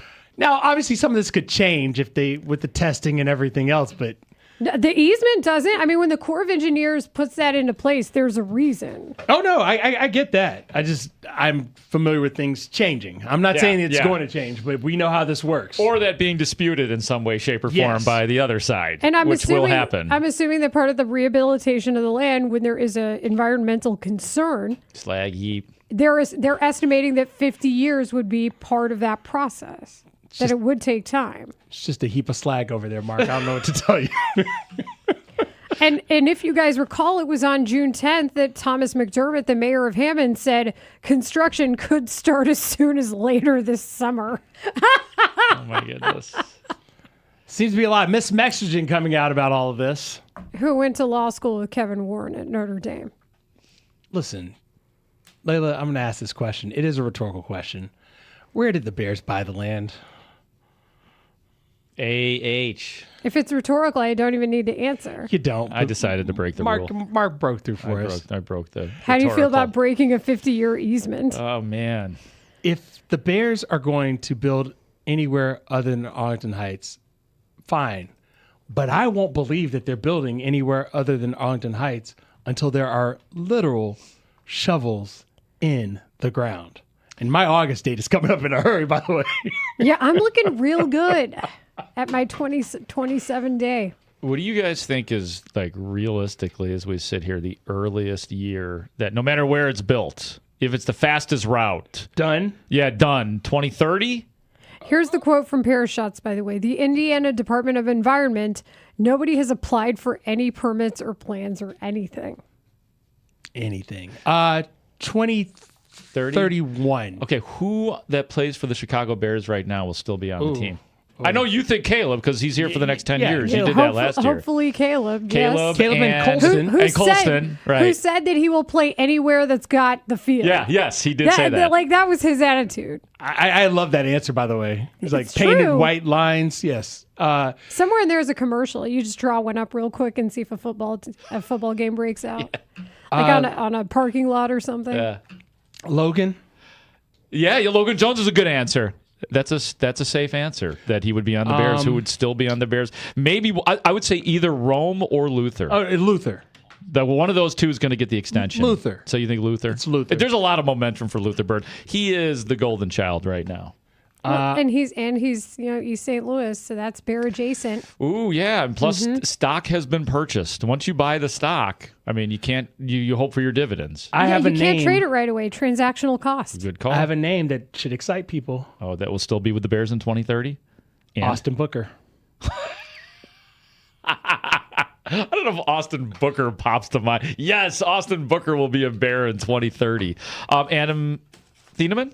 Dylan Thieneman. Dylan yes. Thieneman? Yeah, Dylan I've been Thieneman, Adaming yes. him lately. Adam I don't know why. Thielen or Dylan. Malik Muhammad. Yeah, why am I doing that? I'm going to go Malik Another Muhammad. player. Yeah. Who? Malik Muhammad. Okay. You can see it. You can see the vision, right? Xavier Thomas? Don't know about Xavier. That says everything. That says everything. What is he? Well, who are you, Xavier Thomas? I've heard nothing but great things about him, by the way. Sam Roush? Old Sam Roush? Maybe, actually. Yeah, I can see that too. Yeah. Layla's like, sorry. No, I mean, it's just, people are like, oh, Layla, you're saying Indiana's a bluff. No, I'm saying buying the land in Arlington Heights was not. Because they bought the land. There's a difference. Like, you can do the proper things. It's just going to take a lot of time. When you engineer in reverse, it's going to be a problem. Putting toothpaste in the back in the tube is kind of a difficult idea. It's all a problem. It feels that way, Coach. Yeah. It does feel that way. Tune in tomorrow morning from 8 to 9 a.m. at Circus Sports presents Palm Saturdays, featuring Circus Vice President of Operations, Mike Palm. You'll be able to listen on the Score in the Odyssey app or watch live on YouTube and Twitch. ESPN's Paul Feinbaum will join the show at 8:25 to discuss the Brendan Sorsby controversy. That ought to be really interesting. And it's all presented by the official sports book of the Score. Circus Sports, sports betting the way it should be with no bet fees. We got a lot of baseball to talk about, and we will do that with Russ Dorsey, our friend from Yahoo Sports and MLB Network, next. We are Chicago's #1 and most listened to sports station. We're live from Chicago, talking Chicago sports. Listen on your radio, your laptop, mobile device through the Odyssey app, AUDACY, or tell your smart speaker to play 104.3 The Score. We're live and we're local. 104.3 The Score. Hey, Score listeners, for all station contest rules, go to thescorechicago.com/rules, and good luck. This segment is sponsored by Chicagoland Roofing Council, roofers and waterproof. But you know what my issue with the story is? That I'm tired of hearing about the environmental study. I'm tired of it, Lawrence. I mean, what are we doing? What are we doing? I know we have to talk about it, but what are we doing? And here's some other things as to why this is the worst story ever, okay? It is distracting us from a legitimately interesting and largely optimistic Bears offseason. It is distracting us from that. And two compelling baseball teams. How about the Bulls having the 4th pick and a loaded draft? We haven't even mentioned that in like 3 weeks because we got to talk about this worst story of all time. Every time that there's a headline for this story, everyone thinks that the story is over. Right. But the story's not over. It's never over. Which is I a don't problem. think it's ever. And it's never even close to over. I would say it's 80% close to being over. I don't think it's ever going to be over. And in the end, what are we headed towards? We're headed towards an outcome that essentially is only going to make billionaires richer. Like, that's what's going to happen. There'll be an elevated, an exciting experience for some fans to go to the new place, but a lot of fans are going to miss Soldier Field and the lakefront. So it's not even like that's a big win. There's no win here. It's just the worst story ever. Here's the crazy part, and I expect that Caleb Williams will have a long, successful career, will make a huge second contract that'll probably be $500 million. But it's possible he's not your quarterback when this thing is built. Caleb's going to be wearing the gold jacket, like breaking ground at the site. He's going to have gray in his hair. After a couple of Super Bowls and all of the Pro Bowls and all pros that he's won in his 10-year career, he's calling it quits. After he gets his ownership stake that he wanted, right? And the ground is breaking in Kenosha, Wisconsin. Caleb's going to be the coach at USC, and his son is going to be playing quarterback. You know? Do we all agree, whether you're on one side of the political spectrum or the other, that if we just allowed Ben Johnson to be in charge of this, it would be done?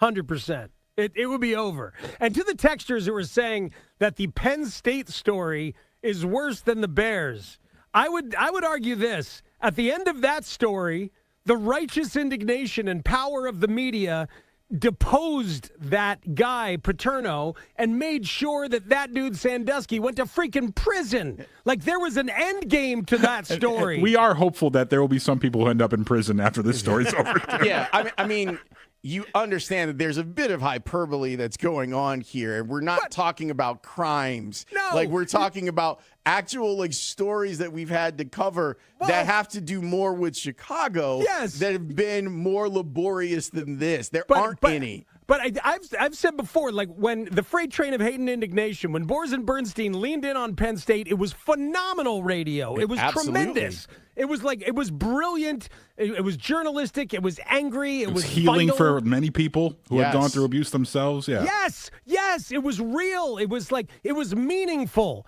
This is not meaningful. There's nothing that's even close to meaningful or even thoughtful. That's why we have to laugh at slag heaps. And most of it is not real.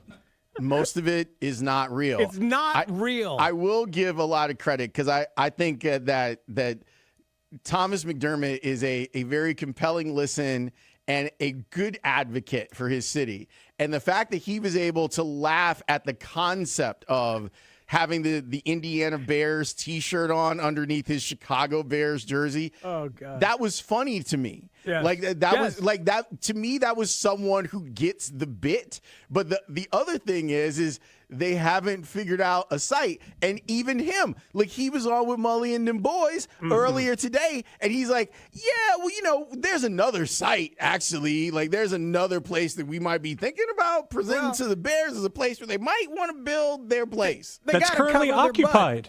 They got to cover their butt in case the slag heap is indeed toxic. Yes. Like, if it's a problem. In the spirit of, we have to find things to laugh at, okay? And Slag Heap Day, one of the great days of our recent radio lives. I mean, that was... And yet here you are saying the story's the worst and it gifted us Slag Heap. It really did. Well, that's why we have to lean into those moments when something happens. Morning, boys. What's going on? Well, you've got the story as always. Hold on. Yeah. You got Joe Madden booked later today? No, Joe is not coming on. Why? He wants to replace the manager. You got to because you got to get with Joe, because they're going to need the petting zoo, and then they're going to need the magician. Wow. 9 in a row, it couldn't hurt, Brad. You know that. You're asking about the Cubs just to further inflict any kind of pain or distress on people who are hoping that they win, and it's not appreciated. Well, the pitching was built on guys with... That's you in part by your local Hyundai dealers. This is Chicago's #1 most listened to sports station. 104.3 The Score is Chicago Sports. Chicago Sports is 104.3 The Score. Always live on the free Odyssey app. WSCR, WSCR FM and HD1 Chicago. An Odyssey sports station. The Score! Russell Dorsey, National MLB Insider for Yahoo Sports. Oh, he's fine. He doesn't need the attention. Russell will be fine. You're probably right. We're going to have a conversation about some mediums when he gets in here. I tell you that. Host of the Relay with Russ Dorsey podcast. I've had this feeling for a while watching Shohei pitch better than we've ever seen him pitch before. And he started to now swing the bat like we know he can. I've always had this feeling that Shohei's bat is significantly more important than what Shohei does on the mound. Insider and analyst for MLB Network and Friday Night Baseball on Apple TV. They have guys in that lineup that they expected way more out of. Not a little bit, like a lot more. And so until those guys start swinging the bat, we're just going to be looking at each other like, 1 run and 5-6 hits, yeah? Russell Dorsey. What's up, Russ? On 104.3 The Score. We talk to Russell Dorsey every week on Rahimi, Harris, and Grote, and now is the time. The Major League Baseball insider for Yahoo Sports, Major League Baseball Network, and Friday Night Baseball on Apple TV. He is the host of the Relay with Russ Dorsey podcast, available on YouTube or wherever you get your podcasts. Russ, how are you? What's up, guys? How we doing? Good. I do want to start with asking you the same question that we asked in our first segment. Okay. Cubs score 9 runs. Great. You salvage a win out of the Rockies. You hit the ball well in that win. What's next? Try to make it 2 out of 3 against the Giants? Can we even go that far right now? So when I talked to you guys 2 weeks ago, because we didn't get to talk last week, I said that they had a month that they should be looking forward to when you talk about some of the worst teams in baseball coming up. Had the Giants, the Rockies, Giants again, Rockies again, and they've lost 2 of those first series against the Giants and the Rockies. So as I sit here and look at it, sure, yeah, you feel good that you were able to finally get some offense, but I think the other side of that coin is you've now dropped back-to-back series against 2 of the worst teams in baseball. Yeah, when you say it like that, it hits a little harder. Remember, 22 straight games to start the month of June against sub-500 records, and yet they have not won a series in 10 series. Russell, are the Cubs good enough to make the playoffs? That's a great question, Marshall Harris. Let me ask you this question back. Go ahead. What version of the Cubs is good enough The to make current playoffs? version that you see here will assume a return for Matthew Boyd, but we won't assume a return for anybody else. Okay, if you're going to say the Cubs scoring 3 runs a game and giving up 4.5 to 5 runs a game, no, I don't think they're good enough to make the postseason. But don't you think their offense can be better than 3 runs a game with just who they have on the roster right now? I think because of your question, if you say, or if we're talking current conditions, I have to see it first, right? Like I'm at a point with the Chicago Cubs. I can't keep saying, oh, they're going to hit, they're going to hit, they're going to hit. Like we're about to be in July here soon. We're already in the middle of June. And until they can show they can hit consistently for a month, I can't just say, I'm just going to believe that they're just going to all of a sudden wake up and flip this switch. Because sometimes when it comes to teams flipping a switch, sometimes you don't. And so it was nice to see the Cubs finally score runs, but Russell Dorsey is at a point where until they can do it consistently for 3-4 weeks in a row, I can't just sit here and say, oh, they're going to be fine. We don't know that. That man just went third person on his mark. That's how you know it's real. He also said Am I something. wrong? No. Here's the thing when it comes to flipping a switch. Sometimes you don't. You don't. It's fantastic, sad, and Sometimes the brilliant at circuit the breaker's same broken. time. Oh, That has to permanently go into my my opening now. Oh yeah, Because you'll hear it. it's so true. How many times do we ask in any sport, what's it going to take to get so-and-so going? And then it And just you've been never asking takes. about so-and-so for the last several years, every other week. Yeah. I think so when I think back about those old Cubs teams at the end, it was always, hey, they're going to be fine. They're going to be fine. They're going to be fine. And then they weren't fine. It was like, And I remember specifically an end of the season post-mortem with David Ross where he's like, yeah, man, we're just hoping we could flip the switch. And, we're never really able to flip the switch. It's like, well. And you just took me back to 2023. Wow.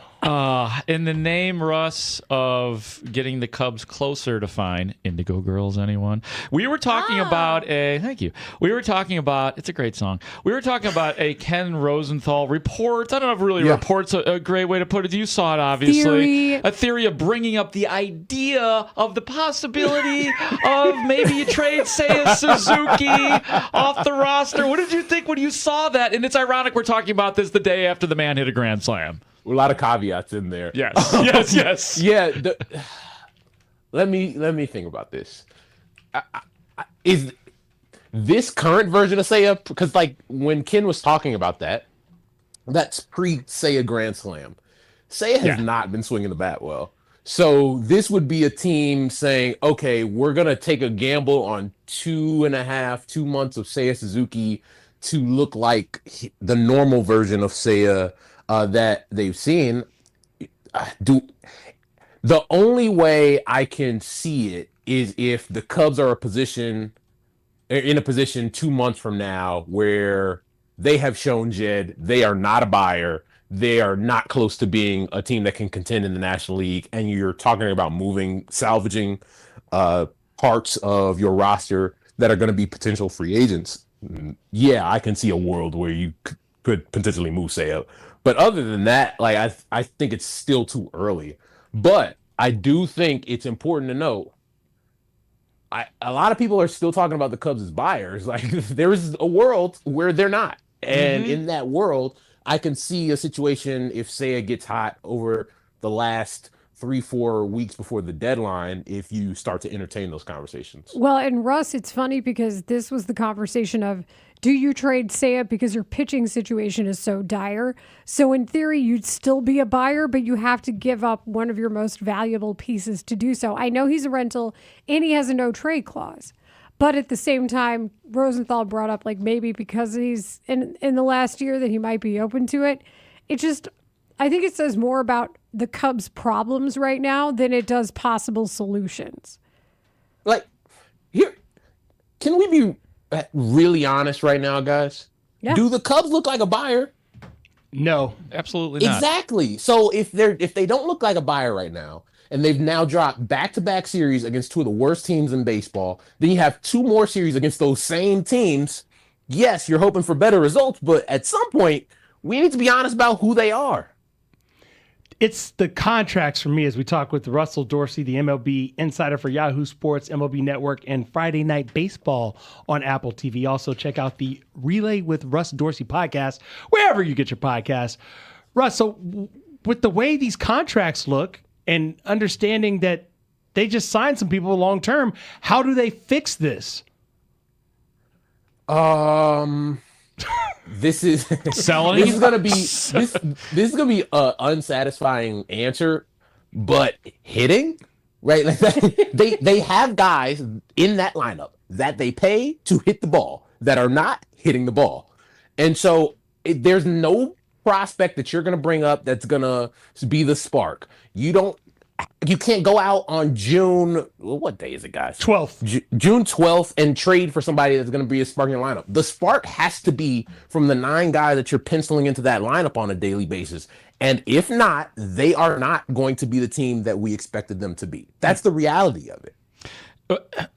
If it goes bad, and let's just say the Cubs do decide to sell or just do nothing because they're not competitive, I want to know what the consequences of that. I want to know, like if the pressure on Craig Counsell. Craig Counsell's in the 3rd year of a 5-year, $40 million contract. If this is not working, are there consequences?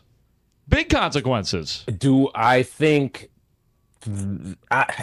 make a change? Is somebody's head roll? Is the seat hot? I want to know if the seat hot, and if it's hot, how hot is it? I would imagine you turn the burner up a little bit. Yeah. But do I think somebody is no longer the manager of the Chicago Cubs? I don't think that's going to be the case. I'd be really surprised if that happened. But what I can say is, usually when you have a team that goes this long without hitting, that's usually when you get your hitting coach fired. I'm not saying that they're going to do it. I'm not saying that they're talking about it. But historically, when you have a team of guys that usually hit that then don't hit, you start looking around, and when you're talking about things that have to happen, that's when teams start to make changes to coaching staffs and things like that. Like, look at the New York Mets. They didn't fire Carlos Mendoza, but they fired his entire staff. If that doesn't turn up the burner on you, I don't know what does. So, yeah, like I think there are things that if this goes bad, they'll have to look at. Yeah. And that could be one of the things they look at. Well, and I think after losing 21 out of 28 games prior to yesterday, Russ, and having been relatively no change, and when you bring up your young prospects, you don't even give them that much playing time or that many at-bats respectively. You're essentially saying you're going to stick with this. There's been no change on the staff side. There's been no change when it comes to, there's been some with the lineup, but there's been no change with the at-bats when you consider who's there. It makes it sound like, at least from what we're observing, that they're okay with this because we haven't seen anything remarkably different. When we say okay with, I think we need to be clear. Like, I think people at the corner of Clark and Addison are very concerned about what's been going on with this roster. I also believe that for the Cubs to be a contender in the National League, it's going to take the guys that they pay a lot of money to and have given these long-term extensions to be the difference in this lineup, right? You can't have 7 of 9 guys in your lineup with a sub 700 OPS over the last month and think that you're going to be a team that gets to the postseason or contends in the National League. That's just not going to happen. Their pitching is going to have to be better over the next month if they expect to be a team that contends in the National League. So I don't think they're okay with what's been going on. But I do think the reality is for them to turn things around, the guys currently on the 26-man roster have to be the ones to turn things around. Otherwise, we're talking about a Cubs team that's going to be a seller here in 6 weeks. My guy, Russell Dorsey, on us. He's got information here on Rahimi Harrison Grote. He joins us each and every week. And Russ, you know what I am okay with? I bet you can guess. White Sox. I bet you can guess. White Sox Marshall. I bet you can guess. Top 10 offense in baseball. Look, Russ, simple question here. Yeah. What is the White Sox ceiling? A AL Central Division champion. Like, I think that's what they've been able to show us here in the first half. And what? That was my answer. What about the playoffs? That means they're in the playoffs. That means they're in the playoffs. What could they do in the playoffs? Get to the playoffs. Okay, I'm trying to stretch it here. Like I'm really happy that White Sox fans are happy with what's been going on. They are an amazing story. However, like we gotta keep things. Look, they're one of the best teams in the AL right now. They've shown they're one of the best teams if not the best team in the AL Central. But there are tiers to this thing. And when you're talking about what they can do in the playoffs, that means a couple of things happen. That means that they were able to get through the rest of the season with their current pitching situation, which I think they're going to have to address at the deadline if they're still in the same position at the deadline. Also, that means that they did not have any significant injuries to their roster, and that's something that's very hard to do in Major League Baseball, as we've seen. They're going through one right now. And that also means that you haven't had any regression. If that happens, you've had a fantastic second half of the season. But, the Yankees are still in the American League. The Tampa Bay Rays are, to me, the most underrated team in baseball this year. They've been one of the best teams in baseball, the American League this season. And you never know what happens in the AL West if Seattle takes hold of that thing, if Toronto turns out to be better than they've played in the first half. But I think what Sox fans should do is continue to enjoy the way this team is playing, because they are the best story in baseball so far in 2026. I've had people reach out to me from different organizations, players on different teams that talk about the Chicago White Sox and have really enjoyed the way that they're playing, the way that they've done things. And that's significant. Like, when people start to talk about you in that light, not in Chicago, that means they're doing something right. What do you think the odds are, Russ, that we see Hagen Smith? Because Will Venable mentioned him as one of the possibilities for Saturday. Yeah, I mean, if they come out publicly and say it, that means that they're having real discussions about it. It's just with the weather situation that we've seen in the city over the last week or so, and we are supposed to get some rain over the weekend as well. That's something that you got to factor in. Do you want him to face the Dodgers in his first start in the big leagues? That's something that you factor in. So, but yeah, I think it's a possibility. And if it is, it's another exciting debut, and it seems like the White Sox have won every other day right now. Yeah, I mean, that's just it, man. Like these guys that are coming up for the White Sox, but Braden Montgomery, we haven't even talked about him. All these guys, who knows what they're going to end up being, but they have contributed. Even those, like even David Sandlin, who has had a couple of rough starts, got sent back down, but his first start was very good. So you're getting contributions while developing these guys. 100%. And I think Grote was really important. I'm going to continue to say it till I'm blue in the face, because the thing is starting to happen where Sox fans are getting really excited because they see a team at the top of the division. They're seeing a team that's very competitive. It's like, oh, well, let's make a move at the deadline. It's like, whoa. Let's chill. Yes, there are some things that you can do, ancillary moves to augment your roster, but you shouldn't be wheeling and dealing prospect capital. Like, you're not at that point yet. And you have to continue to build this thing to ensure that you're a sustainable winner. But yes, if the Sox are in a position in 6 weeks where they're right where they are right now, near the top of the AL Central, they're holding on to a wild card spot, I wouldn't doubt that they try to augment the roster for sure. Russ Dorsey, a pleasure catching up. What's on your agenda for Apple TV tonight? Yeah, we got a double dip tonight. Only one pregame show. Braves, who are just in Chicago, against the New York Mets on Apple TV tonight. Also, the newest episode of The Relay with Russ Dorsey went out on Tuesday. Had a great episode with our good friend Katie Woo. That one is on YouTube and all digital streaming platforms. Your first guest, right? First guest, yes. We've been trying to build the brand, and now it's like, all right, we can invite some guests on and talk about some different things going on in the game. Oh, and the merch is dropping next week. That's also what I wanted to say. Oh yeah, you've worn it on our show. Russ Dorsey, have. thanks so much for coming on. Have fun tonight. I want a free hoodie. I want a free hoodie. That's all I'm saying. If we're supporting our friends, Marshall, we pay. Okay, I want a discounted hoodie. That's fine. You're going to have to buy his book when he writes it, too. Yeah, of course I'll buy his book. Yeah. Get him to autograph it and everything. Okay. Russ Dorsey, thanks again. Thanks, guys. See you, Russ. That is Russ Dorsey. You heard all of his hustles he's got going on right now. You can find him tonight on Apple TV. Coming up next, we're thrilled to have him on. Davis Martin, the White Sox ace. I said it. Ace is on next. The Spiegel and Holmes Show. Afternoons 2 to 6 on The Score. This is why, like, whenever people talk to me about Indiana, I'm like, you get that there's stuff that still needs to be done, right? Like, if we were just starting from scratch and there was no politics at all. Hey, do you have the land? Yeah, we have a big parcel of land that will fit exactly what it is that we want out in Arlington Heights. Okay, well, what about Indiana? No, we haven't picked a particular place yet, and we don't own the land at all. The Spiegel and Holmes Show. Afternoons 2 to 6 on Chicago Sports Radio. 104.3 The Score. And always live on the free Odyssey app. This segment is sponsored by Packy Webb Ford. Get injury histories, and now they got every time Tyon and Shota pitches, it's baseball giveaway day in the bleachers. So it's because they're actually healthy. But yeah, you guys better get Dustin on the horn with Madden, because they got some serious problems there at the Federal Landmark. Yes, they do.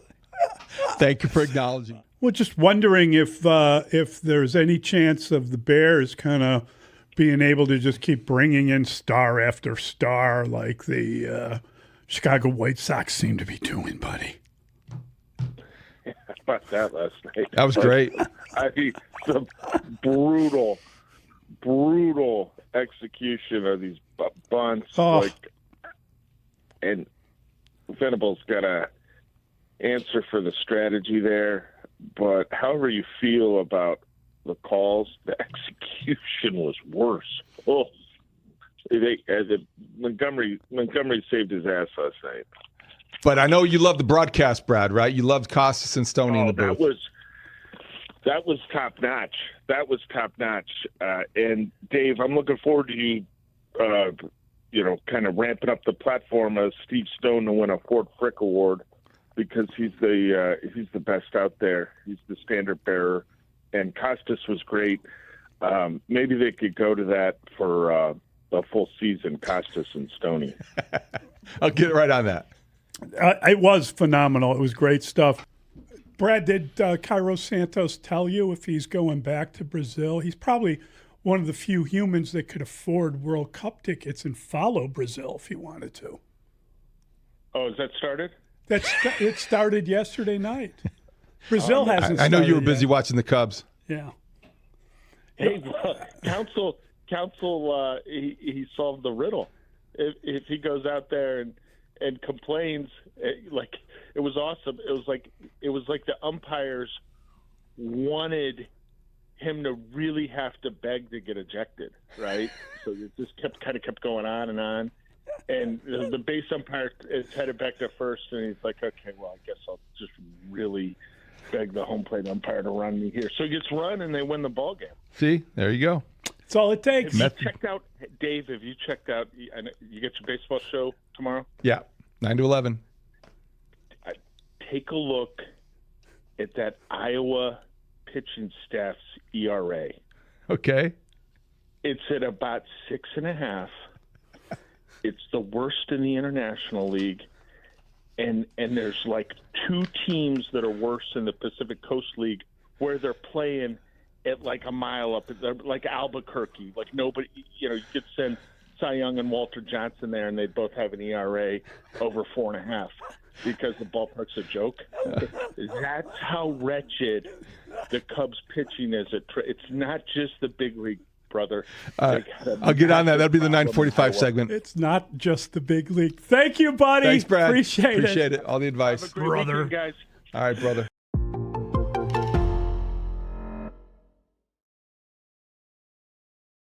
Stoney, 25 years ago today, 1976, you wore shorts for the first time. White Sox wore shorts in 76. So 8-8-88, as you mentioned, first night game, 8-8-76, White Sox in shorts.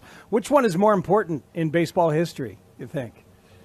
Oh, I think quite obviously the lights. I didn't wear the shorts. I was injured with the Cubs at that point. So that was a rotator cuff injury in '76, and I was headed to become the first free agent ever to leave the Chicago Cubs. That was the first free agent class.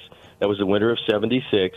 That had the stars of Reggie Jackson and Don Baylor and Bobby Grich. It had a lot of stars in that first class. I was a reluctant free agent, but that's when I went back from the Cubs to the White Sox and became a member of the Southside Hitmen in the '77 season. But wait, there's more. I'm an idiot. My bad. There is pictures of you in the shorts though, out there. No, it couldn't be. I might have gone to the beach that day. No, I don't have any. I never wore the shorts. Oh God, it's so good. Because do I have that right? No. No, I didn't have that right. But there are pictures of you in the shorts, and he goes, No. You were Viskurgen. He was Al Michaels. Yeah, this is why I can't really hammer somebody who gets something horrifically wrong in an interview. Spiegs is hiding under the desk. Spiegs told Steve Stone that he wore shorts. There is pictures of you in the shorts, though. No. Do I have that right? No. All right, so I'm your first contestant. You are the first contestant on Do I Have That Right? No. Thanks. You're welcome. It's good teammateship. So here's my... Oh, come on. This is what this show does. What picture do you have of Steve Stone in a uniform wearing shorts if it never happened? Yeah, he's not wearing shorts. That was the problem. He's wearing baseball pants. Middays 10 to 2 on 104.3 The Score. There was a good pitch right there. Strikeout number 3. Runner goes, but doesn't matter. And now the strikeout from Davis Martin, 2 down. Davis Martin, 9 punch-outs. How about that for a number? That is courtesy of CHSN, and that is an excellent way to introduce our next guest. We are happy to have him on. Davis Martin, White Sox starting pitcher, right-hander from San Angelo, Texas, out of the Concho Valley, joining us here on Rahimi, Harris, and Grote on 104.3 The Score. Davis, how are you? I'm great. How are y'all? Good. I described you as the White Sox ace when we wanted to introduce the segment earlier. Are you accepting of that title? Are you ready to feel like you've been called the ace and you've got it? No. I mean, I'm just doing my job. I just want to do my job, win, go home. I don't know. I mean, you're tied for the major league lead in wins. I feel like that's very acey. Yeah. Well, we also, I think I think we talked about it the other day with Mune prior to his injury. Me and Kenzo, his translator, were like, I think every time you pitch, Mune hits a home run. And I was like, yeah, that's why me and Mune are best friends. Well, then you got to be missing him right now, the fact that he's not there. But what a job by Jacob Gonzalez, Miguel Vargas when called on, filling in at first base. What do you think is the biggest success to this team playing so well without Mune in the lineup? Yeah, I mean, I think one, you can't undermine what these guys are doing coming up from AAA and being fresh into the big leagues. I think just the approach that they have. You talk about Gonzo, you talk about Sam Antonacci earlier this year, you talk about guys like Tyler Davis even out of the bullpen that get thrown in these big spots and they look very comfortable and very natural in those spots. And so it's just awesome to see these guys come up and fill in the roles. And it's been fun to watch. Davis, you've been an absolute revelation this season. Even if you don't want to call yourself the ace or an ace of the staff this year, you're not running into the big trouble, not the big innings. Have you been able to adjust your game plan on the fly? What is different for you this year relative to other years? Yeah, I mean, I think, as I've said it multiple times on different things, I just don't feel like I have any fear of failure this year. I mean, coming into this season, my wife and I really wanted to focus on our faith and where our identity was, and that was in Christ. And I think that type of, relationship that I have with God and the conversations that I'll have with him and just kind of. I think there's also a reliance of stuff there that I feel like kind of plays into what you're talking about. How does that feel when you feel like you're playing a little bit more freer with that faith in what you have? How have you seen that materialize for you? And can you describe the feeling when you're on the mound? Because we're seeing it. We just played the game where you had 9 strikeouts, for example. Yeah, I mean, I think it's one of those deals where, you're going to give up hits. Like, this game is hard, and you can't control a lot of those things. And so I think once you accept the things that you can control, you have to dive in and do the best you can at those, and then everything else you kind of have to just give up and not worry about them as much. And I think that's what it is, right? You have guys at second and third, less than one out. Like, what I can control is attacking the zone and throwing my stuff and my game plan. I can't do anything else besides that and not being worried about it. And, I think, too, like what you talked about, the adjustments, right? I think Zach Bove and Bobby Hearn have done a great job in between innings with our catchers and me going into a game with a game plan. And then as the game progresses, having the answers and having those conversations of where we're trying to go next, what the offense is trying to do to us, and making those adjustments before they do. Was that something that you weren't able to do last year? Like, is this a revelation to your game to have the presence of mind? Because I know that's difficult to adjust on the fly and maybe deviate from a game plan.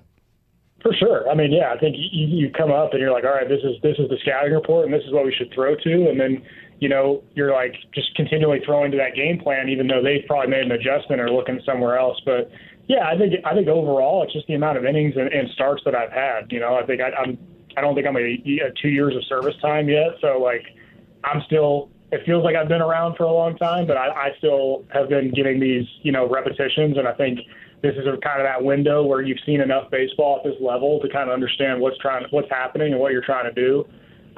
So I think it's just the repetitions. And as well, talking to Martin Perez last year, watching him watch how, a 14-year big leaguer sets up hitters throughout the whole game. It was just a great learning experience for me, and I just soaked up a lot of that stuff that he was doing. Davis, walk me through this decision that was made to give you some more time between starts after you gave up the 6 runs in Minnesota. You start on June the 2nd, then you've got a lot of time between then and the June 10th start against Atlanta. What was that conversation like, and did you fight back at all, or did you welcome a chance to get some more rest between starts? Yeah, I mean, we had a very unique situation where we did have 2 off days in between starts. I thought I was good to go on a 7-day rest, but we just had, a very unique situation where me and Fetty could flip-flop. He would still get 6 days rest, and I would get an extra one. And obviously, I fought it, and I'm just very appreciative to our, coaching staff and our training staff kind of sitting me down, giving me the facts, doing all that stuff, and I think it worked out really well. And so I'm very appreciative of them and kind of just making sure I don't get in my own way. What were the facts that they gave you that said, okay, yeah, this makes sense? Yeah, I mean, it's really just there was no difference, right? Like, one extra day is not going to change a lot of things. Everybody's fine. We're in a good spot with Fetty, and Fetty was good with it as well. And so I think that just kind of that selfless nature of our team. Fetty looked at me and was like, "Hey, I'm good, man. Let's go. Like, I'm all right." And so that kind of helped me kind of settle in and understand that, hey, this is a long season. We're only in June. So we got a lot of innings to throw. So when there is an opportunity to take a little bit of extra rest, take full advantage. We're talking to Davis Martin, White Sox starting pitcher who refuses to be called an ace yet, but I'm still going to do it, on Rahimi, Harris, and Grote on 104.3 The Score. And Davis, I think you alluded to something when you talked about Mully, for example, hitting home runs when you start. How do you describe what is going on in this team from an infectious nature? I feel like there is an energy that really gets picked up and you just keep it going. The mentality in the clubhouse and the vibes are high. Yeah, I mean, I think everybody talked about last year, that second half of the season. I feel like we started learning how to win those one-run games. Our offense started picking up, and I think we kind of felt that we had different areas of our team that could pick each other up, kind of basically complementary baseball.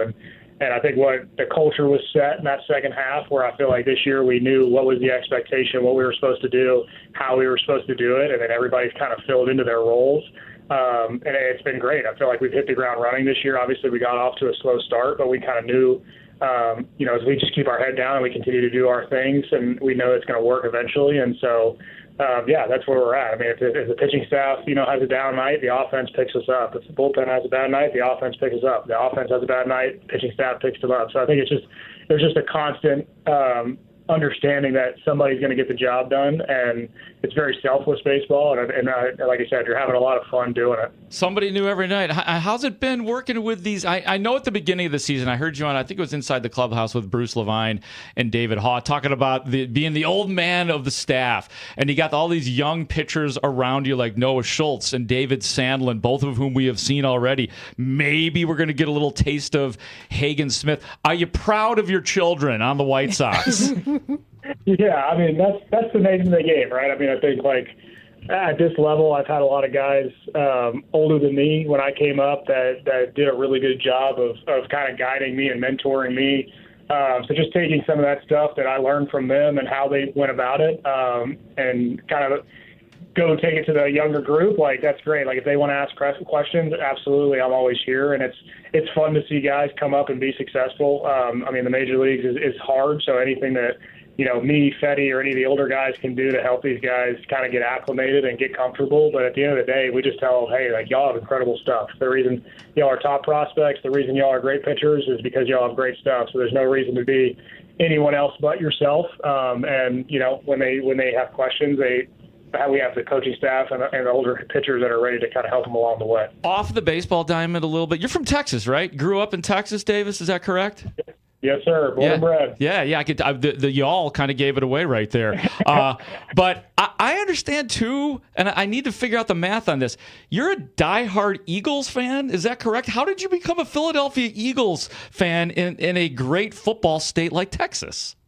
Go Birds. The Cowboys are terrible. That's probably the first part of that. Yeah, it's their year again. Anyway, sorry, I want to get those out. You're not wrong. So my mom's side of the family is all from Pennsylvania. My mom's an only child, and so my granddad, born and raised in Philly, he moved down to Texas, and in second grade or third grade, he got me a Donovan McNabb jersey. And that was the prime, like Brian Westbrook, Terrell Owens, Drew Trotter, Brian Dawkins, like all those guys were like, that was the team that I grew up with. So it was a good team to start with. We had some bad years in the middle, but we're back where we are now. But yeah, I had three brothers. All of them were like diehard Cowboys fans, and you just want to be a little bit different than some of your brothers sometimes. So yeah. The black sheep of the family. Are you sad they traded A.J. Brown? Are you mad? Or did you see it? Because we all kind of saw it coming. He's on the Patriots now. Once you take Mackay, you know it's happening, right? You go bolster it up with Hollywood Brown. You go get Stowers. I'm like, our receiving options are just plentiful now. And, I'm just glad we got a first-round pick. And I think A.J. is going to be great in New England. So, but yeah, I think it's going to be great. Devonta's going to step up, do his thing, and I think it's going to be a good year for us. Okay, we'll see how that goes. In the meantime, I'm curious. after beating the Braves 2 straight, it feels like the confidence can't be any higher than it is right now in the manner in which what you did. And you knew the stretch was coming up in June. Very tough schedule. Dodgers now, then the Yankees on the road. What do you feel like this team is? It kind of like when Mario touches the star? Actually, you might be too young for that reference. Do you guys feel pretty much unstoppable right now?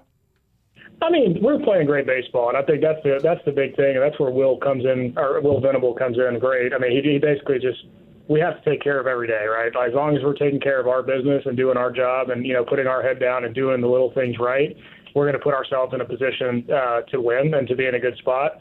But yeah, I mean, this whole stretch, I mean, the mindset's been what an opportunity, right? I mean, what an opportunity to go out and compete against the best in the world, some of the best teams in the league.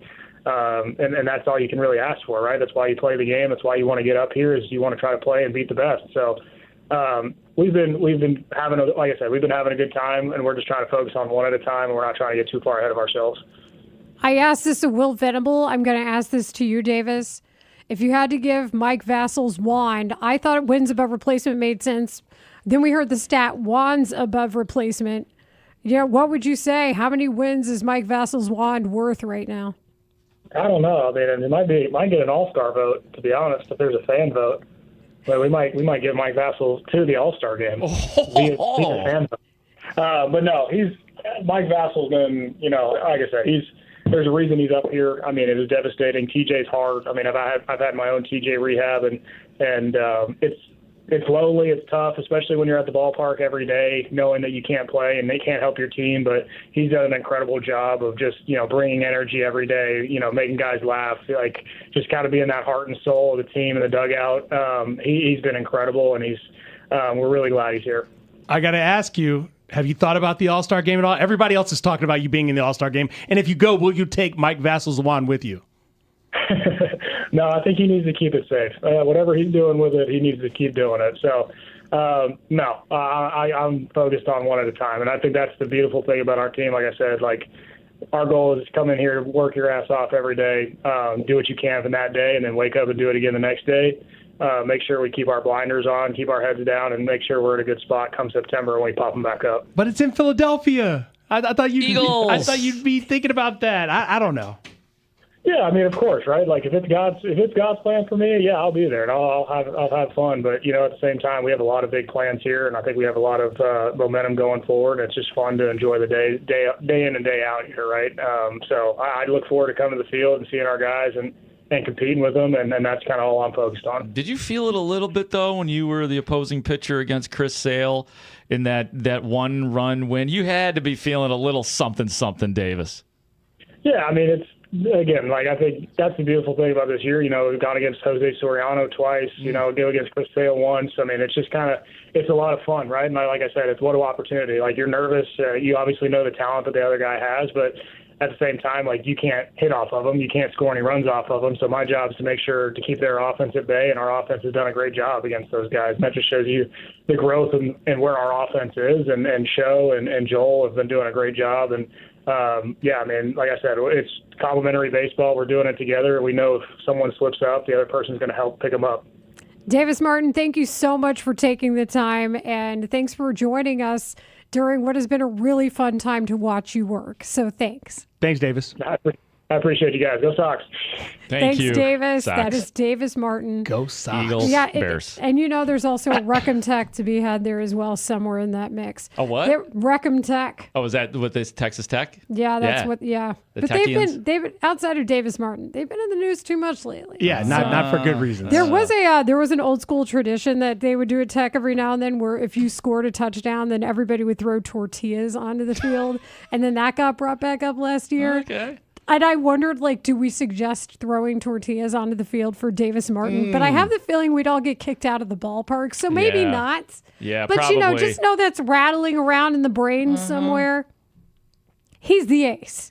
He is the ace. And that's our next project, is trying to get him to accept who he is. Oh, I think he's doing just fine. He doesn't want to say it. He's doing just fine not saying it. And if he keeps pitching the way he's been pitching, he doesn't have to say it. He can let his pitching do the talking. He's got a 2.40 ERA. Doesn't have to say anything. This is the fun time when people start to realize they're an ace, and then you're like, nope, somebody's got to say it. Somebody has to do it. And you're that somebody?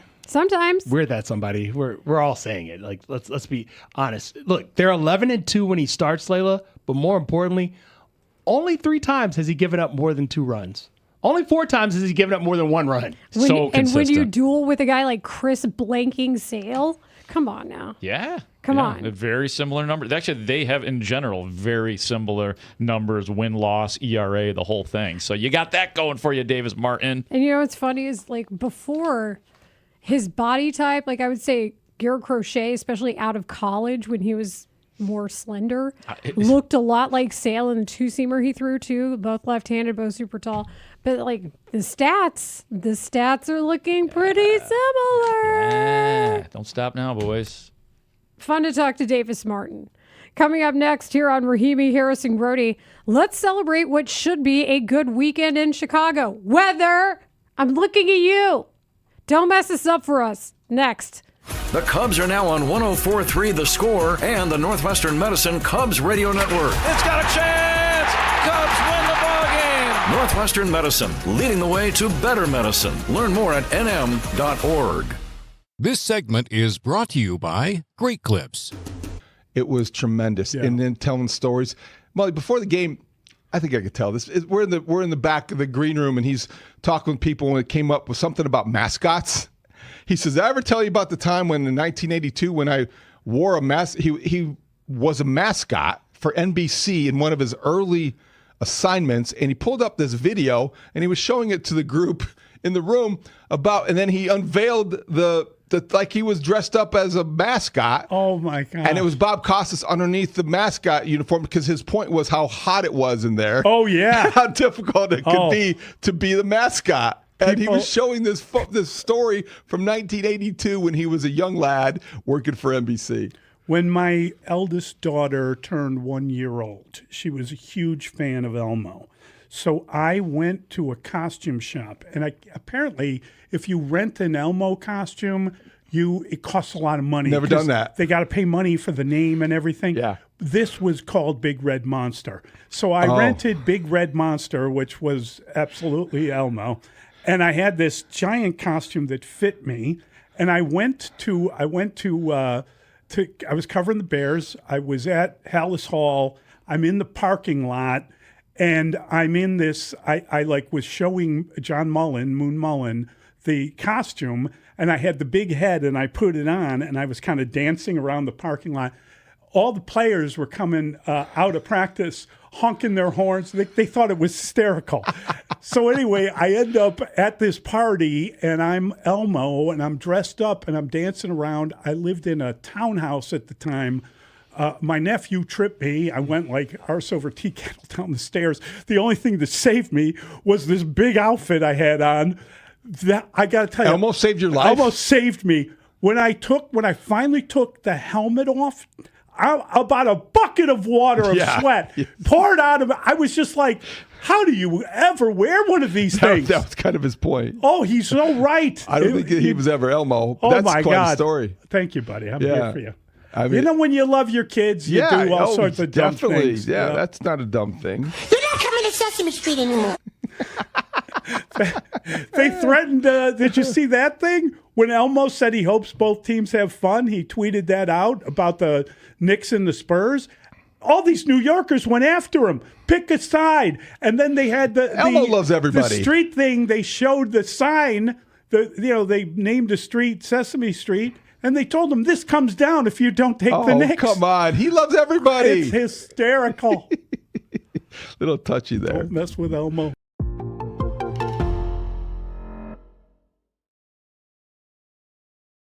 But coming out of the football season, I was kind of just talking about a few different things. We were here in commercial break at one point, and we started talking some baseball, and a discussion that really fascinated me with the two of you and the entire crew when I was on the afternoon show broke out, and I felt like it was worth revisiting. I do have a quick question for Lawrence. I know we are getting short on time, but if Nico goes to San Francisco, do you think he'll still come on the show once a week? Grote? Not once a week, but I suspect he would still come on the show occasionally. I bet he would. Just who can you count on week in and week out to deliver? Now, It's PCA Nico. could turn into that, I think. I think that he's capable of turning into that when you look at how good he was defensively, but he goes into these slumps where he doesn't hit the ball for a while. I doubt he'll ever be. I doubt PCA will ever be as consistent as Nico. Bregman is obviously incredible. I don't know that he's the level of multiplier that you say adding him means get rid of maybe your best player as well. I don't think he multiplies you by, that exponential degree where losing Nico is worthy of the fact that you added Bregman just to avoid the tax. Nope. I don't think they're getting rid of Nico. I think this organization has shown themselves Dollar in bet. recent seasons to try and operate. You think it's happening? Dollar bet. Would you like to make a dollar bet? I'd love to. Yeah. You think this is happening? I don't think. I think the Cubs have shown themselves to at least try to operate with a level of logic in their baseball decisions here, and it's sometimes flawed logic, sometimes less aggressive logic than we want. But I don't think they're getting rid of Nico. You want the logic to be greater than the value of $1. I and think that's not happening with the Cubs. I'm the smartest man alive. Did we make a bet?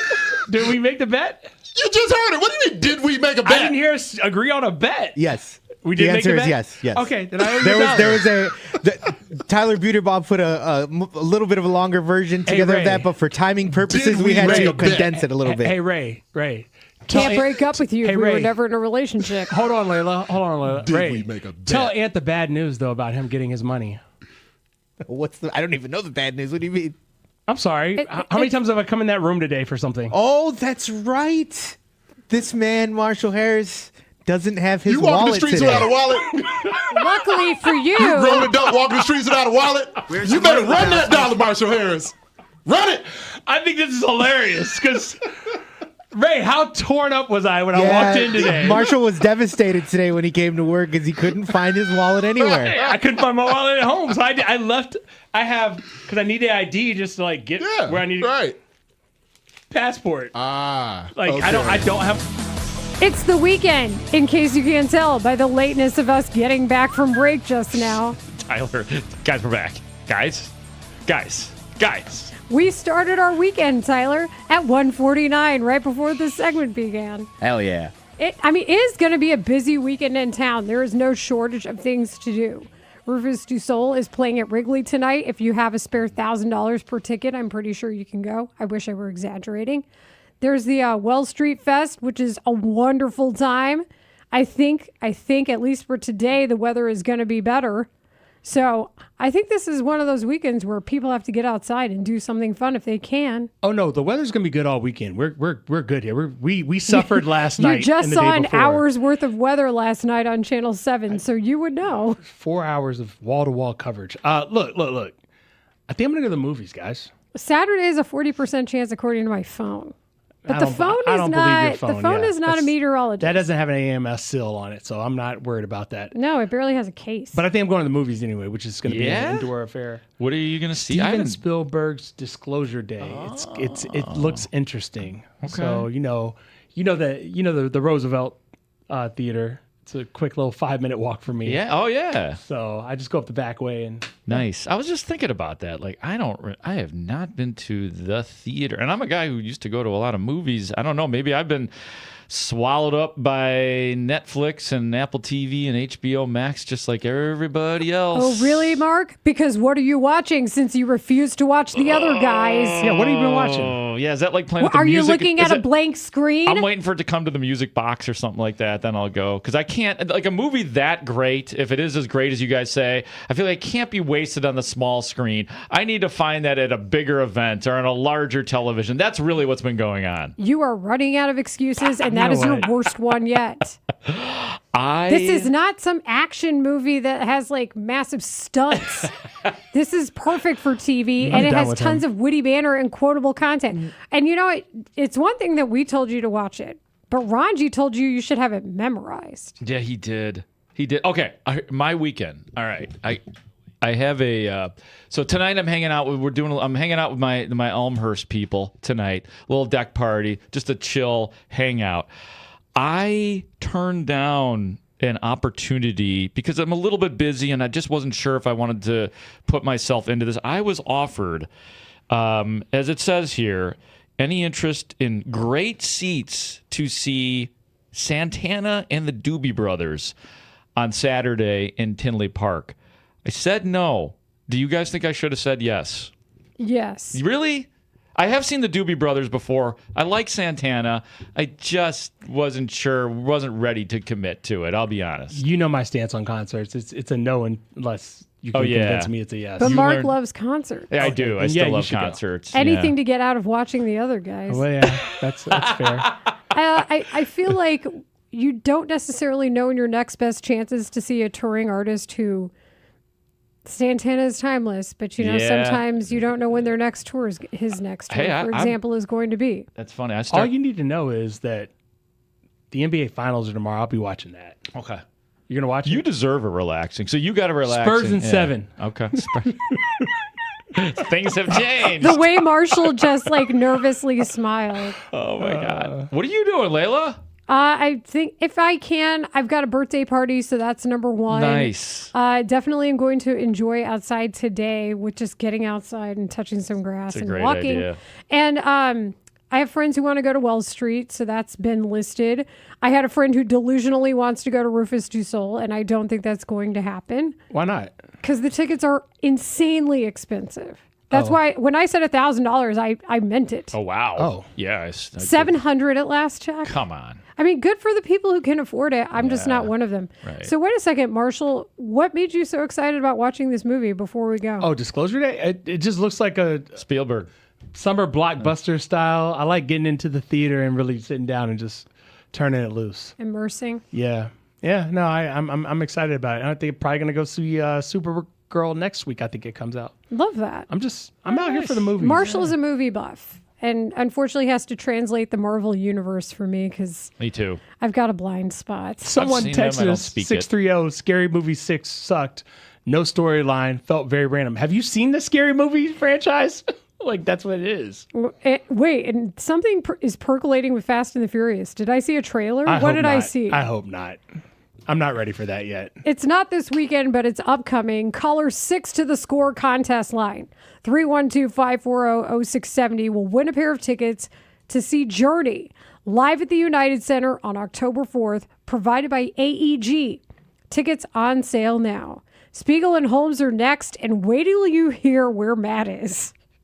Bears fans. It's the dog days of summer, but there's no offseason when it comes to Bears talk on the score. It was great to hear Caleb talking about it now, about how last year they couldn't even spit out a play, and now this year the starting point is just a completely different and elevated place. They meet every day, they laugh, they joke, but they also... He yells at me.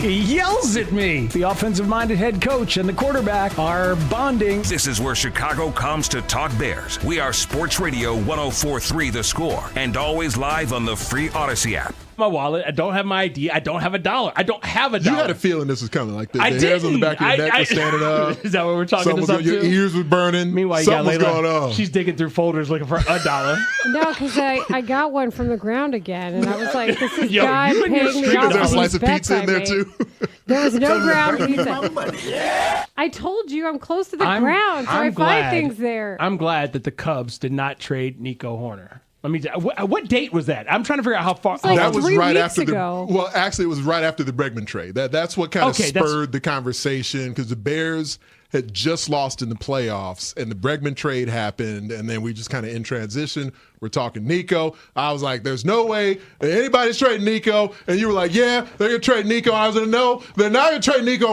And that is actually the first time I wanted to yell at you on the air. So that's probably fine. That's fine. It wasn't when the you time said I the Bulls were gonna win 45 I knew it was games. a long time ago, though. I knew it was a long time ago because once they told us about how much money they made and that they were putting their money back into the product, I was like, "Oh, then they're definitely not trading Nico now." Yeah. But until then, I was very much they might trade Nico. What show was it with the "Give me my $2"? Was that that was I like want my $2. Yeah, was that Better a Off Cusack Dead. movie, right? Better Off Dead. There we go. Yeah. I'll have Wait your a sec- dollar the next time I see you. If I find my wallet. If I don't Better find my run that- wallet, better run that dollar. I might be in trouble because Run that dollar, Marshall.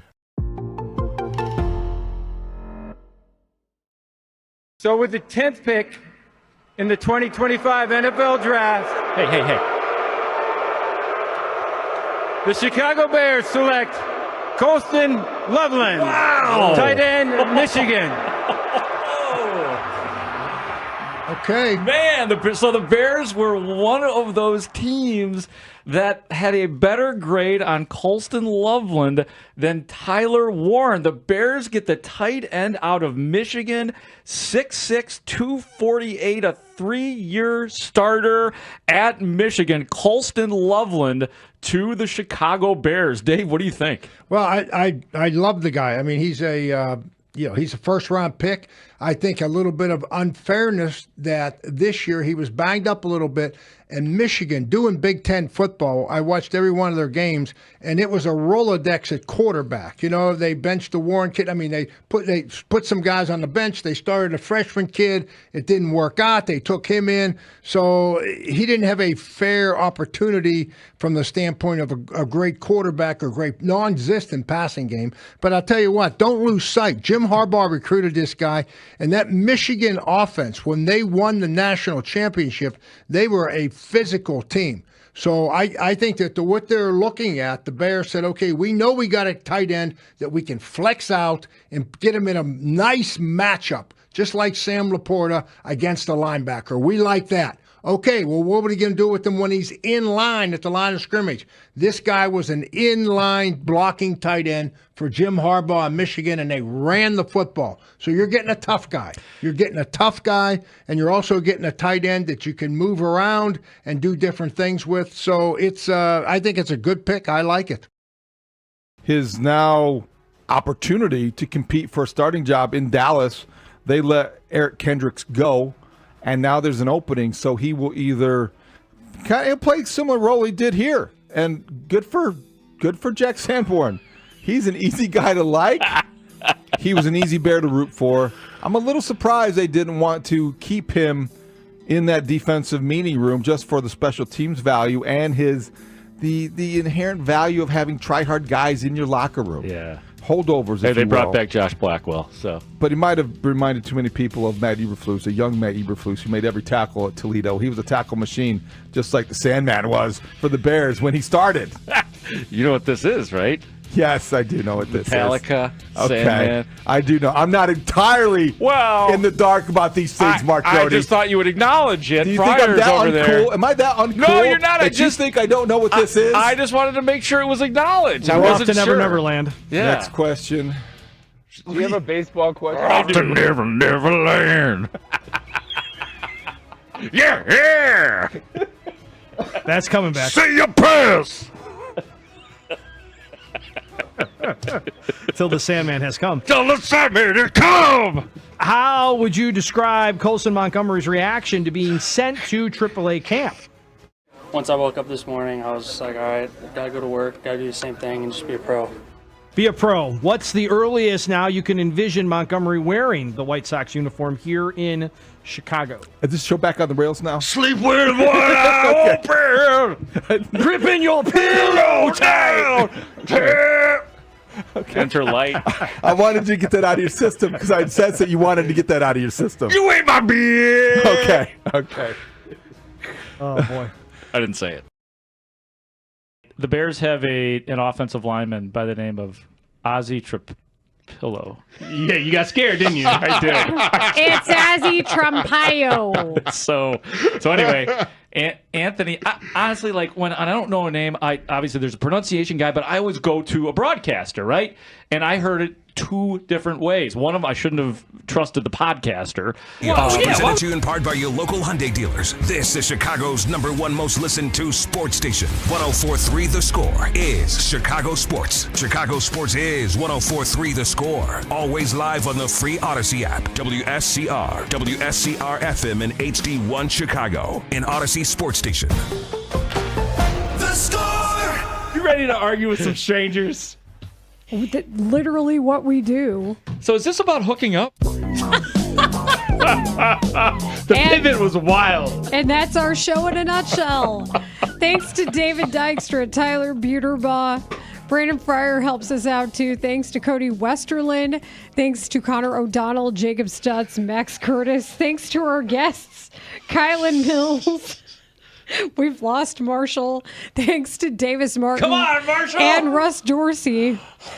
And now it's time for transition. Brought to you by Torque Coatings. High performance coatings for your home or business. TorqueCoatings.com. Live from Maine, it's Matt Spiegel. Lawrence Holmes is here. Hi, Lawrence. Hi, Matt. Hey. Hey, everybody. Hello, everybody. Hi, Yes, Matt. I'm stranded at LL Bean. I can't get away from LL Bean. No, I'm marooned in Maine thanks to our friends at American Airlines and the weather gods of Chicago, Illinois. Yeah, it's probably better that you're there, to tell you the truth, because the last 24 hours in the city beautiful has been quite rough. Threats were imminent. That's what it seemed like. So, yeah, I was supposed to come out of New York yesterday morning, and the airline said, we're going to route you through Bangor, Maine. And I said, okay, cool. And then after 10 hours in the airport yesterday, they canceled that flight, the connecting flight in Bangor, Maine. And now here I am. So actually I'm broadcasting live. You can see it on Twitch. I'm in front of Stephen King's house here in Bangor, Maine. That is amazing. That Do you did get that. lobster? Like, what do you do? He got That would lobster be my- roll before our meeting. Twice in I mean, 16 that's hours. it, right? later. That's what you do. That's the default. I'm having a great adventure here in Maine. Actually, I went to see Stephen King's house this morning, and I got there and I'm like, all right, cool. And then I wanted to go in, but you can't go in because it's somebody's house. Like I thought you did tours there. I was very wrong. It's not Paisley Park. Like you can't just roll up. And Prince doesn't just let anybody into Paisley Park anyway. That's true. I've been to yeah. Paisley Park with Prince in the building. Man, so I was just hanging out in front of Stephen King's house. I'm like, well, I guess I'll take a picture. And now here I am at the radio station. But, man, it was creepy. It was a creepy house, I'll tell you that much. Is there a ferry that will take you to Nova Scotia? Because you're like right there. Oh, wow. Good question. Do you I have don't your know. passport on you? I do not. So I better not get on that Yeah, ferry. don't do that. No. How was but the yeah. game, man? I saw a cool picture with you and your bro while the party was going on at MSG. I mean, I know you'll probably be talking about it with Lawrence today, but give us a little bit of a feel for what that game was like. Yeah, man, I'm dying to talk about it with Lawrence and Tanny and Alex and the listeners and just kind of revel in it a little bit because it was a really crazy sporting experience, as you can imagine, you know? Like it was just beautiful. You guys know that feeling of what it's like when it's a communal event and everybody feels the terror for 2.5 quarters, you know, and then feels the joy of the comeback together. And everybody ends up feeling the same thing. That's what my brother kept turning to me and saying, like, everybody's feeling the same thing. And that meant the celebs. It meant the employees. It meant the season ticket holders.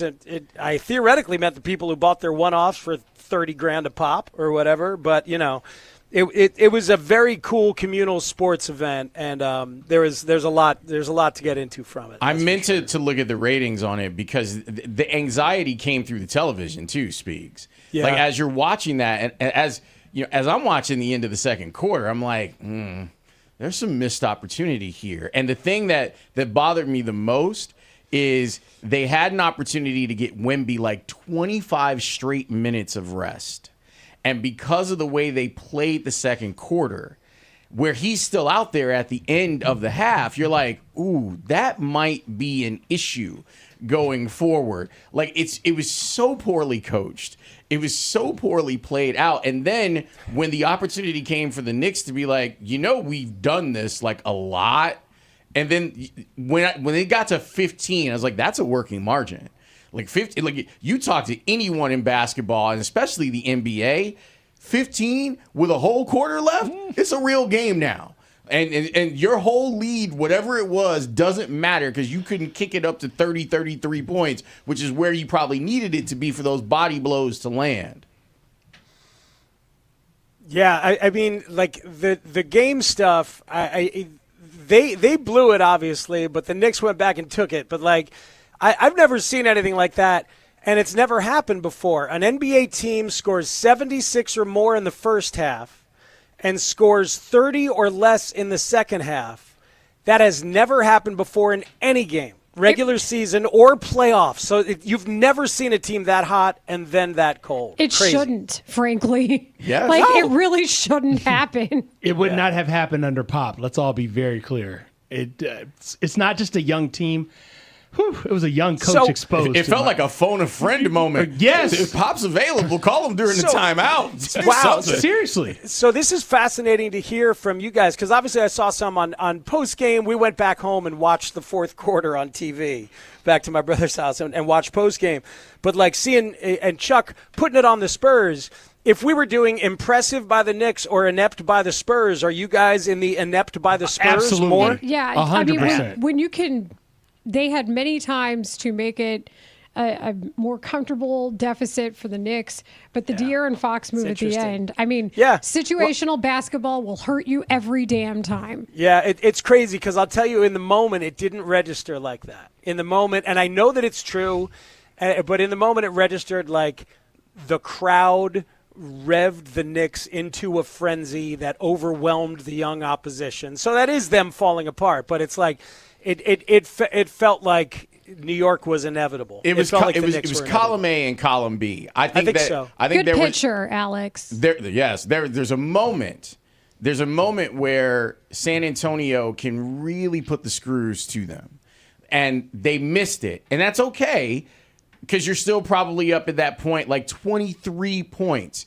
But once and the crowd thing. Once the Knicks fans saw the league go under 20, I felt like that's when everyone got really engaged. It's like, I can see it from here. Like when you're talking about 27 points, 29 points, that's difficult to see. But you say 20 and there's still a lot of time left, I can see how this can happen. And then it's 8 straight threes, and you're like out here. The 8 straight threes was it for me, Lawrence. It really was. I was like, you guys aren't even taking a lot of time off the clock on these possessions. You're coming up, firing. And see, this is what people are like, well, first half is just important in the second half. No. When you don't do things well in the first half, you have a whole half to recover. When you do things poorly in the third and specifically the fourth quarter, there's no time to recover from those bad decisions. And that's why it felt like 2 different games. Yeah. It just feels absurd to like be ripping the Spurs when they're such a brilliant and great young team to get here. And it's like it just felt inevitable. It felt so much like the Bears-Packers at Soldier Field. Like in those final minutes, it was like, oh my God, I think this is going to rise up and happen. And at some point you believe again. I was swept up in that part of it.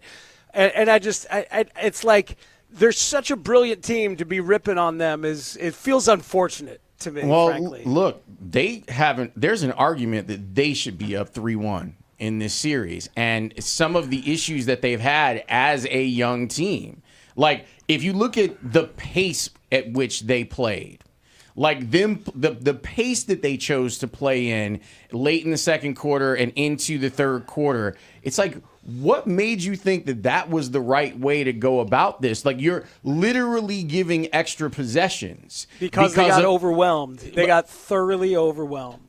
And that's because they're young, because they're 22 and 23. De'Aaron Fox should not be overwhelmed. He's the elder statesman. He's the dude who's supposed to be clutch and help them finish. Yeah, but there's a history of De'Aaron Fox not being that guy for Mike Brown. Yeah, it's seriously, if you're Mike Brown, you're like, oh yeah, De'Aaron, we can get him to do he'll let us back in the game, guys. He'll do a bad job on closeouts and everything else, and then I get fired and get a better job where I might just win the NBA championship. That's crazy. And then to meet him again, that's the funniest part in this scenario.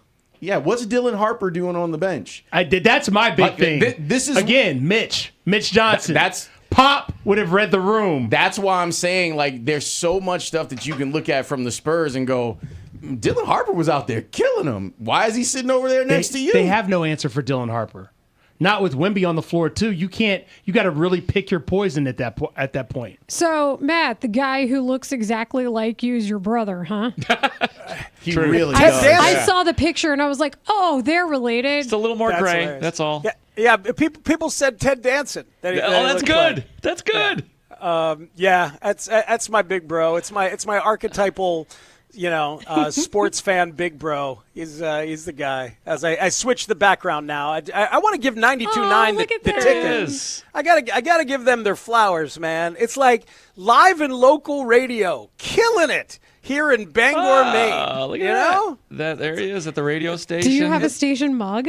They gave me a mug. The dude gave me a ride to go get a lobster roll, and in exchange, I did 15 minutes on his afternoon show. That's what just happened. Nice. That sounds lovely. That's actually amazing. Always costs something. Right? Yeah. That's the way it's supposed to work, man. It's like, and it's beautiful up here. Mitch already asked me if I'm buying a vacation home. I can't afford one, but in a decade, maybe. So I'm putting down roots with the afternoon show here. We had great chemistry for 15 minutes. Who are you? After I worked Julie with Lawrence, what are you? Bangor, Maine.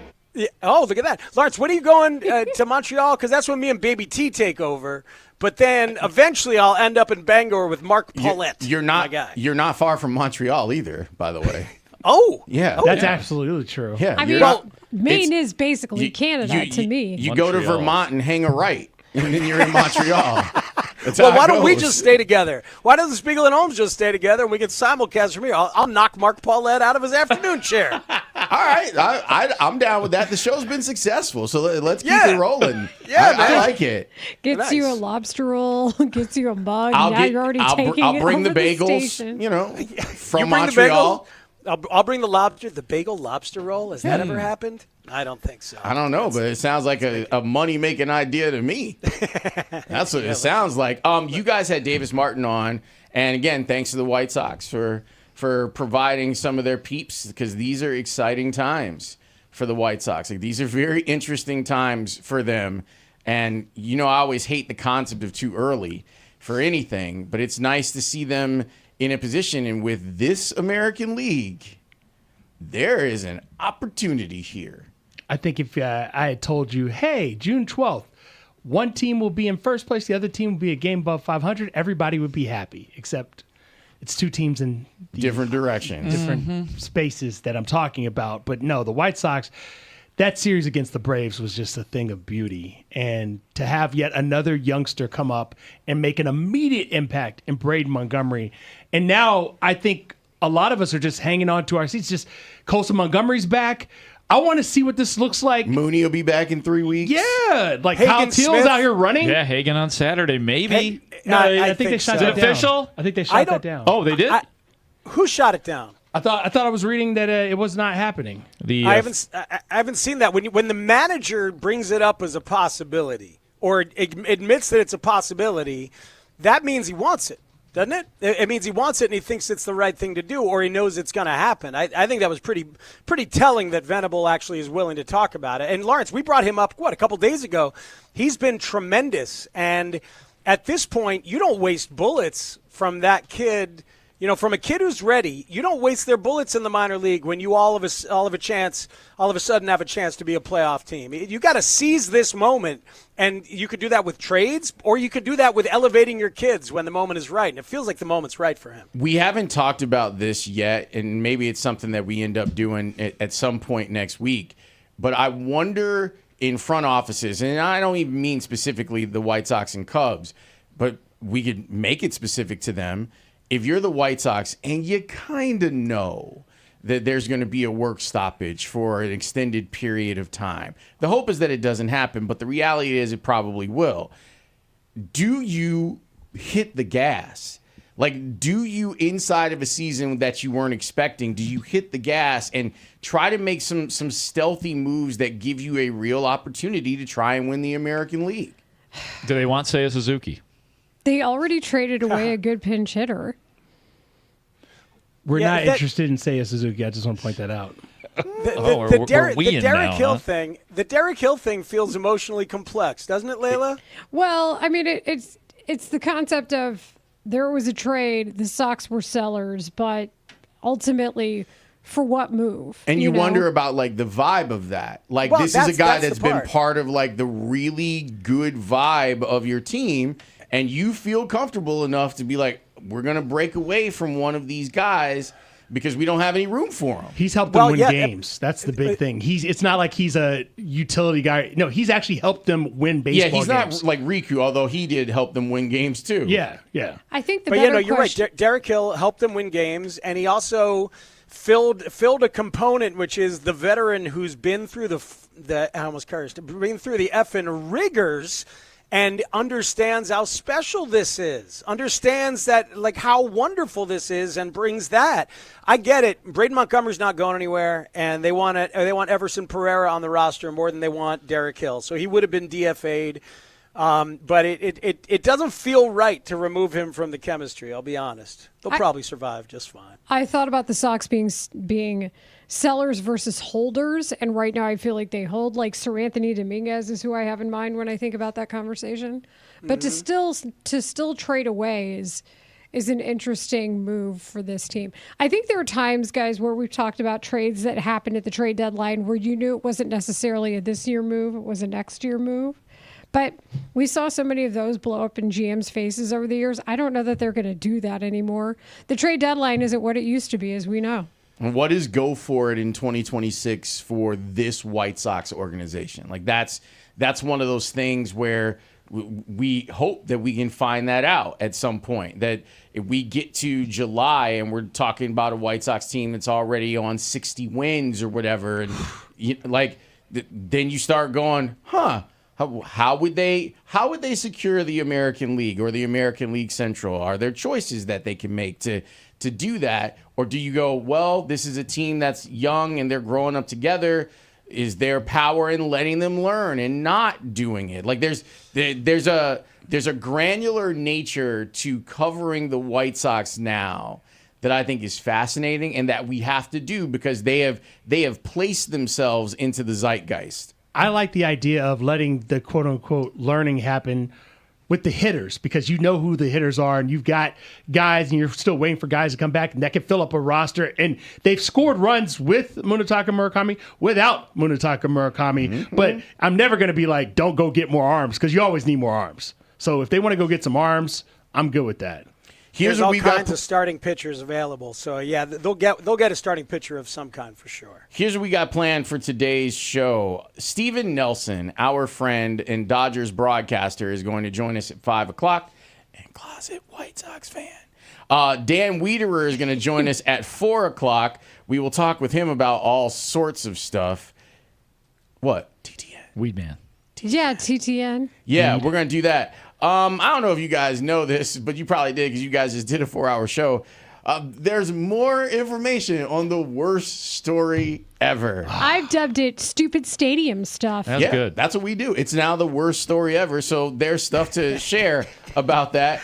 On the field, there's some cool, compelling stuff as the Bears take their 6-week break before camp starts. But we're going to start this thing off on why Spiegs is in Maine and why he can't get home and what stores did he visit because he only packed for one day.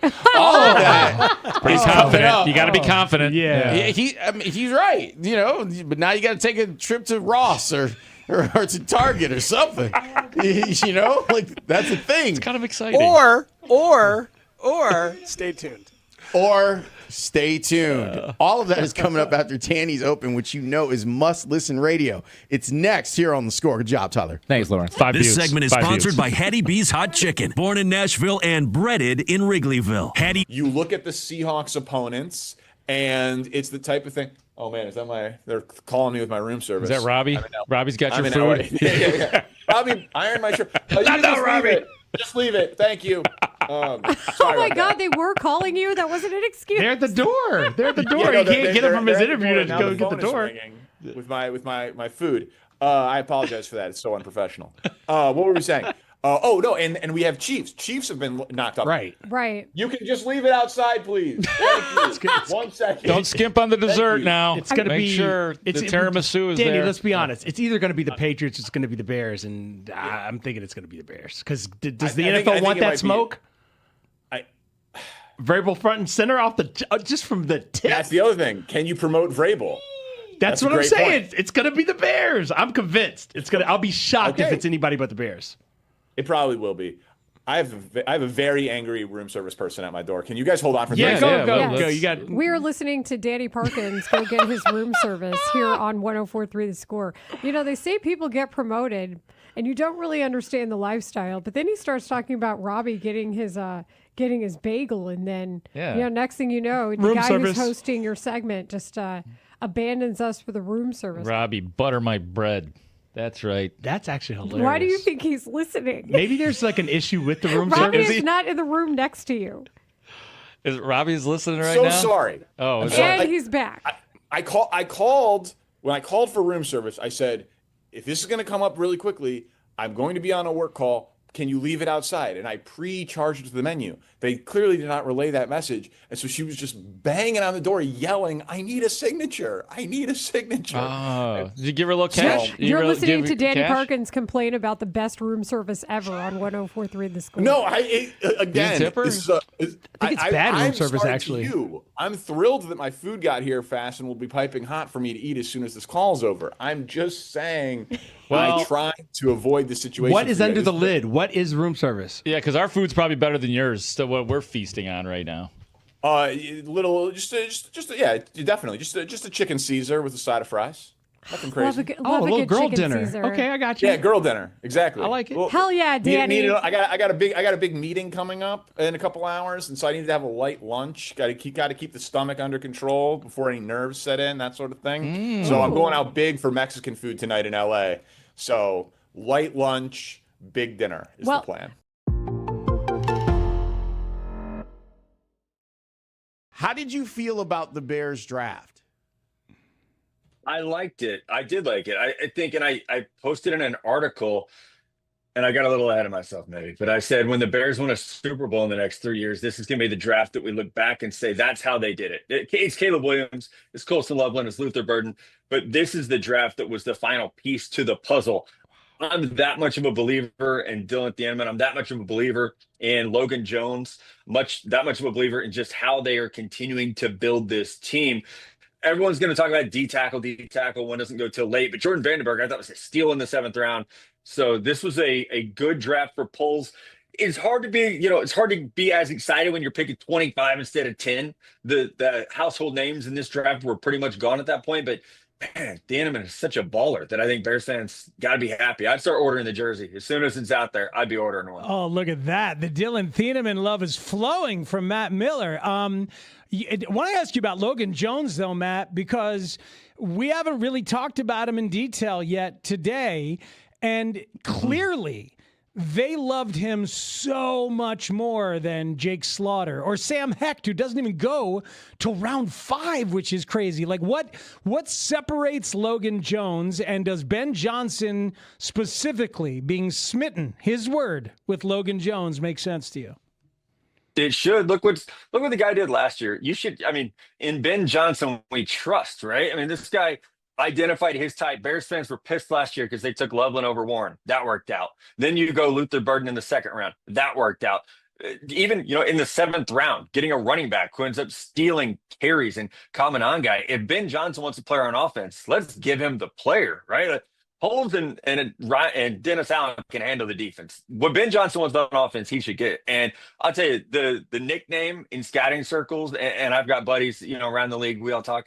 Logan Jones, we were calling him Baby Kelsey, because a center, a little bit undersized, but elite agility, elite athleticism to do those long pulls, the short pulls, the traps field to the 2nd level. It is tailor-made for Ben Johnson's offense, where you have to have that center who can direct to the 2nd level, that can handle linebackers one-on-one, but it's going to be mean as hell to go the chip out D tackles. Now, I'm not saying he's going to be Jason Kelsey, but when you watch those two move, it's Tyler Linderbaum, it's Kelsey. That's the type of movement skills he has. And as much as I love Sam Hecht, grading for a team that doesn't exist when I'm setting my big board, if I were working in Chicago, Jones would have been my top center just based on that movement ability alone. So, look, for 3 straight young quarterbacks in this town, it has been, we need to find this guy, their Jason Kelce. And they plugged the hole with Dahlman, and then Dahlman goes and quits, And it's like, so they were left, they had to figure something out. So I feel like they traded for Bradbury just to kind of cover their ass and have something. But then here they get to the draft, they found their Jason Kelce for Caleb Williams. That's exciting as hell to think about. Let's go. Ladies and gentlemen, the Spiegel and Holmes Show. And if you can believe it, it's a Friday once again. That's right, Baby T. Wu-Tang Clan is going to be performing halftime tonight of Game 4 of the NBA Finals. Wow. And my partner, Matt Spiegel, is in New York. He is going to Game 4. That will end the first half. The San Antonio Spurs put on a clinic. It's 76-49. Well, it's interesting that Wu-Tang, one of my favorite groups, is playing right now. Inspector Det has one of my favorite songs, and he started it off. He set the tone of it. I bomb atomically. I bomb atomically. Socrates' philosophies and hypotheses. Can't define how I be dropping these. For all the white people don't know Inspector Det, he's a member of the Wu-Tang Clan. Do you think your Wu-Tang sword can defeat me? Nixon 5, what y'all talking about? Let's go, Knicks! Let's go, Knicks! We outside! You know what I want to hear, right? What you want to hear? I want to hear that Wu-Tang joint. Wu-Tang again? Yeah, again and again. Karl Anthony Towns down there. It's a 12-point game. Towns has it. Right side Alvarado off the bounce. Corner three. Anunoby. Bang! 4-point game. Brunson gets it. Fires up a three. Shot no good. The chip. It's gone. It's gone. It's gone. With 1.2 remaining. Knicks take the lead. OG Anunoby. And it's 107-106. If you want beef, then bring the buckets. New York Knicks ain't nothing. I went and bought me an outfit today that costed a lot of money today. You know what I mean? Because I figured that Wu-Tang was going to win. Wu-Tang is for the children. Bedlam here at the Garden. They can't believe it. The greatest comeback in NBA playoff history. Hey, white and black know the Wu-Tang. The Wu-Tang is worldwide, baby.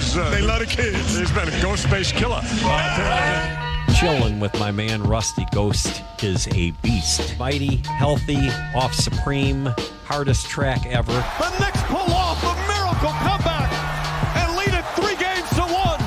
Now 1 win away from a title. Have a great day, and thanks for playing some Wu-Tang. That made me feel good. Take care. What do you guys want? You want hats? Yeah, don't worry about us. Just, all right, hot dog? Just be on the air Friday. I'll see what I can do. Yeah, I want to remind everybody to diversify y'all bonds. And RZA got an announcement to make. Oh, yeah.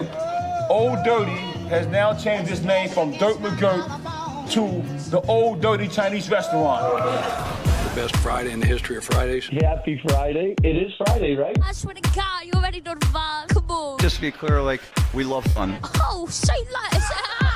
Good to have fun. Today's Friday for us. We want it to be a fast Friday, and a fast, focused Friday. We call today Feel Good Friday, so I'm trying to stick to that, I like it. The Spiegel and Holmes Show. Friday, baby. I'm hyped. Afternoons 2 to 6 on Chicago Sports Radio. 104.3. Hey, you guys are good on Fridays, aren't you? The Score. Welcome. It is the Spiegel and Holmes Show, and we've got you for a full boat show tonight. We are going until 6 o'clock, and there's a lot to discuss. Steven Nelson from the Dodgers is going to join us at 5 o'clock. WEEKDAY will join us at 4 o'clock. There's some stuff that we need to discuss as it pertains to the worst story ever. That's coming up around 3:25. The whole crew is here. Well, kind of. Alex is here. Tanny with the collared shirt today, looking resplendent. I love it. And that Wu-Tang Open was fire. That man in Bangor, Maine is Matt Spiegel. Hello, boys. How you doing? I'm actually still at the game, Lawrence. I've changed the background to now a shot of what it was like from my seats the other night.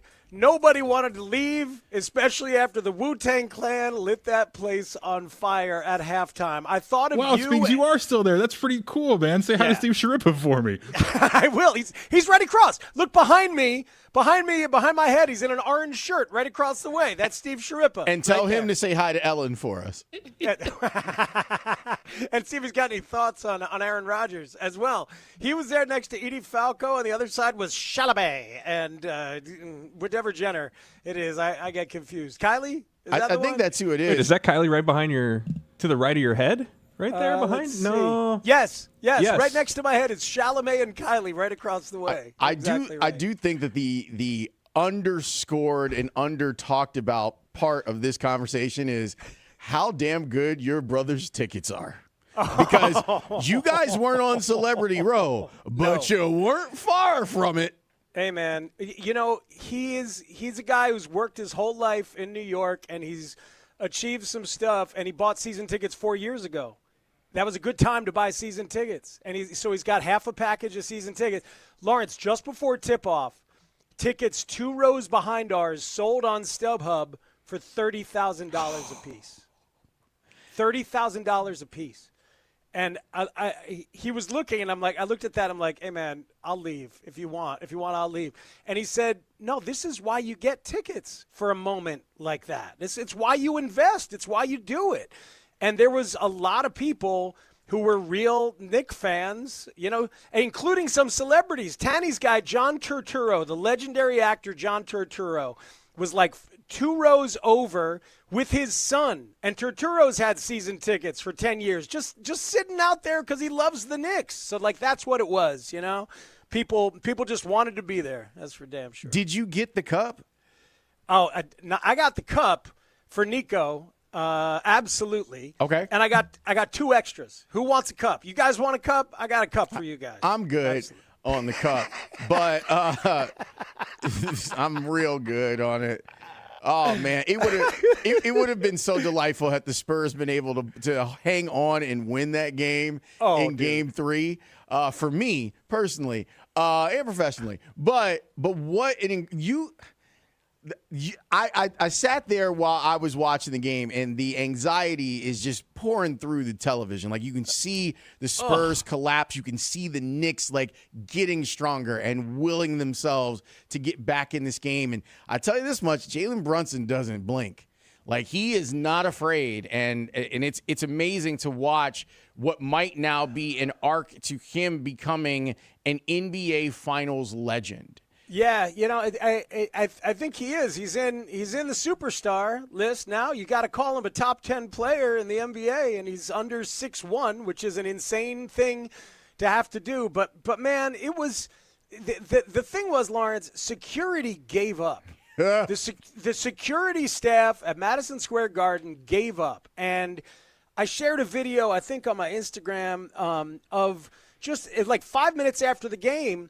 That floor was filled like it was a rave or something, and it was celebrities, but it was also just regular fans and players and media. Like, they just quit, and everybody was just hanging around. And, like, Jerry Seinfeld took out a camera and started shooting video. Kenny Smith is shooting video before they went live.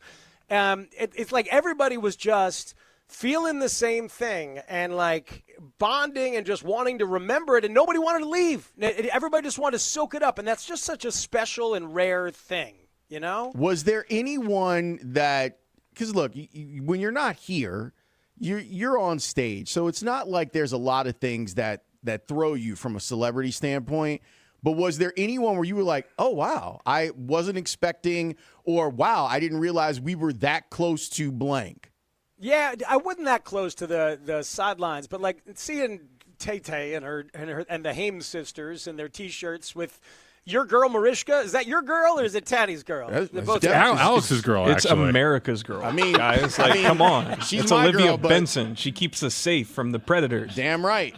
Damn right. them Preds. But she's also clearly Jalen's girl. You know what I mean? Yeah, like that's like they're tight. She was wearing his shoes. Did you know that? Yes. Yes, they are legit tight. They've gotten tight. She is doing a one-woman show on Broadway right now. She did 2 shows that day and then cut 5 minutes out of her show so she could sprint the 8 blocks to get to the game. That's amazing. That's like it was. So there were a lot of people that were hardcore fans for sure. How does that work on a Broadway show? You cut 5 minutes from that. Just like Good night, you get to the end, like yada blah blah blah. I died later. I died. Yeah. Hey man, bye. Thanks. you guys let me leave our show at 5:25 the other night so I could get in. Well, sometimes you gotta do that. People aren't flying in from all over the country to see the show. How dare you? What we didn't get a chance to ask you about, and there's more meat on this bone.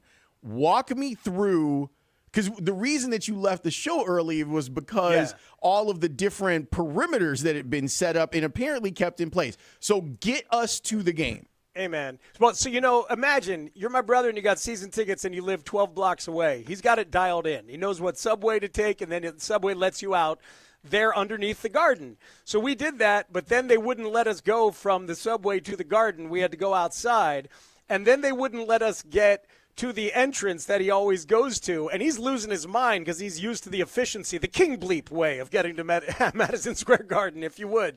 And instead, we had to walk like 4 blocks down Broadway, I think it was, and then 2 blocks over and 4 blocks back up through the barriers. And then there was, it was insane. But it took like, 30, 40 minutes? I don't care. I got a free ticket to a finals game. I don't care, You got 2 tickets to paradise. Yeah, thank you, Eddie Money. So it definitely took a while to get in, but once you're in, you're just locked and loaded. I went and got Nico his cup right away. Took care of that business because you didn't want to forget, right? Yeah. Yes. And considering the aftermath of everything, it's a really good thing that you did. Oh, but the aftermath, like you guys predicted. I found a couple extra straggler cups. So those are the dirtier ones. I grabbed. Oh, good. He's offering those. us dirty cups. Good. Shocking. But at halftime, I thought of you guys and Wu-Tang because you love and know Wu-Tang much more than me. But they were important. What are they? I think Zach Harper said they were plus 28. Yeah. Wu-Tang was plus 28. And the joy, people were like, well, this sucks. We've been waiting our whole lives for a game like this. This is terrible. It's a bludgeoning. But at least the Wu-Tang Clan is here. And so people are like having a good time. And afterwards, Method Man, as he's walking off, goes, Knicks in 5. And that has become the mantra in the city, is that Method Man called that at the end of the halftime show. Oh, that's beautiful. And he's had quite the renaissance over the last 5 years, too, where people just adore him. But that whole thing, I love the concept of it, where you go, look, things are bad, but how often are you going to get an opportunity to watch a Wu-Tang Clan concert? Yes, exactly. So they stayed loose. And I think teams that we watch, that we cover, and fan bases could use something that helps them stay loose every once in a while. Cubs, I'm looking in your direction. When you tighten up and everybody gets dark and everybody stays quiet, sometimes it can just stay down there. Well, then your manager could just get himself thrown out. I loved it.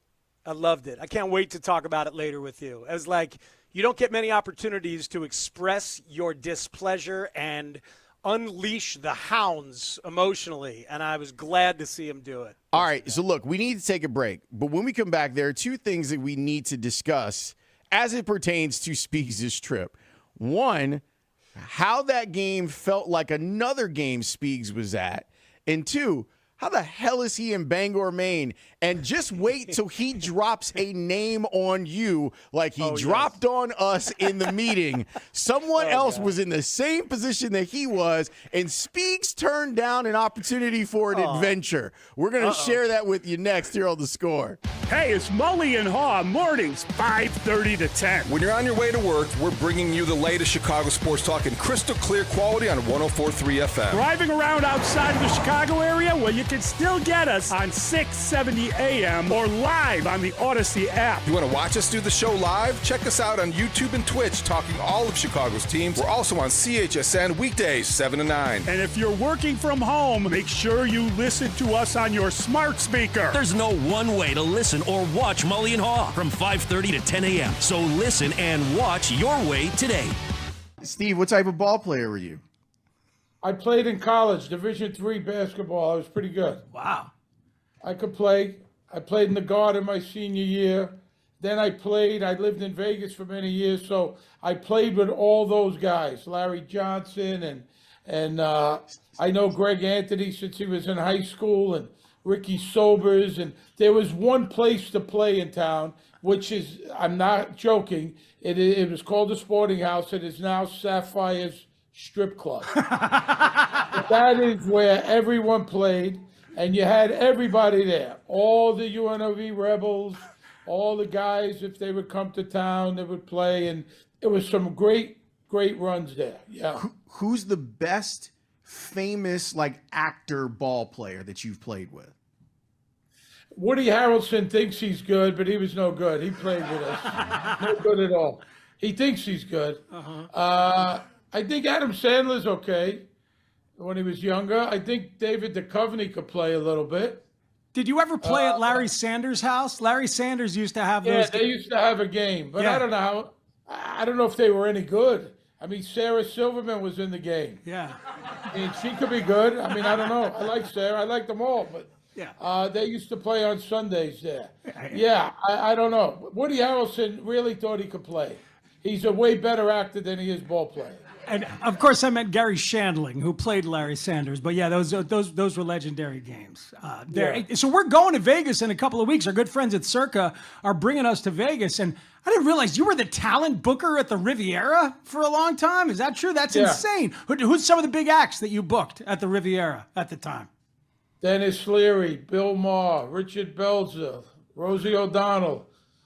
That piece of garbage, Ellen DeGeneres, David Spade, Rob Schneider, George Lopez. We could go down the line. Ray Romano, Kevin James, Drew Carey. Wow. You've had and on and on and on, you know. You've had a few different lives there. Well, that's how I started acting. You know, I was booking the comics, and then Bruce Baum, Kevin Pollak put me in a couple of their HBO special and Fox special, and kind of got the acting bug, took some lessons, started auditioning, and that's kind of how it all started, you know, like that. But it was those guys. I worked with comic Bruce Baum, and he was very helpful for me at the beginning. And, then I just started taking it from there, and then I came to New York for a wedding, and I auditioned for The Sopranos.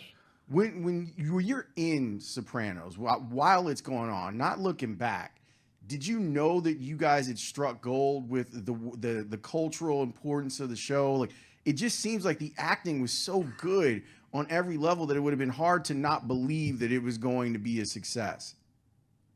Well, you know, if you talk to the guys that were there from day one, I mean, I came on the second season. If you talk to Michael and Jim, used to tell me, and nobody knew that. You know, Michael even thought it was like a farce, like it was a comedy. He didn't even know what to think of it, on paper. And Jim figured he'd just do the pilot, make some money, and move on. He didn't think it was going to be a hit. And then the reviews came out, and they were the most glowing reviews that you could ever get. It was like incredible. They were saying it was the greatest thing in pop culture ever, and on and on and on, all these big publications. Now, by the time I got there, I remember early on I was shooting. I happened to be shooting that day, and that's the day they were the first cable show to be nominated. 16 Emmy nominations. It was the first cable show, and it got nominated for 16 shows, and that kind of took it to a whole nother level, And so as you're doing it, it's really good stuff, really good material. It's just kind of incredible. You're looking forward to getting the script. It's that good, So as time went on, it took a little while, but, don't forget, they shot that first season. Nobody even knew who they were, It's amazing. They're shooting on the streets and nobody knew who they were. It really kind of kicks off this entire era of prestige TV on cable and on HBO. and the whole concept of the anti-hero, which was not like a brand new thing, but really building a show around it. Because then you get Breaking Bad, you get even shows like The Shield, and like other shows started to pop up where the anti-hero was the thing. You're a sports fan, you're a sports guy. Do you root for the anti-heroes? You root for the bad guys who are great, or do you root for the good guys who are nice and clean, seemingly? Bad guys in what way? Poor performers or bad people? Bad people. Afternoon show, Lawrence and the other dude, but Matt speaks. They call it a slag. He's the other dude. Yeah. Afternoons on the Score. Tanny, we got to have another little taste because Spigs is here. Huh? It's 5 o'clock somewhere.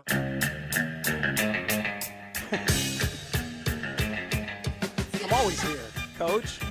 Thank you, though. And he's going to have as much rock lobster as he can get before Rock Chalowski gets to the south side. Don't worry, it'll be turned into some sort of song, one way or the other. So many options. Speaks, So many options. tell the people where you are and how the hell you got there. So I'm in Bangor, Maine, because Chicago weather as such, and I hope everyone is as safe as they can be and has power restored. I know it's been brutal. Has precluded me from being able to fly home from New York, and they ended up rerouting me to Maine. So, Lawrence, I'm on the plane yesterday in Bangor waiting for this connecting flight to take off, and it doesn't. And they say, we're not going to take off. And everybody slowly walks off. Some of us are sitting there looking, trying to make travel accommodations, as you do, right? You're like, all right, let me try to chat on the app or look around. And I'm looking around. I'm trying to figure it out. And I look over across from me, right across the aisle, Curtis Granderson is sitting right there across the aisle. I'm like, oh, hey, Curtis, how you doing? He's like, oh, hey, what's up? I'm like, you know me, I'm Lawrence's partner from the Score. He's like, oh, yeah, of course. And we start talking about how we're going to get home.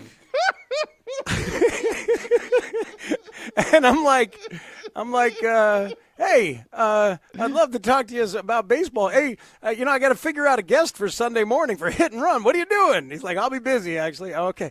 So how are we going to get home? And he looks up after a couple minutes. He's like, well, we could fly back to LaGuardia and then fly to Detroit and then rent a car in Detroit and drive to Chicago. I've made that drive many times. I said, I'm sure you have, Mr. Former Detroit Tiger. And he's like, yeah, I mean, that's something we could do. And I'm thinking, I think he's inviting me to go on a 10-hour odyssey and adventure. It's pronounced Granderson. Odyssey. It's got to make sure you get that right. I didn't do it. So were you going to be Steve Martin or were you going to be John Candy? Those aren't two pillows. How about that Bears game? I don't know. But, I mean, can you imagine me in like hour 5 of the drive with Curtis Granderson? All right, so tell me more about the hitting coach, Kevin Long, when he got to the Yankees and how he transformed. Look, here's a good idea. Have a point. It makes it so much more interesting for the listener. Look, man, that's a guy with almost 400 home runs, right? There's a lot to talk with him about. Totally true. And he's a delightful human being, you know. As I've told him, I think he should run for mayor. But that's a whole nother thing. I wonder if he'd be able to get some stuff done on the worst story ever. Yeah, that's coming up in a little bit. Yeah. So I didn't do that, and it's it's too bad. I've regretted a little bit, but I'm sure I'll have another chance for a 10-hour travel odyssey with Curtis Granderson, right? That'll come up again. So is the airport in Bangor or in Portland? It's in Bangor. Portland's very far away. Come on, Lawrence. Get up to speed. I don't know a ton about Maine. Yeah, me neither. Maine? I've learned some. But you mentioned it before the break, and I think I said it briefly in transition. For any of our listeners who were either at Bears-Packers on that Saturday night in the regular season or just watching Bears-Packers, this is the comp. That Knicks-Spurs game of any sporting events I've ever watched or attended or what, it felt more like that Bears-Packers game than anything, because that Bears game, like this one, a full, crazy, revved-up crowd who's been looking forward to it. Like, here we go. This is our moment. And then you get punched in the mouth. Oh, you get punched in the mouth. And like it. Remember that night at Soldier Field? I remember sitting there thinking, are we a sham? Is our team not for real? Is our whole season kind of a lie? We can't stop a Jordan Loveless team? What is happening here? And you spend 3.5 quarters thinking it is nothing. And then they come back, it's overwhelming, and the communal love and the joy. And I didn't leave that night. I stayed there just to watch the Bears and all their people and their families celebrate on the field. And the whole time, that's what it felt like. That's the closest comp I could ever make. I think it's a really interesting comp, and the fact that you were at both games is kind of amazing. So have we figured it out? Is it you and Spike, the only two people in the world that were at both of those games? Wow, that's crazy. Like That's crazy. How weird is that? Like, and you're right. Like the way that the Bears game felt, you could hear the air like just kind of leave Soldier Field, and then all of a sudden, as the rally starts to happen, everyone starts to believe, and partly because you've seen Caleb do it before, and similarly to the Knicks. You've seen the Knicks do this before. Right. They've done it in this playoffs right. before. Yeah, you're absolutely right. They made that crazy run against Cleveland. But it's funny, like, I know people are bringing up the Falcons and the Patriots in the Super Bowl, but that's Tom Brady, who had 4 titles with, I believe, 4 game-winning drives in Super Bowls already under his belt. The GOAT. Yes, that is the GOAT, and a team realizing, oh, yeah, we're not going to be able to stop this, which feels different. Was Spike Lee I know he was at Bears-Packers. I don't know which Bears-Packers it was. Was it the playoff one at Soldier Field? There's so many times that the Bears beat the Packers that we got to think about here and go through, The Packers are now rooting for the Spurs, or rooting for the Knicks so they can get rid of the specter of what happened to them. He was at the wild card game. He was at the wild card game. Okay. All right. So, yeah, no, I might be one of one. This is a good those are 2 good ones to add to the list. I can see why you mixed them up, Speaks, because they did beat them twice in a very, very short time. Yeah, which is really tough in the NFL. But they managed to do it, and the Packers managed to blow it twice. In very similar fashion, yeah. It's like the Packers got a lead, and then the Bears came back. Yeah. And then the Packers had 0 answers for the Bears coming back in the game, and then they lost. And then a couple weeks later, it happened again, and then they lost again. Yeah, I can't hear that enough. I really can't hear that enough. Ironically, Wayne Larrivee was doing the Holmes Spurs radio call. Not a surprise. This question has come up multiple ways inside of the text thread. Yeah. Did you Brandon Johnson the game? And now that's apparently a verb. His name is now a verb. Oh, no way in hell I would ever leave such things. But I do know lots of people who went to sleep on that basketball game. Right? Really? Oh, yes. One of them has professional ties to us.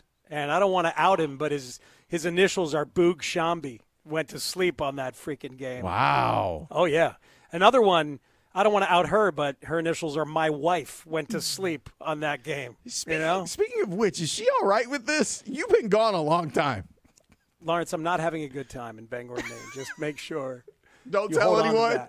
Yeah, don't tell anybody. Don't tell anyone that you've enjoyed lobster rolls a couple of times. You keep it down. You keep this down. But the second one, it's a little bit redundant, right? When you have your second lobster roll in the past 24 hours, it's not as cool as it sounds. Tanny, you know what it is to have like a quiet hotel room. Oh yeah, big fan of that. And I'm not enjoying that. Nobody tell her that. No, who would enjoy that? Just solitude and quiet, just alone with your thoughts and your favorite podcasts and music, and go out and eat whatever you want, whenever you want. Wait, who would like that? How about this? There's a casino across the street from the hotel with a live poker room. So you're never coming back, right? I'm starting to think you planned this. Yeah. What did I tell you guys, though? What did I tell you? That he was going to be gone the whole time. You knew it. And now. You knew it. I tried to get back, man. But then you told me, just like your clip in the open, which was brilliant, by the way, you said, as long as you're on the show on Friday. So me and Porth have been going crazy trying to find a way and a place to do this show today. I got to out him on something, all right? Yes, he mentioned this, but he didn't tell me what it was, so I'm glad you got here. He emailed all sorts of radio executives all around Maine, in Bangor, Maine, and in Portland, Maine, except he got a reply from the radio boss in Portland, Oregon. Oh. who said, sure, I could have a studio ready, but were you looking for Portland? Oh, no. That's bad. And I told him, look, man, your secret is safe with me. And to his credit, he said, nah, man, you got to share that. You got to share that. So here I am. Y'all mean to tell me there's 2 Portlands? You told him that his secret was safe with you, and he's like, yeah, I know better than that. I know better. I'm not going to bother to assume that. Oh, he wanted to get in front of it. He told me about it. He said, make sure you mention that if Speaks doesn't. He said, I have no worry that Speaks won't mention it. Oh, not at all. And I'm like, that's probably happened to the Portland, Oregon guy before. And I'm like, no, wait a minute. It's probably happened to the Portland, Maine guy. Yes, that's the way that thing usually goes. There'll be more stuff and more bird's eye view from Speaks on his trip to New York and now Bangor, Maine. When we come back, let's talk about the Bears. And before we get to the worst story ever, let's talk about one of the best ones. And that's about Caleb Williams. Don't go. He's going to figure out how he's going to help Craig Counsell. The Bears Stadium story, which Speaks worst story ever. I think it's the worst sports news story we've ever had to deal with. Chicago's voice, your voice, is Sports Radio 104.3 The Score. This segment is sponsored by Climate Guard Windows. And that's why our Chris Tannehill decided to tune in to Green Bay Packers post-game radio. That's right, folks. Sometimes you love sports so much you got to have more sports, even when your team's not playing. But I will check out because I like to know about the North. It's sometimes turn the page is not enough for me to learn about the North. I agree. It's an old score move to use the app. Usually it's meant for bigger games than that last night, but I was in the mood to have to enjoy that a little bit because when you can check out our guy Mark Tauscher, who is I've been a fan of his for years. These Packers offensive linemen, that's the thing that sucks. They have so many great former linemen that are great in media. Bulaga's a great dude. Exactly, yeah. So I was checking them out and just enjoying the callers and people they're so over Matt LaFleur up there. Oh, do tell. Yeah. Well, I'll let the audio tell the tale here, but here's one caller's theory on what's going on with Matt LaFleur right now. Jason, you're in Tosa. You're on with Mark Tauscher. Let her fly. So I've been calling in since the Cleveland loss in Game 3 to say Matt LaFleur was not a coach who will ever get the Packers into a Super Bowl, and been asking Couch to tell me why I was wrong. Does Matt LaFleur even want to be the coach in Green Bay anymore? And I'm serious. He's giving off Mike Holmgren last season in Green Bay. I know I'm going to, and I want to be in Seattle vibes to me. I think Matt LaFleur, there's a phrase out there, quiet quitting. He doesn't look like he wants to be there. He's been the worst part of the entire team all year. Wow, that is... The quiet quit is being accused of one Matt LaFleur. Tanny, this is what happens when you don't like Halloween. Yeah, what's that record? They're 0-2 since he said that. When you're feeling the pressure of Ben Johnson, who calls you out, and it clearly triggered him. Remember all those times that he would bring it up? Yeah, I don't know. It really bothered him. Ben Johnson, I don't even know him. Why did he bring that up? What's with that guy? Yeah. What's going on with him? He's coming for you, LaFleur. He wants you to cram it up your cram hole. This is the call that followed up very soon after, which I really enjoyed. Let's go to Jeff in Milwaukee. Jeff. Hey, guys. Unfortunately, I couldn't be less surprised by this performance. Because I don't think Matt LaFleur is a good coach. LaFleur is so inferior to some of these other coaches in terms of designing a game plan. When you look at some of these other teams, I'll tell you who's got a really good coach, you guys. The Bears. And you just better admit it. Because I'll tell you, Ben Johnson, the coach of the Lions, the coach of the Rams, the coach of the 49ers, these teams take on the personality of their coach. You can see it. They're aggressive, they're not afraid of anything, and they have this attitude like they're going to win. And the Packers lack all of that. Wow. Folks, this is the dream. They're afraid. Hell yeah! I mean, it's been a long time. It's been a long time coming. And we've all dreamed, however that dream is supposed to look. Maybe John Fox will be the guy that takes us back over the top. I mean, Lovey did hit the ground running, and he wanted to beat Green Bay and said so. He won a lot of games against the Packers. He did. And there's been moments and flashes, but the idea that you might be passing them by and they're jealous of our coach, they're jealous of our offensive system and the way our team plays. Oh.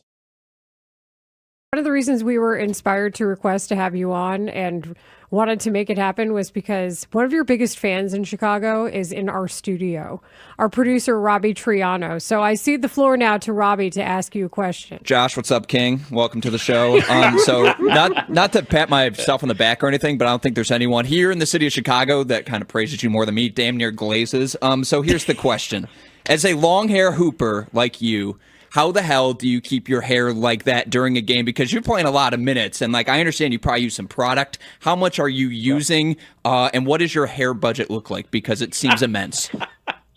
I don't know what the budget is because my sister actually buys the product for me, but I do. Yeah, every time I get in a shower, I dry my hair, put product in it. So during a game, when I start to sweat as the game gets further and further into it, my hair gets, obviously more and more wet, and it's hard to keep out of my eyes. But that's kind of when I know I need to cut it, when it starts bothering me to that point. But, I put product in it. But, yeah, no, when I start sweating, it does get in my eyes. So I'm actually getting a haircut tonight, funnily enough, you asked. Well, you're getting a haircut? Whoa, breaking news here on The Score. Yeah. Are you serious? It's a trim. You won't be able to tell, but, yeah, it'll keep it out of my eyes.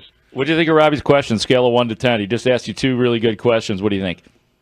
10. Both great. Yeah! Brody. Robbie, well done. You were the inspiration for us to even be bold enough to request the interview. He's getting a haircut. That's one of the most amazing things I've ever seen. The fact that he plays a game and the hair's never in his eyes, it's insane. How does that happen? You were made to do a Josh Giddey interview post-game show. You were. So how did you feel about everything? Did you get everything You guys off? nailed it. I Yeah. had goosebumps. I said the word glaze. I don't know if I should have said that, but I did. He knew what you were saying. But are you relieved to know, Robbie Triano, that the haircut is only a trim and not like a full-on new look?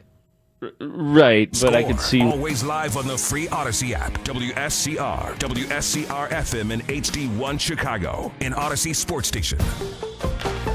The Score! Spiegel and Holmes, afternoons on The Score. Oh, it's staying the course. We talked about all the players when they came back. We gave them an action plan, 3 areas of improvement that we really wanted to hone in on in the springtime. You don't just all of a sudden master those. We haven't had pads on yet, and so those will continue to be the points of emphasis for them over the summer and when we get into camp, so that we can apply them and when we're playing real football. So, we fit him on those things. I'm going to keep those in-house. Those don't need to be public, but he is taken every little criticism, every little coaching point, and he's doing things better and better every single rep that he gets. Bears head coach Ben Johnson talking about the growth of the quarterback, Caleb Williams. The Bears and the NFL is what I like to call the dark period. This is the only real time that the NFL releases its stranglehold on the sports world. There's a 6-week window, really a 5-week window, because people because people start getting excited about camp the week before camp starts. And then, of course, you'll have Hard Knocks come back, and then we'll be back in the cycle. But right now is the dark period. But I watched Caleb talk for about 20 minutes yesterday, and the dark period? What?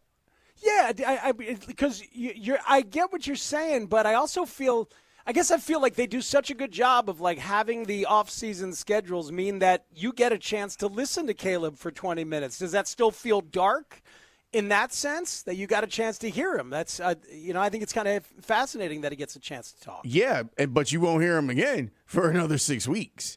He's out. So that's what you're talking about. Yeah, he's out the door, and so is everyone else. And Ben told him to get away from everything again. And so we enter that dark period where all of the general managers are terrified. I'm in the dark here. Because guys aren't at the facility, and it's like, hey, man, don't do anything silly. Hey, man, you are 100% right. You made an excellent point. I interrupted you because I misinterpreted. I'm sorry. It's Bangor, Maine. Okay? It's about time. It's all right. What is that in a mall, like a little mall, or is it like Belmonte? Paint the picture for me here. Yeah. It's I guess it's a strip mall area, but it's like a building with 6 different stations, and there is, obviously a lovely kitchen and a couple of bathrooms. Oh, I'm sorry. Now, if you're seeing on my background, I've stepped out. I've gone back to the Lobster Shack. I'm in front of the Lobster Shack, McLaughlin's. Smells so fresh. Now I don't know what's real and what's your pictures. Was the I got 3 backgrounds. And you're just going to rotate them? You want me to go back? You want me to go back to the studio? No. Tell me about this place. Dude, you walk in and you can just buy lobster by the pound. Take it home. Cook it if you want. Or you can get the greatest lobster roll ever, which is why I'm back there for my 3rd one in 18 hours. Let's go. Is that the plan for after the show? I don't know why not. Like, I'm gonna need some other opportunity. If I find a donut shop, I'll bring you one. I'm coming back tomorrow. Is a day-old donut from here? Does that work for you or no? It's fine, but you don't have to go out of your way. We notice how you got the garbage cups that you're going to bring back to us and give us the choice of your garbage finals cups. Yeah, and I'm kind of glad. Well, now I'm kind of glad you didn't get those bagels for us. Those Nick's bagels. They would have been in rough shape by the time we saw you Monday afternoon. You kidding? Me and Curtis Granderson would have pounded those. That's right. On the airplane. That's right. In Bangor. Another bagel there, Curtis? You want me to take over driving? No, Speaks. I'm okay. I'm all right. You guys traverse your way back to Chicago from. Tell me about Jim Leland. Wait, I don't think I asked the question. Was Curtis at the game? What? No, he was just in New York was a Yankee? doing something. Yeah, Animate. No, but he's Animate. Right. He's big into the World Cup. He's going to soccer games. He and his buddies. He told me going to World Cup soccer games. So, yeah. The one last thing on the cup. I have 3 of them, but now I don't know which one is the one that I drank from and which 2 are the ones that I picked up after the game. I washed them all. So you should probably do that again. One Speaks, 3 cups. All right, now back to the Bears. Thank you. And Caleb, because it was interesting hearing his opinion on things. And you know how when the season was going on last year, the beginning of the season, we I think did a really good job of lowering expectations because of how stark the change was going to be from what he had to what he now has in Ben Johnson. And we weren't wrong. Listen to Caleb describe what last year was like in comparison to what this year is like. Ben said he doesn't have much concern about teams getting a beat on the offense. Like, knowing that there's a 19-game sample size of you in this offense, how do you feel, or what do you feel you can do to stay ahead of teams that might feel they have tendencies on you now to game plan off of? Yeah, I mean, there's guys that have played in this league for a long time and ran the same offense for a long time, and so same kind of mindset is, do the basics, perfect the basics, do the basics really, really well. And then from there you'll grow and grow and grow. And, there's no perfect defense for a perfect ball.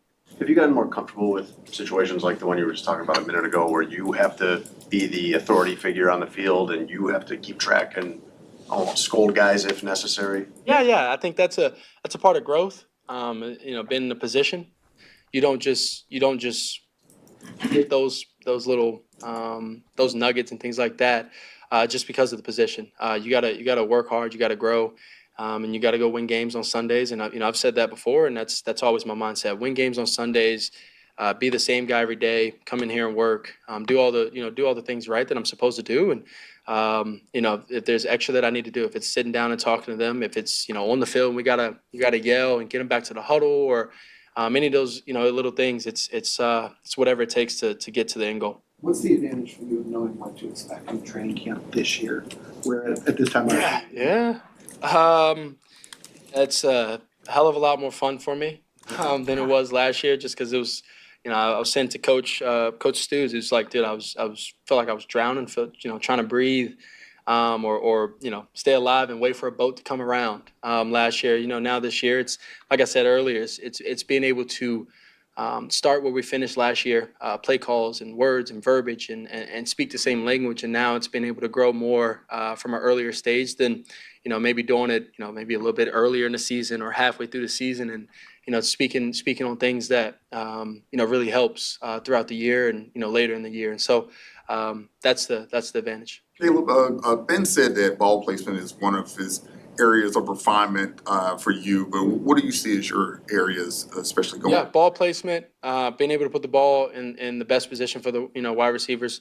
First starts with a completion, and then from there you grow, and the confidence from completing the ball, completion, and then it grows to how can I place the ball better for these guys in these situations and moments throughout the games and practices. And so it starts in practice. It starts with the mindset of that, and then from there you keep growing. And for me, it's always another thing for me is just always getting better with procedure, being able to see defenses pre-snap and have an idea of what they'll be in, or if I need to make an adjustment.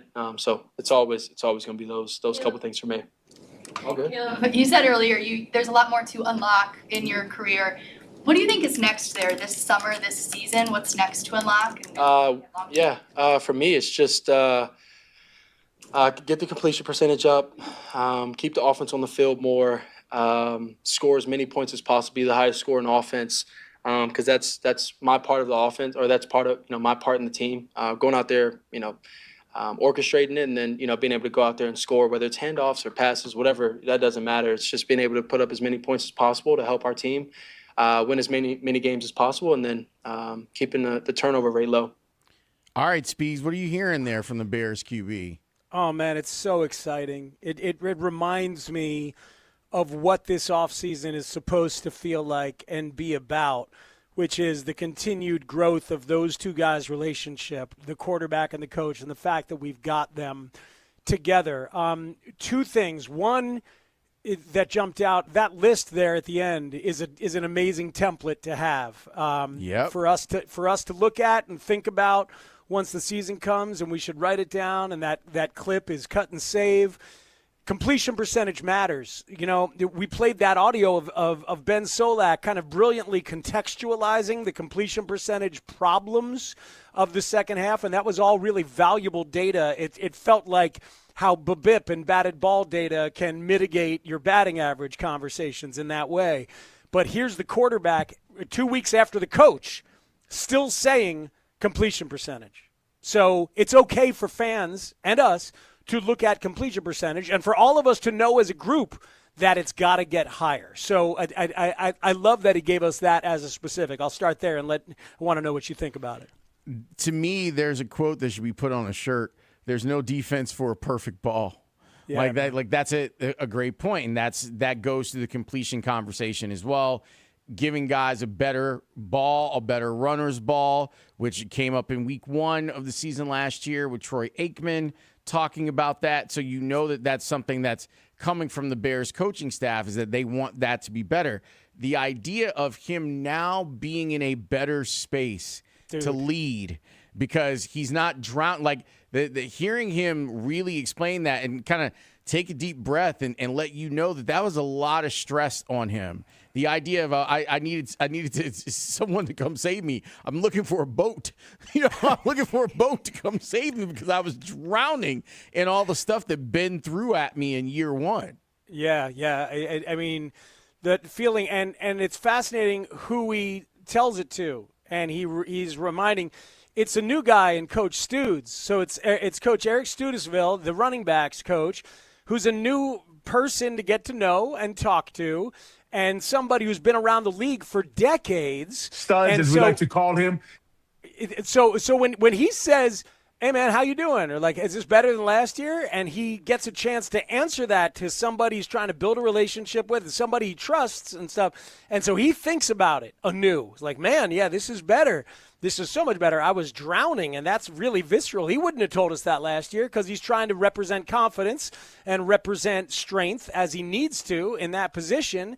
But now he can let you know what it was actually like. That's fascinating, and he's just so thankful to not be there anymore. And I can't wait to see what the possibilities are now. And the idea of the growth in him, that you do look back and it's a year later, you're a year older, and because of this time that you've spent, you're now more comfortable. It's really scary whenever you're trying to learn something new, whether it's an offense or an instrument or you're doing dance, like whatever that is. It does feel like everything is so beyond your capability of comprehension. And with the time and the amount of time that clearly Ben Johnson and his staff have put in and the work that Caleb has put in, he's now more comfortable. And that feels great. Like that feels like a fantastic jumping off point for this team, because now he can be more involved instead of just trying to look for the life preserver and hang on until help arrives. Yeah, man. His mindset being what it is just so amazing when you consider that he's also the #1 selling jersey on Fanatics last year during the playoff run, and his sales have doubled since he's on the freaking Madden cover. And he's been anointed the guy and made all the money and the #1. Like, not all those people come to work with the ethic and openness and teachability and, frankly, humility that he has shown us since Ben Johnson got here and laid it down. And he trusts Ben and believes in Ben, and that is a big, big deal to help him get to that space. But I got to say, I'm very impressed with that young man's headspace. When his career is over, I think there's going to be multiple books and or dissertations written about his movement to the NFL. And I was talking with Haugh about this when you were on your way to MSG. The fact that we are talking about really the first NIL quarterback, a guy who's walking in not with family money, because, you know, there have been quarterbacks that have walked in with family money, but his own money, like being his own guy and having the stability of that, having that not be a thing. And then he walks in as a superstar, a rich superstar that a lot of people thought should be humbled. But when we get to the end of this, and hopefully the end of this is something that's super positive for him and for Bears fans, but even the study of what it's like for him to move into these spaces, being the guy that he was and surviving it and not getting into trouble and not being an advocate for a lot of good things inside of being the Bears quarterback. Yeah, and it's going to go back to that moment with him and his dad, when he tells his dad, he tells Carl he wants to be the best, and his dad says, "Well, all right, if this is what you want, it's a hell of a parenting job. This is what clearly it takes to be the best. It takes a lot." I mean, to end up with a kid like that who's functioning in the world like this is pretty amazing. The only fail that his dad did as a parent is not alerting Caleb to the existence of George Gervin as the Iceman. Wow. That is an egregious failure in terms of providing context for a young man. Well, we'll have a chance to learn tonight. I would imagine that George will be at the game tonight because he was at game 2. So whatever. I believe the Iceman will probably be at that game. Is it tonight or is it tomorrow? They give him an extra day before this. Isn't Saturday the game? Or is it tonight? Tomorrow, I believe. Tomorrow. So yeah. I don't know why. Right. Because we all want it to be tonight. Yes, and we all want it to be over. All that good stuff. But no, it's Saturday, Monday, right? That works. Lawrence, our friend Nick Shepkowski tweeted at me and said, "I'm glad you were at the game and you had fun, but for me, it's F the Knicks always." You know, like, and so I've been thinking about your headspace. You've done a very nice job as a partner, letting me celebrate and exult in the joy of it, that it was to be at that game, while you are personally disgusted. I appreciate that. I was very happy. A mutual friend of ours texted me when the Spurs were laying bell to ass, and we were bathing in that for a while. We're like, man, this song, I love this song. This song is great. And then he and I both went silent once we got to the end of the third quarter because you knew something bad was getting ready to happen, and the Spurs had no way to fix it. You guys didn't count on Wu-Tang. You didn't count on Wu-Tang, and they're plus 28. Nobody thinks about them affecting games like that. Look, I would have given Wu-Tang like plus 12, but for them to go above and beyond and give you plus 28, that's pretty special. Yeah, I just shared with you guys. I mean, there's so many hilarious memes going on about this stuff. But like, all the kids in the future in New York are going to be named Jalen and Jaylina and Bruncina and OG, like an Ogia. Speaking of OG, I sent the video. Did you see AI Anunoby when you were out there speaking? Yes, it's my favorite thing that's come out of this was AI walking around. For those who don't know, AI Anunoby is an actual robot that they're programming. Like they have a Knicks jersey on it. They were giving it a blunt the other day outside of MSG. And it's just walking around Midtown Manhattan sounding like this. Yo, so tell me, Knicks in 5 or what? Knicks in 5, Knicks in 5, Knicks in 5. All right, Trae Young, Trae Young, Trae Young. come on, man, there's kids right I'm here. wilding. You are wilding, there's kids right there, yo. Watch your mouth. That's a robot called AI Anunoby. Look, That's amazing. there's a lot of things connected to this that I don't like. That right there is outstanding. Like that, I am here for all of that. A texter did want to know, did you throw the egg at Wemby? Were you the person that threw the egg and hit Wemby? That and can is that person despicable. pitch for the Cubs? That is despicable. That is a disgusting act, to quote our friend Joe Buck. I'm sure he loves when we do that. It's a disgrace. Thank you. Where Joe Benigno's thoughts on that are also valid. That is not something anybody should do. Seriously, don't represent like that. Yeah, don't beat up Spurs fans and don't throw eggs at Wemby. That's all. Come on, man, there's kids right here. Wilding. That's all you got. Everything else is fine. You want to wear your Timberlands, like you want to talk about chopped cheese and fight about that between the boroughs. Fine, but you don't have to throw eggs at Wemby. He's too big of a target. He's very easy to hit. Yeah. How about that tip play by OG? That was pretty good, wasn't it? At the end there. He's been an unbelievable player in this moment. Let me tell you, Lawrence. Watching pregame, that dude was on the court longer and more patiently than anybody getting ready. He like I was impressed with his work ethic, and apparently does that before every game. And that guy is a freaking marvel of a basketball player. There's no doubt about that. Well, Speaks, now we take the turn. I tried. To the negative. We all tried. Well, this you got to update me on just how stupid everybody involved has been over the last couple of days. Keeps going. Yeah. So, Speaks, there's been a development. There's been a development with the worst story ever. It's not a surprising development, though. There is an element of it that you go, really? Like that? No one thought to think that through? Yeah. Oh, boy. Yeah, we need to talk about the worst story ever. And you know what that means. Bear Stadium conversation next here on The Score. With that, we'll pivot to the negative. Mully and Haugh, Chicago's #1 most listened to sports morning show, 5:30 till 10 a.m. You heard Caleb say that he felt last year like he was drowning. His choice of words to explain what they were going through. Ben Johnson, how many times did he stop practices, run it again, and they had to do something again? And that's them making deposits. Ben Johnson gives you that explanation. If you want to win, this is the price you pay. This should be music to your ears. Mully and Haugh, mornings 5:30 till 10 a.m. on Sports Radio 104.3 The Score. This segment is sponsored by Packy. But you know what my issue with the story is? That I'm tired of hearing about the environmental study. I'm tired of it, Lawrence. I mean, what are we doing? What are we doing? I know we have to talk about it, but what are we doing? And here's some other things as to why this is the worst story ever, okay? It is distracting us from a legitimately interesting and largely optimistic Bears offseason. It is distracting us from that. And two compelling baseball teams. How about the Bulls having the 4th pick and a loaded draft? We haven't even mentioned that in like 3 weeks because we got to talk about this worst story of all time.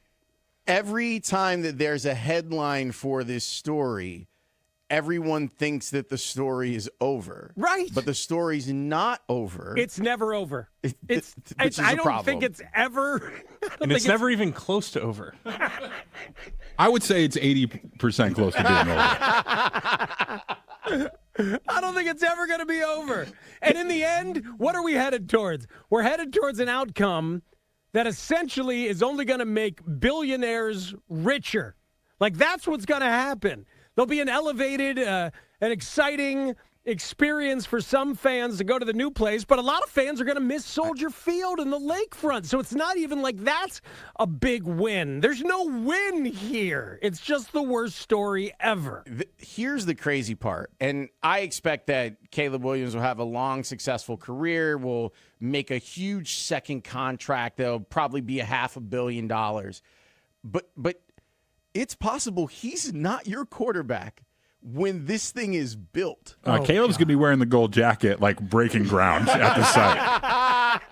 He's going to have little gray in his hair. After a couple of Super Bowls and all of the Pro Bowls and all pros that he's won in his 10-year career, he's calling it quits. After he gets his ownership stake that he wanted, right? And the ground is breaking in Kenosha, Wisconsin. Yep.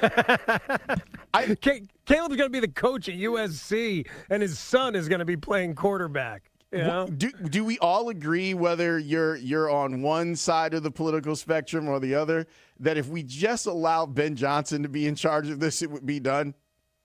100%. It would be over. And to the texters who were saying that the Penn State story is worse than the Bears, I would argue this. At the end of that story, the righteous indignation and power of the media deposed that guy, Paterno, and made sure that dude, Sandusky, went to freaking prison. Like, there was an end game to that story. We are hopeful that there will be some people who end up in prison after this story's over. Yeah, I mean, you understand that there's a bit of hyperbole that's going on here. We're not talking about crimes. No. Like, we're talking about actual stories that we've had to cover that have to do more with Chicago that have been more laborious than this. There aren't any. But I've said before, like, when the freight train of hate and indignation, when Boers and Bernstein leaned in on Penn State, it was phenomenal radio. It was tremendous. It was brilliant. It was journalistic. It was angry. It was healing vital for many people who had gone through abuse themselves. Yeah. Yes. It was real. It was meaningful. This is not meaningful. There's nothing that's even close to meaningful or even thoughtful. That's why we have to laugh at slag heaps. And most of it is not real. Most of it is not real. It's not real. I will give a lot of credit because I think that Thomas McDermott is a very compelling listen and a good advocate for his city. And the fact that he was able to laugh at the concept of having the Indiana Bears T-shirt on underneath his Chicago Bears jersey. Oh, God. That was funny to me. Yes. Like that was like that to me. That was someone who gets the bit. But the other thing is they haven't figured out a site. And even him, like, he was on with Mully and them boys earlier today, and he's like, yeah, well, there's another site actually. Like, there's another place that we might be thinking about presenting to the Bears as a place where they might want to build their place. That's currently occupied. They got to cover their butt in case the slag heap is indeed toxic. Yes. Like, if it's a problem. In the spirit of, we have to find things to laugh at, okay? And Slag Heap Day, one of the great days of our recent radio lives. I mean, that was... And yet here you are saying the story's the worst, and it gifted us Slag Heap. It really did. Well, that's why we have to lean into those moments when something happens. Morning, boys. What's going on? Well, you've got the story as always. Hold on. Yeah. You got Joe Madden booked later today? No, Joe is not coming on. Why? He wants to replace the manager. You got to because you got to get with Joe, because they're going to need the petting zoo, and then they're going to need the magician. Wow. 9 in a row, it couldn't hurt, Brad. You know that. You're asking about the Cubs just to further inflict any kind of pain or distress on people who are hoping that they win, and it's not appreciated. Well, the pitching was built on guys with pretty significant injury histories, and now they got, every time Tyon and Shota pitches, it's baseball giveaway day in the bleachers. So it's because they're actually healthy. But, you guys better get Dustin on the horn with Madden, because they got some serious problems there at the Federal Landmark. Yes, they do. Thank you for acknowledging. Well, just wondering if there's any chance of the Bears kind of being able to just keep bringing in star after star like the Chicago White Sox seem to be doing, buddy. about that last night. That was great. The brutal. Run a segment of the lengths that men have gone to get naked with a stranger. And I'm sure one of those stories would involve crossing an ocean. Afternoons on The Score. Let's just say the state of Indiana is currently the front runner in this race for a new Bears stadium. Here are the steps the Chicago Bears have to take, as I spoke with a league source here today. Number one, acquire the land. In other words, identify the land that they want to move to. Number two, clear environmental reviews. Number three, structure a financing plan for this project. Number four, get approval from the NFL stadium and financial committees. And lastly, Matt, all 32 teams have to vote on this. 24 of 32 have to vote yes for this project to move forward to Indiana. But it is a muddy, muddy story. It's been a muddy process. And there's still so much to be determined when it comes to where the Chicago Bears may play outside of Soldier Field moving forward. That's Stacey Dales. And Stacey Dales over the last few days, whether she's doing hits on ESPN or on The Score or NFL Network, like she's been saying, laying it out with the graphic of there's still a lot of work that needs to be done for the Bears to move to Indiana, which is part of the reason, like last Friday, when that statement comes out, people tend to believe that this is over with. And that's why I keep going back to the idea, Speaks, of take the politics out of it. Take your red scarf or your blue scarf out of it.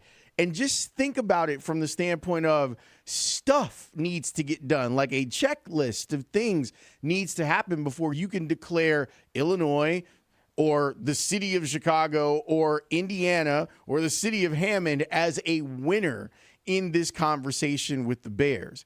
And I understand. I understand in full. And because what we're dealing with here is having to have, if you are to believe that this is done, having to have the belief that the Bears will do everything they need to do between now and groundbreaking in Indiana. And they'll have to have Indiana as a willing partner, which they clearly do have, and that is a big, big factor. But the confidence level in the Bears to accomplish anything of consequence is incredibly low. And I totally get that. I must admit that I have the belief that Indiana wants me, as the song says that Tanny used, that Indiana is like Dio Odengbo. Motivated?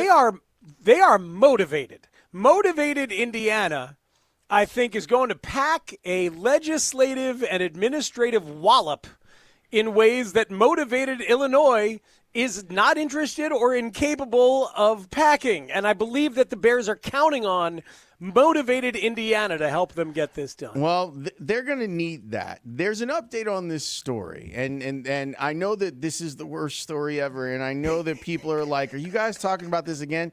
Yeah, we are. But there's a reason it's the worst story ever. It's because it's been distracting us from real Bears stuff, which we did last segment. We did. And because it's distracting us from White Sox stuff, which we'll get to soon, and from Cubs stuff, which we'll get to soon, and all the other things. People could use a distraction from Cubs stuff, though. Like, yeah, let's be honest, even if it is stadium conversation. But I want you to open up your mind and your mind's eye, stay woke, about all of this. Listening to our buddy Paris Schutz, who did a report on NBC5 last night, and listen to, along with the list that Stacey gave you, listen to another one of the hurdles that the Bears and Hammond might run into in trying to make this happen. Yeah, Allison, as of now, Lost Marsh Golf Course on the Indiana side of Wolf Lake is the site the Bears have moved forward on. Although NBC5 reported earlier this week there might be some other properties along that lake the team is considering as well. And environmental and permitting records that we have reviewed show the Bears might not have as much land to build on as initially thought. Lost Marsh is currently a 330-acre golf course built in the early 2000s after the city of Hammond spent tens of millions of dollars to clean up an old slag dumping site. At the time, it was hailed by environmentalists as, quote, the largest and most successful brownfield reclamation project in the Midwest, according to a 2003 article in the Chicago Tribune. But part of the agreement meant the new natural wetlands had to be protected well into the future. A permit from the U.S. Army Corps of Engineers called for a reported 50-year easement for 2 large lake basins on the site, meaning no development allowed there until at least the early 2050s. That would significantly shrink the Bears' footprint to just the golf course. But the exact plans have yet to be drawn up, although sources familiar with the planning expect all environmental restrictions to be honored. We don't know exactly where the future stadium, parking lots, or developments would go, but we do know any plans to alter the property would have to be approved by the Indiana Department of Environmental Management. And according to a statement today, IDEM has not recently received any permit applications related to the Lake George and Lost Marsh Golf Course area. So as of now, just concepts of a plan, no official plan as of yet. NBC5, as we mentioned, reported that the team is considering that second site in Hammond. Sources close to the team say that the only sites in consideration would be along Wolf Lake. But, Stefan, it's not just a golf course there. There are a lot of restored wetlands and those waterways, and they all have state and federal environmental regulations. So it's kind of a puzzle to figure out where the Bears can build all these developments. Oh, Jesus. What a terrible puzzle. I want no part of putting that puzzle together for the worst story ever. It's like, you know those jigsaw puzzles somebody gives you? Here one. This puzzle is all black. Yep. It is 500 pieces. It is nothing but black. Good luck, everybody. No thank you on this stuff. So, man. So you mean to tell me that they might run into the same problem in Indiana that they would run into on the lakefront of Chicago? Huh. Color me shocked and color me bad. Because, wow. Wow. And I do not want to sex this story up. Not even a little. Well, we got to. We got to make it sexy for the people. No. No, we can. Look, here's the thing. I trust your journalistic instincts implicitly on this stuff. My overriding thought is that Indiana will make this a lot easier. Who are the obstructionists in Indiana? You've touched on Carly Ursay, that maybe the Colts will rise up as an obstruction to this. But that governor wants so badly to stick it to J.B. Pritzker and Illinois, as well as get Indiana into the Bears business as a suburban Chicago playground. He's so motivated for that. And the mayor of Hammond is doing interviews in a Bears jersey. Lawrence, it's like these guys want to make it happen, and they might have to step up and help the Bears make it happen very soon here. But that's the problem. The problem is my issue, and there are plenty of issues to be had with the politicians on this side of the border and that side of the border. My problem is that in every step, no matter who we're talking to, whether we're talking to Brandon Johnson or Jim Schwantz, or if we're talking to Jim Tenaglia or Mayor McDermott or Mayor McCheese, the consistent theme is the Bears haven't done their part. Whether it's making sure that you've got all the votes or understanding the way that bills need to be built so that you can get support from people outside of Arlington Heights or Chicago, or getting the traffic reports for the folks up there in Rolling Meadows and in Schaumburg, or doing all of the due diligence like filing paperwork in Indiana so that you can move the process along. Yeah, I think you're absolutely right. I wouldn't be surprised if the governor ends up having to appoint some sort of project manager from his own staff or brain trust to take this over for the Bears because he wants this to happen and the Bears are bad at it. You mean Mark Gannis? I think that well, I mean, he could bridge the gap theoretically, right? But he knows all the players and he's worked with a bunch of them. I know, but somebody who knows the workings of Indiana, the economics board in Indiana, and the state government in Indiana that has to be got through, and the permit process, and all this, that the Bears will have to make some hires here themselves. But they're going to have a partner, a willing partner that's going to make this easier. I think part of what happened last week is that they realized this is going to be too hard. Like, and I hate that it happened, but I think they realized this is going to be too difficult to get this done in Illinois, and they lack the skills and the plan and a partner, perhaps, in the governor who really cares about it. They lack the ability to close the deal in Illinois, and Indiana will be a much easier deal to close. Perhaps, but I think that this also, stuff like this, when you start thinking about the timeline of it, like if we just went with what Stacey said, if we just went with the 6 things that the Bears need to do to make something happen, the amount of time needed to get those things done, I feel like opens a window for the veto session come the fall for Illinois, if they want to be back in the game, to be back in the game. That's why, like, if you're going to move, then move. And I don't mean like literally moving to Indiana, but the fact that this stuff is not in motion is shockingly bad by the Bears, that they're not, like, if you were it still feels like, to a certain degree, and I believe that Hammond, or Northwest, I should say, the region is a legitimate site for the Bears to try and build their business on. But it still does feel a little bit like, well, we'll keep squeeze playing this until we can figure some things out. Because the other thing is that, forget about the golf course for a second. The areas that they have to build on in and around, like Wolf Lake, there's stuff there too. Like there are people there. Like there are businesses. Alex Speaks. The mayor of Hammond confirmed on Mully and Haugh earlier this week that some of the sites that they're looking at beyond the Wolf Lake site are currently occupied.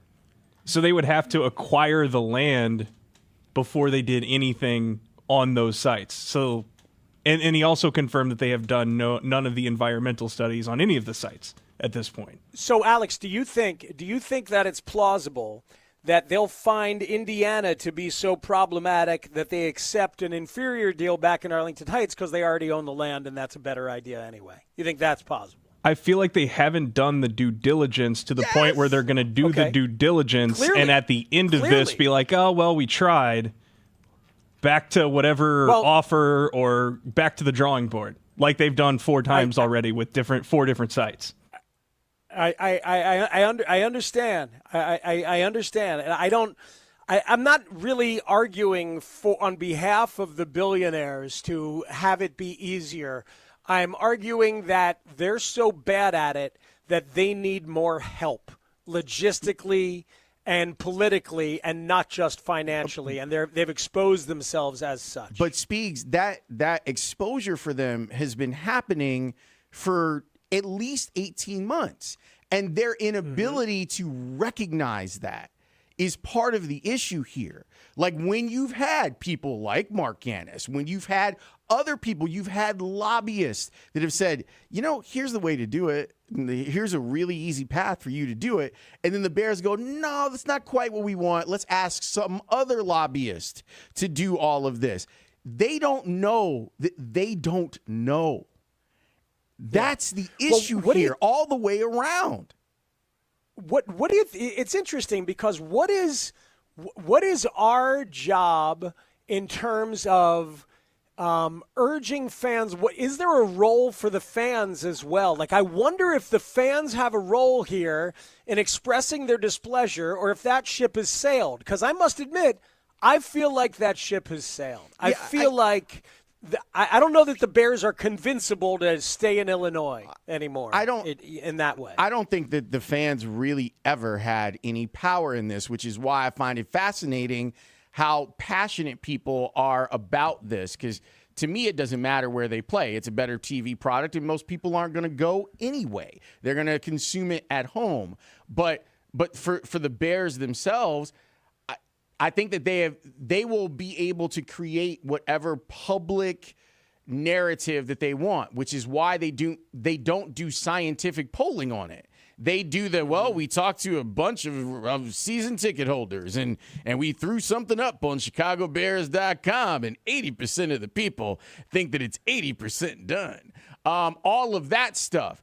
So, and when you move into the actual real numbers about how people feel about this, when people can divorce themselves from their fandom and in some cases divorce themselves from their tribe of who they're trying to protect or prop up, you find out that people are like, you know what, I really don't want my money pooled into this. Do what you got to do, but leave me out of it. Yeah, it's interesting, and I think you mentioned it right there at the end. I think that in the end, people are going to get so fed up by the possibilities and by the story itself now that the massive reaction overall is going to be, go. We don't want to pay for your idiocy anyway. And that's even with the team on the field making the turn that it has and the football operation making the turn that it has. I think people are going to just want them to just go ahead and get off my slag heap. Get onto my slag heap. Hey, you, get off of my slag heap. Billy Ocean never wrote that, sir, and how dare you? How dare you? We need to take a break for a lobster roll. Back after this on The Score. 104.3 The Score is Chicago Sports. Chicago Sports is 104.3 The Score. Thanks for keeping us the #1 most listened to sports station in Chicago. Listen on your radio, your laptop, mobile device through the Odyssey app, AUDACY, or tell your smart speaker to play 104.3 The Score. We're live and local. 104.3 The Score. Hey, Score listeners, for all station contest rules, go to thescorechicago.com/rules, and good luck. This segment is sponsored by Blue Cross and Blue Shield of Illinois. Blue Cross and Blue Shield of Illinois. Your one. At what point do we have to bring in Malort so Dustin can chug it? Or I brought it up and I was accused of never making a wager. Dustin is showing. No, you that changed he's the got bets. You said heart- I have to drink a half a bottle of Malort. No, it's 2 I shots. said I Two think shots. he said he was guzzling half a I bottle. think the 2 shots is fine, but it isn't something you're necessarily going to make that a memorable. I think I have a better. If Moises Ballesteros said catches one more game, I think that Dustin's going to have to come in the next day and do the show tarps off. Oh, God. I love that one. I like that. Anthony Rizzo. I'll look better than his friend with my shirt off, I'll tell you that. Boys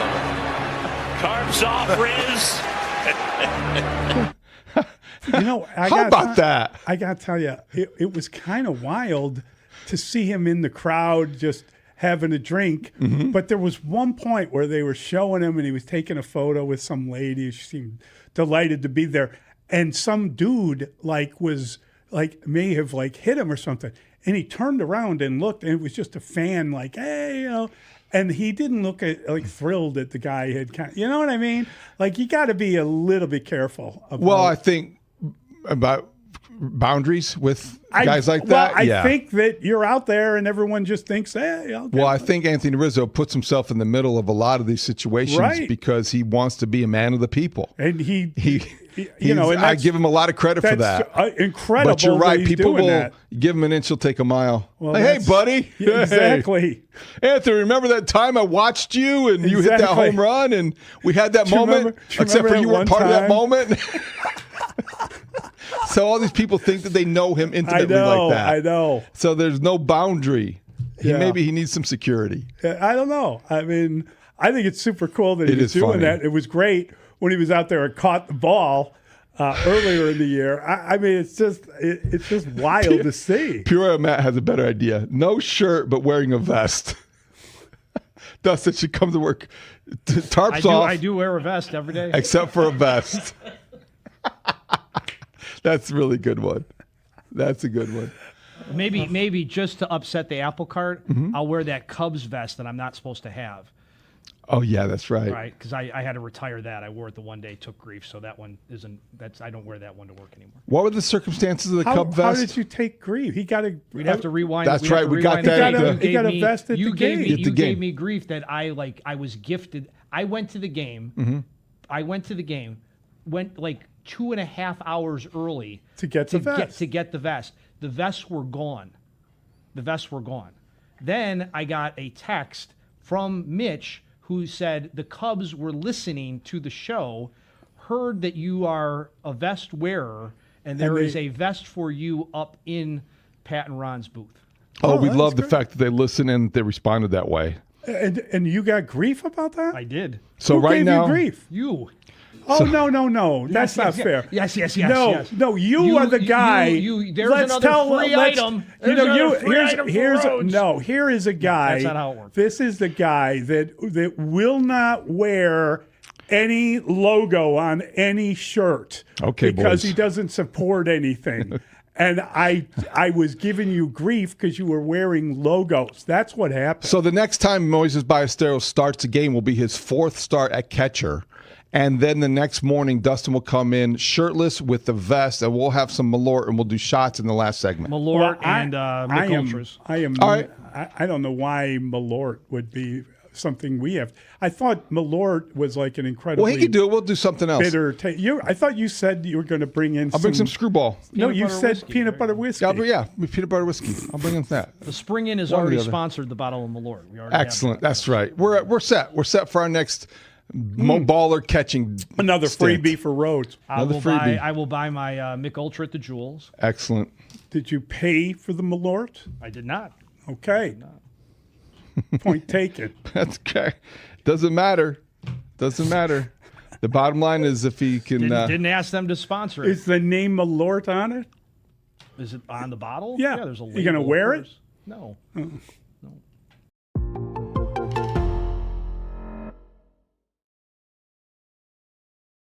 Ben Brown's coming into his own, and probably the last couple times out been the Cubs' best starting pitcher.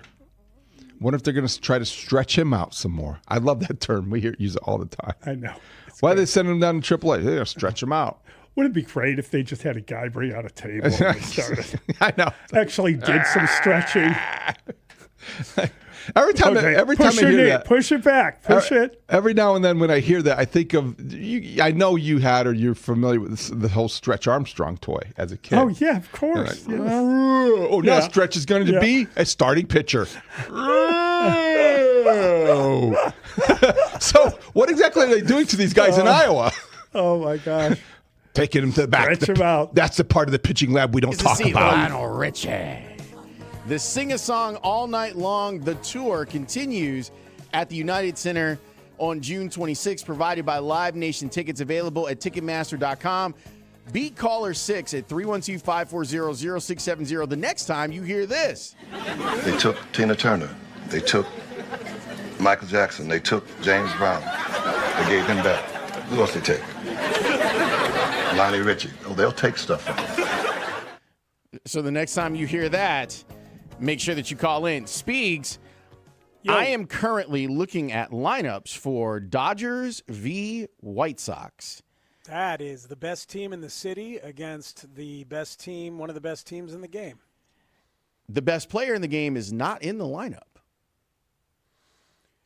Yeah, Shohei Ohtani left their game against Pittsburgh yesterday, and Dave Roberts said he felt something behind his knee, so we're just doing a little precaution. It was on a stolen base attempt, I believe on a foul ball, and they took him out just to play it safe, and now they're leaving him out today just to play it safe. And, of course, when you've got what Will Smith called the best player to ever walk the earth, and he's not wrong about that, when you got that guy, you're going to play it as safe as possible. Opportunity for the White Sox. This Dodgers lineup, without Will Smith, who's on the injured list, and without Ohtani, doesn't look quite as horrifying, does it? I mean, Andy Pages is having a year, and Freddie Freeman is in his bag right now. Truly great. But and Mookie Betts is not. No, and he was hurt for a while. He's not at all. Max Muncy's having a year too, but he's sitting all the way down at 7 because they're going against the lefty Anthony Kay. But yeah, Kyle Tucker's not having an explosive year so far either. I mean, they're still capable of beating absolutely anybody. But Alex Call is the leadoff, and Miguel Rojas is in this lineup. Santiago Espinal is in this lineup. The catcher's name is Chucky Robinson. This is a new one on me. Chucky Robinson at age 31. He's got no stats, so maybe they just called him up to replace Will Smith. Yeah, so. he used to be in the Commodores with Lionel Richie. That's where you know him from. Hey, man. Earth, Wind & Fire's on that tour, too. I will not stand for the write-up from Alex Kuhn or otherwise dismissing Earth, Wind & Fire from the recognition they deserve for being on that tour. Sing a Song is their song, and All Night Long is Lionel's. That's how it works. I don't think Alex is the one that's writing it up. I think that he putting gets it it on from him. the people, and then he gives it to us. Well, Alex, now you can step in. You step in now, Alex. You make sure Chicago's own Earth, Wind, and Fire. Thank you, Maurice White, for all you've done. And did. I saw a video of. Yeah, that actually was my bad. It's on. It was mentioned. Is That's on my you? bad. Yep, that's my fault. Of them talking about the reasons and how that is not a love song. The backstory on that song is amazing. Wow, amazing. I told you, man, you gotta watch the documentary. There's a musical connection between them and Stevie Wonder that I never understood before this doc. I want to share it with you, but I want you to discover it the way I did, just through happenstance. All right, in the docs. I can put that on the list of things to do this weekend. We need to take a break. Why? Because WEEKDAY is going to join us. We can talk on the field or off, because I know that is Dan Wiederer's favorite subject too. Weedsy joins us next. TTN on The Score. Rahimi, Harris, and Grote. Middays 10 a.m. till 2 on The Score. This is triage, where essentially you're injured in multiple places, and you have to decide what is bleeding the most, and you stop that first, knowing that you might have to hurt something else to save the other. And that's where we're at with this. Your pitching is injured, your hitting is badly underperforming. But I don't necessarily know that trading Seiya Suzuki right now is the answer. Rahimi, Harris, and Grote. Middays 10 a.m. till 2 on Chicago's Sports Radio. 104.3 The Score. And live on the free Odyssey app. This segment is sponsored by Go. Let's stretch them out. Yeah. Okay. Massage therapy. Da, da, da. Javier, you're next. Oh, that's so funny. Jordan, get in line. I think we're going to see Jordan Wicks and Javier Assad before it's all said and done. I don't know about this pitching rotation. It feels that way. I just don't know what's going on here. Wouldn't it have been nice to have had Assad as an option last night? Yes, I thought the same thing. Right. You don't have guys who are giving you what you need in relief. And that's, the out-getters are not getting outs. Right. But you could have stretched out Assad in that moment, Dave. What are you saying? Why would you stretch out Assad? You're saying to the outgetters, get out! Get out! Get out, Phil Maton. Just the latest guy. What was the guy they just added yesterday? Liam Hendricks? Ty Block. Liam Hendricks, too. He's in Arizona. You know what he's doing in Arizona? Getting stretched out. Stretched out. He's in the stretch lab. They're stretching him out. They got a pitching lab and a stretch lab. Yum. So, yeah, he's in Justin, Arizona. why did you raise your hands in frustration? Just the idea of all this stretching out. I just feel I'm very passionate about the fact that I think last night, if you would have had Assad still on the roster and not in Iowa, you could have brought him in and tried to have given the team a little spark, if you will, at 4-0. There was still a chance, and it just I don't disagree. I'm not laughing at that. It just made you remember. It's just too many flashbacks of last year and the Brewers out on their field, family, whatever, Miller Park. In my, I call it Miller Park. I call it Sears Tower. I call it Marshall Fields. The point is holding that L flag, right? And that they haven't played since then. Oh, I forgot all about that. They played yesterday. Until yesterday. I forgot all about that. Yeah. How could you forget about that? I don't know. I just forgot about it. There's a lot of stuff in my brain. I just forgot about that. Well, Cubs Sox took everything out of the Cubs. And maybe the Sox. The Cubs actually won last night 3-1. Cubs scored 3, White Sox scored 1. So look at it that way. If you look at it that way. I'm stretching. I'm stretching. Boy, that's talk really about stretching. That's Yeah. stretching. That's stretch lab material. Cubs were 3-1 winners over the White Sox last night. Alex Caruso, too, had 31 points for the Thunder. Oh, my gosh. There was one point. He was guarding Wemby. And because of the switching and they were doing, he had 31 points. He had a huge three. That was terrific. That's going to be a better series than I think I expected a good series, but now OKC's up against it. We got a texter who says that Wemby was a 6'6" guard, but they sent him down to Iowa to stretch him out. Look at the size of him now. Imagine what Assad's going to come back as. I can't wait for that. The Bulls will be interested. That's great. He got stretched out. Touch them all there, Dexter. That's well done. So I think that's, again, for him, you're talking about small progress. I'm happy he's learning up here. Who are the White Sox stretching out? in order to come up and pitch for Eric Fetty. Stretch! Down in the Charlotte Stretch Lab? Get up, stretch. I don't know. I don't know why this is so funny to me. It's just so Because silly. it's the same thing for every I pitcher. know, I They're know. going to the minors to stretch them out. They're going to stretch them out. Yeah, it's great.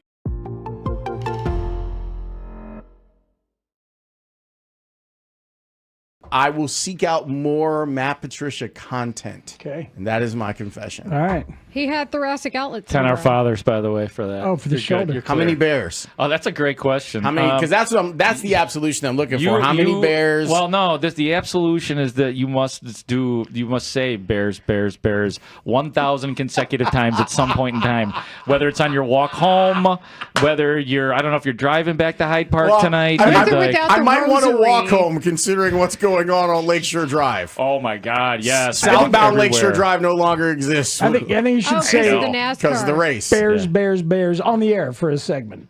You know? Yeah, 20 minutes of bears. It would probably rate very highly. I actually think that's a great idea. Probably would. And the They're best part talking would be, bears on the score.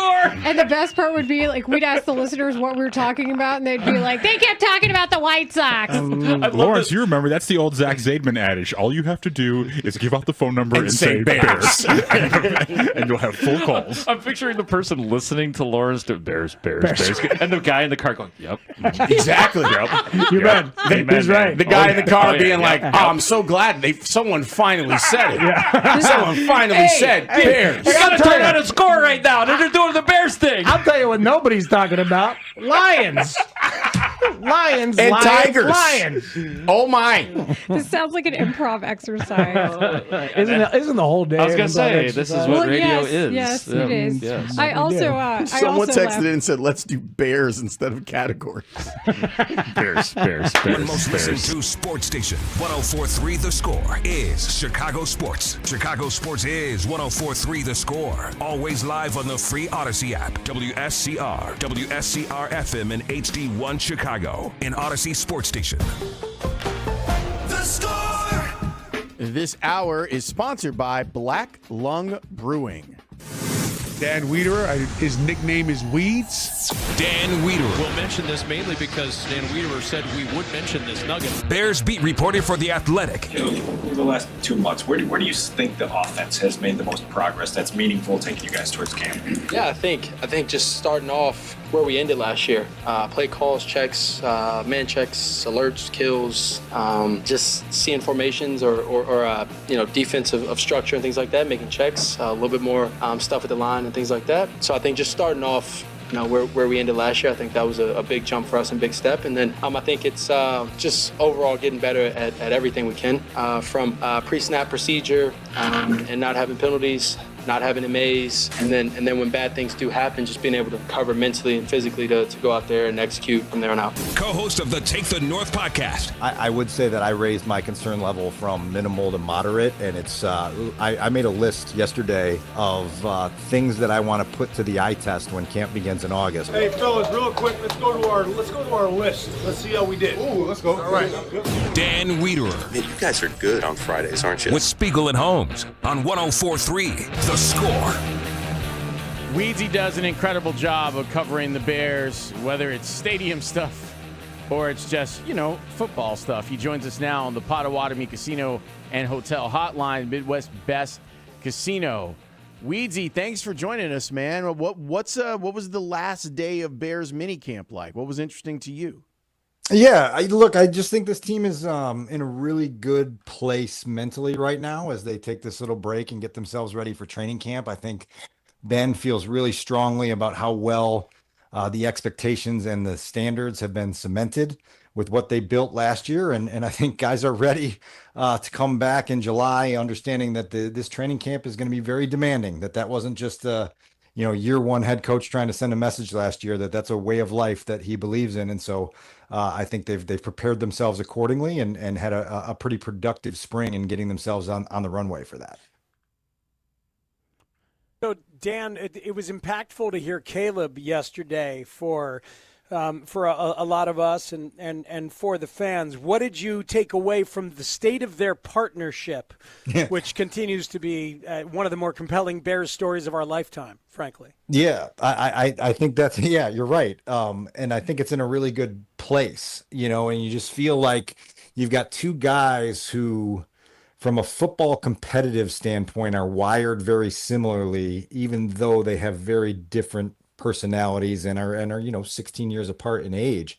And so I just think that they're speaking the same language, that they are open with the back and forth that goes on every single day, that Caleb is very receptive and trusting to the coaching he's getting, and just knowing how really smart Ben is at coaching offense. You have reasons to be very encouraged that this thing can go up a level. Now, look, there are demands, and there's a checklist that's laid out there for the quarterback going forward of things and steps that he's going to need to take in 2026. But I think he's open-eared, open-minded, and really applying everything that the staff is giving to him. It was pretty vulnerable and honest of Caleb to talk about the sense of drowning, that you're waiting for a boat to come and save you with the way things went last year. And it made a lot of sense. And I felt like Ben was pretty honest about that last year in what they were throwing at Caleb. I know it's mini camp, so it's not like you can really find out. But from an operational standpoint, does there look to be a better level of comfort for him right now versus last year? There's no question. And that's why I think it's really notable that they keep kind of going, forward looking and backward looking, where it's like, oh man, like there's still a lot to do here. But then you look behind you and you're like, man, we've come a long way from where we were a year ago. And I laughed when you mentioned the word drowning. I laughed when Caleb mentioned the word drowning, because, a year ago we're out at camp for a while in July and August, and sitting there being like, man, it looks like he's drowning, and for him to, admit that there were times where it was a little bit overwhelming, and the struggles that were, framed to him as inevitable as he was learning everything that this offense was going to be about, they take a toll, and for him to be past that now, for the offense to feel like they are functioning with the basics really, really well, and now can just start building up and building forward.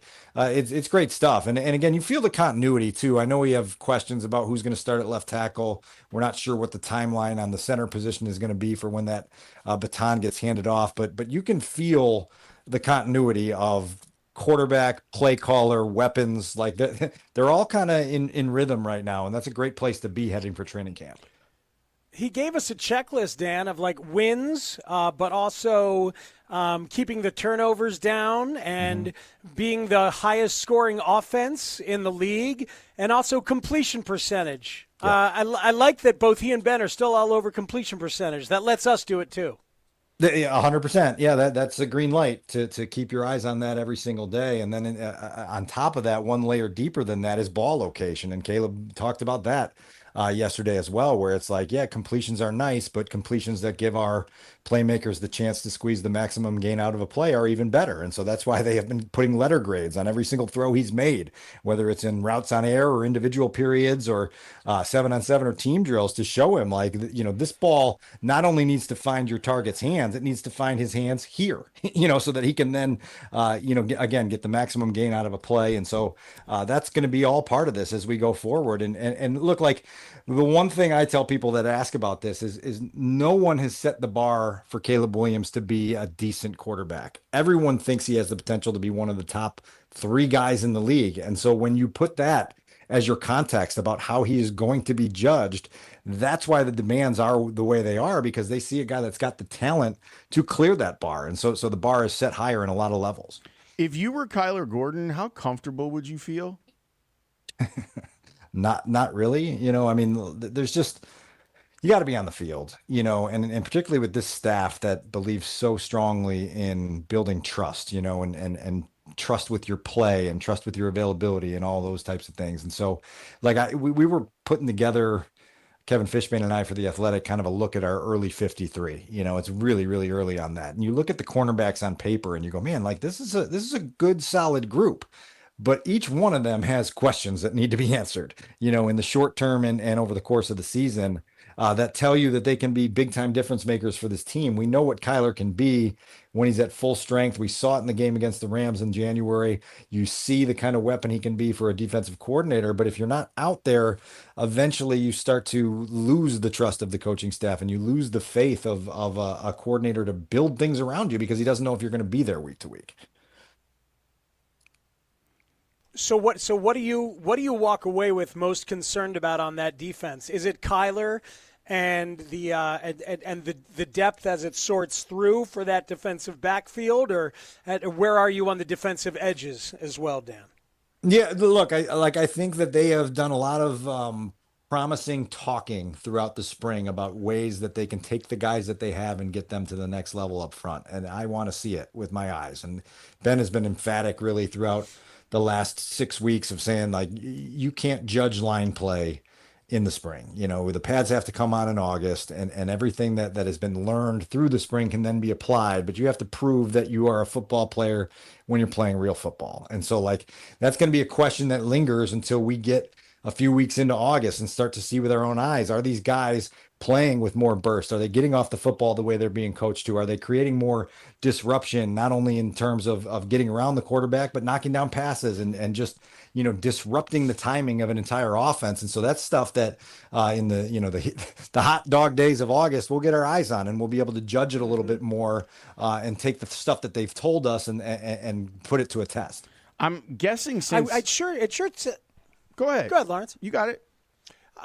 It sure sounds like Montez Sweat has convinced Ben that he's his kind of player in terms of wanting and loving football as much. Has Jalen Johnson done the same at this minicamp? I thought Jalen had a nice week from what we were able to see. You know, like, we know that the guy that we saw down the stretch of last season who came back quickly from a very serious injury and surgery was not the guy we were used to seeing. I thought we saw flashes of the Jalen that we recognize, you know, and you're like, oh, there it is, you know. And so I think that's always helpful. The more plays you make in the competitive setting, the more you're going to convince people around you that you're the real deal. And so now it's just consistency, and it's about building and building and building and you know, being in lockstep. You know, Ben really loves this all for one for all attitude within his locker room. And so that you just got to find the maximum number of guys that can apply that on a daily basis, where it's all about, as Montez said, if it has nothing to do with winning, it's non-existent, you know. And so that's what they're after. And so hopefully you'll get to see a little bit more of that from Jalen and others as we get deeper into the summer. Since it's minicamp, I have to keep adding that caveat that we're talking about minicamp. We're not even talking about training camp. But I'm guessing, since I didn't see a lot of tweets or video, that the Garrett Bradbury experience at center is there weren't like tons of drops, and everyone seems to be on the same page. Is that fair to say? Yeah, definitely. And Caleb, I think, referenced it yesterday, just feeling the veteran experience there. And that's why I'm really curious about the timeline, because they did feel last year like Drew Dahlman did so much with the way he read things, the way he applied things to take pressure and strain off a young quarterback. You know, this isn't a guy, you know, Caleb's going to be a different guy in 4 years, where he is not going to need this volume of help, particularly in an offense like this. And so I think they feel really strong about where Logan Jones is and where he can go. And we just don't really have a great idea of what timeline gets him there to where you feel good about not only about his play, but about how it syncs up with the quarterback. For now, Garrett Bradbury's a great option for you. And certainly, you know, again, in the minicamp setting, showed that he can hold his own. We were positing, Dan, that the Bears are counting on a motivated Dio in the same way that they're counting on a motivated Indiana in their process, because they're going to fumble, as they have so clearly fumbled on some things in Illinois. They're going to fumble in Indiana too. But is Indiana so motivated to make this happen that the fumbles won't be as harmful? That's my question. I have so few answers for you guys on the stadium topic right now because of how dizzying these last 2 weeks have been. Honestly, it has been really difficult to discern any sense of direction at all, and some of that's by design, some of it's by clumsiness. And I just, I've said this 150 times. We're almost 5 years removed from the initial bid on the property in Arlington Heights in June of 2021. And you don't feel like you're that much closer to starting to build a stadium and whatever else is in the surrounding area around it. And it's frustrating. It's certainly been a failure by the organization to get its momentum going in the right direction. And right now, every day, I know you guys are swimming through it too, and you guys have talked about it a lot and done so with good clarity. It's just like, it just seems to get more confusing than clear every single day. And so I guess we'll just kind of sit patiently and figure out what the next steps are from lawmakers in both states and how they kind of apply either pressure or some direction to this never-ending saga. Back to the guys on the field. What's something that you want to know in the first couple days of training camp? Great question. Tanny played a little bit of a bit there coming in of some of the things that I want to see with the eye test. I want to see that Rome's foot is healed and that he can be a guy that separates regularly, right? I want to see that Kyler Gordon can be on the field for every single practice. I want to see that Braxton Jones's confidence is back to a level that allows him to trust his body in a way where he can go seize the left tackle job early in camp rather than waiting until, Labor Day. There's a handful of those things that you want to see Caleb having productive days, one after another, with the priorities that we're talking about, ball location and really just understanding what the offense is asking for him in certain ways. And so I think those things are going to be fun to kind of put an eye on initially. And then you're going to see hopefully 2 different crossover practice settings where I felt like last year it was illuminating a little bit to see, particularly against the Dolphins, how the Bears' intensity stole the day, right? And so those types of things gave you an indication that, okay, this team is setting a tone and they're doing so the way the coach wants to. And so I would keep an eye on that as well. We spoke a few weeks ago, Dan, about Ben Johnson coaching up Dennis Allen and thereby showing his control level and impact on the defense. Do you still feel that way, that Ben is stepping up defensively this time around? Yeah, and he made a comment earlier in this week about how much more time he's had with the defensive meetings, and that's natural when you're a second-year head coach and you're not putting everything in new for the first time on offense. And I know you guys know kind of my feelings about Ben's leadership style. He's elite on so many different levels, and I think what you're speaking to there, Speaks, is just understanding that you have to command everything. That it's not just one side of the ball. It's not just one little element of motivating. It's like you have to be on top of everything every single day if you're going to do this to a high level. Ben understands it. He's got the skill set to do it. And it's just been really impressive through a year plus to watch him so naturally seize this role and lead with leadership qualities that are clearly resonating with everyone around him, the players, the coaches. It seemed like not a day went by this spring where somebody wasn't praising him for a different little element of how he leads. Okay, so he's got 6 weeks and he's made a whole lot of money. Could Ben fix the stadium issues? Because I say yes. Well, he seems more interested in getting into tape with Eric Stoodsville of the Dolphins run game from Miami and trying to find little wrinkles that he can apply to his game. I mean, I loved that yesterday when Ben was kind of asked that, if he's going to get away during this 6-week period, and he just feels like this is his get ahead time, and he just gets in the lab and he tries to find creative ways to enhance his offense. And so I don't think he's got any interest in the stadium, but I do think that if you put him out there, he could probably problem solve a little bit because he seems really good at that in a lot of different ways. He sure does. Oh, I love that he's going to use this time to dig in deeper on film. That's what Alex does with his downtime. Alex Kuhn uses his downtime to scout the next draft class of defensive linemen and defensive backs. That's who Ben is. Kindred spirits, Dan. I love it. I think it's true. I hope that you use the next 6 weeks to not think about any of this, but I don't think the Bears are going to allow you to when it comes to the stadium stuff, sir. But we thank you for your time and your patience. You got it, and we'll be back at it before you know it. So, yeah, it's always good to talk, and hopefully we'll have more answers on this stadium saga soon. Hopefully. That is Dan Wiederer of The Athletic. He is terrific, and we love talking to him. I do think I'm only halfway kidding about Ben Speaks. Like I know. Like, well, if he sat down with George and said, all right, can we bring Kevin in here? Let's talk about what's your guys' process been. I've got a couple weeks here. Let's talk this through. What's the flow chart of responsibilities? Let's deal with this. Yeah, and where do you actually want to be? And let's just figure that part out, and then we can get going on this. Right. The strange thing exactly. Like, I feel like if you just talk to like a regular person, that like there are a lot of people within the sound of our voices that could probably get this on track. If they were allowed the power to make some decisions. I think that you don't need to be Kevin Warren to understand how to play this game better than what the Bears have played it so far. Sometimes it's a simple matter of sitting down and being like, all right, what do I actually want? Because you've gotten so confused about everything else along the way in your process. Lawrence, despite the picture in the background on Zoom, I am not in front of a lobster shack here in Bangor, Maine. Well, that's not what the picture says. I've been says. there before. See, I've been there the picture before. behind me says I am behind the city of Chicago. Like that right, that's true. Lake Street L, like right there. And that is an accurate picture. So what you're saying is they lie on the internet sometimes? Yeah, I'm saying every once in a while, if you're not careful, your talk show host could be lying to you. Because I am not in front of a lobster shack. I am instead in front of Stephen King's house. Okay?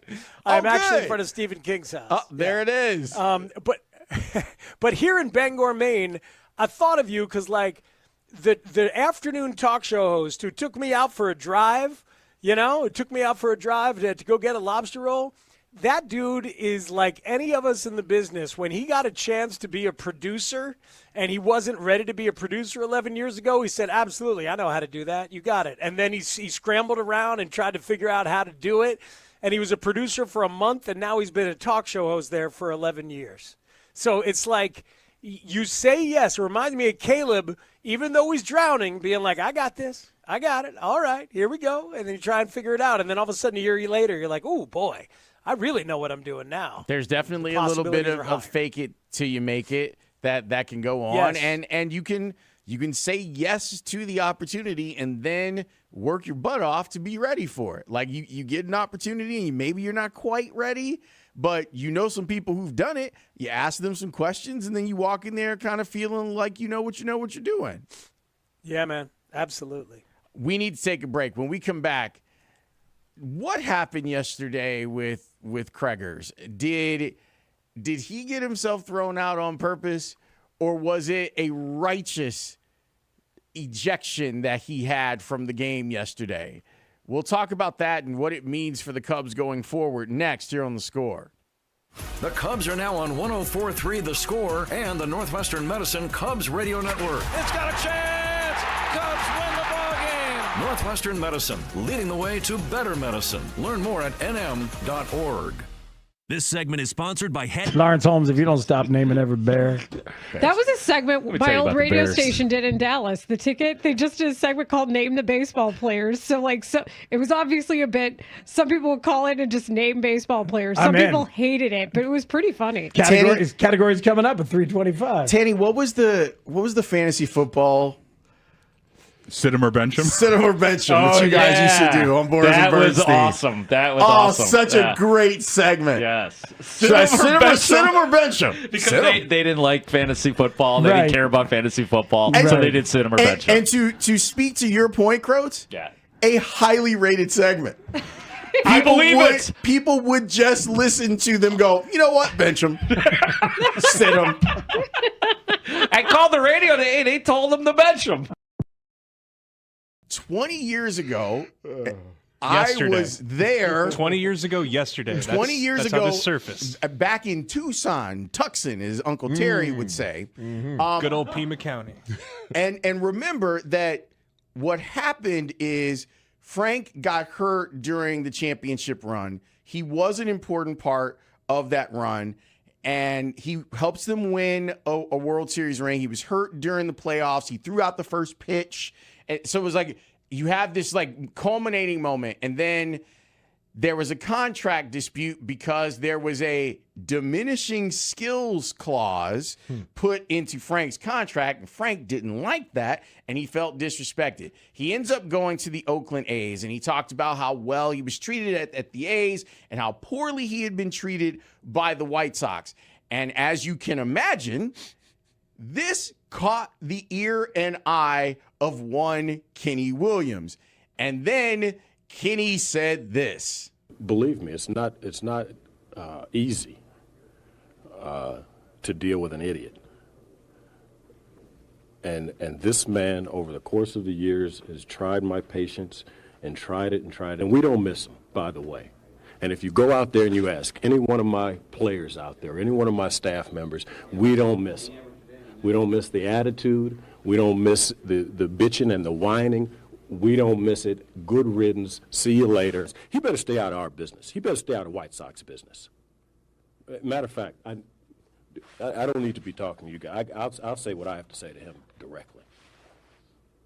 Have you talked to Jerry? I know it's still early in the morning. Have you talked to Jerry about this story? No, I haven't talked to him. Let me tell you something. There's a lot of guys around here that have been with the White Sox organization for, I'm one of them, damn near all my coaches, for 20-some odd years. And Jerry's almost, he is like a second father to a lot of us. For these backhanded comments, actually, I guess they're not even backhanded anymore. They're full frontal smashes right in our face. For these to keep coming, and again, for him to turn his back on all the things that Jerry has done, and this guy, of all people. So, okay, here's the thing, and I love it because inside the Twitch, the experience that we had with young Sean and young Alex happened. People are like, wait, what?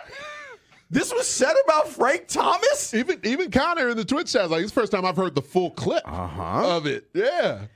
Yeah. There's a lot of people who are now getting the context. Now look, Kenny no longer works for the organization. He better stay out of our business. He better stay out of White Sox business. I am getting to that.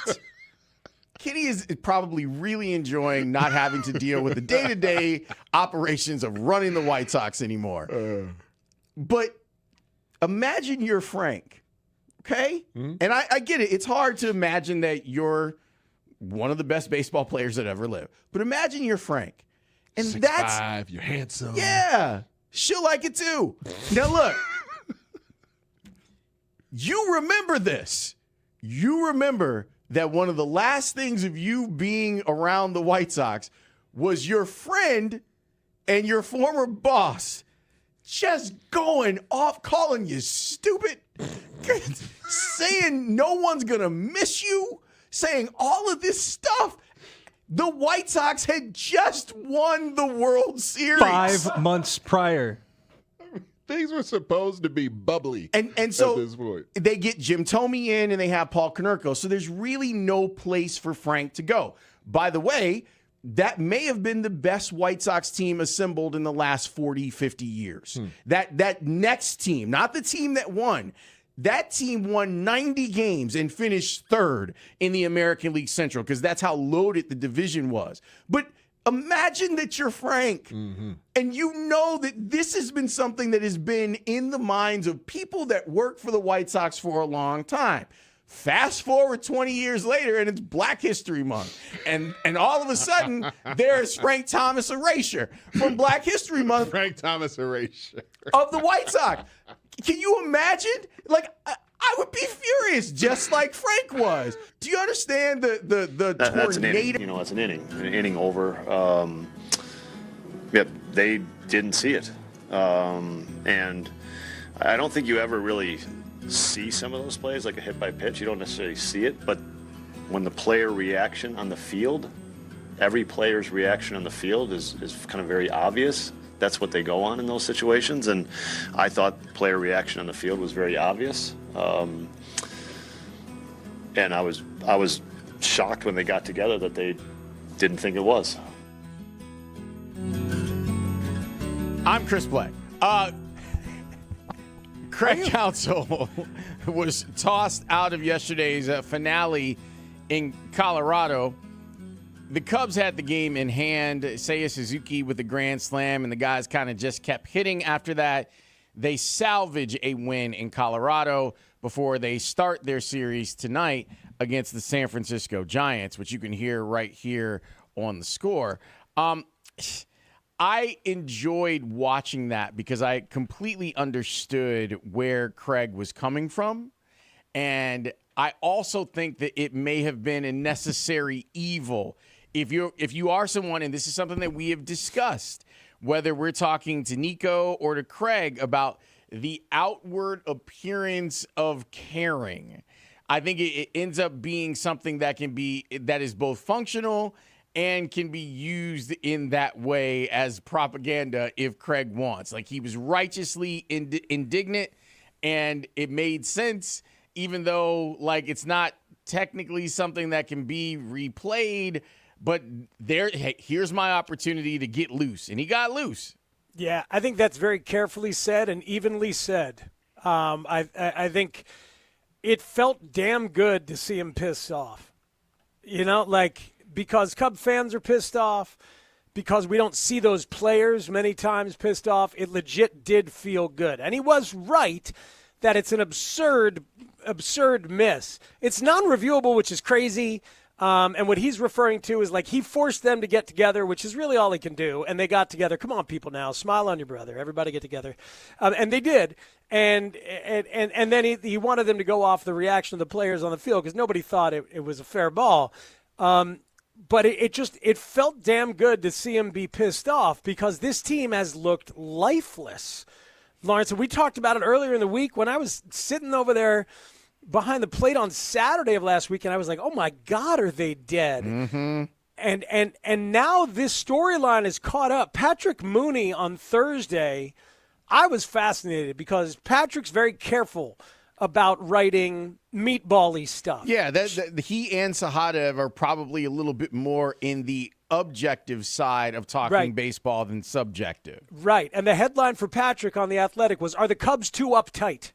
A scuffling club is asking the same question. And some of the quotes in here, man, we're not having much fun, said Jamison Tyone. You don't want to necessarily have fun, but you do need to find ways to enjoy the day. When we're struggling, it's easy to focus inward, and you need to focus a little more outward. That's Tyone saying that. Carson Kelly, we're a very detail-oriented group. When it's really going good, what does it feel like? What does it look like? What are we thinking? But when it's going bad, are we taking risks? Are we taking chances? So this team is asking itself some of the questions that we've been asking, that I was asking last Sunday on Hit and Run. Who is going to break up the sameness of the emotional level of these dudes for what has been, as they themselves say, a wake-up call of this losing spell here. So I'm glad to see that from Craig. We even heard a little positivity from him with us the other day at the end, and that was striking, wasn't it? Yeah, and he didn't want to get off the phone before he was positive with us. Correct. I think that and I think that everyone involved, I really do enjoy Jamison Tyone because in places where maybe guys are a little bit more careful and guarded, I feel like he's been pretty honest about where the Cubs are, like as a team, his individual problems here and there. He's been very fair in discussing, this is below what we're used to and we should know better. Yeah, I agree. I agree with you. But it's just fascinating that they're openly questioning their own mix. This quote from Jed Hoyer, it's like your blessings and your curses are very close. Yes, it's something to talk about. We're so unbelievably diligent and serious. When you're going well, you're like, woo, these guys are a metronome. And when you're going badly, it's like, oh, my God, there's not enough levity in this room. It's hard to get that perfect balance, but it's something fair to ask. I've asked that question. It's natural to ask. That's your Cubs boss telling you it's okay, and I think telling me it's okay, to let your meatball out and say, man, this batch needs some freaking levity and some edge at the same time. You need those dudes who are holding you accountable while also making you laugh. I don't know that they have those guys. And maybe it's also the Cubs boss looking at himself and being like, did I keep repeating the same guy? Did I, sit here and copy and paste from a personality standpoint with the same guy inside of my clubhouse? And does that have an effect on how a team plays when the team doesn't play well? Like, it's a really interesting question that I don't know that there's an actual answer for. But I appreciate that Jed isn't just ignoring that perhaps the makeup of the team plays a role in how a team plays. I would argue that if Jed is asking those questions, he knows that it's a concern, and he's a little late to even do something about it. Mm-hmm. It feels a little late to not have fired the proverbial assistant coach, or the hitting coach, or change the voice mix in some way. Like, you see what the Phillies have done since Mattingly took over and Rob Thompson was fired, and they're not going to do that with Counsell, but it's late to not have done it with the coaching mix or to be thinking about it with the position player mix as well, because they can't afford to play that brand of lifeless ball much longer here. To go back to Craig and the ejection yesterday, here's what Coombe told Mully and them boys this morning about what Counsell was doing. I just think he's trying to get some life. Every now and then you play long enough and your team goes through some struggles, and when you're on offense and you're not hitting, you look dead. The vibe is dead. There's no energy. It's not that guys aren't ready to play. It's just there's nothing happening, so the game looks dead. It just does. That's just the way it is. And so I think what he's trying to do is that's the one way that a manager years ago could always get some energy going with the fans, with the players, is go out there and raise a little hell. He finally was. Now they take all that away from the manager. That's unfortunate for our game. We got a replay for everything, so, you don't get to do that anymore. So he found a way to be able to go out in the field, and he got thrown out. And how about that? We got 14 hits or 12 hits. Imagine that. Oh, man, Coombe's the best. He is He's the so best. on it, right? He's terrific. I mean, it's like, you don't have many opportunities to get yourself in an argument, and when it's justifiable to get it going out there, even if it means your players laugh at you, or it means that your players go, he was doing a bit there. Well, at least he gives a crap. It doesn't even matter. Like, do you remember waiting for Lou Piniella to get tossed for the first time all the way back in 2007? Yes. Because there was Lou had this reputation of being the guy who would go fiery and he'd kick dirt and do all that thing, and he didn't get kicked out for a long time. Then he kicked his own hat. Yes, sir, yes. That hit my algorithm the other day, Lawrence, and he kicked his own hat 3 different times, and Casper and Brenly are laughing because they're like, here it is, here's the first ejection, because everybody'd been asking for it. And was that a little performative? Yeah, who cares? Who cares? Go ahead, show what you can. I keep wondering if guys are starting, what guys are starting to break through a little bit. And you look at Seiya, and Seiya in this month has started to break through. I wonder if that's where we're at with Alex Bregman, if some of the work that he's clearly been upset about and grousing about and falling on a sword to a degree, saying if you were saying, if that now frees him up to be the player that he's used to being, because he no longer has to kind of make excuses for it. Like, you know what? This is bad. I'm bad, and I'm going to try not to be bad anymore. Yeah, man. I know that's super soft stuff, but baseball mirrors life in so many ways with all the failure and all the having to rise up every day and do it again. And I feel like that dude hitting an emotional bottom of sorts and saying, I suck. I have sucked. This has been terrible. I'm the worst, etc. I was like, all right, well, I admitted that. With that, what the hell are you going to do? I'll be interested to ask him about that next time we're out there. By the way, tonight the Cubs begin their series in San Francisco against the Giants. Pre-game coverage begins at 8:40, first pitch at 9:15, and crystal clear FM quality on 104.3 The Score and the Northwestern Medicine Cubs radio network. Boog is back out there with them. Oh, great. To do tonight and tomorrow, and Boog is doing the game on Sunday. I think it's on ABC in the afternoon, the Cubs and the Giants on ABC. Him and David Ross on the broadcast Sunday. We need to take a break. When we come back, let's talk about the matchup, and this is the headline on MLB.com.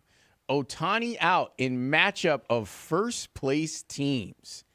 Dodgers, White Sox. We will hear from the White Sox manager next here on The Score. Chicago wakes up with Mully and Haugh, the most trusted morning show in Chicago sports. Get the latest Bears news with Brad Biggs. Luther Burden is the flavor of the offseason. Ron Coomer breaks down the Cubs every Friday. And I just wonder sometimes if the strike zone that they have on there is actually right. See a side shot of the breaking ball coming in chest high. How are you supposed to hit that? I don't know. Plus, Cubs pitching coach Tommy Hotovich joins the show twice a month. White Sox legend Ozzie Guillen checks in Wednesday mornings at 8 to talk Sox. And Casey Johnson brings the inside story on the Bulls. From Hallis Hall to Wrigley Field, the United Center to the South Side. Mully and Haugh cover it all. Start your day with Chicago's most complete sports conversation. Weekday mornings from 5:30 to 10 on Sports Radio 104.3 The Score. This segment is brought to you by...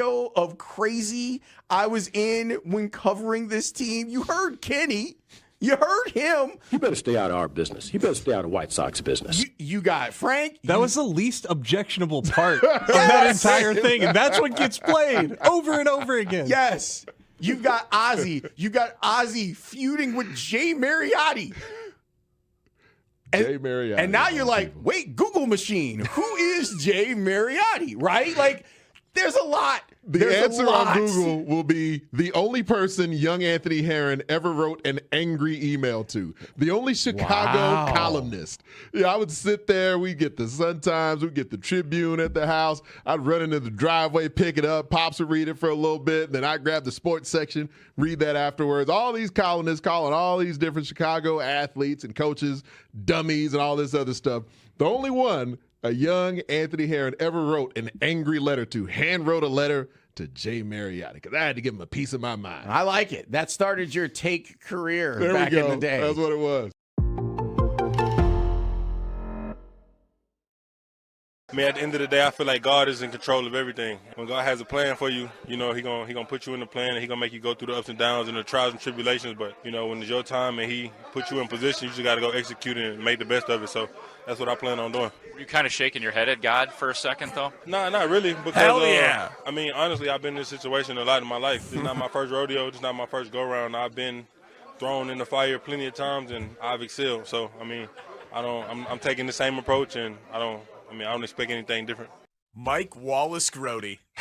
Were you shaking your head at God? Just surrounded by heathens everywhere. Oh, my everywhere. God. I heard that one, Grote. I heard that one. I was serious when I said you need to listen to this. I heard that one. I was walking out of Hallis Hall today. I'm walking out of Hallis. I knew the question was weird, trust me. But I was kind of like, I had to do my work. Not weird. I had to get out of there, so I wasn't really like, I know other reporters were talking about it. I figured I walk out. There's Herb Howard.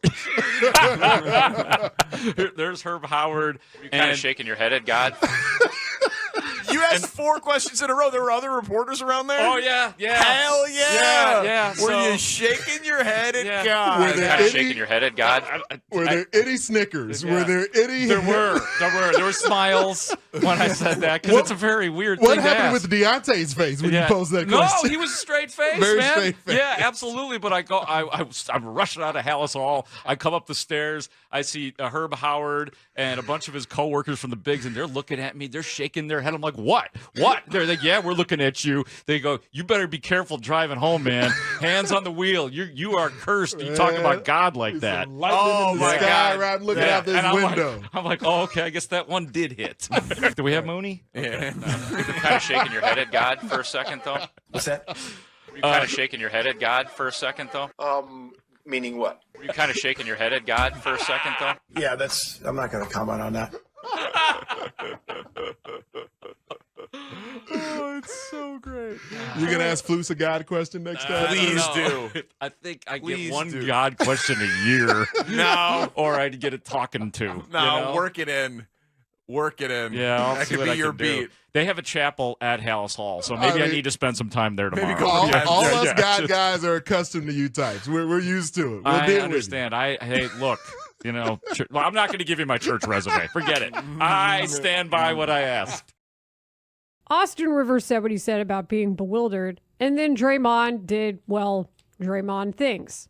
I don't like to get in these back and forths because, quite honestly, guys that you usually get into the back and forths with, they become back and forths because it's like one of them like severely tips something this way and the other is just like kind of so far down that it kind of pulls you back a little bit. And so, speaking of Austin Rivers, you know, I saw he said he's bewildered and it's ridiculous of what I said. And I just find it interesting that a guy who was the 10th pick in my draft, I was 35, who's on his second act, still on act 1. He goes, Draymond, never been a scorer. Austin, you and I averaged the same amount of points in high school. And I say high school because that's when you were at your best. And then in college, you know, he was still good. He was very featured at Duke because NBA careers, should he really talk about my NBA career? I'm still with my first team. He was gone from his first team in 2 years. You know what he did? He played defense. Yes. He played better defense than Austin Rivers. I think Austin Rivers would tell you that. In fact, Austin Rivers had a lot to say in response to Draymond, correct? Come on, Draymond. This is ridiculous. Seriously. Ridiculous. But you know what? I'm going to address it because you crossed the line and you were mad disrespectful for whatever reason. You've been around too long. We both were drafted in the same class. The fact that you don't have the wherewithal to do your due diligence and actually understand I was being highly complimentary of you on the Dan Patrick Show, but it's you, and I shouldn't be surprised. You always act irrationally, emotionally immature, and your anger always puts you in hot water. So here I am having to address the Chicago White Sox. What a story the White Sox have been all season long, and it continued. When you talk about last night, they bring up the youngster Braden Montgomery, an absolute top prospect in his Major League debut, got a walk-off home run for the White Sox. It's been that kind of a season so far for the White Sox.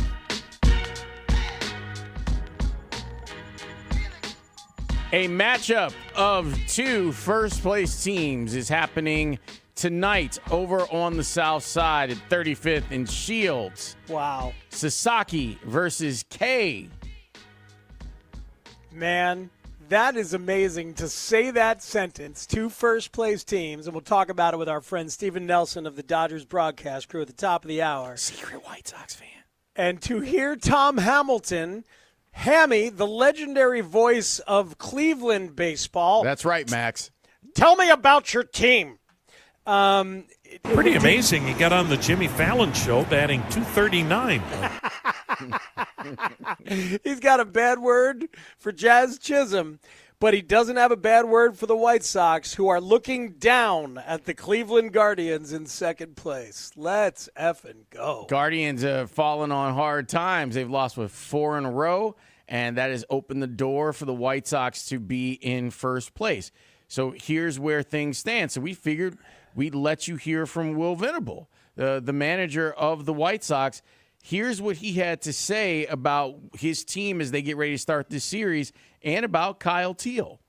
Yeah, well, I haven't got the update on how today went, but I know we ran around yesterday, and you know there's progress. Obviously, he's got the Hemi, so he wasn't out there sprinting at full speed. But I think everyone's encouraged with the progress and back out there running today, so it's good stuff. Are you getting more of a timeline when you can come back? I don't think that we're there yet. You know, there's a lot of boxes he's got to check still, and a lot of things as you look at the progression between the running and the hitting, and how the recovery is going. No updated timeline. Kyle Teal running the bases the last 2 days, and obviously doing catching drills. How has he come along, and as a rehab assignment in sight for him? Yeah, I think it is. I don't think there's an exact date in which we're pinpointing for him to go out on an assignment, but definitely progress. Like you mentioned, he's hitting on the field, running on the field, doing the catching drills. So it's a matter of, continued recovery and just pushing the intensity a little bit. But I think it could be just a matter of days before we send him out. Well, the Dodgers have won the last 2 championships, obviously. Are they the benchmark still at the barometer for any team that faces them? Well, I think it's very clear that they're doing a lot of things really well over there. Win 2 World Series, and you look at what they've done this year, and you look at what they have in their minor league system, and it's obviously a very healthy organization that's performing at a high level. So, they're as good as it gets. With the off day on Monday, can you guys stay in rotation through New York at this point? I think that we will. We'll evaluate that after we get through this weekend, but I think that is a possibility that we would just stay in rotation, yes. Have you decided on Hagan Smith? Oh, well, we don't have a need right now, and until that comes up, he'll be in the mix, just like a number of other people. Even with the way we were positioned internally with the roster as it is now, Joe Rock's got a bunch of length. You still could sustain a bullpen day depending on what happens ahead of that. So, we'll kind of evaluate and see where we're at closer to when that time comes. How did Noah Schultz's bullpen go? How did you respond? Good. He's got another one tomorrow, and then he will, assuming that goes well, he'll go out on assignment and throw a few innings in Charlotte. So there's some confirmation right there, Lawrence. He says they don't have a need in terms of Hagan Smith because of the rain out. They don't have to do it. So you get Anthony Kay, then you get Sean Burke, then you get Eric Fetty, and they can wait on Hagan Smith. That's a bummer. I was looking forward to seeing him on Saturday. Well, I mean, you don't need him now, so you don't have to bring him up. But here's the lineup, by the way, for the White Sox: Antonacci in left, Vargas at third, Benintendi the DH, Montgomery and Montgomery hitting back to back, shortstop and right field, Mydroff at second base, Gonzalez at first base, Banana Ball in center field. And Drew Romo is going to catch for the Dodgers. The Dodgers. There's no Shohei Ohtani in the lineup today. So Andy Pages is... Look, we're not going to be in an Ohtani race. I'll tell you that right now. Well, luckily for you, you're not in an Ohtani race today because he's not in the lineup. Call, Pages, Freeman, Betts, Tucker, Rojas, Muncy, Espinal, Robinson is your lineup. Or as Herbie would say, Robinson, in the lineup for the Dodgers today. A couple things. Andrew Benintendi, an OPS of .913 in his last 12 games. Dare I say that man looks revitalized. And then this, from the Dodgers' perspective, Roki Sasaki. Remember when everybody was going crazy about that dude as like the next great thing? And the Dodgers got him, and then it was like, oh, I get it. He can't throw strikes. So he gets a lot of strikeouts, but he gets a lot of walks too. And he had 8 starts last year, an ERA of almost 4.5. Last time out, Roki Sasaki with his best start of his big league career. 10 strikeouts in 7 scoreless innings, 2 hits allowed, and 2 walks. And there is talk that he has figured something out. So that'll be an interesting dude to watch tonight. Regular season start. Yeah. Yes. Yeah, there was the postseason was – yeah. Yeah. But he was also in the bullpen for the postseason as well. But, like, hey, man, Montgomery, it's about time. This is the dream. The dream for a while there was, like, need some position players. Well, they got one Montgomery when he comes up, and then maybe that other one when he comes up, and now you got him back-to-back in your lineup. That's good stuff. Yeah, and when Mooney comes back, like, you start thinking about how this lineup could – right now, as it stands, without Murakami, there are 6 White Sox hitters whose OPSs are above 750 in the lineup, including Antonacci. Oh, by the way, shout out to Edgy Tim. Edgy Tim, who covers Prep Sports, hit me up on Twitter and was like, the coach at Sacred Heart or Sacred down in Springfield tried to get Antonacci to play football. He did not play football there. Oh, that's outstanding. Thank you, Edgy Tim. Yeah, shout out to Edgy Tim. He does a great job. Hey man, this offense is scoring more than 1 run per game over what they were doing with Murakami. They're scoring more than 1 run over that now without Murakami. So that's amazing in and of itself. And you're right, when he comes back, how that whole thing looks, it's fun to be able to take them seriously. right now in MLB. That's for sure. And quite honestly, like, there's no reason not to. Like, look, I expect that Cleveland at some point will have a run. And the guy who plays third base for them is just too good. And overall, they've been too good. But inside of the division, that's about the only thing that worries me. And I guess maybe I should be worried about another crazy run like the Tigers had a couple years ago. But they might be in the market to trade Skubal. So that might not even be possible. You know what I mean? No, of course. And the thing is, like, you look down and look beyond, it's some of the teams that are going to be battling for wild cards, and there's some that matter, and there's some that just don't, And right now I got to put Detroit in that pile of don't, which is crazy. But there's plenty of teams that they'll have to hold off if it's them and Cleveland they'll have to think about the Rangers and think about, obviously, the Yankees. And even though they're down right now, Toronto, I think you probably still have to give them enough respect that they might be able to fight their way back into this thing. Absolutely. And I think you got to think about the Orioles as a team that's still going to try and go for it, at least for the moment. But after that, it falls off, man. There's like 6 teams in the American League I don't think you got to worry about. That's pretty interesting.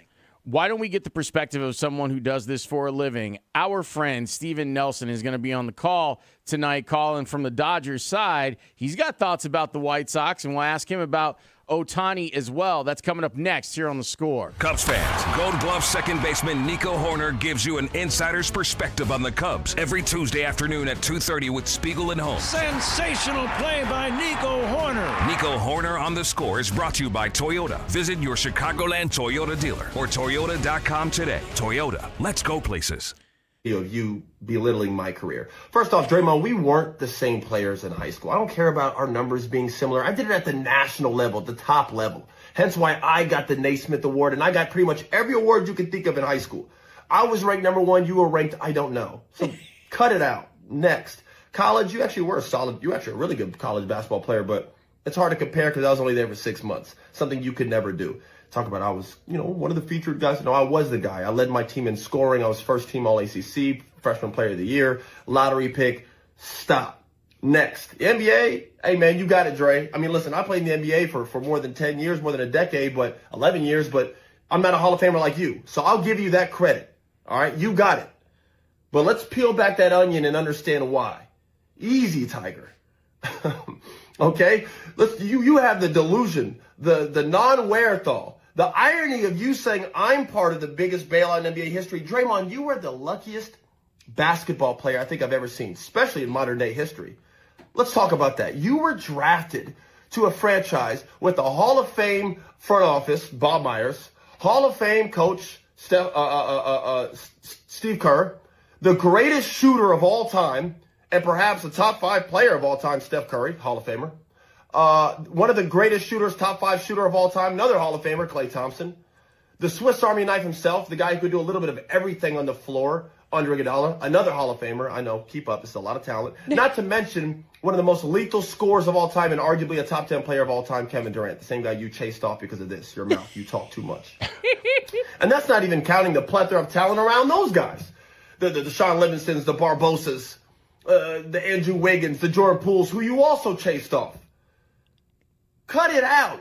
Draymond, you're the backpack jump shooter. You're the guy that everyone leaves open. No one guards you. There are hours and hours and hours of film of just you being left wide open. In fact, anybody can just YouTube or Google or watch any Draymond game ever, and he's open all game. There are clips of you getting a rebound and just driving in a straight line and just getting a wide open layup because everyone's fanning out to guard the actual talent on the team. Talking about Steve Kerr ended your career. Bro, Steve Kerr made your career. How dare you? Coming at me? Are you kidding me? I wish I could give my son $200 million if I was a coach. Yo, the NBA doesn't give coaching jobs to guys who may or may not sucker punch one of the players and staff. You need to fall back, Dre. Let's just be frenemies. Let's just be frenemies. Backpack jumper is what really just woof. Because imitate yourself trying to shoot a jumper with a backpack on. Austin Rivers told no lies. He left no room for notes. I was ranked number 1. You were ranked, I don't know. The pointing to the Naismith Trophy. Yeah, it's in the background. So when he's talking about his high school career being different, he literally has the Naismith Trophy for top high school player in the country directly behind him and references it.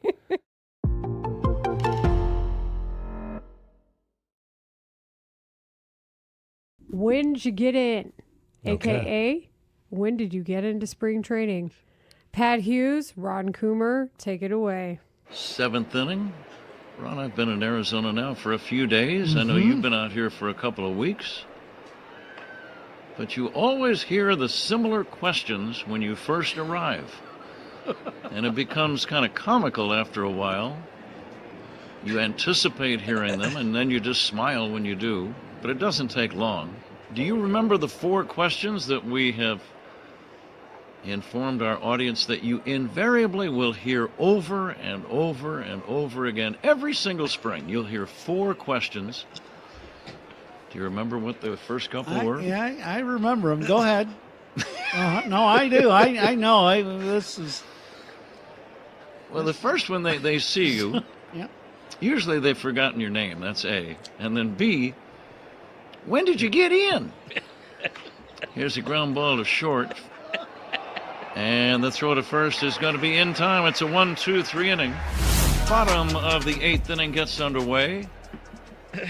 We were chuckling about the 4 questions that you hear when you arrive at spring training every year. The first one is, when'd you get in? And that's exactly the way you hear it many times, too, especially if the person hails from the southern portion of our great country. When'd you get in? So, in other words, when did you arrive? Then the next one, where are you staying? That one always kind of puzzles me. Where are you staying? Do you really care where anybody else in the entire traveling party is staying during the spring? No, nor do I really care to share where I'm staying. Exactly. I'm in the state of Arizona. How's that? Yeah. I sometimes think that question is put to you only so that they can then tell you where they are staying. Yeah, I'd go with that. Yeah, we're staying over in Scottsdale, real fancy place. Well, good for you. Yeah. I'm staying over in the Mud Flats. Yeah. Oh, solid. The old Mud Flats. Yeah, the Mud Flats section of the Valley of the Sun. Glad I haven't been over there lately. Nah, you wouldn't want to be. Number 1 most listened to sports station. 104.3 The Score is Chicago Sports. Chicago Sports is 104.3 The Score. Always live on the free Odyssey app. WSCR, WSCR FM and HD1 Chicago. An Odyssey sports station. The Score! Spiegel and Holmes Show Flashback. Our buddy Steven Nelson. I like to think that I'm in the group of most handsome men in baseball. The guy we're about to talk. No. The guy we're about to talk to, I think, probably has the crown until further notice. He's got what you call a great baseball face. What an intro. We hear you laughing over there. What's up, sir? How are you? Well, I'm great. I'm also glad that this is via the audio medium because no one can confirm what Russ just said as being the lie that it is. Handsome, like George Raft. That's factually incorrect, Russ Dorsey. No. You work in a business centered around facts. People can find your Instagram, sir. A lot of filters and airbrushes. He's still very attractive. He is. Now, Nelly, before I get to some baseball, my mom, who's listening to the show, just texted and confirmed that you are handsome, and she would not lie. All right. He's noticeable. Got an ugly girlfriend. What's that mean? Ugly girlfriend means no confidence. Okay. Oh, no, you guys are full of it. Artie is right. This guy's got an attitude. An attitude is good. I mean, he's the kind of guy who walks into a room that's already been there for 2 minutes. Yeah, he passes the eye candy test. He's got the looks. He's ready to play the part. He just needs to get some playing time. Now hit my music. I think I'm cute. I know I'm sexy. I bet Steven Nelson was not expecting that open for his appearance on the show today. His buddy Russ was on with us the last time he joined us. The Spiegel at Home show. Now joining us on the Score Hotline, brought to you by Potawatomi Casino and Hotel, the Midwest Best Casino. Steven Nelson, who does play-by-play for the Dodgers. Hello, sir. How are you? Hello, my brother. It's great to be with you. As always, thank you for that incredibly warm welcome. I was definitely not expecting that. Just like Speaks wasn't expecting this logistical nightmare. Stay hot, Speaks. Hey, man, I'm having the adventure of a lifetime here in Bangor, Maine, Stephen. It's like, why not embrace the possibilities? I saw the Stephen King house. I've had 2 lobster rolls in 18 hours. I might have a third. You can't stop me. Let's go. Hey, you're winning. The only thing I could tell you about Bangor, Maine, is didn't Julie the Cat Gaffney from the Mighty Ducks movie series, wasn't that her hometown? Other than that, I got absolutely nothing on Maine. No, you were correct on that. That's a good pull by you. No doubt about it. Thank you. Well, the Maine Black Bears are the big sports draw out here. So, I'm sure there's big league players from Maine. Mike Bordick, I'm told. There you go, Mike Bordick. I'm looking him up. This is live on the air. Jeremy Pena was a Maine Black Bear? Yeah. Somebody's reading true? Wikipedia. No, this is true. Jeremy Pena is a good pull. That is absolutely right. I don't know what the Venn diagram is, though, of listeners locked in Chicago and Bangor Speaks, but you're hitting a real niche target right now. There's no doubt about it. So, all right, let's talk about your team first, and then your other team after that. Shohei Ohtani, how's he doing? He is not in the starting lineup today. He had imaging done on the left knee. He left yesterday's game with some inflammation, and the Dodgers say the MRI came back clean. Dave Roberts says it's not an injury-less scenario. They just wanted to give him an extra day. That we had not the smooth. We can empathize with Speaks. It was not the smoothest trip from Pittsburgh to Chicago. I understand the tornadoes and weather here. It created a ground stoppage at O'Hare, so we were kind of stuck in Pittsburgh for a while. We didn't get into the hotel probably like 3 a.m. So I think between just the knee flare up, it was 3 really muggy days at PNC Park, and he did double duty on his start day and played in all 3 games. I just think that they wanted to give him an extra day to get right and hopefully get back in there tomorrow. I hope that White Sox fans get a chance to see him because I think Will Smith is correct that he's the greatest player to ever walk the earth. That's a pretty special thing. What has amazed you about this particular season of him putting it all together as both a dominant starting pitcher and now, after a slow start, the usual offensive presence? Yeah, I think, I hope that people fight the fatigue. Just like whenever there's a dominant team, like the Chicago saw it in the 90s with the Bulls. Eventually people got sick of that, right? Or more recently with the Golden State Warriors. You get worn out when you are told that the same thing is great over and over and over again. So can fight the fatigue that may be out there around Shohei Ohtani, because what we are witnessing up to this point is the greatest single season that baseball has ever witnessed. I don't want to hear about Babe Ruth or anybody who played pre-integration. I just don't. Miss me with all that. And he has taken his bat to another level since joining the Dodgers. He was obviously incredible when he was with the Angels at pitching and hitting, but he's become an all-around hitter in L.A. And then, this year on the mound, this is a guy now we're talking about who, since he was a teenager, has wrote down everything that he wanted to accomplish in life, in baseball, off the field. And up to this point, he has checked every single box except one, and that one is win a Cy Young. And so it is very obvious, watching him this year, how determined he is to accomplish that goal. And in the process, he is giving us a spectacle to a level that the game has never seen. How much fun do you have? Because it's amazing to watch him. And you go, like, a guy that's built up like that, you see him be all of the things. And I was guilty of thinking, well, you know what? He'll probably be great for 3 years, doing both things. And then he'll have to make a decision. And the decision will probably be with the stick instead of pitching. But the fact that he has fought his way back and that he's still out there as one of the best pitchers in the game, along with being the best hitter in the game, is wild. Yeah, honestly, like whatever one he chooses, he's going to be the greatest at that, because that's just, that's the way he's wired. Like this thing today, somebody was joking earlier. Is like, yeah, is it an MRI or is it just a system reboot? Just like click. He's just he's an alien. At the same time, though, he is human, right? And like that's why it's so incredible to witness, because just thinking about trying to do one thing physically every single day. So then you add the physical to the mental, and the way he's able to just compartmentalize and make every day and every minute go at his speed. It's a superpower. It really is. He has found a way to optimize his body and the sleep schedule and the way he eats, and now all while forfeiting a normal life, right? He's a prisoner of his own fame and success.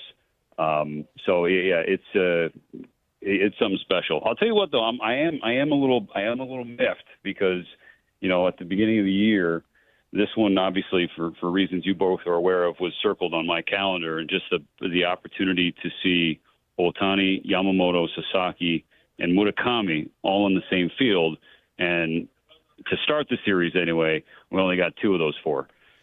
Yeah, it's interesting.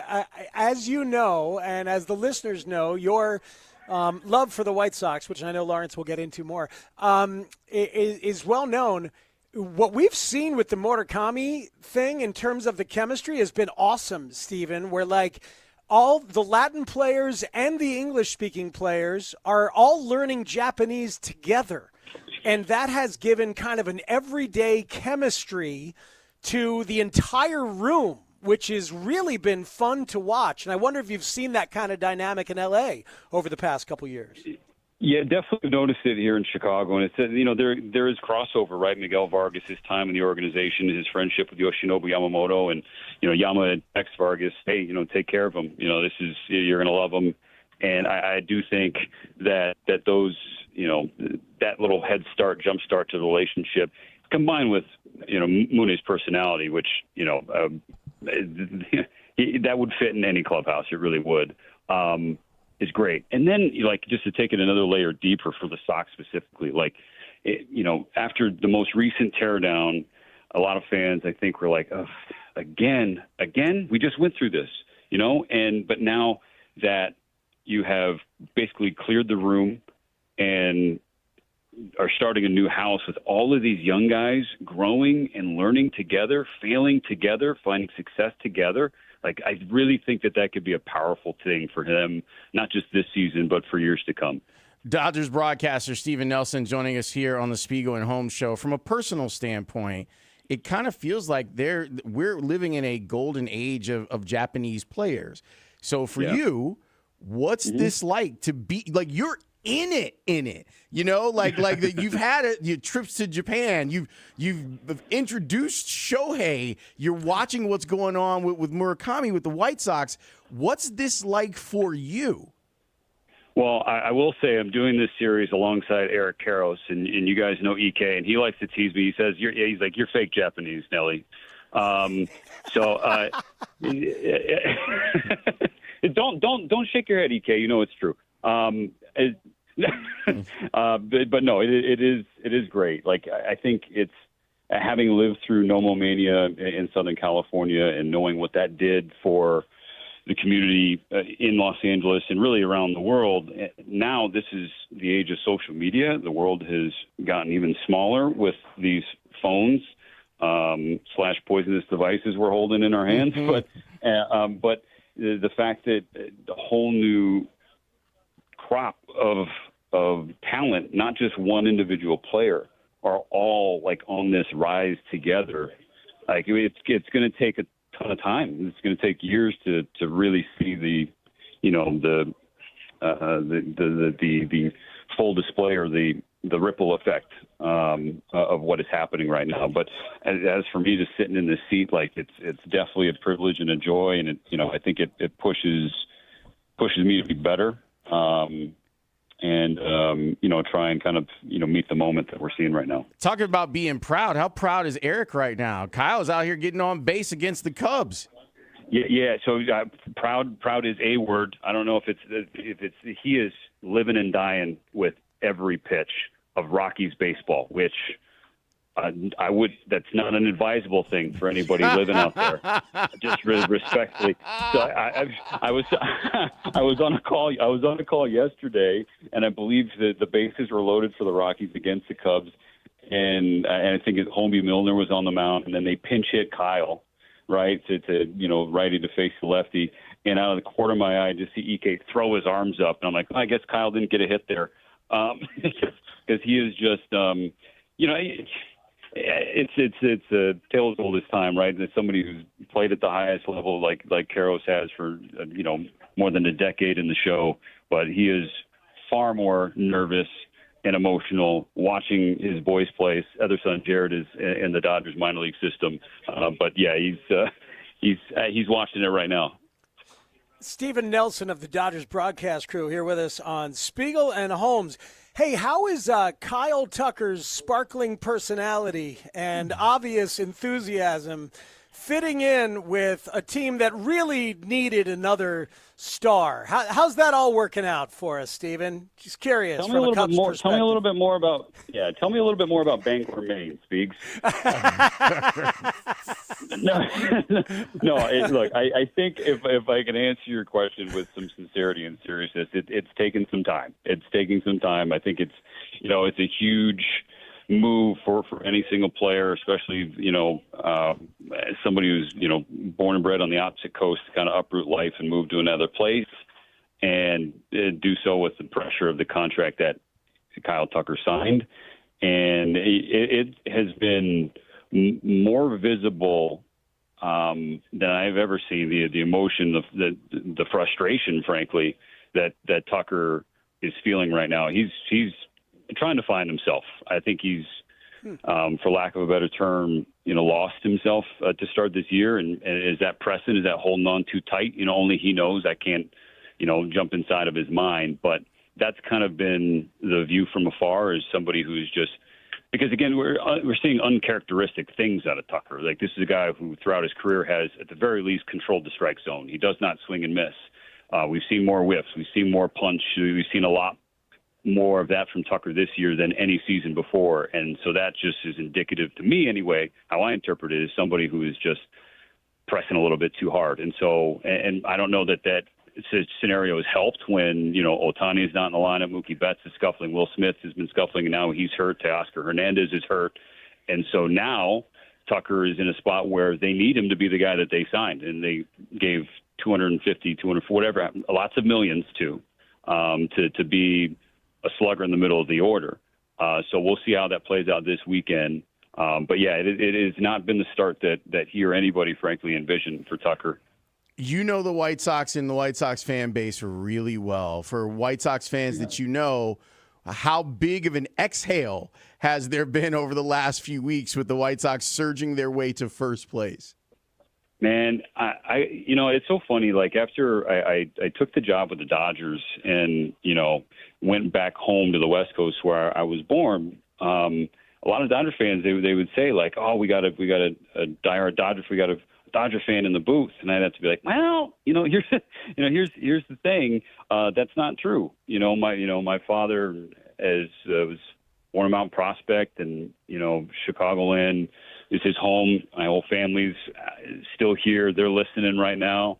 My granny, uncles, and aunt, and all my cousins. And so, while I grew up in Southern California, for all intents and purposes, this city and this place is another home, right? My sports home for sure. And so, that doesn't just die after 30-something years of diehard fandom with an organization that, outside of 2005, there hasn't been a lot of crazy successful seasons. But again, that part didn't just go away. So to see this turnaround, one of the more historic turnarounds you could see in any sport, and to kind of watch the joy that is back in this ballpark again is really cool. Stephen, that's beautiful. And for anybody that goes, and you'll get to see it this weekend, the fans are back, and their passion is so obvious again, and the intelligence again. Like Chicago baseball fans are excellent, and to see them thinking the game and cheering the game reminds you of the possibilities on the South Side again. I hope you get to witness that this weekend. Yeah, thank you, man. And that's something I talked about with Murakami during the World Baseball Classic, and I was like, hey, Mooney, you are going to love the South Side of Chicago. And he's like, yeah, that's what everybody says, like, especially in the summertime. And I'm like, no, not just the summertime, because if you win there, I promise you, it's going to be something you're not ready for.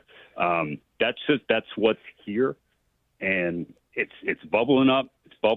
And baseball God's willing, over the next few years, this will just be a small taste. What kind of guy is Murakami? Oh, he's.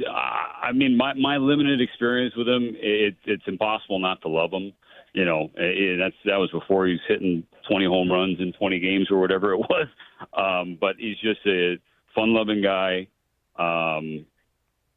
Likes to joke around, personable, and again, lovable. I'm so bummed that he's not playing in this one, but hopefully can catch up with him before the weekend is out. Sir, thank you so much as always, man. We love it when you come back to the city. Beautiful. Have a great time this weekend. Maybe I'll even see you before you get out of here. And thanks for always being available for us. We love it when you're on the show. I love being on the show. If I don't see you, Loho, then we're in trouble. We're gonna have problems. All right, it's fine. You could always swing by Maine if you want. yeah. The team plane will detour instead of going back to L.A. We're gonna come have some crab cakes with you, whatever they sell up there in Bangor. He's doing the lobster roll and playing poker. See you, Steven. See you guys. That's Steven Nelson, Dodgers broadcaster. Just one of.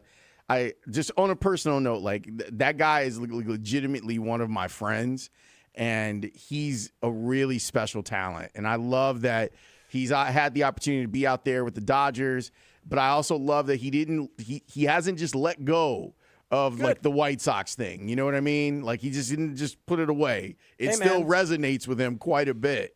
Yeah, and you know what? Life is long. Careers are long. And that dude, it's like who knows what jobs become available for what franchises anytime soon after a 3-year deal has expired. Wow.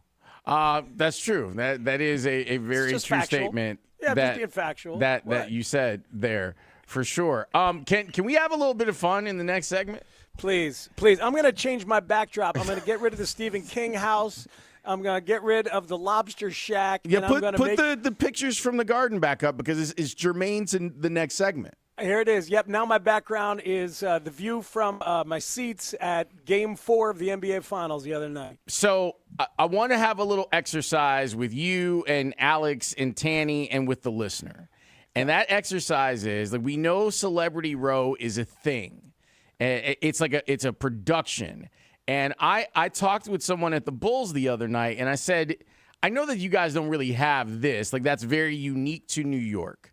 Unique New York. But I was wondering, and I posed this question. If Game 5 was at the United Center, what celebrities would this person who works for the Bulls expect, and who should we expect? So I thought we could explore that and have a little bit of fun of that while talking about your experience in New York. Sounds like a plan. I'm in. All right, let's do that next here on The Score. Hey, Sox fans, what's going on the South Side? Find out with former White Sox world champion manager Ozzie Guillen every Wednesday at 8 a.m. with Mully and Haugh. Plus, Steve Stone throughout the season giving you an insider's perspective on this up-and-coming White Sox team. Only on Chicago's Sports Radio, 104.3 The Score, and live on the free Odyssey app. Those of us that arrive in spring training, did you have a good winter? And I'll tell you why it confuses me. How much detail do you want? There's the pitch on the way, a swing and a chop foul. Most of the time you just say, yeah, great. Yeah. Good. Yeah. Sometimes you feel like discussing things in detail. Do you ever go into detail about your winter? Well, our dog got sick and had to put a bandage patch on him for a while. The last one is always, well, have you lost some weight? You look good. Have you lost some weight? I like to say no, but I've gotten a little taller. I have. I'm working with a trainer and some real good stretching, and as a result, I'm actually much taller than I was a year ago. Thanks for asking. I didn't know at our age we could get taller. But it's a lot of stretching. Yeah, a lot of stretching. That's what it is. Yeah. I need to get one of those machines for the house. Mm-hmm. Very first day I got into camp, I wasn't thinking about your 4 questions, to be honest with you, but I got blasted with the first one really before I even got out of my car. When'd you get in? Right now. Because I pulled into the lot, saw somebody in it. That was the first question. And I'm like, well, I still got stuff in the back if you want to help. Sure. Yeah, right now. Yeah. And next year I'll send you my itinerary, so you'll be waiting for me. He's not wrong about the questions. It's Not at all. Right? Oh, no, Like, I die as somebody laughing. who's been to Arizona, those are generally, and they might be different variations of those 4 questions. That's great. I Oh, love when'd that. you get in is the best. And did you notice Pat tried to be formal about it the first time?